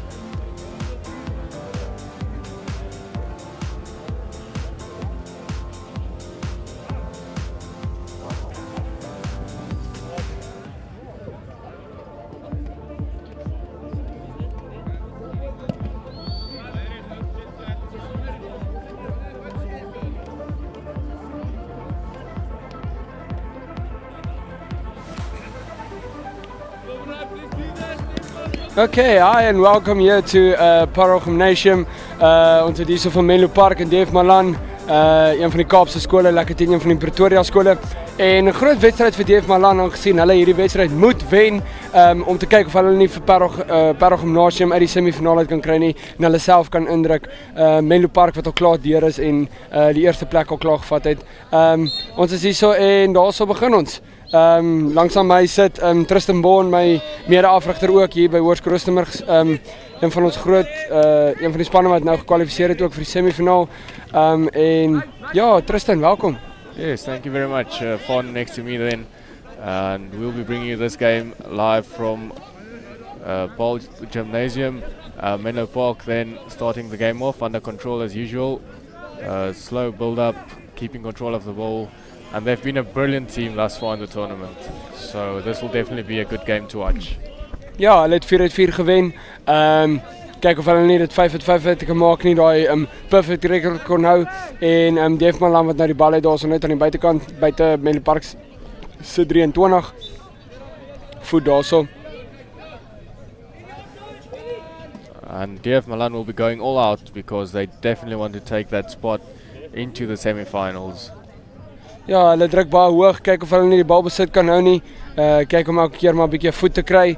Maar Menlo Park wat goed doen daarso en hulle gee net weer die bal terug. En ons het gesê Tristan is dat om die bal te hou is nogals belangrik. En Dave Malan hierso met 'n guldige geleentheid en hy kon net nie die voet daarso kry vir die korthoekie nie. Menlo Park wat uitspeel en hulle kon net nie die bal hou nie. Guldige geleentheid daar Tristan kon net nie dit op jou in the finish nie. Yes, I think at the end of the day if he could have got the pass off, it would have been a goal definitely. But unlucky, but Dave Malan looking up for this game. Ja, they really seem ready. Druk baie hoog. Hulle sit spelers in die sirkel. Ek kan sien hulle het 4 spelers daarso binne in die 23 van Menlo Park en soos Tristan gesê het, hulle probeer regtig hierso om hierdie doel te kry om te kyk of hulle nie hierdie wedstryd kan wen nie. Ons weet Menlo Park is gevaarlik op die counter-attack. Daarso begin hulle nou. Hulle so net op die 23 van Dave Malan. En die Dave Malan speler wat baie goeie stukkie verdediging werk doen daarso om net die bal by 3-23 daar te kry. Menlo Park in die bal besit. En ons het daarso 'n slip-up en Dave Malan het eweskielik nou weer die conference om op te gaan, vorentoe te beweeg. Menlo Park wat glad nie terugstaan in hierdie wedstryd nie. Groot game vir hulle ook, kyk of hulle nie hulle momentum kan deurvat na die semifinaal môre toe nie. Yes, I do think they'll definitely go out and try to win it, but obviously it's not necessary for them. For Dave Malan though, it's very necessary to win this game. En op die skerm het ons nou net die afrigter daar gehad van Menlo Park Earl, ook 'n baie bekende afrigter. Hy rig ook Menlo Park se eerste span seuns af. En Menlo Park wat hier so uitkom en hulle kon net hierdie bal besit aan die voet daarso van Dave Malan. Played forward quickly. Menlo Park wat die bal besit, hulle dryf hier so aan die regterkant op. Baie slegte tackle daarso en is 'n 16 daarso vir Dave Malan. Dave Malan wat net baie rustig moet raak op die bal Tristan. Ek dink hulle wil te vinnig probeer speel en as mense te vinnig probeer speel teen Menlo Park, hulle gaan jou definitief op die counter-attack die hele tyd vang. Yes, no, definitely. Menlo Park has shown in their previous games that they will hit you and they'll hit you hard on the counter-attacks. So something to look out for. Dave Malan wat 'n slip-up daarso het en hulle is nou daar Menlo Park wat nou begin met die bal. En hier nommer 9 van Menlo Park, 'n ongelooflike speler ook as jy my vra.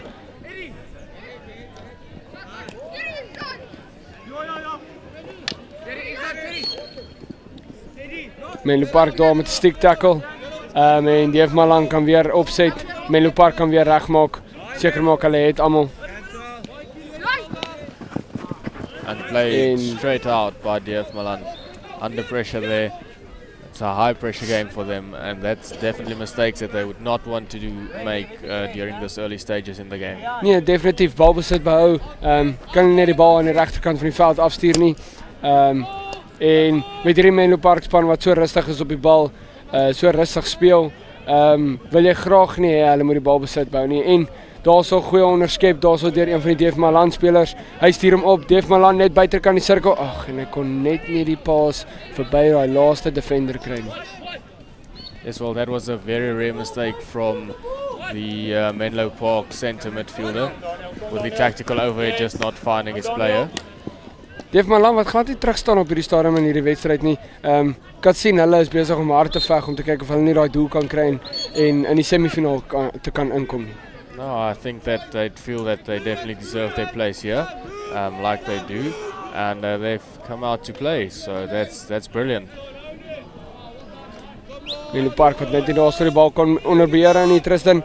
Daar sien ons die Menlo Park goalkeeper. Goeie kombinasie, goeie werk daarso.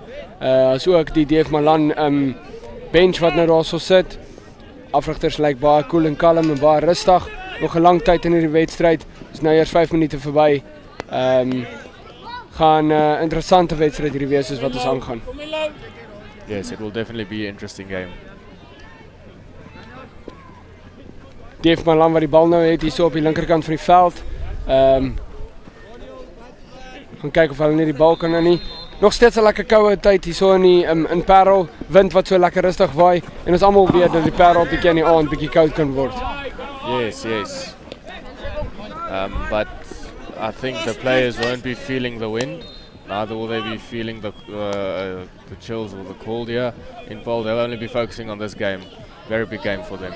Die midfield speler daarso van Menlo Park nommer 9 wat net die bal gepas het en een van die Menlo Park ouens wat net nie 'n run gemaak het nie. En daarso net 'n touch daar van die Menlo Park speler af en is Dave Malan se bal net aan die buitekant van die 23 van Menlo Park. Soos julle daar kan sien, daar's in St Mary's Waverley. Hulle het ook sover 'n goeie toernooi gehad. It's good to see hockey teams supporting other hockey teams and watching some great hockey matches. Definitief, goeie bal daarso deur Dave Malan. Hulle dryf hom hier so aan die linkerkant van die veld af op, stuur hom in en is 'n lang hoekie nou vir Dave Malan. Kom ons kyk of hulle die geleentheid kan gebruik.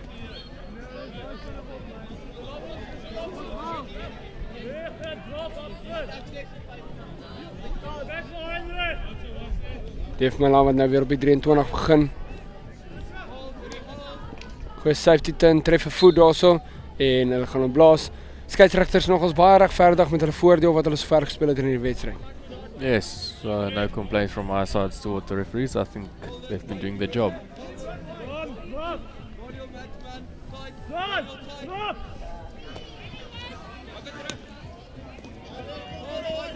Yes!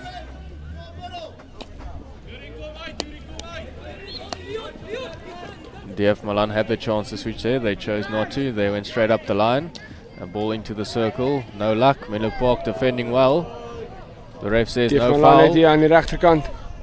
Voordeel wat gespeel word. Kon net nie daai bal laag gehou het om te kyk of hy een van sy spelers binne in die sirkel kan kry nie. En DF Malan het te vryhou net buite die sirkel van Menlo Park.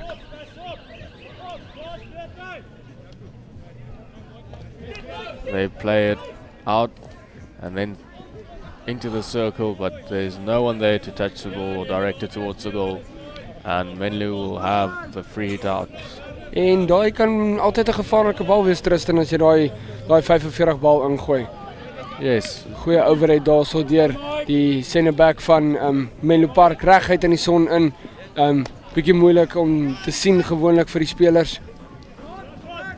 Dryf hier aan die regterkant van veld, bal word gespeel daar.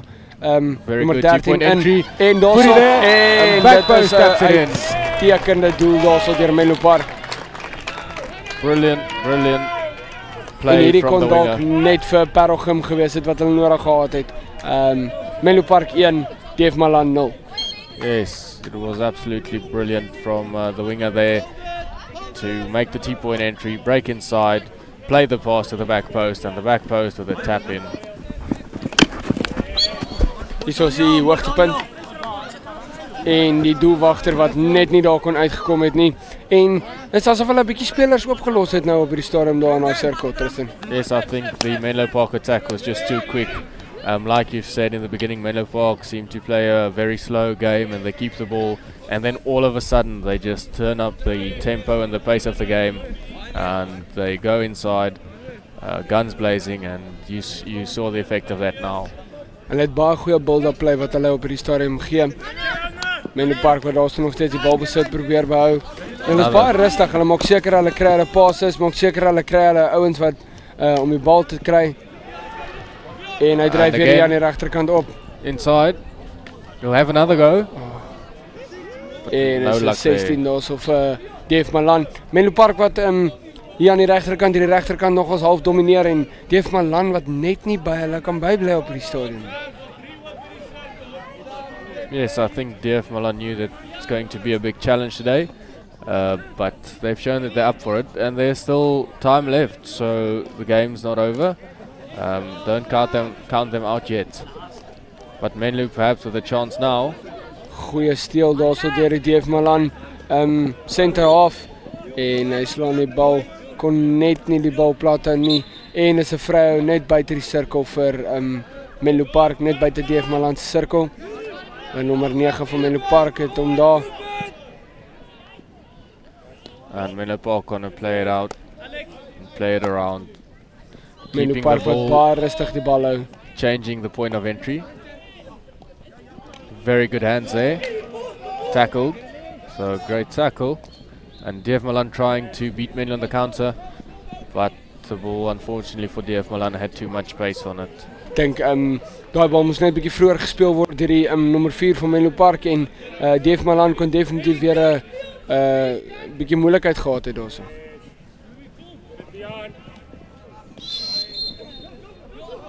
Groot 5 daarso, 5 wat nie deur DF Malan gehou was nie.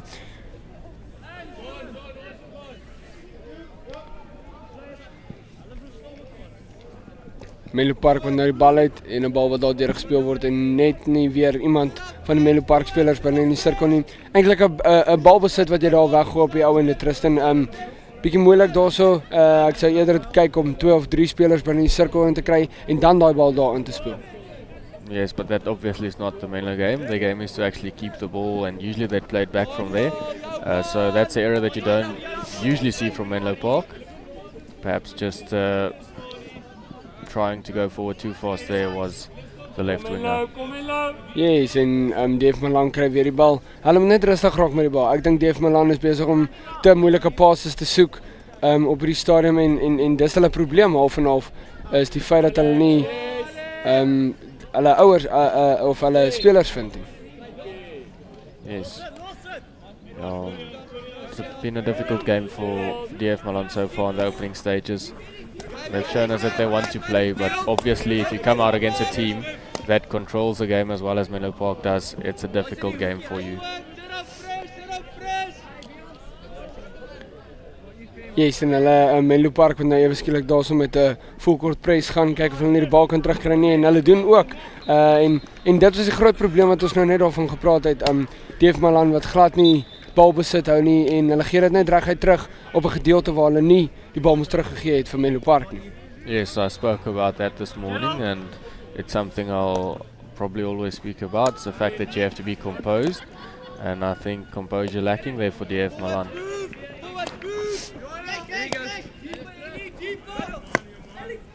Menlo Park wat net die bal besit hou, stuur hom al die pad om, kyk of hulle nie die bal speler wat mooi daar so aan die binnekant inkom.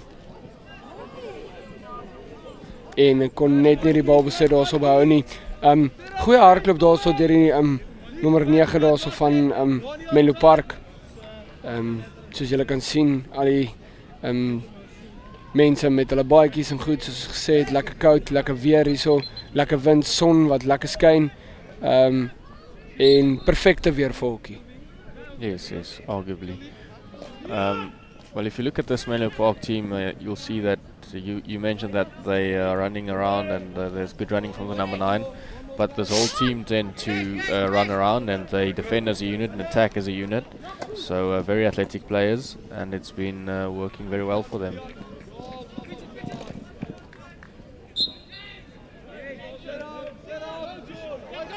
En DF Malan wat jy skielik na die bal gekry het.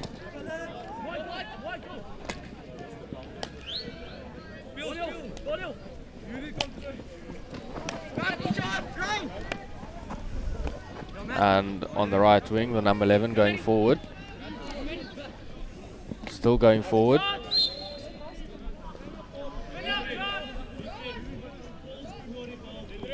En die heeft Malan wat naar die bal uit daar, hulle speel hom op. Baie goeie draai daar aan die binnekant deur die Dave Malan speler. Hy draai weer terug. Goeie safety turn, pas hom terug daarso vir een van sy spanmaats. Pas hom terug. Yes, some good 2v1 passes going for Dave Malan.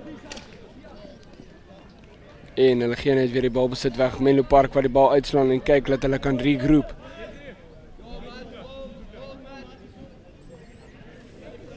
Yes, I think that was the first time in a while that we saw DF Malan coming forward, and a couple of good passes going there. Oh en my! Daar is that would be a goal. En daar is 'n doel daar deur DF Malan en dis presies wat hulle nodig gehad het. So 4,5 minute oor in die helfte en skeieregter stop net gou vinnig die tyd, gaan gou vinnig by mekaar uitkom. Ongelukkig soos ons weet is hierdie rolling time.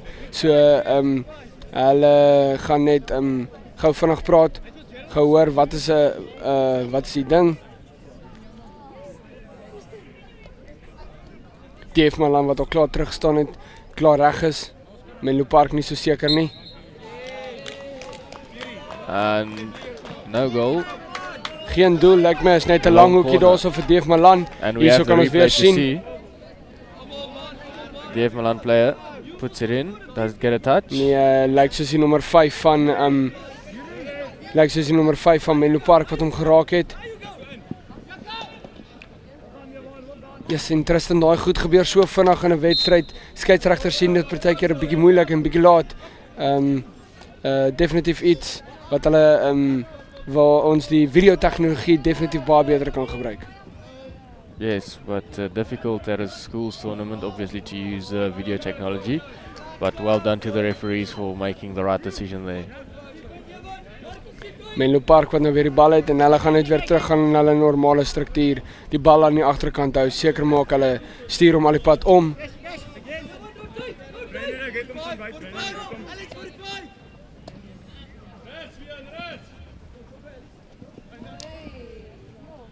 Goeie overheid daarso deur die center back van Menlo Park. En die heeft Malan wat die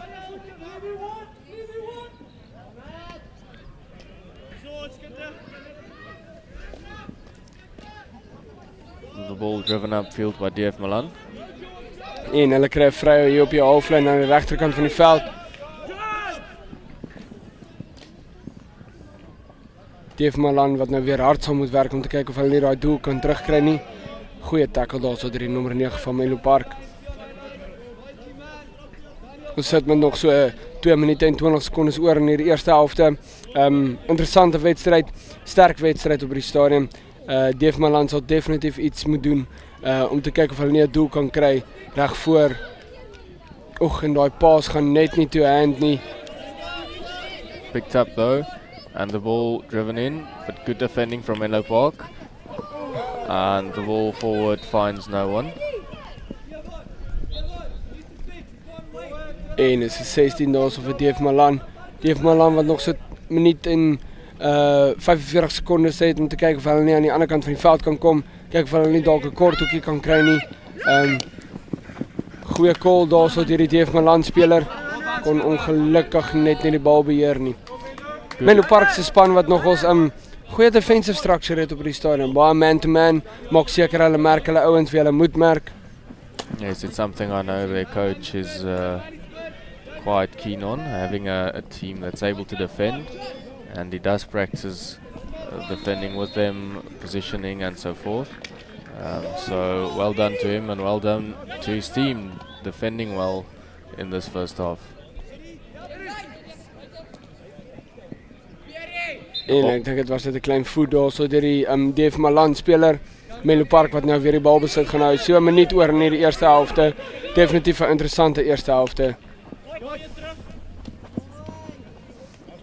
En DF Malan wat nou weer die bal daarso kry. Kyk of hulle nie op die counter attack kan kom nie.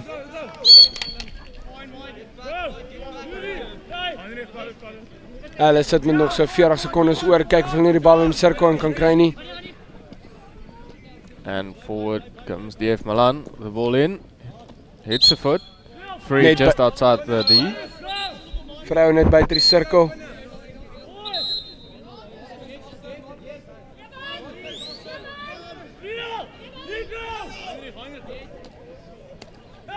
Ball played backwards, then forced in. Brilliant opportunity. En die keeper keer daarso. En Menlo Park wat bietjie skrikkerig daarso was, sit net so 5 sekondes oor. Menlo Park, Dave Malan wat hom instuur. Kom ons kyk of hulle daarso en ongelukkig gaan dit halftyd wees daarso 1-0 vir Menlo Park. Interessante helfte hierdie Tris en Dave Malan wat definitief hier aan die einde bietjie gelyk het as hulle die Menlo Park span onder druk sit. Hulle defense bietjie hoër opdruk en hulle gaan 'n goeie tweede helfte moet hê as hulle hierdie Menlo Park span wil wen. Yes, well, obviously Dave Malan still have everything to play for. They're not out of this game. They're far from out. They're still in the game, and if they want to go through to the next round, they'll have to score in the next half. As jy nou die DF Malan coach was, Tristan, wat sou jy vir hulle sê? Well, I tell them to go out there and give their best, obviously, and just enjoy the second half of hockey. Net so, dis Menlo Park 1, DF Malan 0. Dis halftyd hier so in Parelgym in 'n baie tawwe wedstryd op die stadium. Ons is nou terug met die tweede helfte.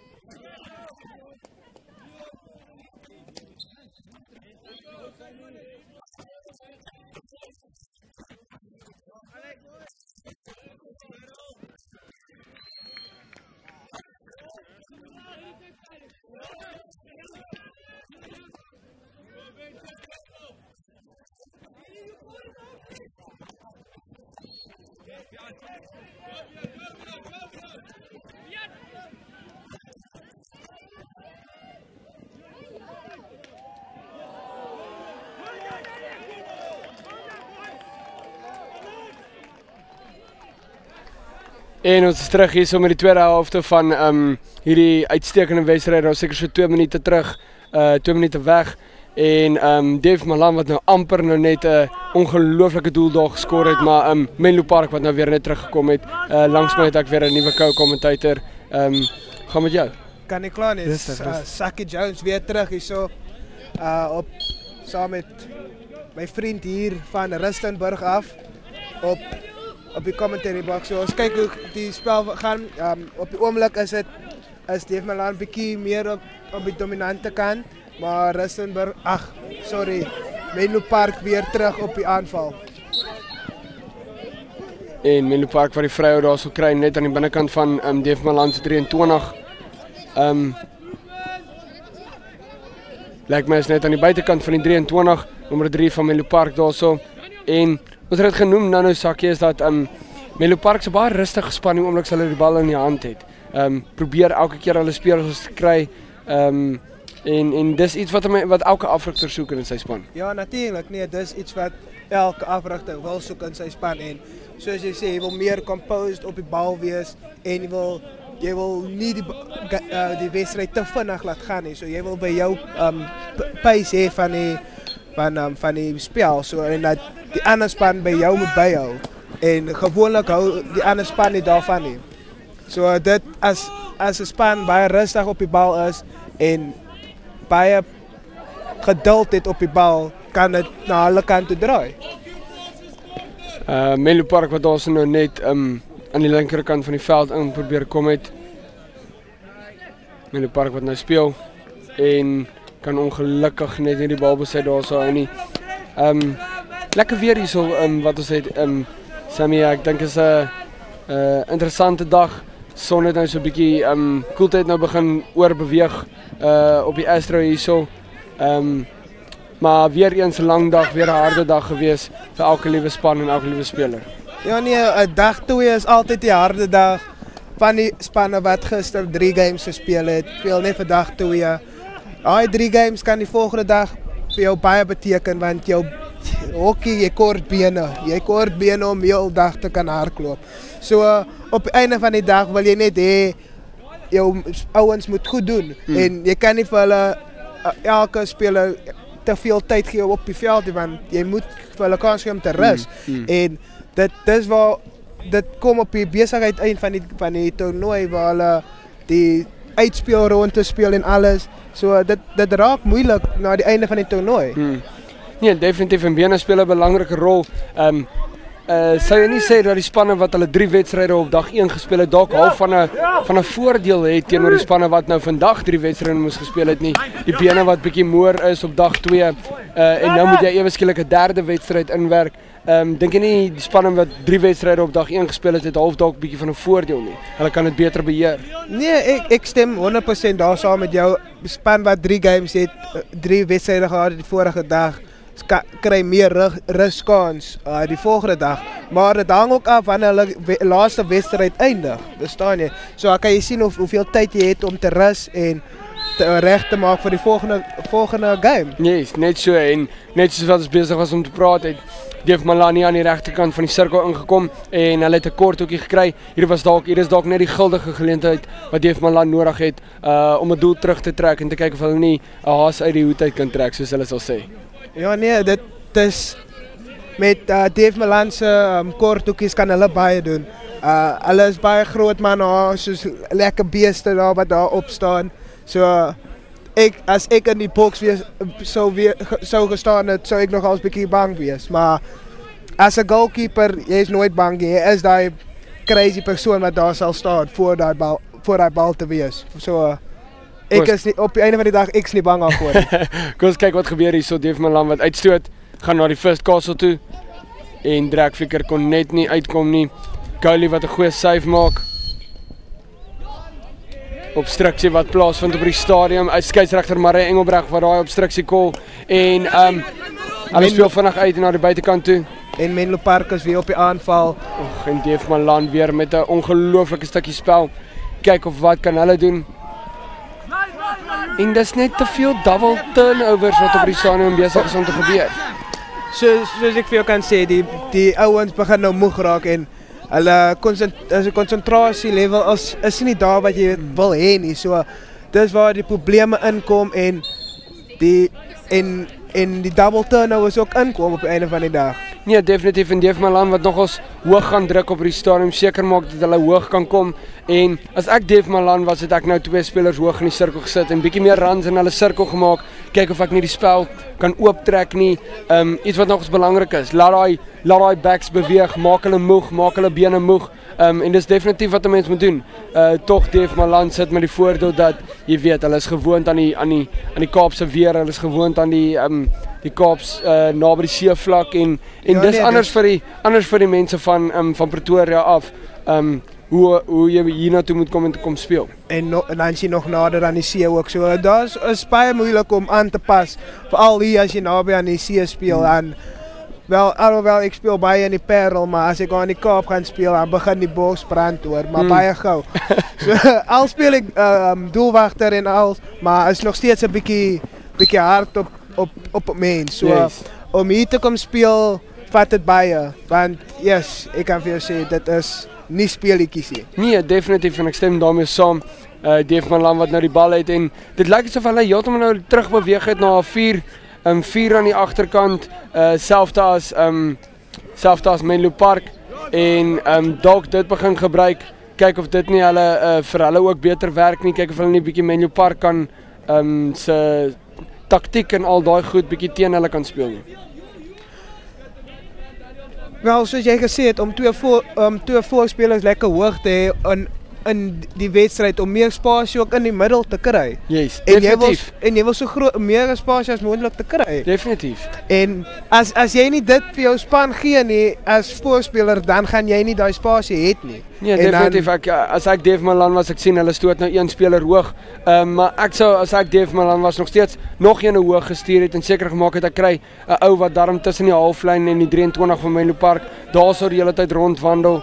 Seker maak hy kry die konneksies reg. En die belangrike ding is om balbesit te hou. Ja, jy kan ongelukkig sonder balbesit kan 'n mens niks doen in hierdie wedstryd nie.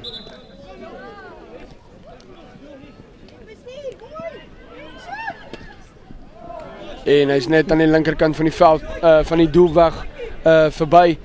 Menlo Park wat bietjie gelukkig was daarso. Skeieregter wat bietjie deurmekaar was en al daai goed. Ongelukkig nou net die DF Malan se kant toe gegaan het, ja, maar nee. Alhoewel okay, DF Malan also met die en hy kon net nie daar uitkom nie. En dis daai klein goedjies wat 'n mens op die ou ende graag wil hê. Jy as 'n speler en 'n afrigter wil graag hê daai klein touches, daai laaste touches wat moet stiek. Daai laaste paas wat jy net moet gee. Definitief.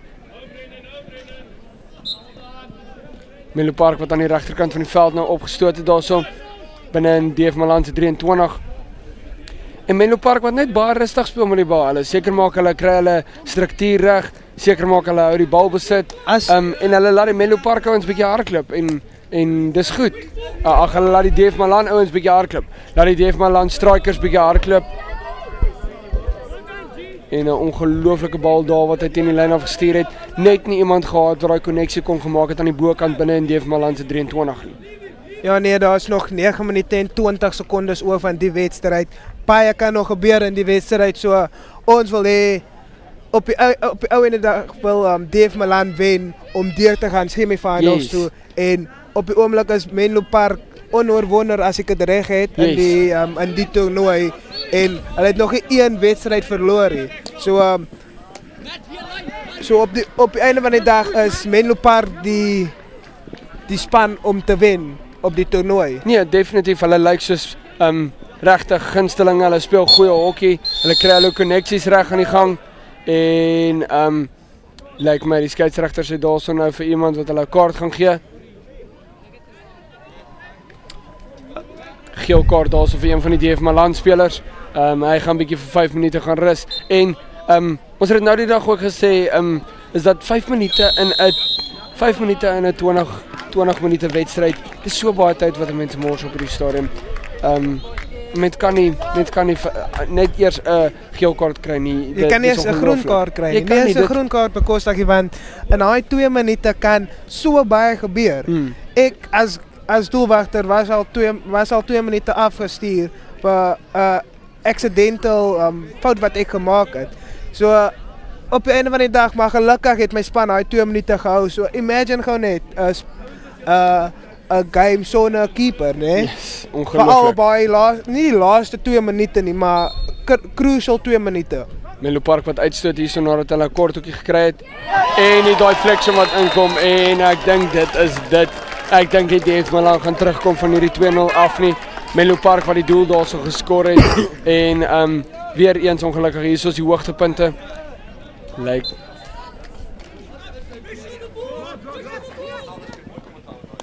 en hy hardloop net tussen net voor daai post in. Net voor daai post in en dis net 'n klein touch wat gemaak het dat die keeper ewe skielik nie die bal kon gekeer het nie. Ek stem. Daai kortjie wil ons net weer in sê het gekom van 'n speler wat nie 5 was nie en wat 'n tackle gemaak het net buite die sirkel. Menlo Park wat nou weer die bal besit hou. Hulle speel ongelooflike goeie struktuur hokkie. Speel binne, speel buite. En is die nommer 9 daarso. Menlo Park wat nou hou vat. En daai was dalk van 'n voet af gewees. Ons weet nooit nie. Daar was 'n voetjie. Yes, en dis 'n goeie besluit daarso. Hy is nie van die voet af, hy is van die shin af. Was dit van die shin af? Anders sou hy nou 'n bietjie in pyn gewees het as hy van die voet af gekom het, hoor. En Menlo Park wat daar ewe skielik nou weer 'n kort hoekie maak en as hulle hierso skoor is dit dink ek is verby. Ek dink dit is verby. Menlo Park gaan sal nommer 1 deurgaan. Ja, as hulle nou die goal inkry, dan is dit ons kan nie sê dan en das dit nie, maar dan is die job gedoen, hoor. Nee, definitief. Soos julle kan sien aan die onderkant van ons skerm is die results van die seuns van dag 2. Sex en Parel Boys 1-1.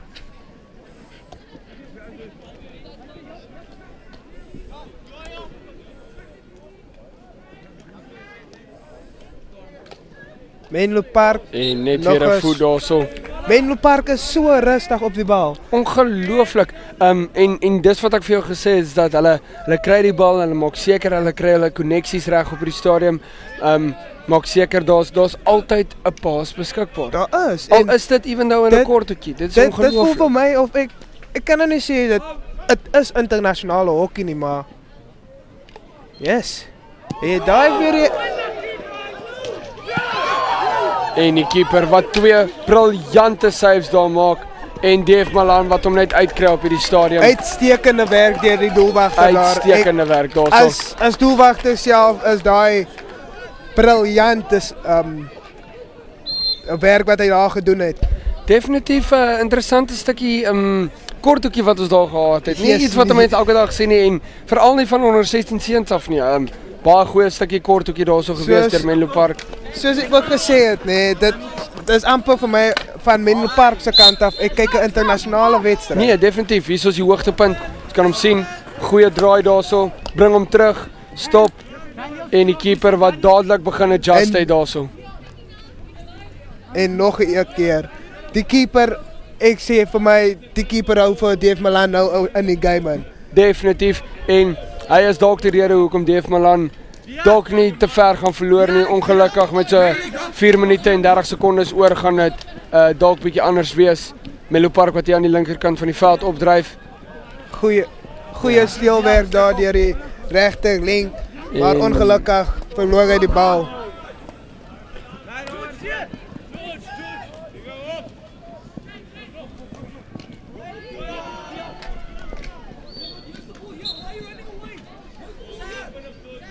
Baie slegte tackle daarso deur die DF Milan speler.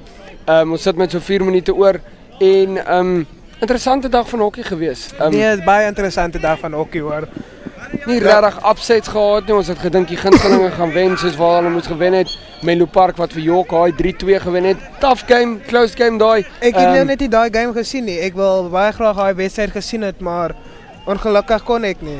Tough game, close game en Menlo Park wat daarom hulle wenrekord kan behou en seker maak hulle gaan in hierdie semifinaal in van die onder 16 top schools tournament. Soos julle kan sien daar by die huis, dag 2 se resultate vir die meisies. Oranje teen Garsfontein 2-0 vir Oranje. U16 verloor teen St. Anne's. Menlo Park 3-0 teen Herschel. Paul Valley 1-2 Durban Girls College. St. Anne's 4-0 against Paul Gum. St. Mary's 3-1 against Garsfontein. Eunice 3-2 against St. John's. Oranje 1 1-1 against College.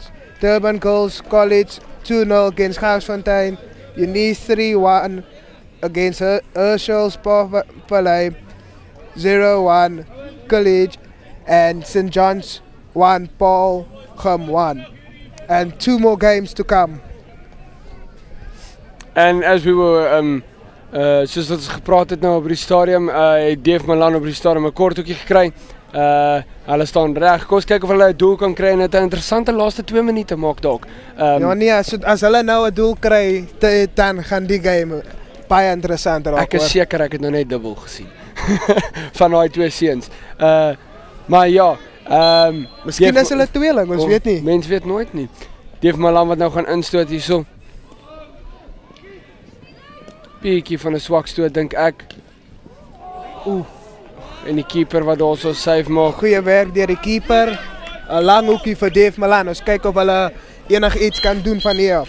En die belangrike ding is daarso is veral met hierdie as 'n stoot nie uitkom nie is om dadelik jou adjustment te maak. Ja, seker te maak jy weet waartoe jy gaan. Kyk of jy hom nie kan inkry en even daai flexion kan inkry nie. Bietjie net by daarvan Dave Malan af. So 'n minuut en 'n half oor in hierdie wedstryd.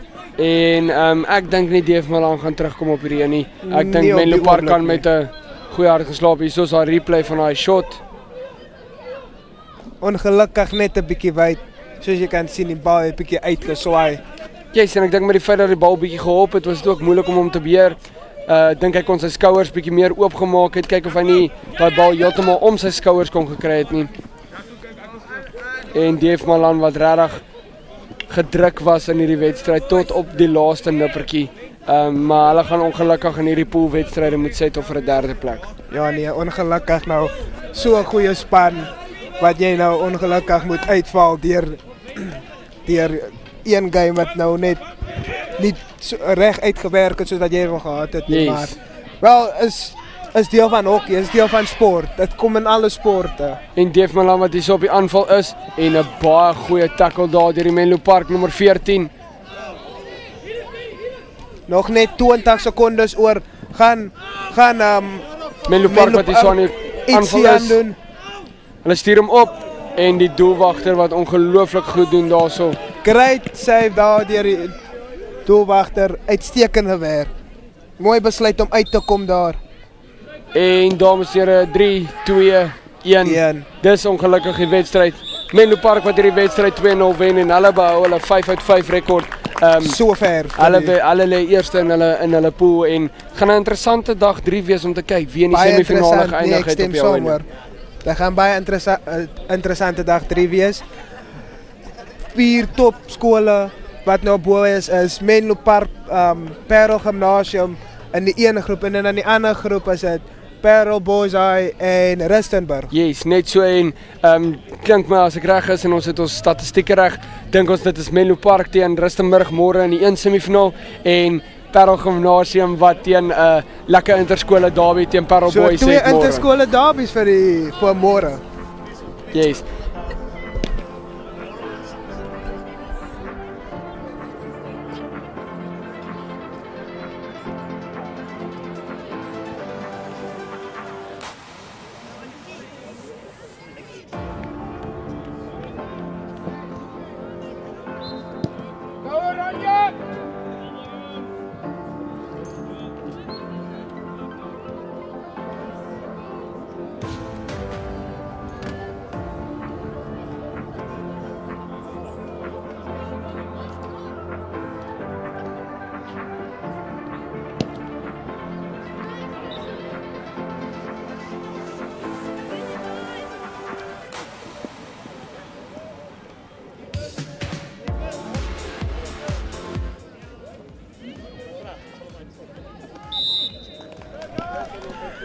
Welkom hier by Parel Gymnasium onder 16 topskole toernooi.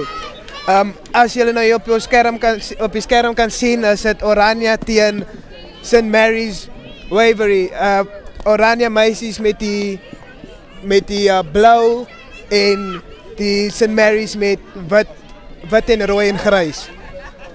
Dit gaan 'n baie interessante wedstryd wees, die laaste wedstryd van die dag. So ons sien hoe gaan die dag uitdraai. Die wedstryd. St. Mary's daar met 'n free hit wat hulle gewen het.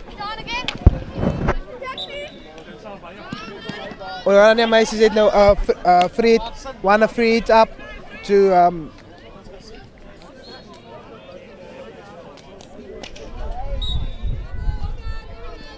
free hit for St. Mary's Waverley.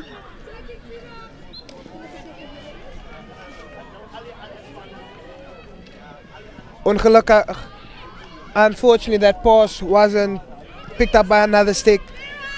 Really nice game that's gonna go here. As you can see, the sun has set on the Paul side, not in Cape Town side, but here in Paul the sun is behind the mountain. So it's time to get your jackets on if you're outside, but if you're inside, let's keep that jacket on.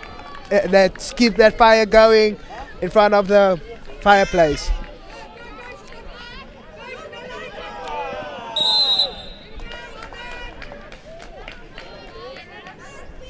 St. Mary's there on the attack. You can also follow us on Twitter and on Facebook at School Sport Live, and on Facebook you can follow us Facebook / Sports Schools Live. School Sports Live, sorry, School Sports Live, at School Sports Live. And you can subscribe on YouTube as well. So don't forget to do that, guys. You can even post your pictures on Instagram and tag us at School Sport Live.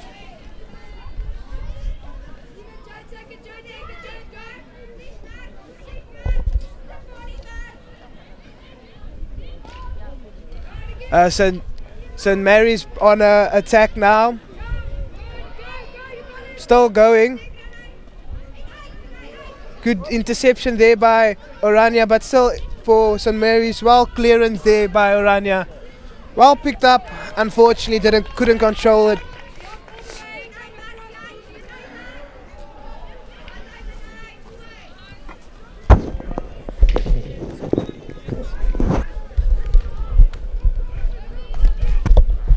Good work there by the St. Mary's goal.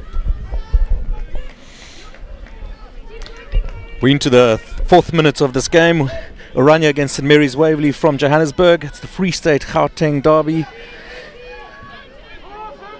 St. Mary's in a very good position here.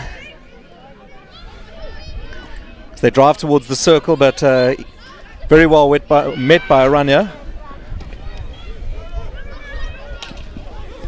St. Mary's back on attack again. Unfortunately, that didn't pick a mistrap there by the St. Mary's goal. Wonderful day we've had in Paarl. Fortunately, the weather conditions haven't been, or at least put it this way, it's been a great day, but as the sun's gone down, it's got bitterly cold, icy cold. As you can see with the two strapping commentators you saw on screen now, got our the one from Paul. There we go. Used to the weather, and the one not. Very privileged. I've got Mr. Paul, 2008, 9 and 10 year with me in commentary. Oranje on the drive, and they still hold possession there.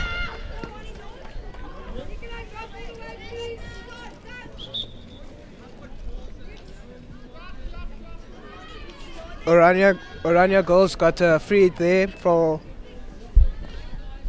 stick check. Oranje entering the half of St. Mary's, and drive gang. This girl's really impressed. Unfortunately, we don't have team sheets, but she's impressed me the whole day.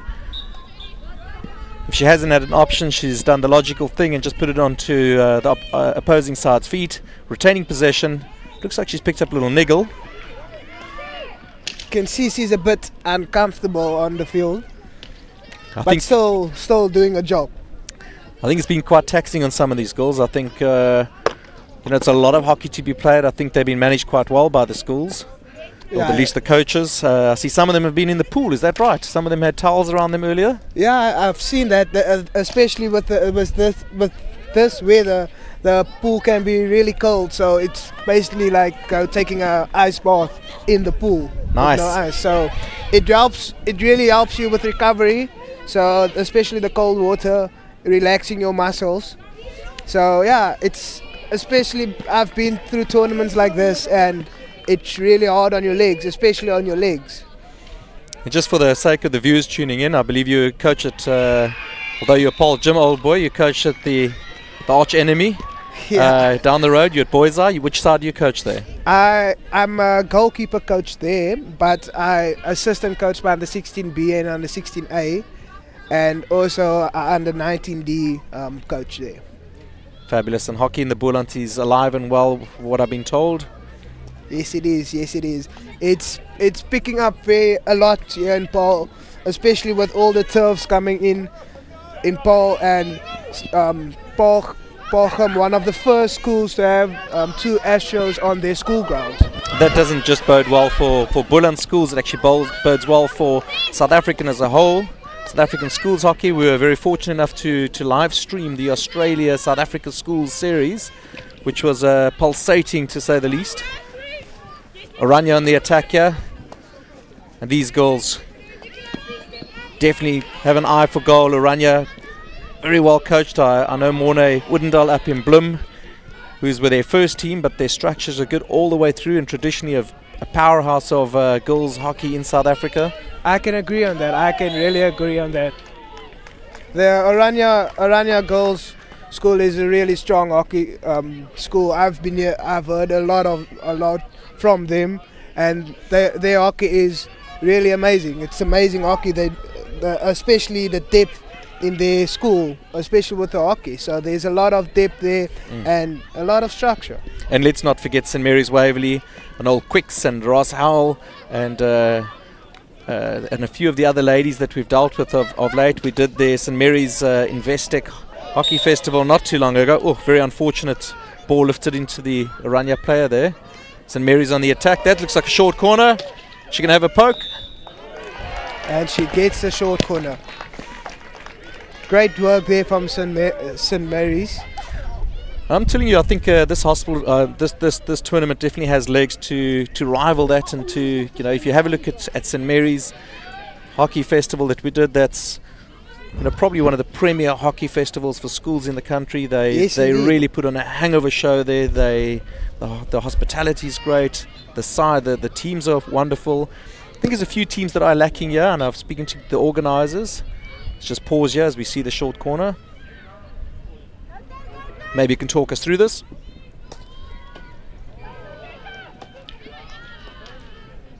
St Mary's have a go. And that will... Another short corner foot there off the postman. Well, if I have a look, I think that came off the foot. The Oranje girls are contesting something there, so they definitely want to have a chat. Can see the two umpires in green consulting each other, having a quick chat.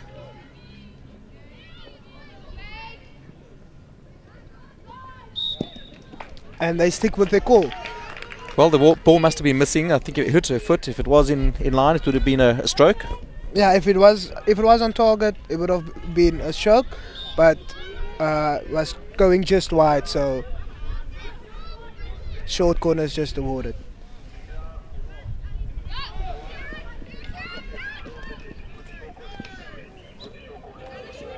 Well defended there by Oranje. Still going, and they win the free. Oranje's defense has really helped them throughout this game at this moment, and as St Mary's is more the dominant team on the field, but their defense, Oranje's defense, is holding out real good. There's that lady again. Once again, getting into position, under threat, and immediately finds the foot. Oranje taking quick, but unfortunately not on the spot. You know, in festivals like this, they're vital. This is where I think it's been lacking. Under 16 haven't had a top schools tournament, and I think what's defining them is it's for boys and girls. So I have no doubt in 2016 that we'll probably see the likes. I mean, the boys' side, you know, we're seeing quite a lot of school sport around the country. I'd love to see the likes of Maritzburg College, Jeppe, great college from Bloemfontein, Port Elizabeth, great PE. Schools like that, Cares, St. John's, I mean, those schools are just powerhouses. So you really would like the real top 10 here, and equally so with the girls. True, yeah. With that team there, it's going to be more of a competition over here.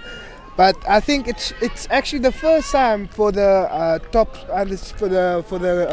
boys and the top schools, under 16 top schools. But for the girls, I know previously there was for the girls was by, I think it was hosted by Girls Eye the year before, 2016.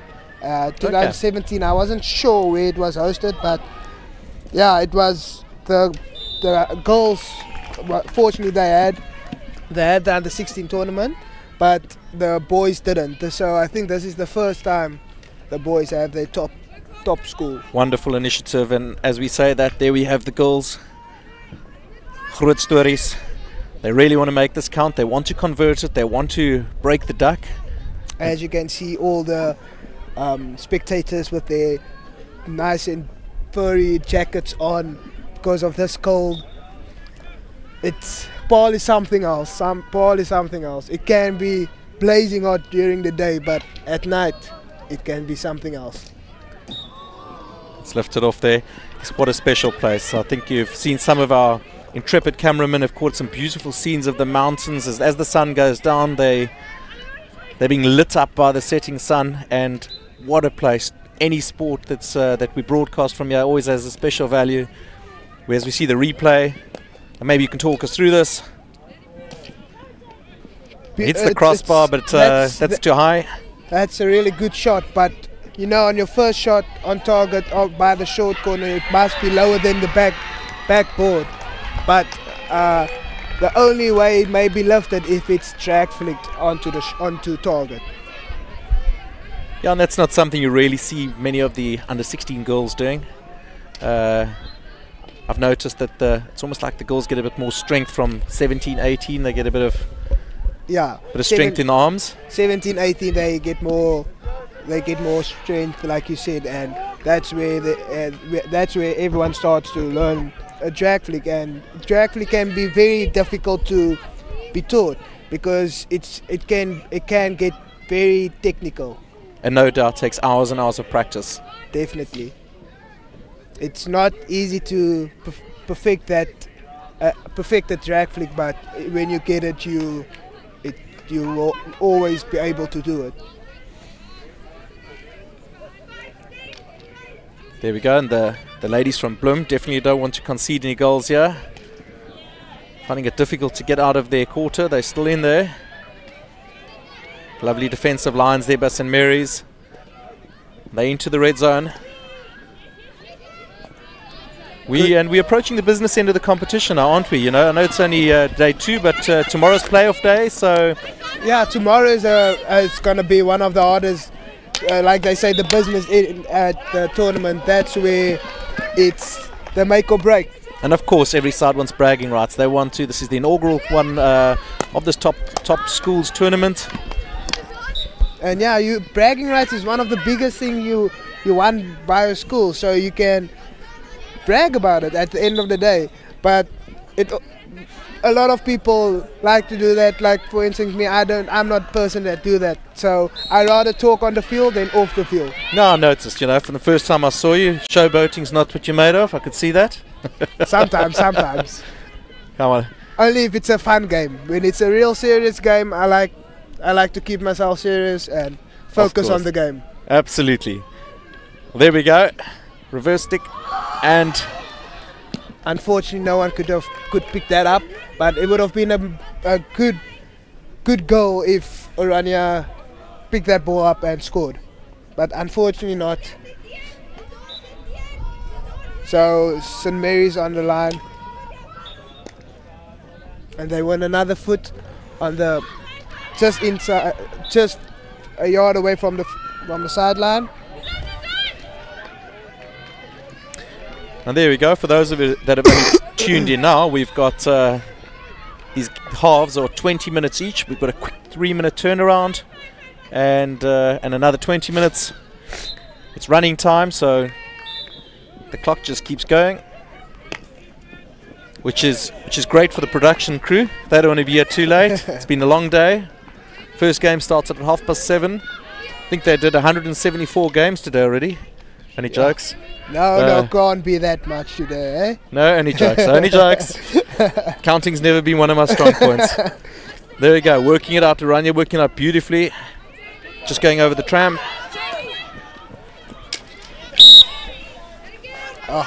Must be, you know, I think none of the sides have respected the pull as much as they should. You know, a lot of turnovers. True, a lot of turnovers. It's almost like they're not lacking composure. You know, sometimes you feel the player goes with the ball, they should stop, pull it back, look for the passing it sideways as opposed to always going direct and forward. Well, as it comes to the end of the tournament and the last few days of the tournament, there we go, an attempt. St Mary's looking very dangerous there. So the players get tired and it's hard to keep your focus, and you lose focus, and it's towards the end it's not easy to keep it. Absolutely, that's I think one of the fundamentals, and that's where one can learn. When you're 16 years old or 15, 16-year-old, that's where must one learn. It's festivals like this or tournaments like this. It's certainly not a festival. There's a winner of this. There's a champion of this tournament up for grabs. Oranje trying to put. I just think they should. Both teams should try and put some passes together. You know, just not going for the 50-50.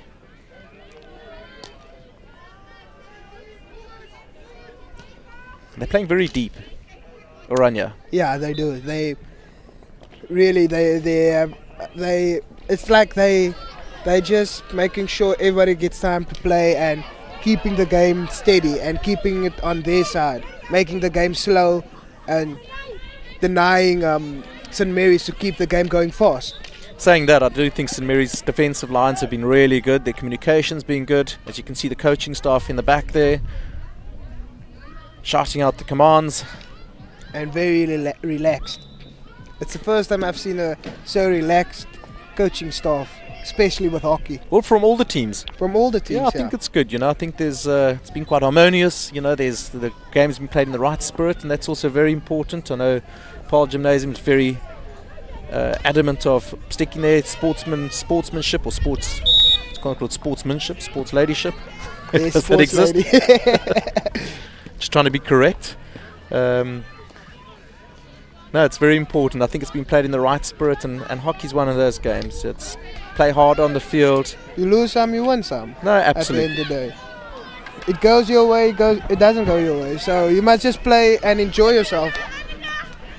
Like I tell my kids, my boys, I tell them to just play until the whistle goes. Don't worry about if you see a foot or anything else. You just play the game. You enjoy the game. Absolutely. Although, you know, let's not fool ourselves. I think when you do win, your practice is a little bit sweeter. Yeah, that's true. That's true. So we want to play to win, but it's not at all costs. And I think that's been evident from all the games that we've seen yesterday and broadcasted yesterday. Saying that, I've got to give a special mention. Our camera guys have been absolutely amazing. They've frozen at the top. I can imagine they're on top, yes. For me, we're sitting without a jacket. Yeah, I'm freezing, yo. I don't know how they feel up there. No, it's been great. You can see this lady in shot here. You can see her left eye. She's definitely, I saw earlier, she's looking worse for wear. Battle scars, no doubt. Hockey has, unfortunately, do have protective the battle gear. Scars is good. It's good memories. There we go. Memories to have. Like you talk about it every day. I have a few, but yeah, like here's one. Now we're on camera. Don't show us right now. Yeah, I'm not gonna show now. Okay, show me now. So yeah, it's like battle scar, especially from this turf. So it's brand new. If you just fall and slide a little bit. Here we go, Ranya. They really need to convert this.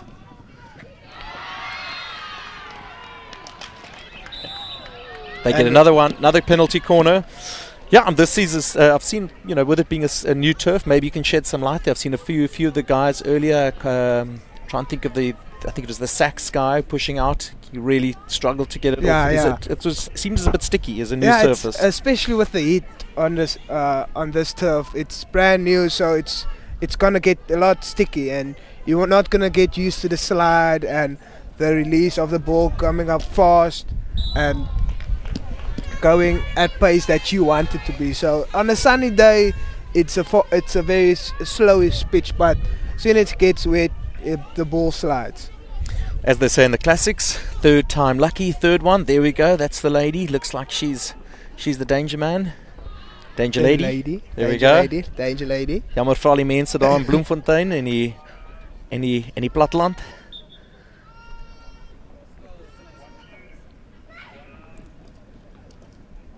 Look at a little variation here. Oh, she's got oodles of time here and converts it, and that's what they want. Broken the duck. Oranje take the lead, 1-0. Just before half time. Now on half time, the half is only over when after the short corner, and they've received 3 short corners in that time. You know, in most sports, I always find the team that gets the ascendancy just before half time. You know, they just start that second off. They start with of course, they do have the upper hand.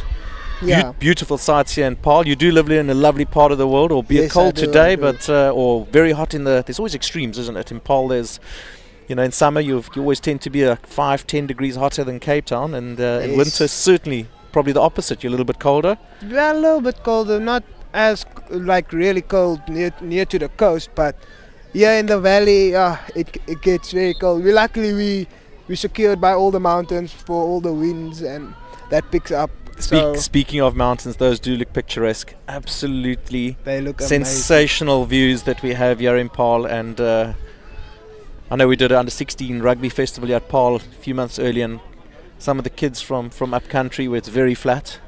And on a Monday you can already see Wednesday coming along. So true. First game I hear the dads had to actually speak to them next to the field and go, listen, stop watching the scenery and watch the game. They were absolutely in awe. It's hard to not watch the scenery than watching the game. No, if well, that's you have true. a view like this, well, only view that beats it is onto the ocean, but nothing else beats this. And waking up to this every time, it's amazing. There we have the St Mary Waverley's team sitting down. It's been a tough 2 days. There we go, another view as in the distance, just above where it says halftime score. Well, there we go. We just went away. Hope all the ladies tuning into our channel, no doubt. If you have missed it, it is School Sport Live. Very easy. Acronym is SSL, and you can go onto our channel. Do subscribe on our YouTube channel, and you'll get notified when there are games, which is the beauty. I can go back to it where it said score, just above score in the distance, and the foot of the mountain there. You can actually see the bridge going over. That's the N1 that takes you right into the interior of South Africa. It actually goes through the mountain, the Toys Kloof Pass. And while we're on that scene, if you actually look behind the lamppost there, and there's a little road cutting over, so you can either go through the tunnel or no doubt around the outside. A little bit of a longer journey. And if you drive that way, like the Toys Kloof, it's amazing, the view. Driving on that pass, it's nothing. It's just the view down to the valley and to Paarl Mountain. It's amazing. I see some of the kids wear gum guards. My day it wasn't compulsory. I believe it today it is compulsory. Is Yes, that right? it is. With this ball speeds traveling nowadays, if you just get a light touch up and it hits your mouth, you can lose a tooth or two. So or you can get a very bad injury on your mouth where you cut your lip and you have to get stitches on the inside and on the outside. So with the pace of the ball now, it's very dangerous. There we go, and that's the shape that Oranje need to keep. That's what they were lacking in the first half. Spreading the ball wide, ball going to stick. There we go. This is much better from them. Let's see if we can get the early ball down. And this is the Oranje hockey that I've been accustomed to watching over the years. That also instills confidence when you're playing. There we go, into the D. Looking for a shorty. He felt she could have held on to it a little bit longer and She forced could have held on to it and drive the baseline. But with that pace turning, it's quite hard. It's not that easy. Into the D they go. And you've got no doubt I'm sure a short corner was accruing there. Obviously referee, that's why I'm not a referee. Umpire deciding not to award the short corner. It's St. Mary's ball. Let's see if they can do the same. Feel she could. Good tackle there from Orania goal.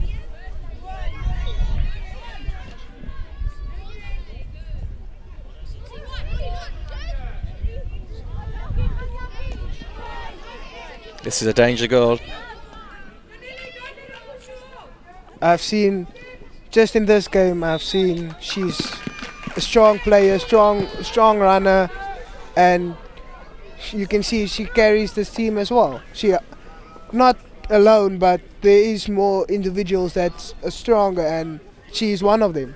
Most definitely, she definitely is the brains trust in the team. She's one of the more senior players, as you can see. Everyone gathering around, looking for the call.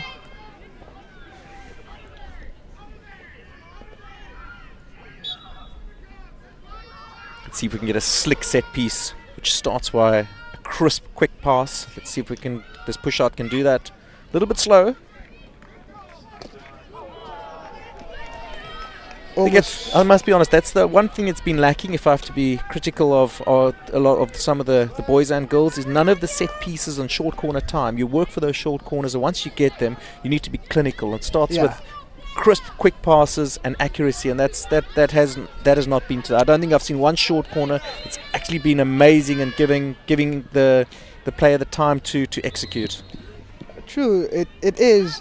That's one of your main aspects that you want, and that you want to finish on, because if you work for a short corner, you want to finish the short corner.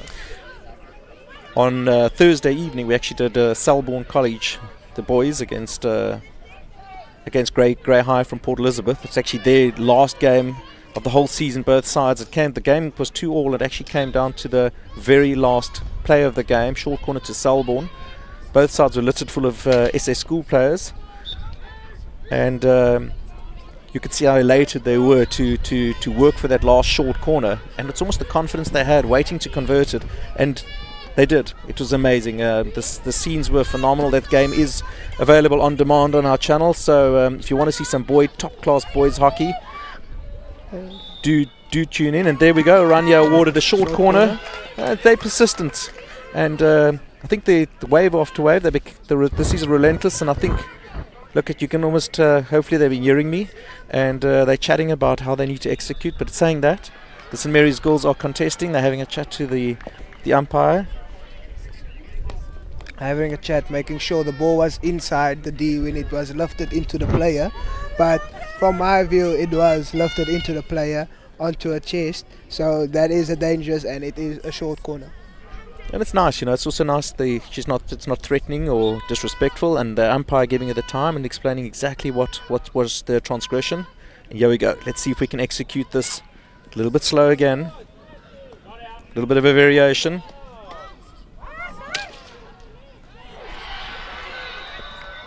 Let's see if they can finish.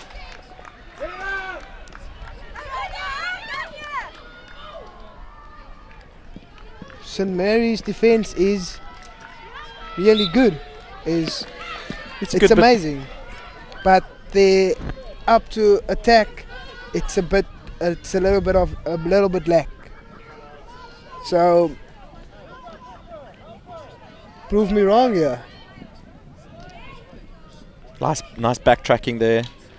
Of Orania, yeah. I think a problem with St. Mary's at the moment, they are pushing not enough players up towards the goal area, and basically playing defensive, then playing more balanced. Very strong on the ball.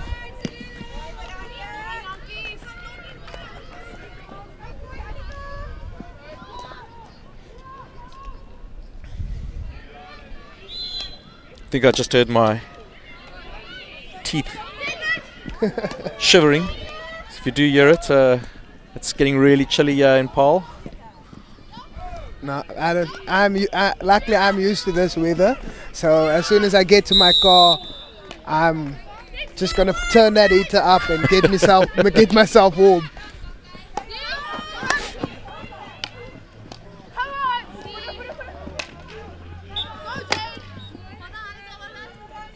St Mary's definitely not out of this game. They're still working really hard.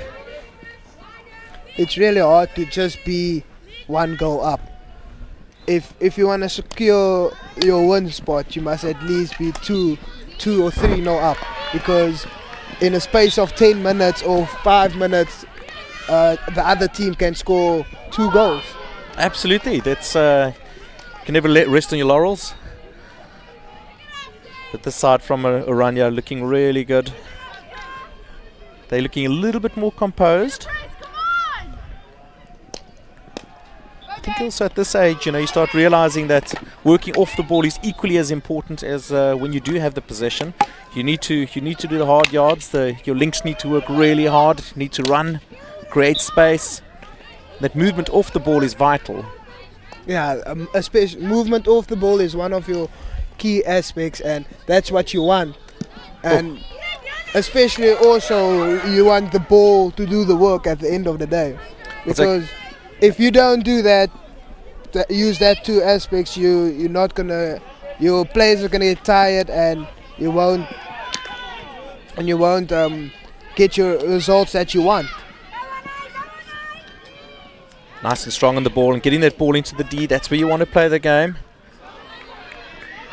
Oranje want to convert this. Lovely stick work with a bit of a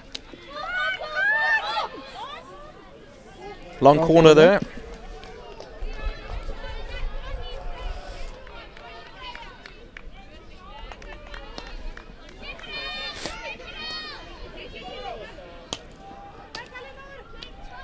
Looked a little bit dangerous. Referee says play on. No, it's called them back.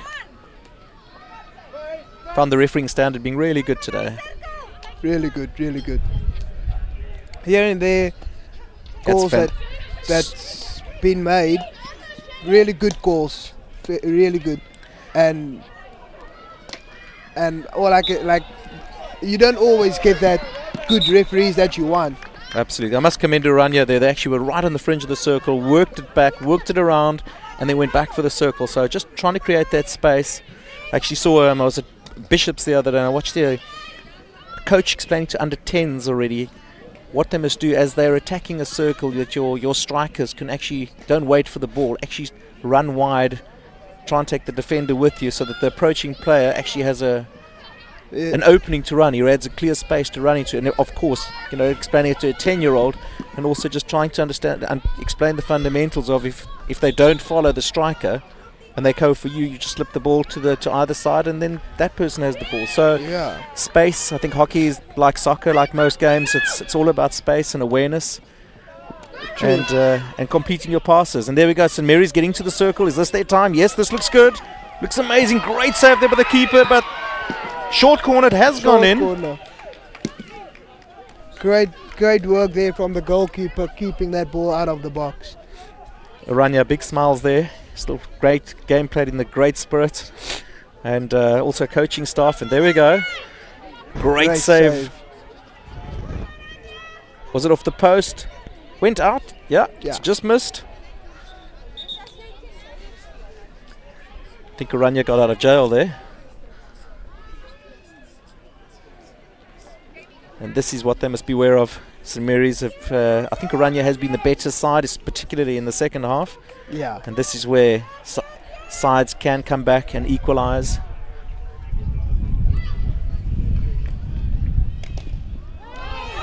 Great first wave running there from Oranje. Fantastic defence there. Same goal that did the first wave.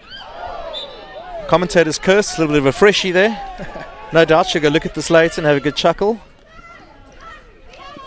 But it's great defensive work there from Oranje. We're playing into the corner. Sign of a good player, can work back and defend as well.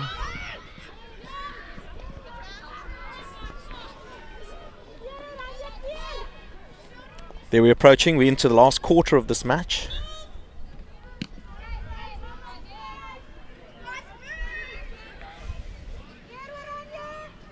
Looking a bit worried. Looking a bit cold. More cold than worried. St. Mary's on the attack. It's looking good. Save from the keeper. They're still there. They're still there. You feel they've got to get a foot. Try and force the short corner. And they have done that. Great work from St. Mary's to get the short corner. Laying down the law. It's number 3. Is the ball going to go to her? Talk us through the short corner.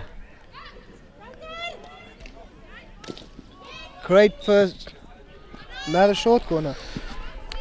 As you can see, they always line up 2 batteries, 2 castles at the top, because it always confuses the runner for the first wave and the second wave runner from the defense, and it doesn't always work, but at the end it works, because on school level you still want to use 1 battery or 1 castle at the top, but if you can do it, you can.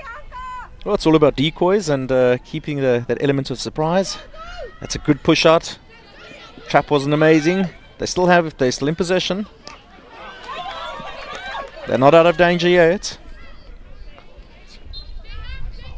Well done by St. Mary's, getting into that circle, and that looks great. Oh, fantastic save there. Keeper's doing a great job. She really is. Well, I think she's certainly saved 2 goals in this half alone.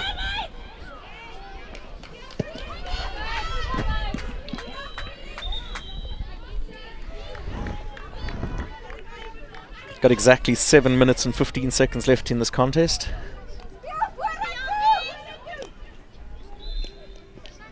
And this will be the last game of the evening, right?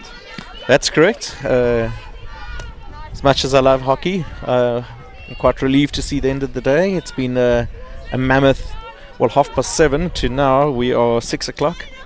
So I'm not the mathematician, but it's a lot of hours. So, and it's enough time for the players to rest. Especially when it comes down to the business end. I think you need to manage the players' legs. Tomorrow's a big day. I'm sure both these sides are more in the top draw. I'm not 100% sure. We'll get all our stats and logs out later. Oranje in possession. Well worked there. Nice presence of mind to know that she's been approached by 2 players. Just getting it onto a stick to get out or onto a foot. This looks dangerous. I think the ball might win this race.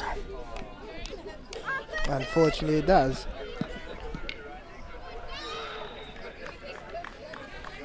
Feel St. Mary's, if they really want to remain in this contest, they have to score. They have to score soon.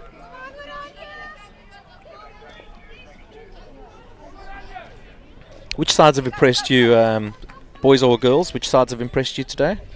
Or yesterday, for that matter? Today, the Paul boys and Rustenburg, as well as Gum. Jeez, what an attempt. Fantastic attempt there. As well as, basically the top 2 teams in both pools impressed me today, and they really played great hockey.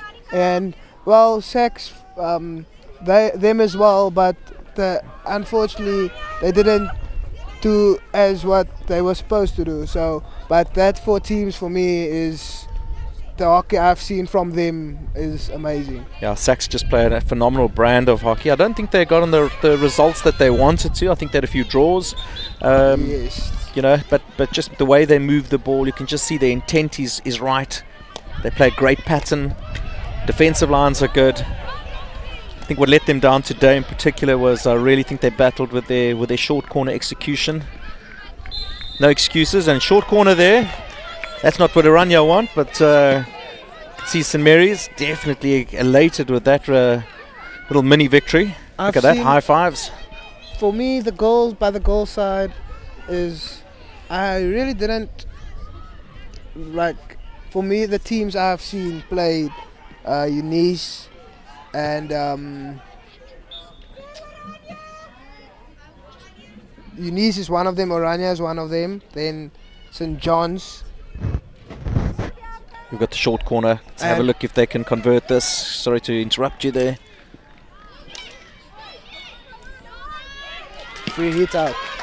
Yeah, U16 has been impressive. Yeah, I think it's amazing that you got two, that's the English and the girls' schools in Bloem. For those of you who don't know, it's actually Grey College's two sister schools. They've actually got an English and Afrikaans sister school. They were very fortunate and lucky to have that. Really lucky. But like I said, U16 Orania is two of the top schools that I've seen here so far, as well as St. John's and as well as St. Mary's. A really strong team. I'll tell you which sides impressed me from the boys. There we have a look at the replay. Lovely execution. But great first wave running there from Orania. Well, this is the new crop of girls that Morne Oudendal will have to work with in the future. And without a doubt he will unearth a few gems. Especially the one running with the ball. She's going to be a real gem for him in a couple of years. There we go, and is this the moment they're waiting for? Phenomenal strike there. And a brilliant save there from the goalkeeper. Excellent work there, getting that fingertips. Okay, not fingertips, but the tip of the glove. For us, for goalkeepers, it's fingertips, but great save. There we go, from a goalkeeping coach. Marys are still in this, if they can work the ball nicely. Early ball, great play there, but equally well read there by the Orania left back. Feel they have to get the penalty, the free hit there. Referee had the whistle in his mouth and decided not to blow it. There we go, let's have a look at this. Predator-like skills here by the striker. Had enough time. What a save. Take a bow. St. Mary's goalkeeper. Well done. Is that well done. instinctive or is that just practice, practice, practice? At that speed of that ball, that's instinct there. That you don't really pick up. Well, till if I had those pads and gloves on, I think it would be just protecting the body. It definitely wouldn't be stopping a goal. Yeah. Like, when I play, I put my whole body on the line, so... Beautiful run there, sorry to interrupt you. There we go. Carry on, so you say you put your whole body on the line? Even if there's a shot to my head, I will still save it with my head. I got a helmet on, so there we go. We are well protected. There we go, guys. We've got 1 minute and 20 seconds, and Mary's running out of time. And Orania is under attack. You feel Orania just going to spread it. There they go. They're finding their shape again. I think they're just going to play the ball. There we go. You almost need to feel that one of these supporting players needs to get some space, get some width, putting under pressure. And that's what I was talking about, girls working off the ball. You need to work equally hard as on the ball. Well done there by around there. They're in the circle. Great defense by St. Mary's. Let's see what they can do. It's almost like their last chance saloon here.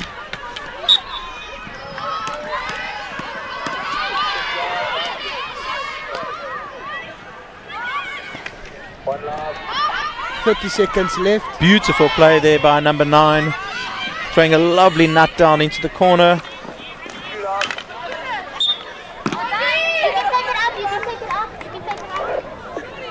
There we go, taking her time, clear understanding of the situation at hand, knowing that she can wind down the clock, and very well thought of a lovely little overhead there. Good pick up. Beautiful ball, so beautifully weighted. There we go, that's the end of the game. St. Mary's Waverley 0, Orania goals 1. Well, that culminates a great day 2 of the Paul Gymnasium inaugural under-16 boys and girls top schools tournament. That was a mouthful. Orania victorious here, 1-0. I do feel that it's probably a true reflection, better. I think the result was a true reflection of the game, and wonderful scenes there in Paul. It's been an absolute privilege commentating with you. I look forward to doing it again, and we'll see you tomorrow, ladies and gentlemen. Do carry on watching this broadcast, and see you tomorrow. Good evening. Good evening, guys.